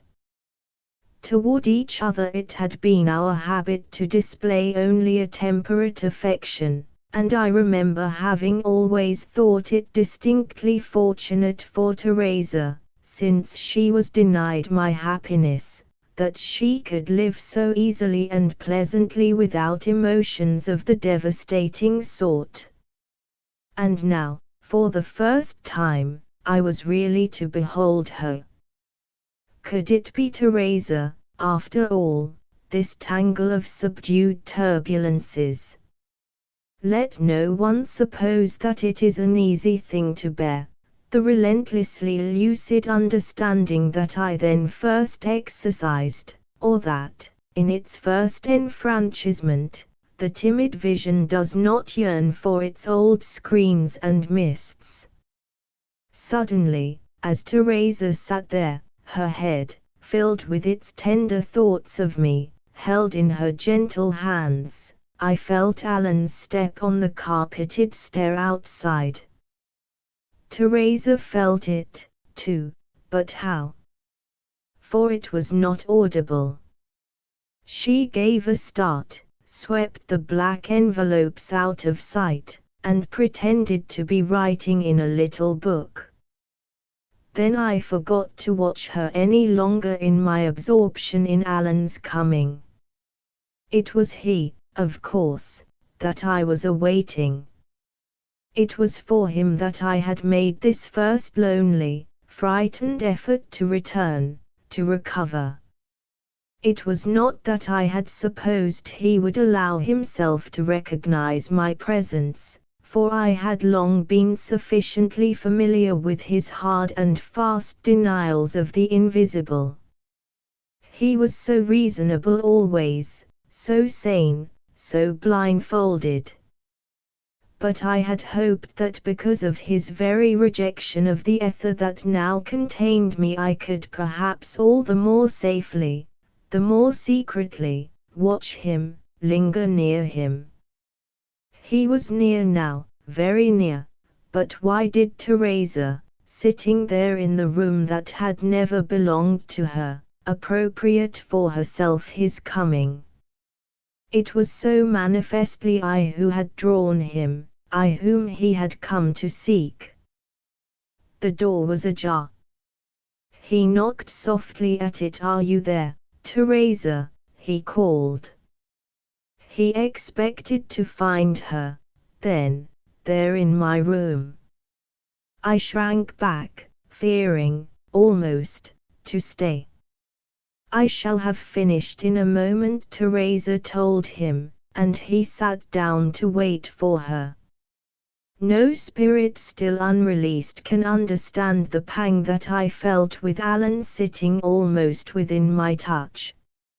Almost irresistibly the wish beset me to let him for an instant feel my nearness. Then I checked myself, remembering, oh, absurd, piteous human fears, that my too unguarded closeness might alarm him. It was not so remote a time that I myself had known them, those blind, uncouth timidities. I came, therefore, somewhat nearer, but I did not touch him. I merely leaned toward him and with incredible softness whispered his name. That much I could not have forborne, the spell of life was still too strong in me. But it gave him no comfort, no delight.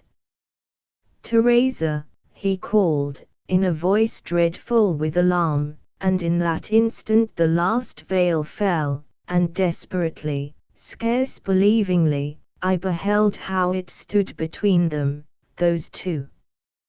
She turned to him, that gentle look of hers. "Forgive me," came from him hoarsely. But I had suddenly the most unaccountable sensation.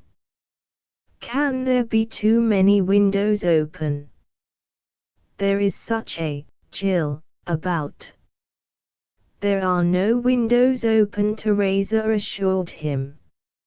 I took care to shut out the chill. You are not well, Alan. Perhaps not. He embraced the suggestion. And yet I feel no illness apart from this abominable sensation that persists. Teresa, you must tell me, do I fancy it, or do you, too, feel something strange here?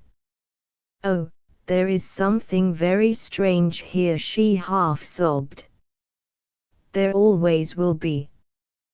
Good heavens, child, I didn't mean that. He rose and stood looking about him. I know, of course, that you have your beliefs, and I respect them, but you know equally well that I have nothing of the sort. So, don't let us conjure up anything inexplicable. I stayed impalpably, imponderably near him. Wretched and bereft though I was, I could not have left him while he stood denying me. What I mean, he went on, in his low, distinct voice, is a special, an almost ominous sense of cold. Upon my soul, Teresa, he paused, if I were superstitious, if I were a woman, I should probably imagine it to seem a presence. He spoke the last word very faintly, but Teresa shrank from it nevertheless. Don't say that, Alan, she cried out. Don't think it, I beg of you. I've tried so hard myself not to think it, and you must help me. You know it is only perturbed, uneasy spirits that wander. With her it is quite different. She has always been so happy, she must still be. I listened, stunned, to Teresa's sweet dogmatism. From what blind distances came her confident misapprehensions, how dense, both for her and for Alan, was the separating vapor. Alan frowned. Don't take me literally, Teresa, he explained, and I, who a moment before had almost touched him, now held myself aloof and heard him with a strange untried pity, newborn in me. I'm not speaking of what you call spirits. It's something much more terrible. He allowed his head to sink heavily on his chest. If I did not positively know that I had never done her any harm, I should suppose myself to be suffering from guilt, from remorse. Teresa, you know better than I, perhaps. Was she content, always? Did she believe in me? Believe in you, when she knew you to be so good, when you adored her? She thought that. She said it. Then what in heaven's name ails me, unless it is all as you believe, Teresa, and she knows now what she didn't know then, poor dear, and mine's what? What do you mean, Alan? I, who with my perhaps illegitimate advantage saw so clear, knew that he had not meant to tell her, I did him that justice, even in my first jealousy. If I had not tortured him so by clinging near him, he would not have told her. But the moment came, and overflowed, and he did tell her, passionate, tumultuous story that it was. During all our life together, Alan's and mine, he had spared me, had kept me wrapped in the white cloak of an unblemished loyalty. But it would have been kinder, I now bitterly thought, if, like many husbands, he had years ago found for the story he now poured forth some clandestine listener, I should not have known. But he was faithful and good, and so he waited till I, mute and chained, was there to hear him. So well did I know him, as I thought, so thoroughly had he once been mine, that I saw it in his eyes, heard it in his voice, before the words came. And yet, when it came, it lashed me with the whips of an unbearable humiliation.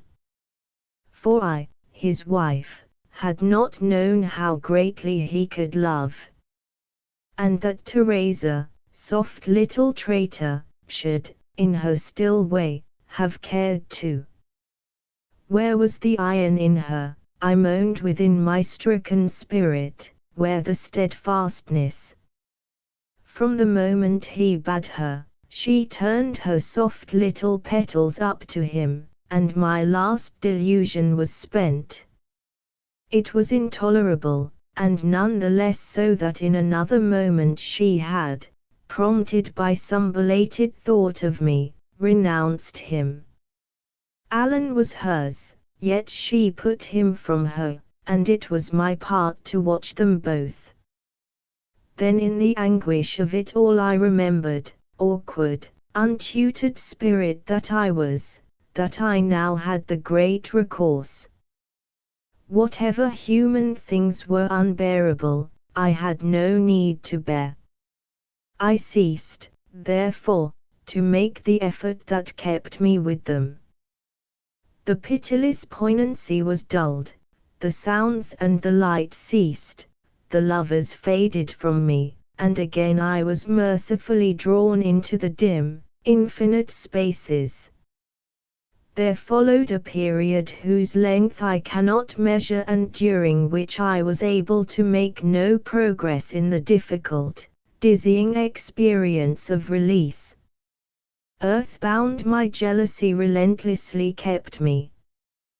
Though my two dear ones had forsworn each other, I could not trust them, for there seemed to me an affectation of a more than mortal magnanimity. Without a ghostly sentinel to prick them with sharp fears and recollections, who could believe that they would keep to it?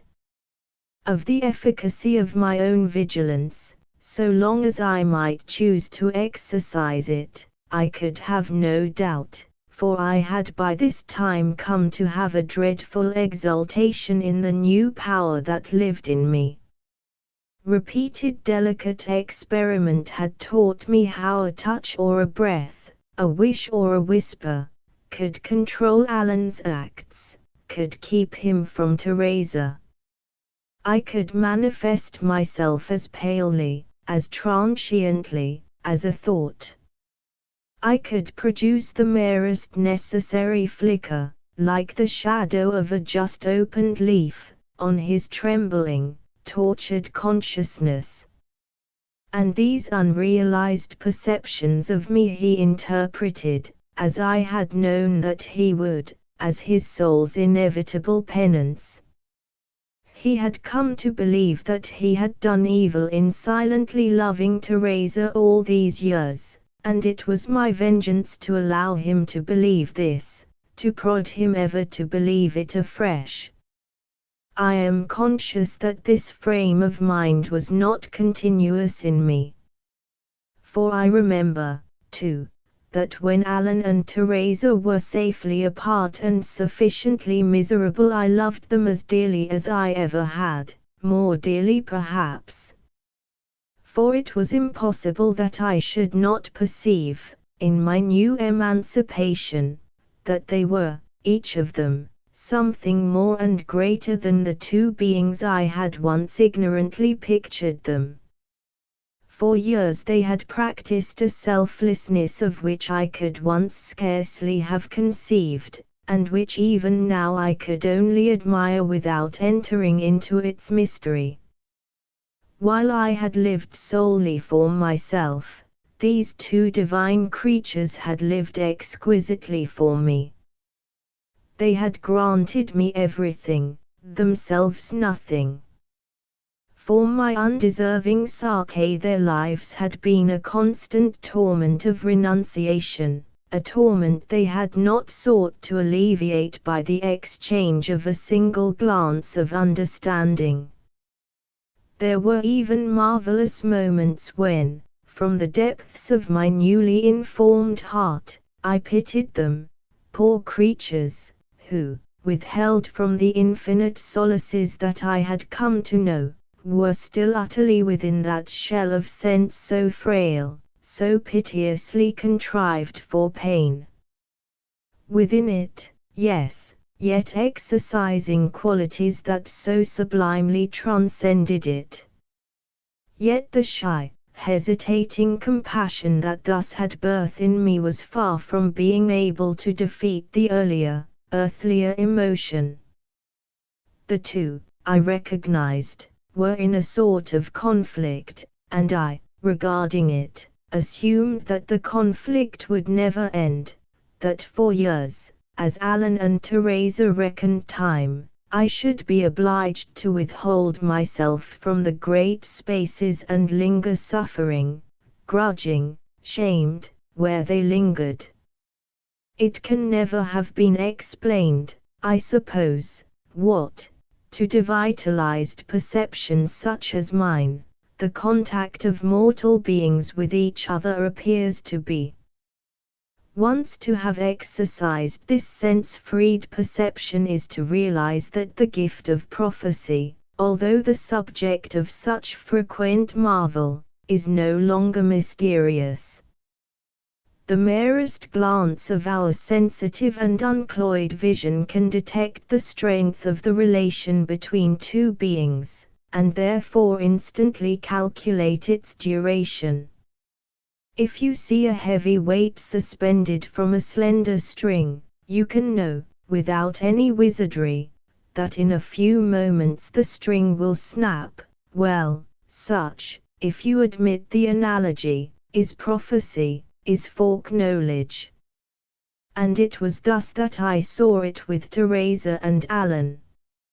For it was perfectly visible to me that they would very little longer have the strength to preserve, near each other, the denuded impersonal relation that they, and that I, behind them, insisted on, and that they would have to separate. It was my sister, perhaps the more sensitive, who first realized this. It had now become possible for me to observe them almost constantly. The effort necessary to visit them had so greatly diminished, so that I watched her, poor, anguished girl, prepare to leave him. I saw each reluctant movement that she made. I saw her eyes, worn from self-searching. I heard her step grown timid from inexplicable fears. I entered her very heart and heard its pitiful, wild beating. And still I did not interfere. For at this time I had a wonderful, almost demoniacal sense of disposing of matters to suit my own selfish will. At any moment I could have checked their miseries, could have restored happiness and peace. Yet it gave me, and I could weep to admit it, a monstrous joy to know that Teresa thought she was leaving Alan of her own free intention, when it was I who was contriving, arranging, insisting. And yet she wretchedly felt my presence near her, I am certain of that. A few days before the time of her intended departure, my sister told Alan that she must speak with him after dinner. Our beautiful old house branched out from a circular hall with great arched doors at either end, and it was through the rear doorway that always in summer, after dinner, we passed out into the garden adjoining. As usual, therefore, when the hour came, Teresa led the way. That dreadful daytime brilliance that in my present state I found so hard to endure was now becoming softer. A delicate, capricious twilight breeze danced inconsequently through languidly whispering leaves. Lovely pale flowers blossomed like little moons in the dusk, and over them the breath of mignonette hung heavily. It was a perfect place, and it had so long been ours, Alan's and mine. It made me restless and a little wicked that those two should be there together now. For a little they walked about together, speaking of common, daily things. Then suddenly Teresa burst out, "I am going away, Alan. I have stayed to do everything that needed to be done. Now your mother will be here to care for you, and it is time for me to go." He stared at her and stood still. Teresa had been there so long, she so definitely, to his mind, belonged there. And she was, as I also had jealously known, so lovely there, the small, dark, dainty creature, in the old hall, on the wide staircases, in the garden. Life there without Teresa, even the intentionally remote, the perpetually renounced Teresa, he had not dreamed of it, he could not, so suddenly, conceive of it. "Sit here," he said, and drew her down beside him on a bench, "and tell me what it means, why you are going. Is it because of something that I have done?" She hesitated. I wondered if she would dare tell him. She looked out and away from him, and he waited long for her to speak. The pale stars were sliding into their places. The whispering of the leaves was almost hushed. All about them it was still and shadowy and sweet. It was that wonderful moment when, for lack of a visible horizon, the not yet darkened world seems infinitely greater, a moment when anything can happen, anything be believed in. To me, watching, listening, hovering, there came a dreadful purpose and a dreadful courage. Suppose for one moment, Teresa should not only feel, but see me, would she dare to tell him then? There came a brief space of terrible effort, all my fluttering, uncertain forces strained to the utmost. The instant of my struggle was endlessly long, and the transition seemed to take place outside me, as one sitting in a train, motionless, sees the leagues of earth float by. And then, in a bright, terrible flash, I knew I had achieved it, I had attained visibility. Shuddering, insubstantial, but luminously apparent, I stood there before them. And for the instant that I maintained the visible state, I looked straight into Teresa's soul. She gave a cry. And then, thing of silly, cruel impulses that I was, I saw what I had done. The very thing that I wished to avert I had precipitated. For Alan, in his sudden terror and pity, had bent and caught her in his arms. For the first time they were together, and it was I who had brought them. Then, to his whispered urging to tell the reason of her cry, Teresa said, "Francis was here. You did not see her, standing there, under the lilacs, with no smile on her face." My dear," was all that Alan said. I had so long now lived invisibly with them, he knew that she was right.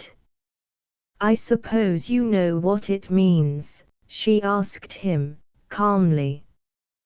"Dear Teresa," Alan said, slowly, "if you and I should go away somewhere, could we not evade all this ghostliness? And will you come with me?" "Distance would not banish her," my sister confidently asserted.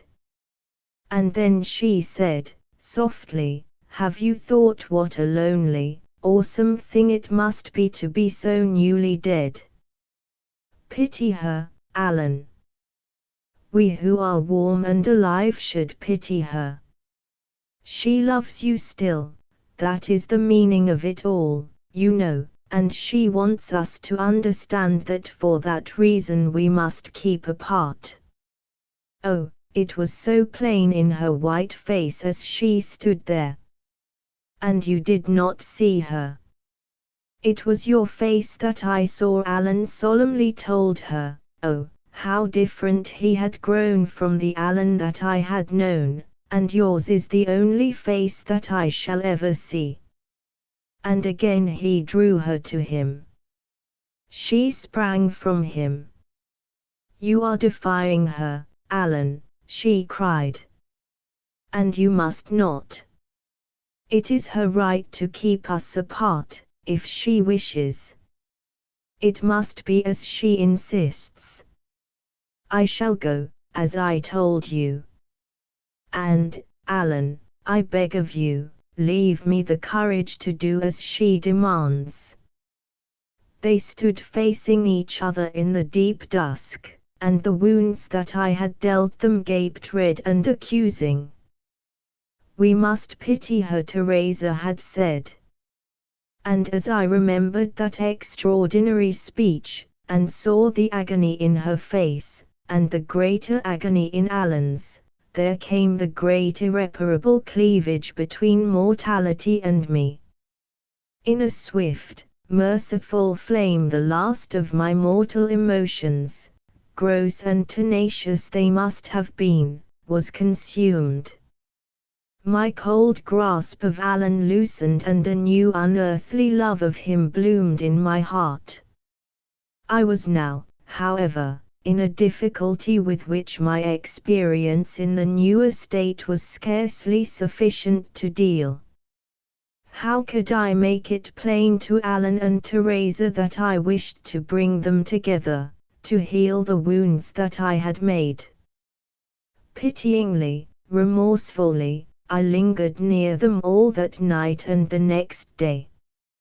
And by that time had brought myself to the point of a great determination. In the little time that was left, before Teresa should be gone and Alan bereft and desolate, I saw the one way that lay open to me to convince them of my acquiescence in their destiny. In the deepest darkness and silence of the next night I made a greater effort than it will ever be necessary for me to make again. When they think of me, Alan and Teresa, I pray now that they will recall what I did that night, and that my thousand frustrations and selfishnesses may shrivel and be blown from their indulgent memories. Yet the following morning, as she had planned, Teresa appeared at breakfast dressed for her journey. Above in her room there were the sounds of departure. They spoke little during the brief meal, but when it was ended Alan said, "Teresa, there is half an hour before you go. Will you come upstairs with me? I had a dream that I must tell you of." Alan. She looked at him, frightened, but went with him. "It was of Francis you dreamed," she said, quietly, as they entered the library together. "Did I say it was a dream? But I was awake, thoroughly awake. I had not been sleeping well, and I heard, twice, the striking of the clock. And as I lay there, looking out at the stars, and thinking of you, Teresa, she came to me, stood there before me, in my room. It was no sheeted spectre, you understand, it was Francis, literally she. In some inexplicable fashion I seemed to be aware that she wanted to make me know something, and I waited, watching her face. After a few moments it came. She did not speak, precisely. That is, I am sure I heard no sound. Yet the words that came from her were definite enough. She said, "Don't let Teresa leave you. Take her and keep her." Then she went away. Was that a dream? "I had not meant to tell you," Teresa eagerly answered, "but now I must. It is too wonderful." "What time did your clock strike, Alan?" "1, the last time." "Yes, it was then that I awoke. And she had been with me. I had not seen her, but her arm had been about me and her kiss was on my cheek. Oh! I knew, it was unmistakable. And the sound of her voice was with me. Then she bade you, yes, to stay with you. I am glad we told each other. She smiled tearfully and began to fasten her wrap. But you are not going, now, Alan cried. You know that you cannot, now that she has asked you to stay. Then you believe, as I do, that it was she. Teresa demanded. I can never understand, but I know, he answered her. And now you will not go. I am freed. There will be no further semblance of me in my old home, no sound of my voice, no dimmest echo of my earthly self. They have no further need of me, the two that I have brought together. Theirs is the fullest joy that the dwellers in the shell of sense can know. Mine is the transcendent joy of the unseen spaces. The Woman at Seven Brothers by Wilbur Daniel Steele. From Land's End, by Wilbur Daniel Steele. Copyright, 1908, by Harper and Brothers. By permission of the publishers and Wilbur Daniel Steele. I tell you, sir, I was innocent. I didn't know any more about the world at 22 than some do at 12. My uncle and aunt in Duxbury brought me up strict. I studied hard in high school, I worked hard after hours, and I went to church twice on Sundays, and I can't see it's right to put me in a place like this, with crazy people. Oh yes, I know they're crazy, you can't tell me. As for what they said in court about finding her with her husband, that's the inspector's lie, sir, because he's down on me, and wants to make it look like my fault. No, sir, I can't say as I thought she was handsome, not at first. For one thing, her lips were too thin and white, and her color was bad. I'll tell you a fact, sir, that first day I came off to the light I was sitting on my cot in the storeroom. That's where the assistant keeper sleeps at the Seven Brothers, as lonesome as I could be, away from home for the first time, and the water all around me, and, even though it was a calm day, pounding enough on the ledge to send a kind of a woom woom woom whining up through all that solid rock of the tower. And when old Fedderson poked his head down from the living room with the sunshine above making a kind of bright frame around his hair and whiskers, to give me a cheery, "Make yourself to home, son," I remember I said to myself, he's all right. I'll get along with him. But his wife's enough to sour milk. That was queer, because she was so much under him in age, long about 28 or so, and him nearer 50. But that's what I said, sir. Of course that feeling wore off, same as any feeling will wear off sooner or later in a place like the Seven Brothers.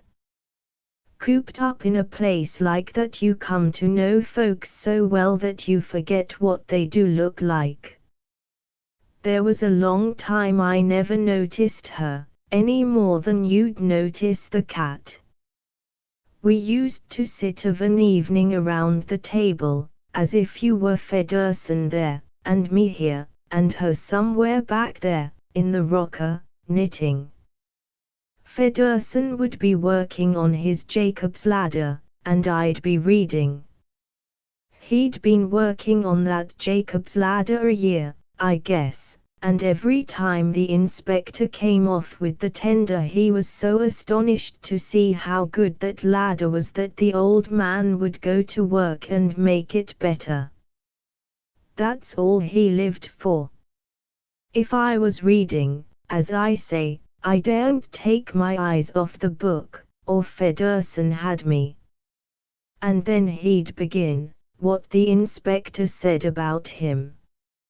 How surprised the member of the board had been, that time, to see everything so clean about the light. What the inspector had said about Feddersen's being stuck here in a second-class light, best keeper on the coast. And so on, till either he or I had to go aloft and have a look at the wicks. He'd been there 23 years, all told, and he'd got used to the feeling that he was kept down unfair, so used to it, I guess, that he fed on it, and told himself how folks ashore would talk when he was dead and gone. Best keeper on the coast, kept down unfair. Not that he said that to me. No, he was far too loyal and humble and respectful, doing his duty without complaint, as anybody could see. And all that time, night after night, hardly ever a word out of the woman. As I remember it, she seemed more like a piece of furniture than anything else, not even a very good cook, nor over and above tidy. One day, when he and I were trimming the lamp, he passed the remark that his first wife used to dust the lens and take a pride in it. Not that he said a word against Anna, though. He never said a word against any living mortal, he was too upright. I don't know how it came about, or, rather, I do know, but it was so sudden, and so far away from my thoughts, that it shocked me, like the world turned over. It was at prayers. That night I remember Feddersen was uncommon long-winded. We'd had a batch of newspapers out by the tender, and at such times the old man always made a long watch of it, getting the world straightened out. For one thing, the United States minister to Turkey was dead. Well, from him and his soul, Feddersen got on to Turkey and the Presbyterian College there, and from that to heathen in general. He rambled on and on, like the surf on the ledge, woom woom woom, never coming to an end. You know how you'll be at prayers sometimes. My mind strayed. I counted the canes in the chair seat where I was kneeling. I plaited a corner of the tablecloth between my fingers for a spell, and by my eyes went wandering up the back of the chair. The woman, sir, was looking at me. Her chair was back to mine, close, and both our heads were down in the shadow under the edge of the table, with Feddersen clear over on the other side by the stove. And there were her two eyes hunting mine between the spindles in the shadow. You won't believe me, sir, but I tell you I felt like jumping to my feet and running out of the room, it was so queer. I don't know what her husband was praying about after that. His voice didn't mean anything, no more than the seas on the ledger way down there. I went to work to count the canes in the seat again, but all my eyes were in the top of my head. It got so I couldn't stand it. We were at the Lord's Prayer, saying it sing-song together, when I had to look up again. And there her two eyes were, between the spindles, hunting mine. Just then all of us were saying, "Forgive us our trespasses." I thought of it afterward. When we got up she was turned the other way, but I couldn't help seeing her cheeks were red. It was terrible. I wondered if Feddersen would notice, though I might have known he wouldn't, not him. He was in too much of a hurry to get at his Jacob's ladder, and then he had to tell me for the 10th time what the Inspector D said that day about getting him another light. Kingdom Come, maybe, he said. I made some excuse or other and got away. Once in the storeroom, I sat down on my cot and stayed there a long time, feeling queerer than anything. I read a chapter in the Bible, I don't know why.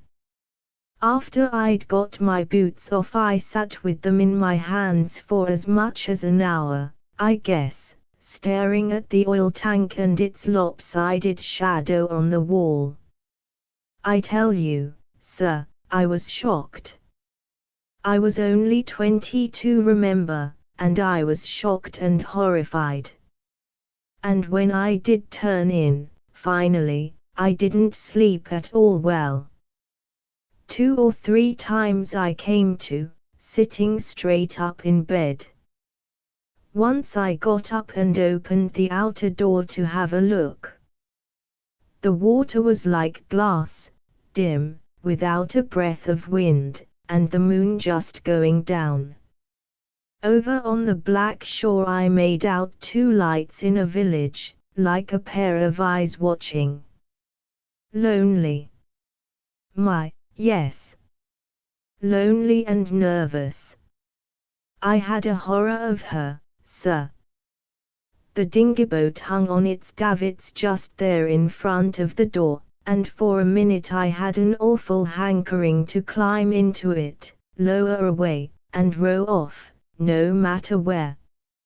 It sounds foolish. Well, it seemed foolish next morning, with the sun shining and everything as usual, Feddersen sucking his pen and wagging his head over his eternal log, and his wife down in the rocker with her head in the newspaper, and her breakfast work still waiting. I guess that jarred it out of me more than anything else, sight of her slouched down there, with her stringy, yellow hair and her dusty apron and the pale back of her neck, reading the Society Notes. Society Notes. Think of it. For the first time since I came to Seven Brothers I wanted to laugh. I guess I did laugh when I went aloft to clean the lamp and found everything so free and breezy, gulls flying high and little white caps making under a westerly. It was like feeling a big load dropped off your shoulders. Feddersen came up with his dust rag and cocked his head at me. "What's the matter, Ray?" said he. "Nothing," said I. And then I couldn't help it. "Seems kind of out of place for Society Notes," said I, "out here at Seven Brothers." He was the other side of the lens, and when he looked at me he had 1,000 eyes, all sober. For a minute I thought he was going on dusting, but then he came out and sat down on a sill. "Sometimes," said he, "I get to thinking it may be a mite dull for her out here. She's pretty young, Ray. Not much more'n a girl, hardly. Not much more'n a girl." It gave me a turn, sir, as though I'd seen my aunt in short dresses. "It's a good home for her, though," he went on slow. "I've seen a lot worse ashore, Ray. Of course if I could get a shore light, Kingdom Come's a shore light." He looked at me out of his deep-set eyes, and then he turned them around the light room, where he'd been so long. "No," said he, wagging his head. "It ain't for such as me. I never saw so humble a man. But look here," he went on, more cheerful. "As I was telling her just now, a month from yesterday's our 4th anniversary, and I'm going to take her ashore for the day and give her a holiday, new hat and everything. A girl wants a mite of excitement now and then, Ray. There it was again, that girl. It gave me the fidgets, sir. I had to do something about it. It's close quarters for last names in a light, and I'd taken to calling him Uncle Matt soon after I came. Now, when I was at table that noon, I spoke over to where she was standing by the stove, getting him another help of chowder. I guess I'll have some, too, Aunt Anna, said I, matter of fact. She never said a word nor gave a sign, just stood there kind of round-shouldered, dipping the chowder. And that night at prayers I hitched my chair around the table, with its back the other way. You get awful lazy in a lighthouse, some ways. No matter how much tinkering you've got, there's still a lot of time, and there's such a thing as too much reading. The changes in weather get monotonous, too. By and by, the light burns the same on a thick night as it does on a fair one. Of course there's the ships, northbound, southbound, windjammers, freighters, passenger boats full of people. In the watches at night you can see their lights go by, and wonder what they are, how they're laden, where they'll fetch up, and all. I used to do that almost every evening when it was my first watch, sitting out on the walk around up there with my legs hanging over the edge and my chin propped on the railing, lazy. The Boston boat was the prettiest to see, with her 3 tiers of portholes lit, like a string of pearls wrapped round and round a woman's neck, well away, too, for the ledge must have made a couple of 100 fathoms off the light, like a white dog-tooth of a breaker, even on the darkest night. Well, I was lolling there one night, as I say, watching the Boston boat go by, not thinking of anything special, when I heard the door on the other side of the tower open and footsteps coming around to me. By and by I nodded toward the boat and passed the remark that she was fetching in uncommon clothes tonight. No answer. I made nothing of that, for oftentimes Fedderson wouldn't answer, and after I'd watched the lights crawling on through the dark a spell, just to make conversation, I said I guessed there'd be a bit of weather before long. I've noticed, said I, when there's weather coming on, and the wind in the northeast, you can hear the orchestra playing aboard of her just over there. I make it out now. Do you? Yes. Oh, yes. I hear it all right. You can imagine I started. It wasn't him, but her. And there was something in the way she said that speech, sir, something, well, unnatural. Like a hungry animal snapping at a person's hand. I turned and looked at her sidewise.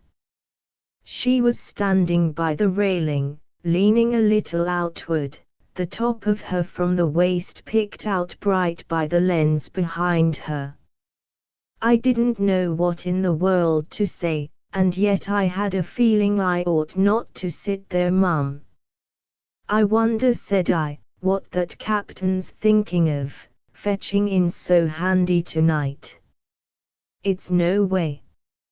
I tell you, if 'twasn't he for this light, she'd go to work and pile up on the ledge some thick night. She turned at that and stared straight into the lens.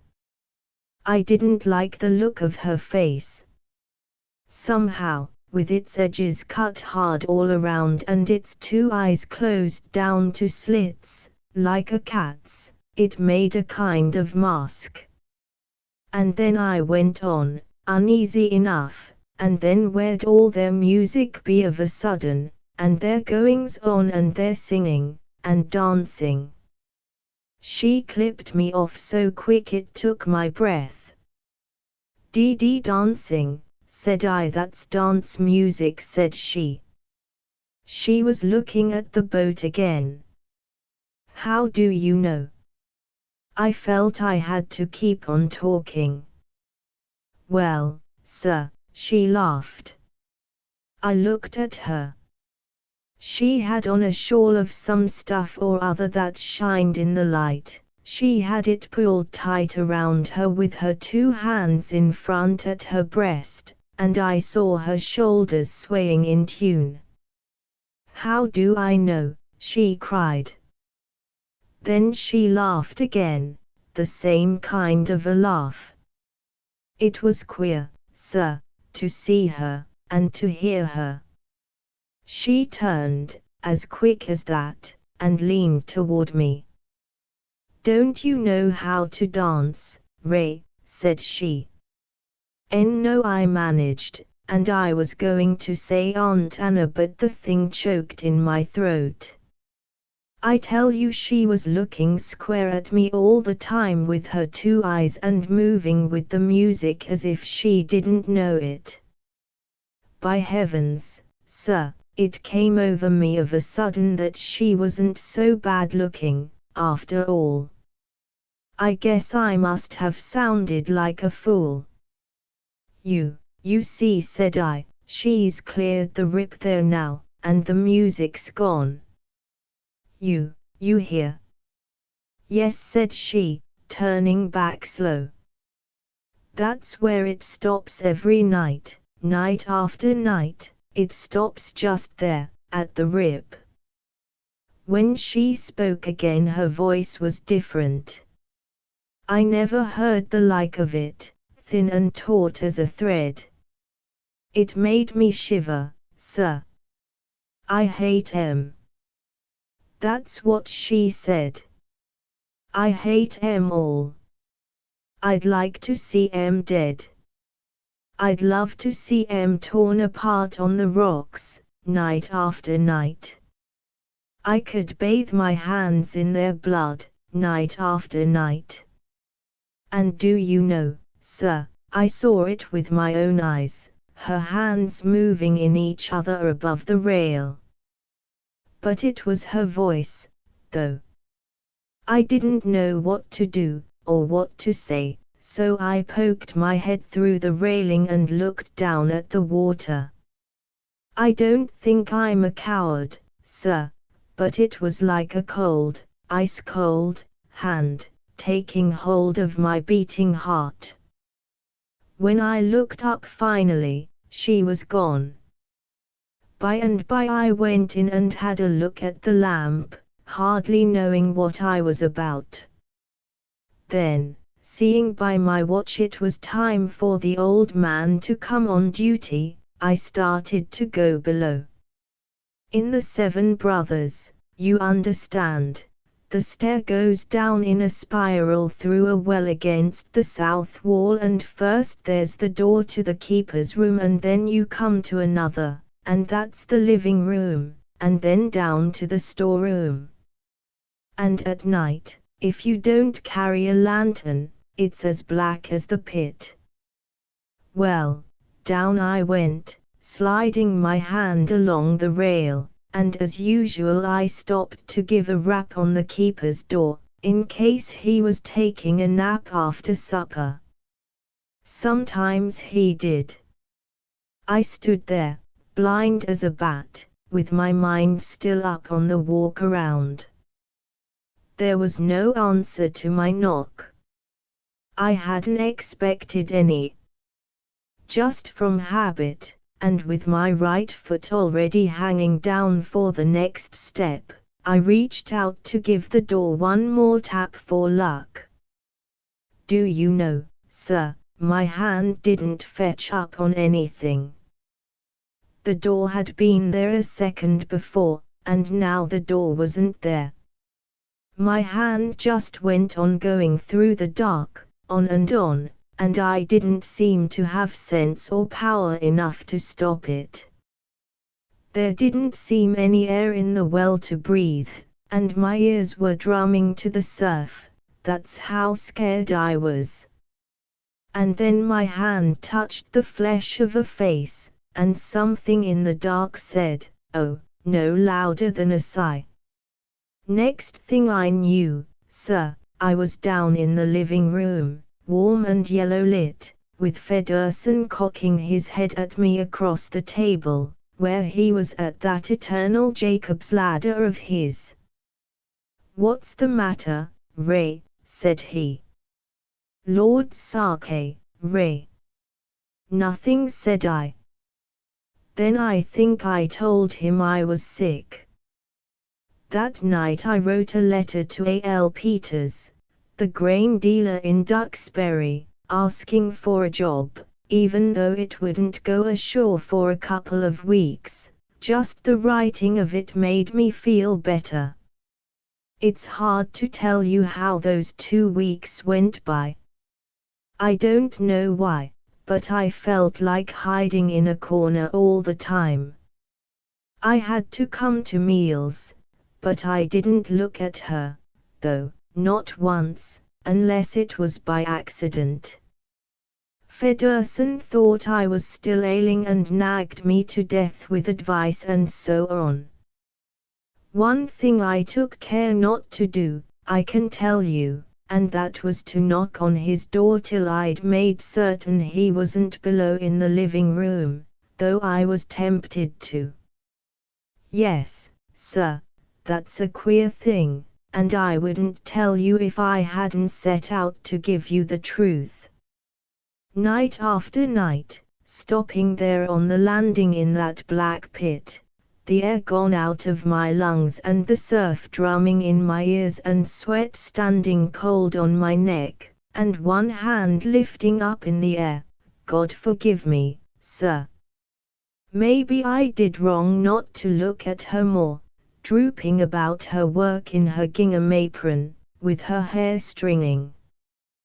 When the inspector came off with the tender, that time, I told him I was through.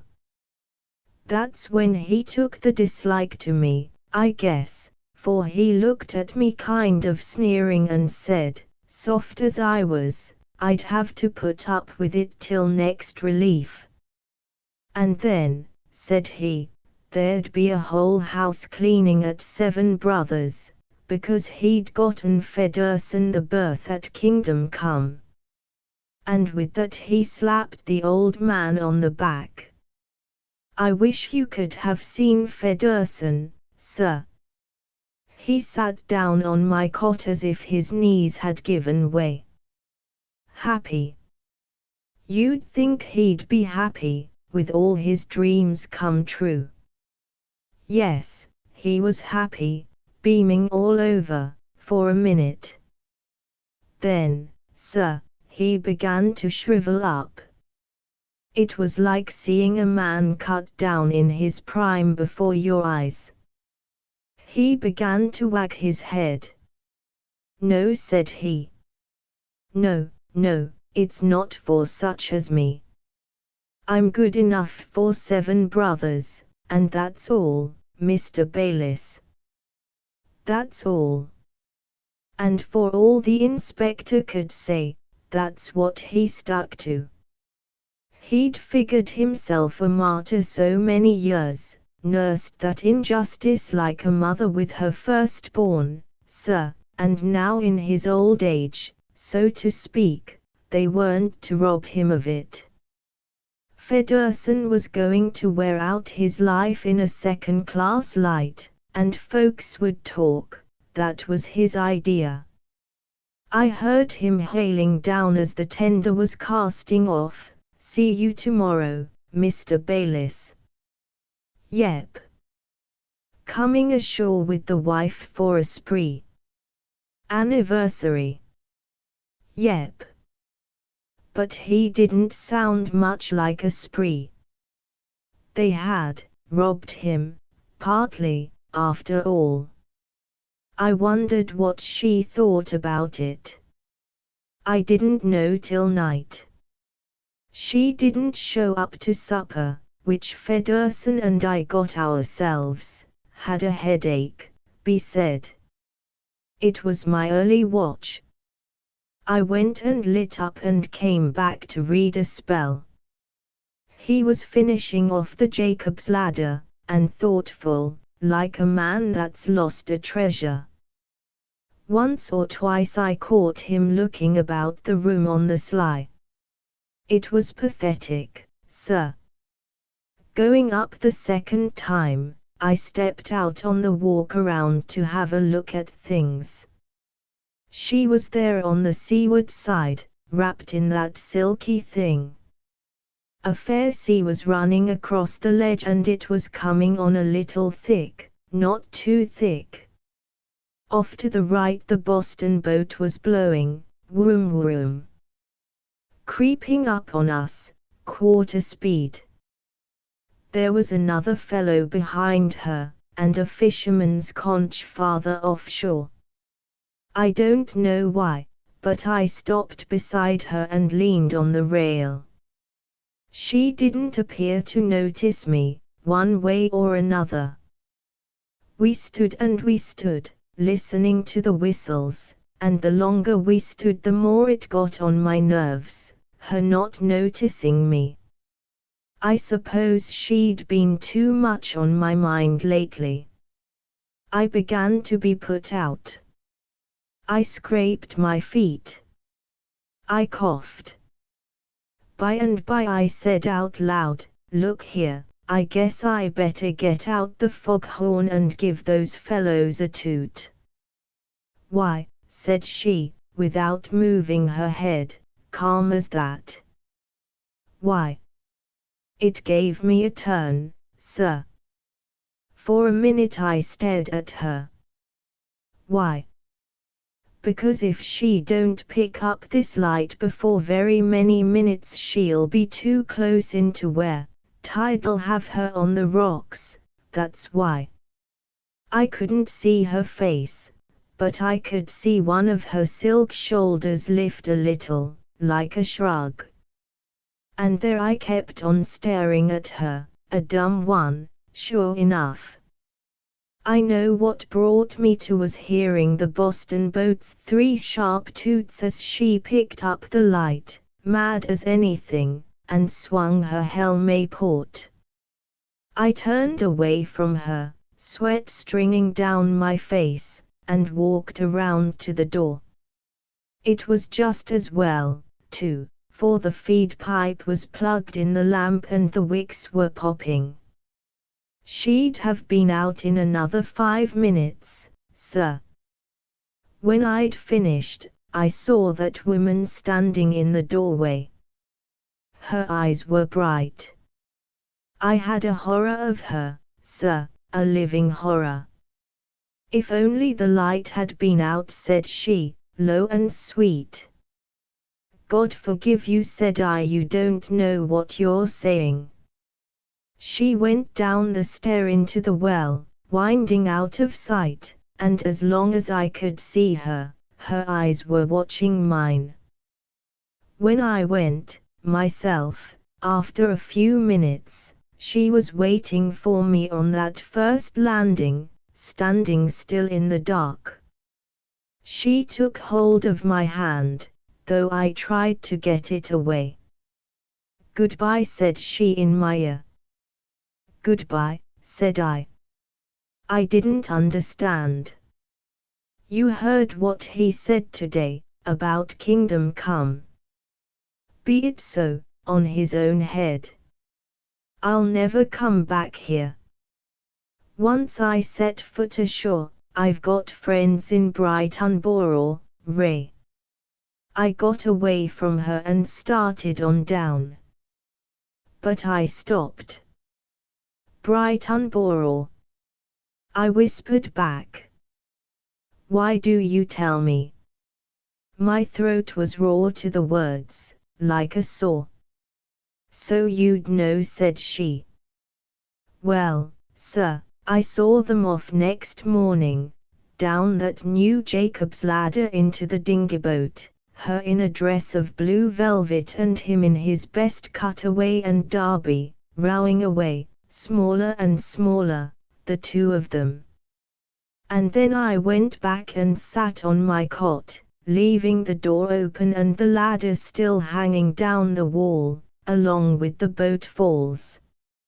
I don't know whether it was relief, or what. I suppose I must have been worked up even more than I'd thought those past weeks, for now it was all over I was like a rag. I got down on my knees, sir, and prayed to God for the salvation of my soul, and when I got up and climbed to the living room it was 12:30 by the clock. There was rain on the windows and the sea was running blue-black under the sun. I'd sat there all that time not knowing there was a squall. It was funny, the glass stood high, but those black squalls kept coming and going all afternoon, while I was at work up in the light room. And I worked hard, to keep myself busy. First thing I knew it was 5, and no sign of the boat yet. It began to get dim and kind of purplish grey over the land. The sun was down. I lit up, made everything snug, and got out the night glasses to have another look for that boat. He'd said he intended to get back before 5. No sign. And then, standing there, it came over me that of course he wouldn't be coming off, he'd be hunting her, poor old fool. It looked like I had to stand 2 men's watches that night. Never mind. I felt like myself again, even if I hadn't had any dinner or supper. Pride came to me that night on the walk around, watching the boats go by, little boats, big boats, the Boston boat with all her pearls and her dance music. They couldn't see me, they didn't know who I was, but to the last of them, they depended on me. They say a man must be born again. Well, I was born again. I breathed deep in the wind. Dawn broke hard and red as a dying coal. I put out the light and started to go below. Born again, yes, sir. I felt so good I whistled in the well, and when I came to the first door on the stair I reached out in the dark to give it a rap for luck. And then, sir, the hair prickled all over my scalp, when I found my hand just going on and on through the air, the same as it had gone once before, and all of a sudden I wanted to yell, because I thought I was going to touch flesh. It's funny what they're just forgetting to close their door did to me, isn't it? Well, I reached for the latch and pulled it to with a bang and ran down as if a ghost was after me. I got up some coffee and bread and bacon for breakfast. I drank the coffee. But somehow I couldn't eat, all along of that open door. The light in the room was blood. I got to thinking. I thought how she'd talked about those men, women, and children on the rocks, and how she'd made to bathe her hands over the rail. I almost jumped out of my chair then. It seemed for a wink she was there beside the stove watching me with that queer half-smile, really. I seemed to see her for a flash across the red tablecloth in the red light of dawn. Look here, said I to myself, sharp enough, and then I gave myself a good laugh and went below. There I took a look out of the door, which was still open, with the ladder hanging down. I made sure to see the poor old fool come pulling around the point before very long now. My boots were hurting a little, and, taking them off, I lay down on the cot to rest, and somehow I went to sleep. I had horrible dreams. I saw her again standing in that blood-red kitchen, and she seemed to be washing her hands, and the surf on the ledge was whining up the tower, louder and louder all the time, and what it whined was, night after night, night after night. What woke me was cold water in my face. The storeroom was in gloom. That scared me at first. I thought night had come, and remembered the light. But then I saw the gloom was of a storm. The floor was shining wet, and the water in my face was spray, flung up through the open door.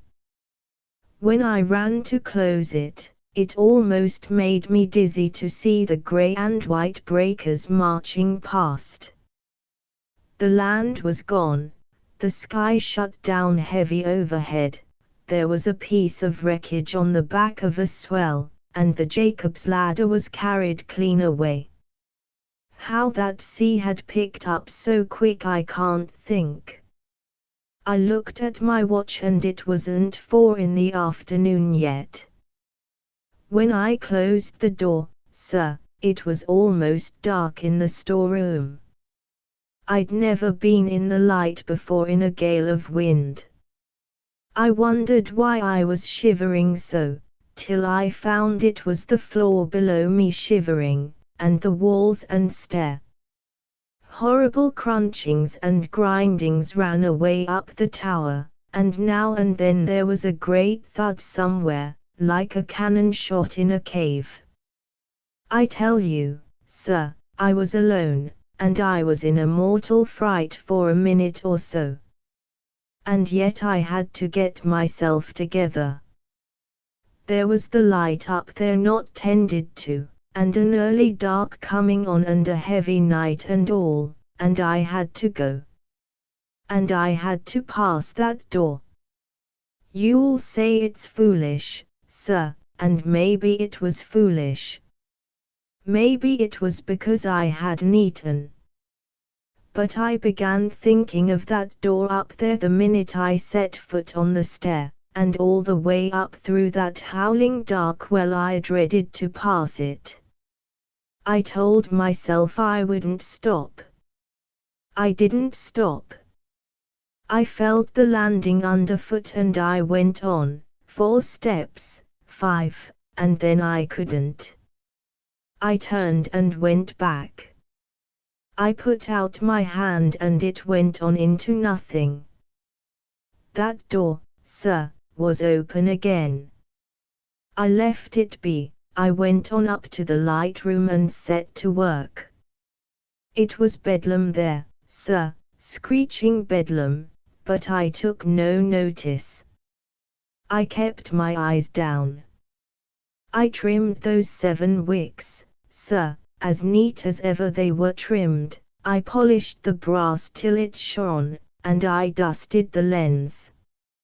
It wasn't till that was done that I let myself look back to see who it was standing there, half out of sight in the well.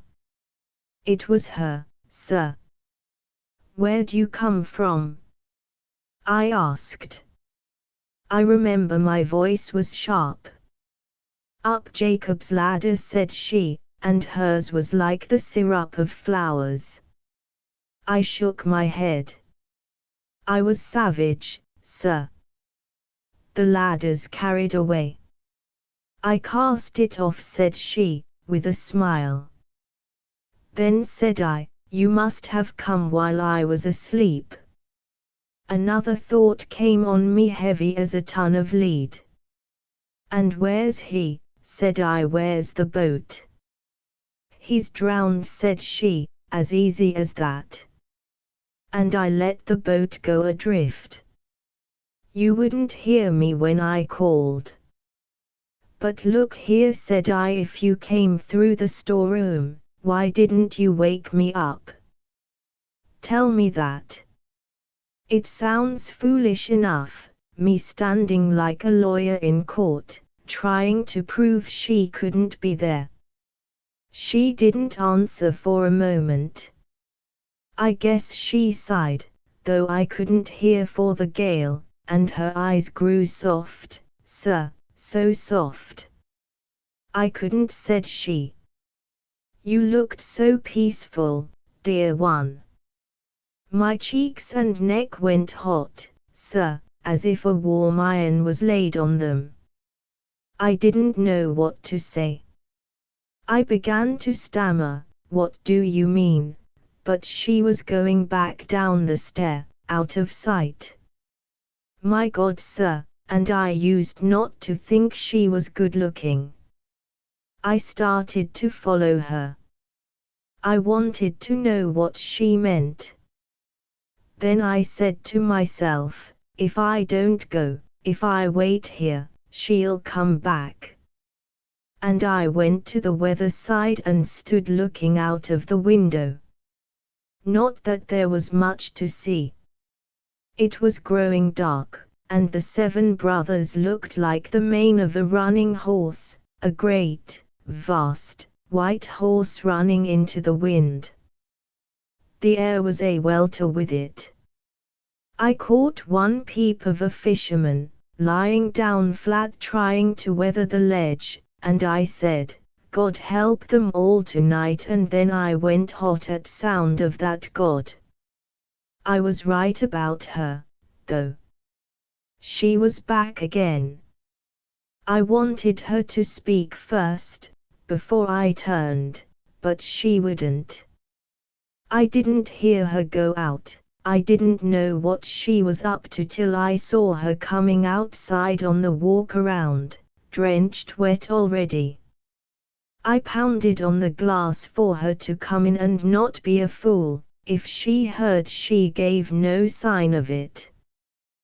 There she stood, and there I stood watching her. Lord, sir, was it just that I'd never had eyes to see? Or are there women who bloom?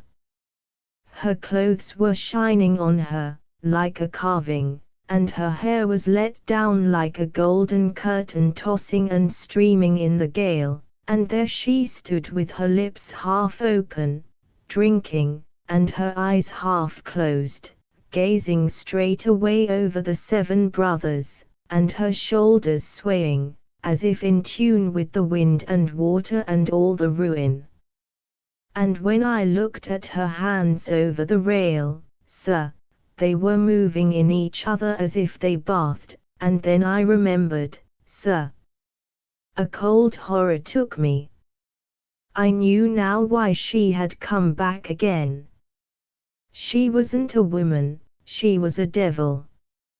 I turned my back on her. I said to myself, it's time to light up. You've got to light up, like that, over and over, out loud. My hand was shivering so I could hardly find a match, and when I scratched it, it only flared a second and then went out in the back draft from the open door. She was standing in the doorway, looking at me. It's queer, sir, but I felt like a child caught in mischief. I was going to light up, I managed to say, finally. Why, said she. No, I can't say it as she did. Why, said I, my God. She came nearer, laughing, as if with pity, lo, you know. Your God. And who is your God? What is God?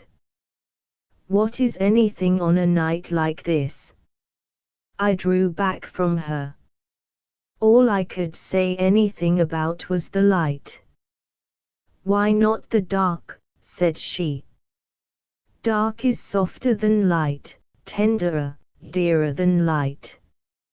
From the dark up here, away up here in the wind and storm, we can watch the ships go by, you and I. And you love me so. You've loved me so long, Ray. I never have. I struck out at her, I don't. I don't. Her voice was lower than ever, but there was the same laughing pity in it. Oh yes, you have. And she was near me again. I have. I yelled. I'll show you. I'll show you if I have. I got another match, sir, and scratched it on the brass. I gave it to the first wick, the little wick that's inside all the others. It bloomed like a yellow flower. I have. I yelled, and gave it to the next. Then there was a shadow, and I saw she was leaning beside me, her 2 elbows on the brass, her 2 arms stretched out above the wicks, her bare forearms and wrists and hands. I gave a gasp. Take care. You'll burn them. For God's sake, she didn't move or speak. The match burned my fingers and went out, and all I could do was stare at those arms of hers, helpless. I'd never noticed her arms before. They were rounded and graceful and covered with a soft down, like a breath of gold. Then I heard her speaking close to my ear. Pretty arms, she said. Pretty arms. I turned.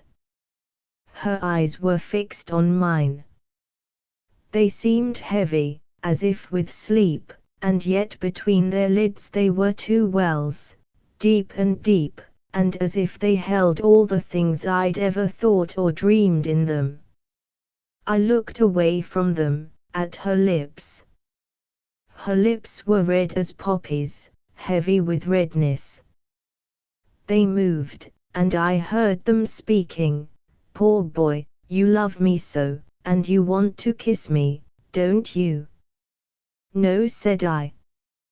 But I couldn't turn around. I looked at her hair. I'd always thought it was stringy hair. Some hair curls naturally with damp, they say, and perhaps that was it, for there were pearls of wet on it, and it was thick and shimmering around her face, making soft shadows by the temples. There was green in it, queer strands of green like braids. What is it? Said I. Nothing but weeds, said she, with that slow, sleepy smile. Somehow or other I felt calmer than I had any time. Look here, said I, I'm going to light this lamp. I took out a match, scratched it, and touched the 3rd wick. The flame ran around, bigger than the other 2 together. But still her arms hung there. I bit my lip. By God, I will, said I to myself, and I lit the 4th. It was fierce, sir, fierce. And yet those arms never trembled.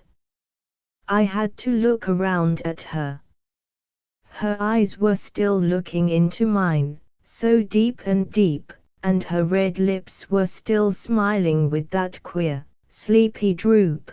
The only thing was that tears were raining down her cheeks, big, glowing round, jewel tears. It wasn't human, sir. It was like a dream. Pretty arms, she sighed, and then, as if those words had broken something in her heart, there came a great sob bursting from her lips. To hear it drove me mad. I reached to drag her away, but she was too quick, sir. She cringed from me and slipped out from between my hands.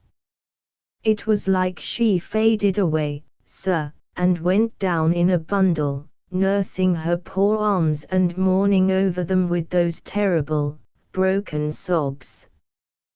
The sound of them took the manhood out of me. You'd have been the same, sir. I knelt down beside her on the floor and covered my face.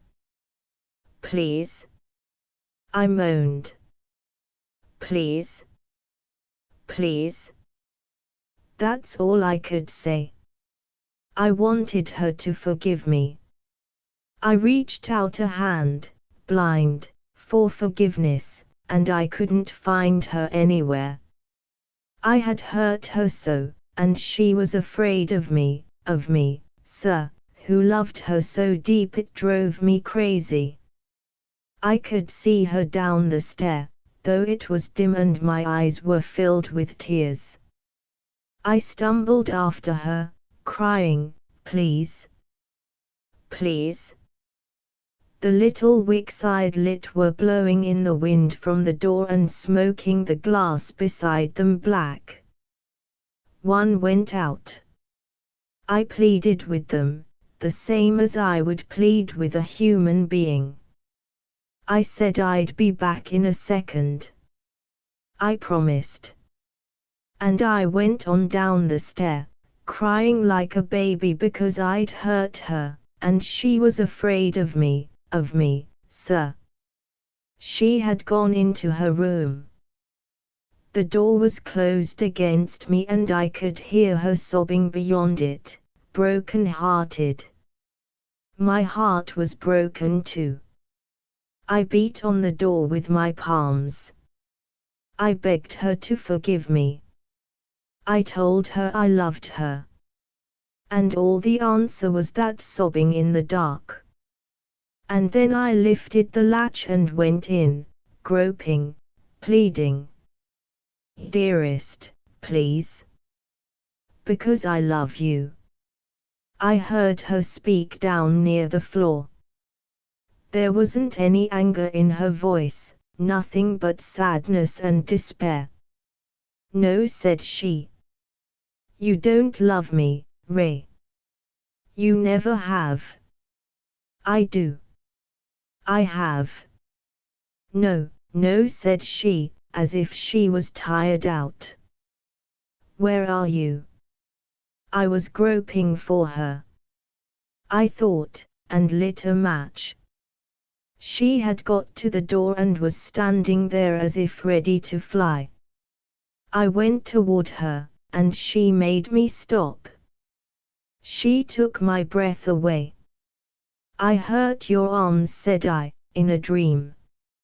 "No," said she, hardly moving her lips. She held them out to the match's light for me to look and there was never a scar on them, not even that soft, golden down was singed, sir. "You can't hurt my body," said she, sad as anything. "Only my heart, Ray, my poor heart." I tell you again, she took my breath away. I lit another match. "How can you be so beautiful?" I wondered. She answered in riddles, but oh, the sadness of her, sir. "Because," said she, "I've always so wanted to be." "How come your eyes so heavy?" said I. "Because I've seen so many things I never dreamed of," said she. "How come your hair so thick?" "It's the seaweed makes it thick," said she, smiling queer. "How come seaweed there?" "Out of the bottom of the sea." She talked in riddles, but it was like poetry to hear her, or a song. "How come your lips so red?" said I. "Because they've wanted so long to be kissed." Fire was on me, sir. I reached out to catch her, but she was gone, out of the door and down the stair. I followed, stumbling. I must have tripped on the turn, for I remember going through the air and fetching up with a crash, and I didn't know anything for a spell, how long I can't say. When I came to, she was there, somewhere, bending over me, crooning, my love," under her breath like a song. But then when I got up, she was not where my arms went, she was down the stair again, just ahead of me. I followed her.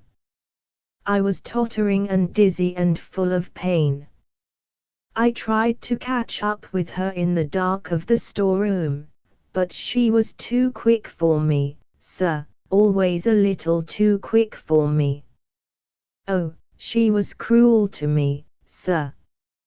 I kept bumping against things, hurting myself still worse, and it was cold and wet and a horrible noise all the while, sir, and then, sir, I found the door was open, and a sea had parted the hinges. I don't know how it all went, sir. I'd tell you if I could, but it's all so blurred, sometimes it seems more like a dream. I couldn't find her anymore, I couldn't hear her, I went all over, everywhere. Once, I remember, I found myself hanging out of that door between the davits, looking down into those big black seas and crying like a baby. It's all riddles and blur.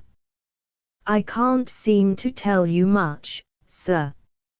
It was all, I don't know. I was talking to somebody else, not her. It was the inspector. I hardly knew it was the inspector. His face was as grey as a blanket, and his eyes were bloodshot, and his lips were twisted. His left wrist hung down, awkward. It was broken coming aboard the Light in that sea. Yes, we were in the living room. Yes, sir, it was daylight, grey daylight. I tell you, sir, the man looked crazy to me. He was waving his good arm toward the weather windows, and what he was saying, over and over, was this: "Look what you done, damn you. Look what you done." And what I was saying was this: "I've lost her." I didn't pay any attention to him, nor him to me. By and by he did, though. He stopped his talking all of a sudden, and his eyes looked like the devil's eyes. He put them up close to mine. He grabbed my arm with his good hand, and I cried, I was so weak. "Johnson," said he, "is that it? By the living God, if you got a woman out here, Johnson." "No," said I, "I've lost her." "What do you mean, lost her?" "It was dark," said I, "and it's funny how my head was clearing up, and the door was open, the storeroom door, and I was after her, and I guess she stumbled, maybe, and I lost her." "Johnson," said he, "what do you mean? You sound crazy, downright crazy." "Who?" "Her," said I, "Federson's wife." "Who?" "Her," said I. And with that he gave my arm another jerk. "Listen," said he, like a tiger. "Don't try that on me. It won't do any good, that kind of lies, not where you're going to. Federson and his wife, too, the both of 'em's drowned deader 'n a doornail." "I know," said I, nodding my head. I was so calm it made him wild. "You're crazy. Crazy as a loon, Johnson." And he was chewing his lip red. "I know, because it was me that found the old man laying on Backwater Flats yesterday morning, me. And she'd been with him in the boat, too, because he had a piece of her jacket tore off, tangled in his arm." "I know," said I, nodding again, like that. "You know what, you crazy, murdering fool." Those were his words to me, sir. I know, said I, what I know. And I know, said he, what I know. And there you are, sir. He's inspector. I'm nobody. At the Gate by Myla Joe Closser from the Century magazine. By permission of the Century Company and Myla J. Closser. A shaggy Airedale scented his way along the high road.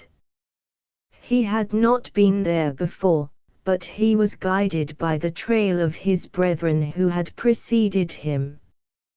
He had gone unwillingly upon this journey, yet with the perfect training of dogs he had accepted it without complaint. The path had been lonely, and his heart would have failed him, traveling as he must without his people, had not these traces of countless dogs before him promised companionship of a sort at the end of the road.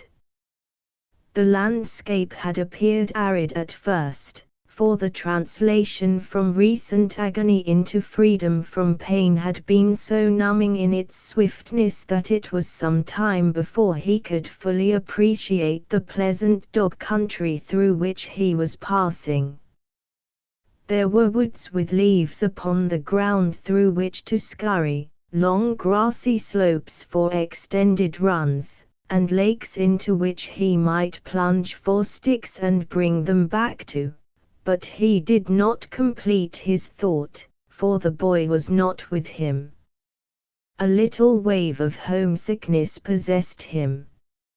It made his mind easier to see far ahead a great gate as high as the heavens, wide enough for all.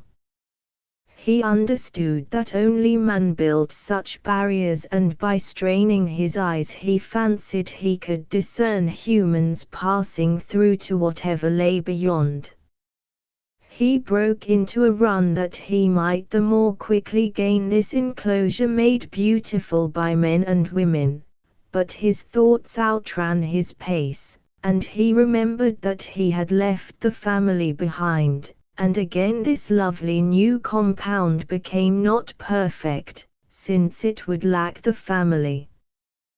The scent of the dogs grew very strong now, and coming nearer, he discovered, to his astonishment, that of the myriads of those who had arrived ahead of him thousands were still gathered on the outside of the portal.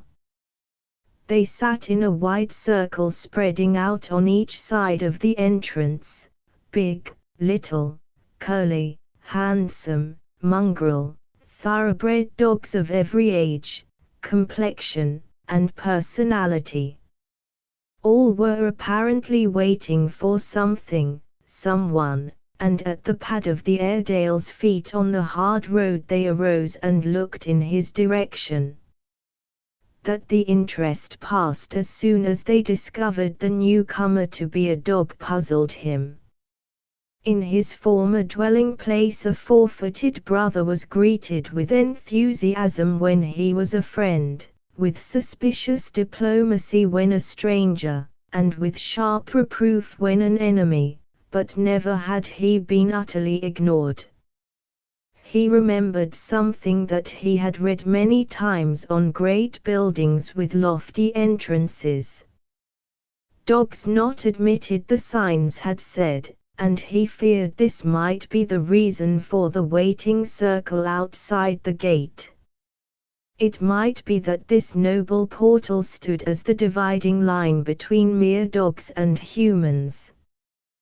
But he had been a member of the family, romping with them in the living room, sitting at meals with them in the dining room, going upstairs at night with them, and the thought that he was to be kept out would be unendurable.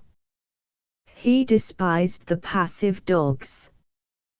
They should be treating a barrier after the fashion of their old country, leaping against it, barking, and scratching the nicely painted door. He bounded up the last little hill to set them an example, for he was still full of the rebellion of the world, but he found no door to leap against. He could see beyond the entrance dear masses of people, yet no dog crossed the threshold. They continued in their patient ring, their gaze upon the winding road. He now advanced cautiously to examine the gate. It occurred to him that it must be fly time in this region, and he did not wish to make himself ridiculous before all these strangers by trying to bolt through an invisible mesh like the one that had baffled him when he was a little chap. Yet there were no screens, and despair entered his soul. What bitter punishment these poor beasts must have suffered before they learned to stay on this side the arch that led to human beings. What had they done on earth to merit this? Stolen bones troubled his conscience, runaway days, sleeping in the best chair until the key clicked in the lock. These were sins. At that moment an English bull terrier, white, with liver-colored spots and a jaunty manner, approached him, snuffling in a friendly way. No sooner had the bull terrier smelled his collar than he fell to expressing his joy at meeting him. The Airedale's reserve was quite thawed by this welcome, though he did not know just what to make of it. "I know you. I know you," exclaimed the bull terrier, adding inconsequently, "What's your name?" "Tam O'Shanter." "They call me Tammy," was the answer, with a pardonable break in the voice. "I know them," said the bull terrier. "Nice folks." "Best ever," said the Airedale, trying to be nonchalant, and scratching a flea which was not there. "I don't remember you." "When did you know them?" "About 14 tags ago, when they were first married. We keep track of time here by the license tags. I had 4. This is my first and only one. You were before my time, I guess." He felt young and shy. "Come for a walk, and tell me all about them," was his new friend's invitation. "Aren't we allowed in there?" asked Tam, looking toward the gate. "Sure. You can go in whenever you want to. Some of us do at first, but we don't stay. Like it better outside." "No, no, it isn't that." "Then why are all you fellows hanging around here? Any old dog can see it's better beyond the arch. You see, we're waiting for our folks to come." The Airedale grasped it at once, and nodded understandingly. "I felt that way when I came along the road. It wouldn't be what it's supposed to be without them. It wouldn't be the perfect place." "Not to us," said the bull terrier. "Fine. I've stolen bones, but it must be that I have been forgiven, if I'm to see them here again. It's the great good place all right. But look here," he added as a new thought struck him, "do they wait for us?" The older inhabitant coughed in slight embarrassment. "The humans couldn't do that very well. It wouldn't be the thing to have them hang around outside for just a dog, not dignified." "Quite right," agreed Tam. "I'm glad they go straight to their mansions. I'd hate to have them missing me as I am missing them." He sighed. "But, then, they wouldn't have to wait so long." "Oh, well, they're getting on." "Don't be discouraged," comforted the terrier. "And in the meantime it's like a big hotel in summer, watching the new arrivals. See, there is something doing now. All the dogs were aroused to excitement by a little figure making its way uncertainly up the last slope. Half of them started to meet it, crowding about in a loving, eager pack.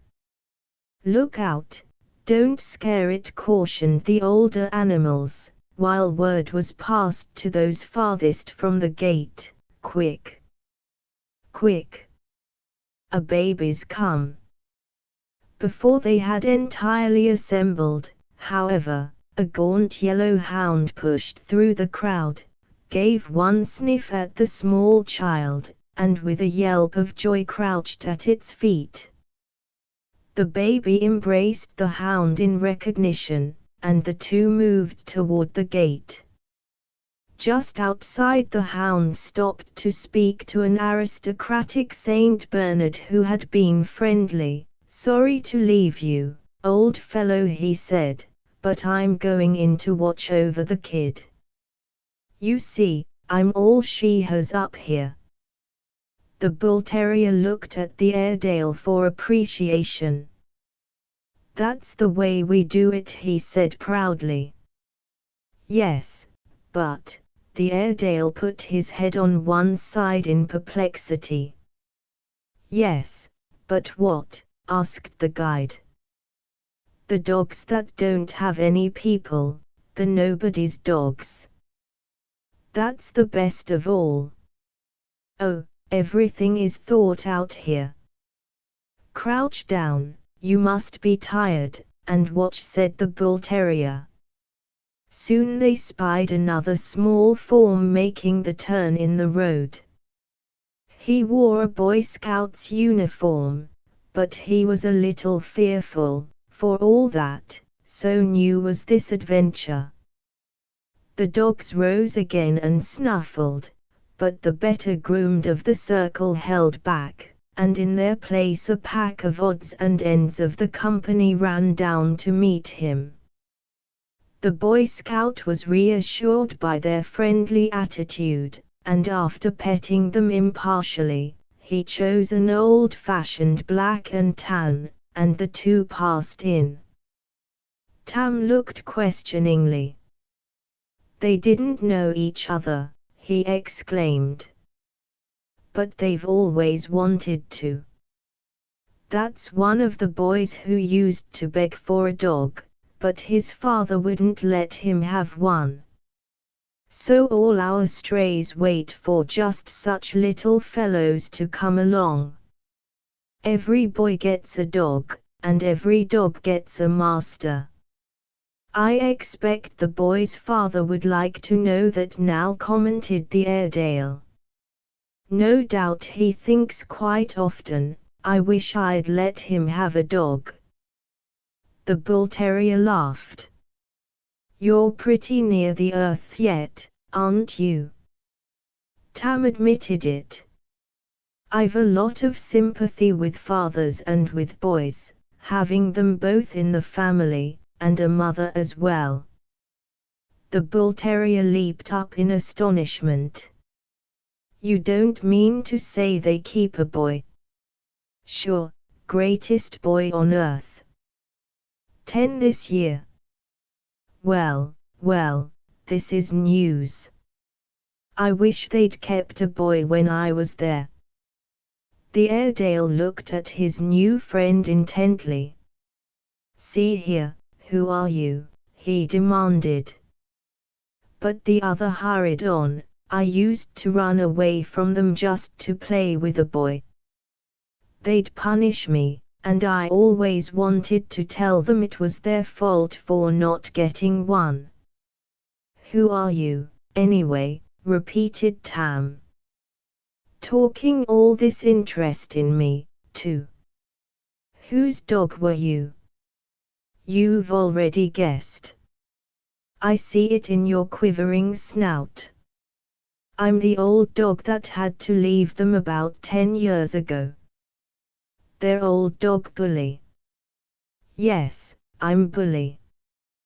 They nosed each other with deeper affection, then strolled about the glades shoulder to shoulder. Bully the more eagerly pressed for news. "Tell me, how are they getting along?" "Very well indeed, they've paid for the house." I suppose you occupy the kennel." "No. They said they couldn't stand it to see another dog in your old place." Bully stopped to howl gently. "That touches me. It's generous in you to tell it. To think they missed me."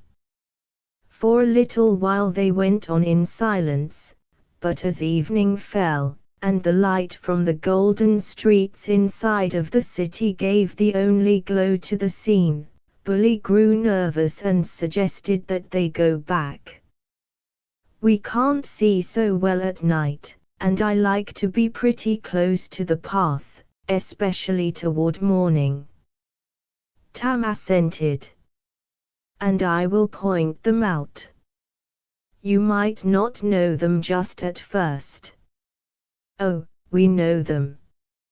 Sometimes the babies have so grown up they're rather hazy in their recollection of how we look. They think we're bigger than we are, but you can't fool us dogs." "It's understood," Tam cunningly arranged, "that when he or she arrives you'll sort of make them feel at home while I wait for the boy." "That's the best plan," assented Bully, kindly.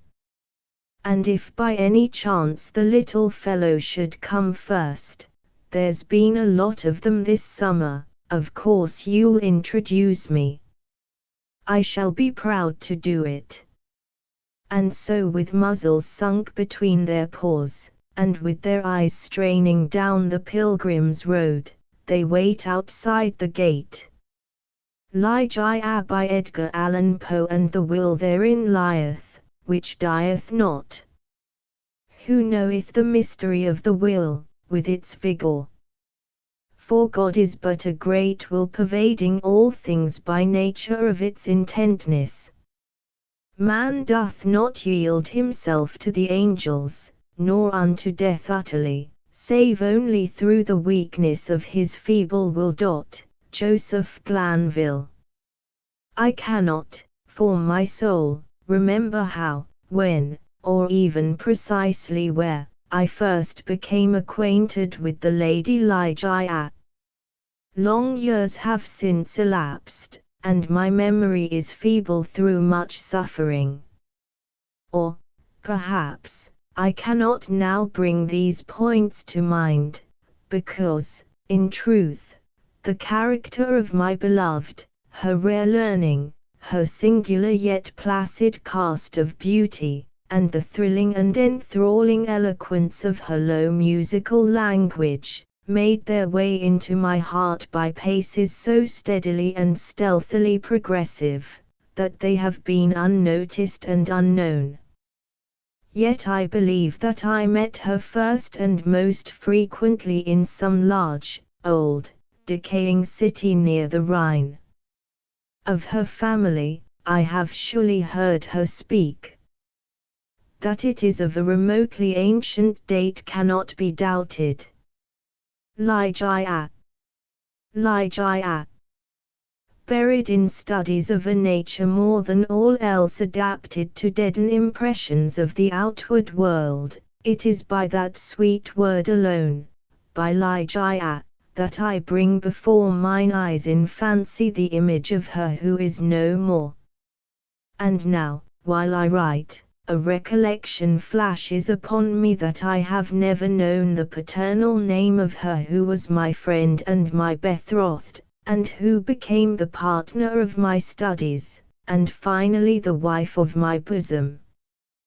Was it a playful charge on the part of my Ligeia? Or was it a test of my strength of affection, that I should institute no inquiries upon this point? Or was it rather a caprice of my own, a wildly romantic offering on the shrine of the most passionate devotion? I but indistinctly recall the fact itself, What wonder that I have utterly forgotten the circumstances which originated or attended it. And, indeed, if ever that spirit which is entitled romance, if ever she, the one misty-winged Ashtophet of idolatrous Egypt, presided, as they tell, over marriages ill-omened, then most surely she presided over mine. There is one dear topic, however, on which my memory fails me not. It is the person of Ligeia. In stature she was tall, somewhat slender, and, in her latter days, even emaciated. I would in vain attempt to portray the majesty, the quiet ease of her demeanor, or the incomprehensible lightness and elasticity of her footfall. She came and departed as a shadow.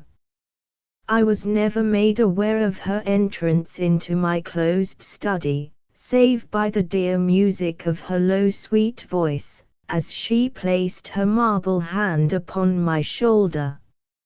In beauty of face no maiden ever equaled her. It was the radiance of an opium dream, an airy and spirit-lifting vision more wildly divine than the fantasies which hovered about the slumbering souls of the daughters of Delos. Yet her features were not of that regular mold which we have been falsely taught to worship in the classical labors of the heathen. There is no exquisite beauty, says Bacon, Lord Verulam, speaking truly of all the forms and genera of beauty, without some strangeness in the proportion.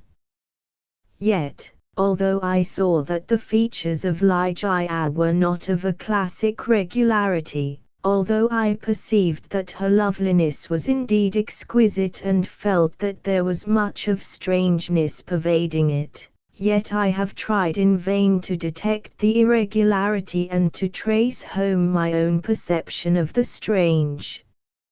I examined the contour of the lofty and pale forehead, it was faultless. How cold indeed that word when applied to a majesty so divine, the skin rivaling the purest ivory, the commanding extent and repose, the gentle prominence of the regions above the temples, and then the raven black, the glossy, the luxuriant, and naturally curling tresses, setting forth the full force of the Homeric epithet, hyacinthine.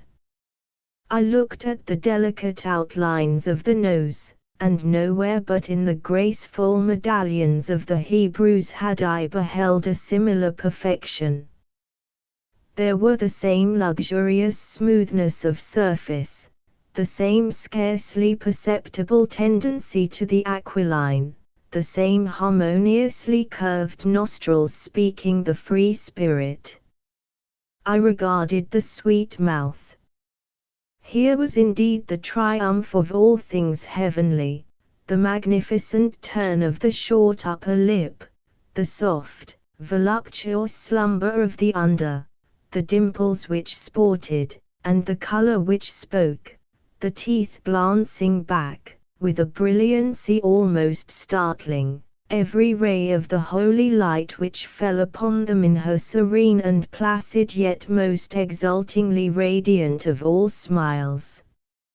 I scrutinized the formation of the chin, and, here, too, I found the gentleness of breadth, the softness and the majesty, the fullness and the spirituality, of the Greek, the contour which the god Apollo revealed but in a dream, to Cleomenes, the son of the Athenian. And then I peered into the large eyes of Ligeia.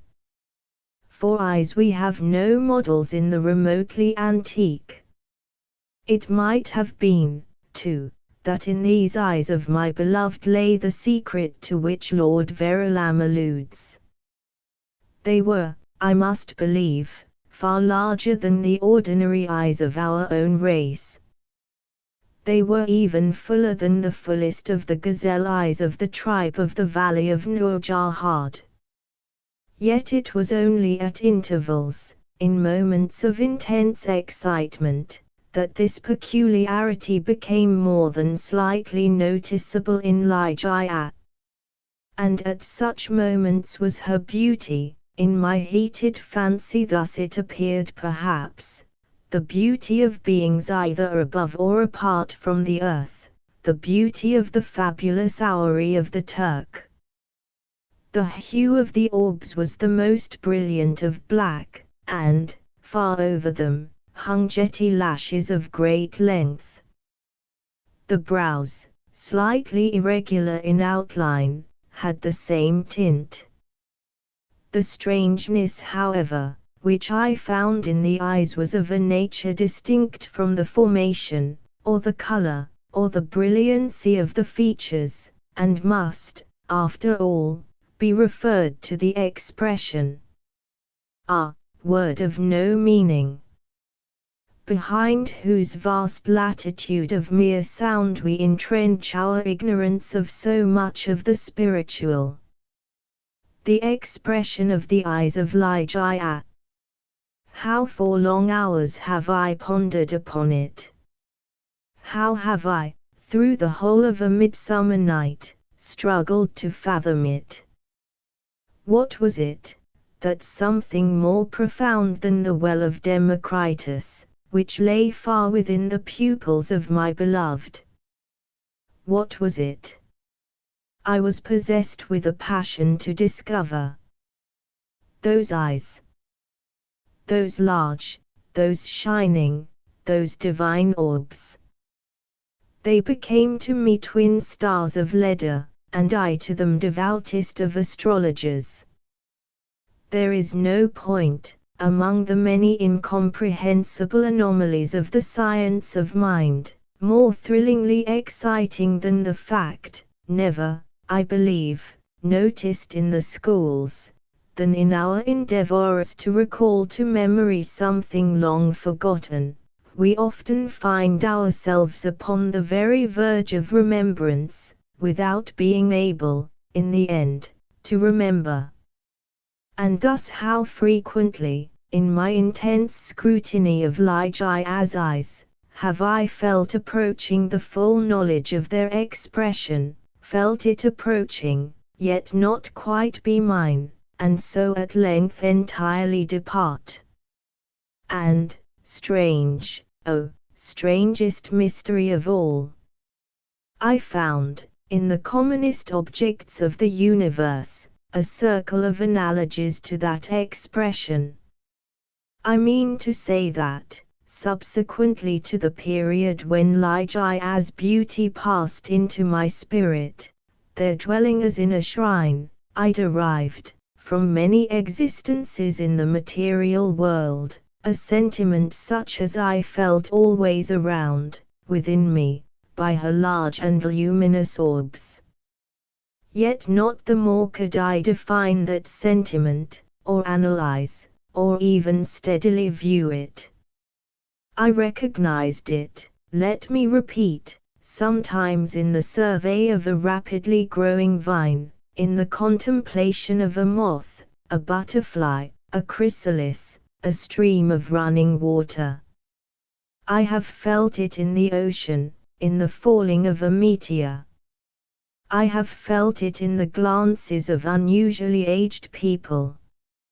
And there are one or two stars in heaven, one especially, a star of the 6th magnitude, double and changeable, to be found near the large star in Lyra, in a telescopic scrutiny of which I have been made aware of the feeling. I have been filled with it by certain sounds from stringed instruments, and not unfrequently by passages from books. Among innumerable other instances, I well remember something in a volume of Joseph Glanville, which, perhaps merely from its quaintness, who shall say, never failed to inspire me with the sentiment, and the will therein lieth, which dieth not. Who knoweth the mysteries of the will, with its vigor? for God is but a great will pervading all things by nature of its intentness. Man doth not yield him to the angels, nor unto death utterly, save only through the weakness of his feeble will. Length of years and subsequent reflection have enabled me to trace, indeed, some remote connection between this passage in the English moralist and a portion of the character of Ligeia. An intensity in thought, action, or speech was possibly, in her, a result, or at least an index, of that gigantic volition which, during our long intercourse, failed to give other and more immediate evidence of its existence. Of all the women whom I have ever known, she, the outwardly calm, the ever placid Ligeia, was the most violently a prey to the tumultuous vultures of stern passion. And of such passion I could form no estimate, save by the miraculous expansion of those eyes which at once so delighted and appalled me, by the almost magical melody, modulation, distinctness, and placidity of her very low voice, and by the fierce energy, rendered doubly effective by contrast with her manner of utterance, of the wild words which she habitually uttered. I have spoken of the learning of Ligeia. It was immense, such as I have never known in woman. In the classical tongues was she deeply proficient, and as far as my own acquaintance extended in regard to the modern dialects of Europe, I have never known her at fault. Indeed, upon any theme of the most admired because simply the most abstruse of the boasted erudition of the Academy, have I ever found Ligeia at fault. How singularly, how thrillingly, this one point in the nature of my wife has forced itself, at this late period only, upon my attention. I said her knowledge was such as I have never known in woman, but where breathes the man who has traversed, and successfully, all the wide areas of moral, physical, and mathematical science? I saw not then what I now clearly perceive, that the acquisitions of Ligeia were gigantic, were astounding. Yet I was sufficiently aware of her infinite supremacy to resign myself, with a childlike confidence, to her guidance through the chaotic world of metaphysical investigation at which I was most busily occupied during the earlier years of our marriage.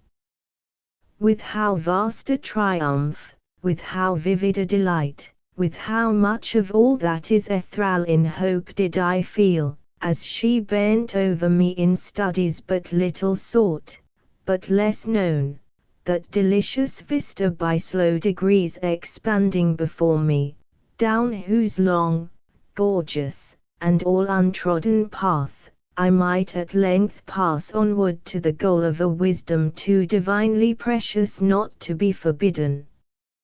How poignant, then, must have been the grief with which, after some years, I beheld my well-grounded expectations take wings to themselves and fly away. Without Ligeia I was but as a child groping benighted. Her presence, her readings alone, rendered vividly luminous the many mysteries of the transcendentalism in which we were immersed. Wanting the radiant luster of her eyes, letters, lambent and golden, grew duller than Saturnian lead.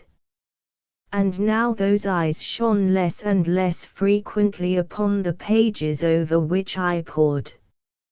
Ligeia grew ill. The wild eyes blazed with a too glorious effulgence, the pale fingers became of the transparent waxen hue of the grave, and the blue veins upon the lofty forehead swelled and sank impetuously with the tides of the most gentle emotion. I saw that she must die, and I struggled desperately in spirit with the grim Azrael. And the struggles of the passionate wife were, to my astonishment, even more energetic than my own. There had been much in her stern nature to impress me with the belief that, to her, death would have come without its terrors, but not so. Words are impotent to convey any just idea of the fierceness of resistance with which she wrestled with the shadow. I groaned in anguish at the pitiable spectacle. I would have soothed, I would have reasoned, but in the intensity of her wild desire for life, but for life, solace and reason were like the uttermost of folly. Yet not until the last instance, amid the most convulsive writhings of her fierce spirit, was shaken the external placidity of her demeanor. Her voice grew more gentle, grew more low, yet I would not wish to dwell upon the wild meaning of the quietly uttered words. My brain reeled as I hearkened, entranced, to a melody more than mortal, to assumptions and aspirations which mortality had never before known. That she loved me I should not have doubted, and I might have been easily aware that, in a bosom such as hers, love would have reigned no ordinary passion. But in death only was I fully impressed with the strength of her affection. For long hours, detaining my hand, would she pour out before me the overflowing of a heart whose more than passionate devotion amounted to idolatry.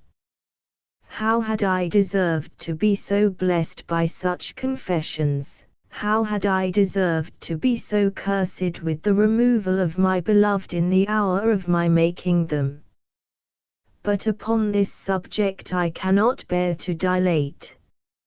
Let me say only, that in Lige I as more than womanly abandonment to a love, alas, all unmerited, all unworthily bestowed, I at length recognized the principle of her longing, with so wildly earnest a desire, for the life which was now fleeing so rapidly away.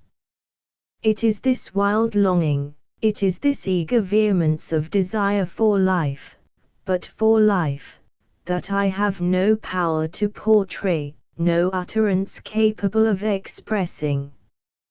At high noon of the night in which she departed, beckoning me, peremptorily, to her side, she bade me repeat certain verses composed by herself not many days before. I obeyed her.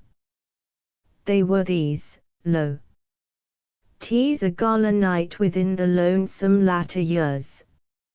An angel throng, bewinged, bedit in veils, and drowned in tears, sit in a theatre, to see a play of hopes and fears, while the orchestra breathes fitfully the music of the spheres. Mimes, in the form of God on high, mutter and mumble low, and hither and thither fly, mere puppets they, who come and go at bidding of vast formless things that shift the scenery to and fro, flapping from out their condor wings invisible woe. That motley drama, oh, be sure it shall not be forgot, with its phantom chased for evermore by a crowd that sees it not, through a circle that ever returneth into the self-same spot, and much of madness, and more of sin and horror, the soul of the plot. But see, amid the mimic rout, a crawling shape intrude, a blood-red thing that writhes from out the scenic solitude. It writhes, with mortal pangs the mimes become its food, and the seraphs sob at vermin fangs in human gore imbued. Out are the lights, out all, and over each quivering form, the curtain, a funeral pall, comes down with the rush of a storm, and the angels, all pallid and wan, uprising, unveiling, affirm that the play is the tragedy, man and its hero, the conqueror worm.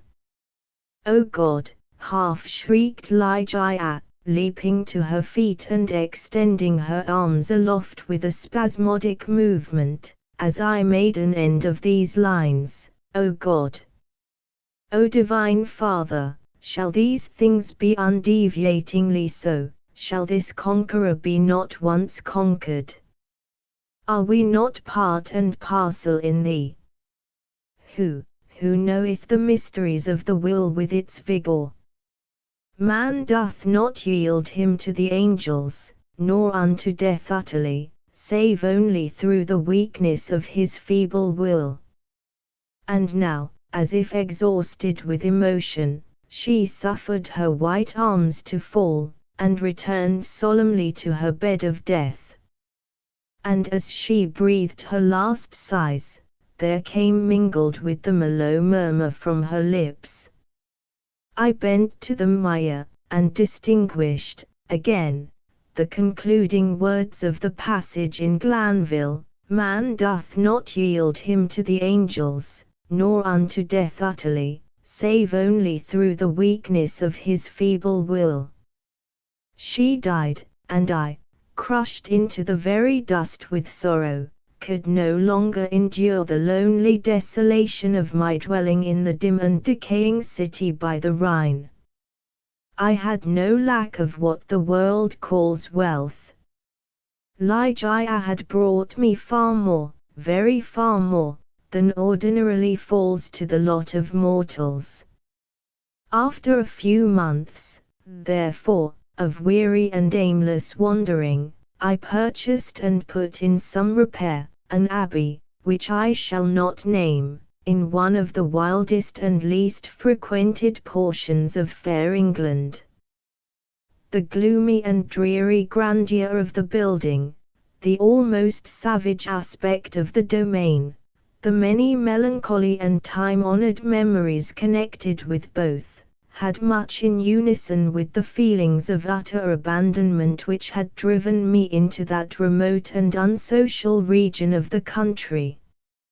Yet although the external abbey, with its verdant decay hanging about it, suffered but little alteration, I gave way, with a childlike perversity, and perchance with a faint hope of alleviating my sorrows, to a display of more than regal magnificence within. For such follies, even in childhood, I had imbibed a taste, and now they came back to me as if in the dotage of grief. Alas, I feel how much even of incipient madness might have been discovered in the gorgeous and fantastic draperies, in the solemn carvings of Egypt, in the wild cornices and furniture, in the bedlam patterns of the carpets of tufted gold. I had become a bounden slave in the trammels of opium, and my labors and my orders had taken a coloring from my dreams. But these absurdities I must not pause to detail. Let me speak only of that one chamber, ever accursed, whither, in a moment of mental alienation, I led from the altar as my bride, as the successor of the unforgotten Ligeia, the fair-haired and blue-eyed Lady Rowena Trevanion, of Tremaine.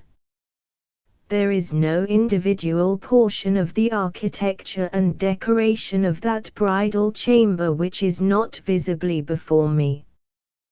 Where were the souls of the haughty family of the bride, when, through thirst of gold, they permitted to pass the threshold of an apartment so bedecked, a maiden and a daughter so beloved? I have said, that I minutely remember the details of the chamber, yet I am sadly forgetful on topics of deep moment, and here there was no system, no keeping, in the fantastic display to take hold upon the memory. The room lay in a high turret of the castellated abbey, was pentagonal in shape, and of capacious size. Occupying the whole southern face of the pentagonal was the sole window, an immense sheet of unbroken glass from Venice, a single pane, and tinted of a leaden hue, so that the rays of either the sun or moon passing through it, fell with a ghastly lustre on the objects within. Over the upper portion of this huge window extended the trellis-work of an aged vine, which clambered up the massy walls of the turret. The ceiling, of gloomy-looking oak, was excessively lofty, vaulted, and elaborately fretted with the wildest and most grotesque specimens of a semi-Gothic, semi-Druidical device. From out the most central recess of this melancholy vaulting, depended, by a single chain of gold with long links, a huge censer of the same metal, Saracenic in pattern, and with many perforations so contrived that there writhed in and out of them, as if endued with a serpent vitality, a continual succession of parti-colored fires. Some few ottomans and golden candelabra, of Eastern figure, were in various stations about, and there was the couch, too, the bridal couch, of an Indian model, and low, and sculptured of solid ebony, with a pall-like canopy above. In each of the angles of the chamber stood on end a gigantic sarcophagus of black granite, from the tombs of the kings over against Luxor, with their aged lids full of immemorial sculpture. But in the draping of the apartment lay, alas, the chief fantasy of all. The lofty walls, gigantic in height, even unproportionably so, were hung from summit to foot, in vast folds, with a heavy and massive-looking tapestry of a material which was found alike as a carpet on the floor, as a covering for the ottomans and the ebony bed, as a canopy for the bed, and as the gorgeous volutes of the curtains which partially shaded the window. The material was the richest cloth of gold. It was spotted all over, at irregular intervals, with arabesque figures, about a foot in diameter, and wrought upon the cloth in patterns of the most jetty black. But these figures partook of the true character of the arabesque only when regarded from a single point of view. By a contrivance now common, and indeed traceable to a very remote period of antiquity, they were made changeable in aspect. To one entering the room, they bore the appearance of simple monstrosities, but upon a farther advance, this appearance gradually departed, and, step by step, as the visitor moved his station in the chamber, he saw himself surrounded by an endless succession of the ghastly forms which belong to the superstition of the Norman, or arise in the guilty slumbers of the monk. The phantasmagoric effect was vastly heightened by the artificial introduction of a strong continual current of wind behind the draperies, giving a hideous and uneasy animation to the whole. In halls such as these, in a bridal chamber such as this, I passed, with the Lady of Tremaine, the unhallowed hours of the first month of our marriage, passed them with but little disquietude. That my wife dreaded the fierce moodiness of my temper, that she shunned me, and loved me but little, I could not help perceiving, but it gave me rather pleasure than otherwise.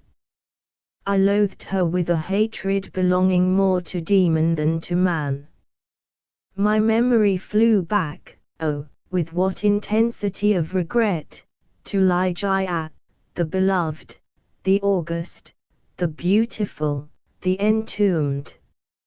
I revelled in recollections of her purity, of her wisdom, of her lofty, her ethereal nature, of her passionate, her idolatrous love. Now, then, did my spirit fully and freely burn with more than all the fires of her own.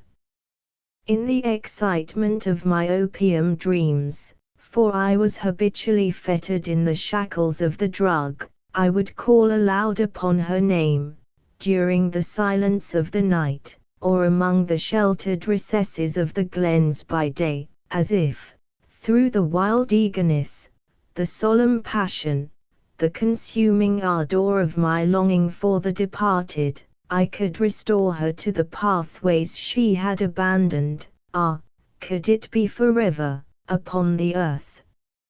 About the commencement of the 2nd month of the marriage, the Lady Rowena was attacked with sudden illness, from which her recovery was slow. The fever which consumed her rendered her nights uneasy, and in her perturbed state of half-slumber, she spoke of sounds, and of motions, in and about the chamber of the turret, which I concluded had no origin save in the distemper of her fancy, or perhaps in the phantasmagoric influences of the chamber itself. She became at length convalescent, finally, well. Yet but a second more violent disorder again threw her upon a bed of suffering, and from this attack her frame, at all times feeble, never altogether recovered.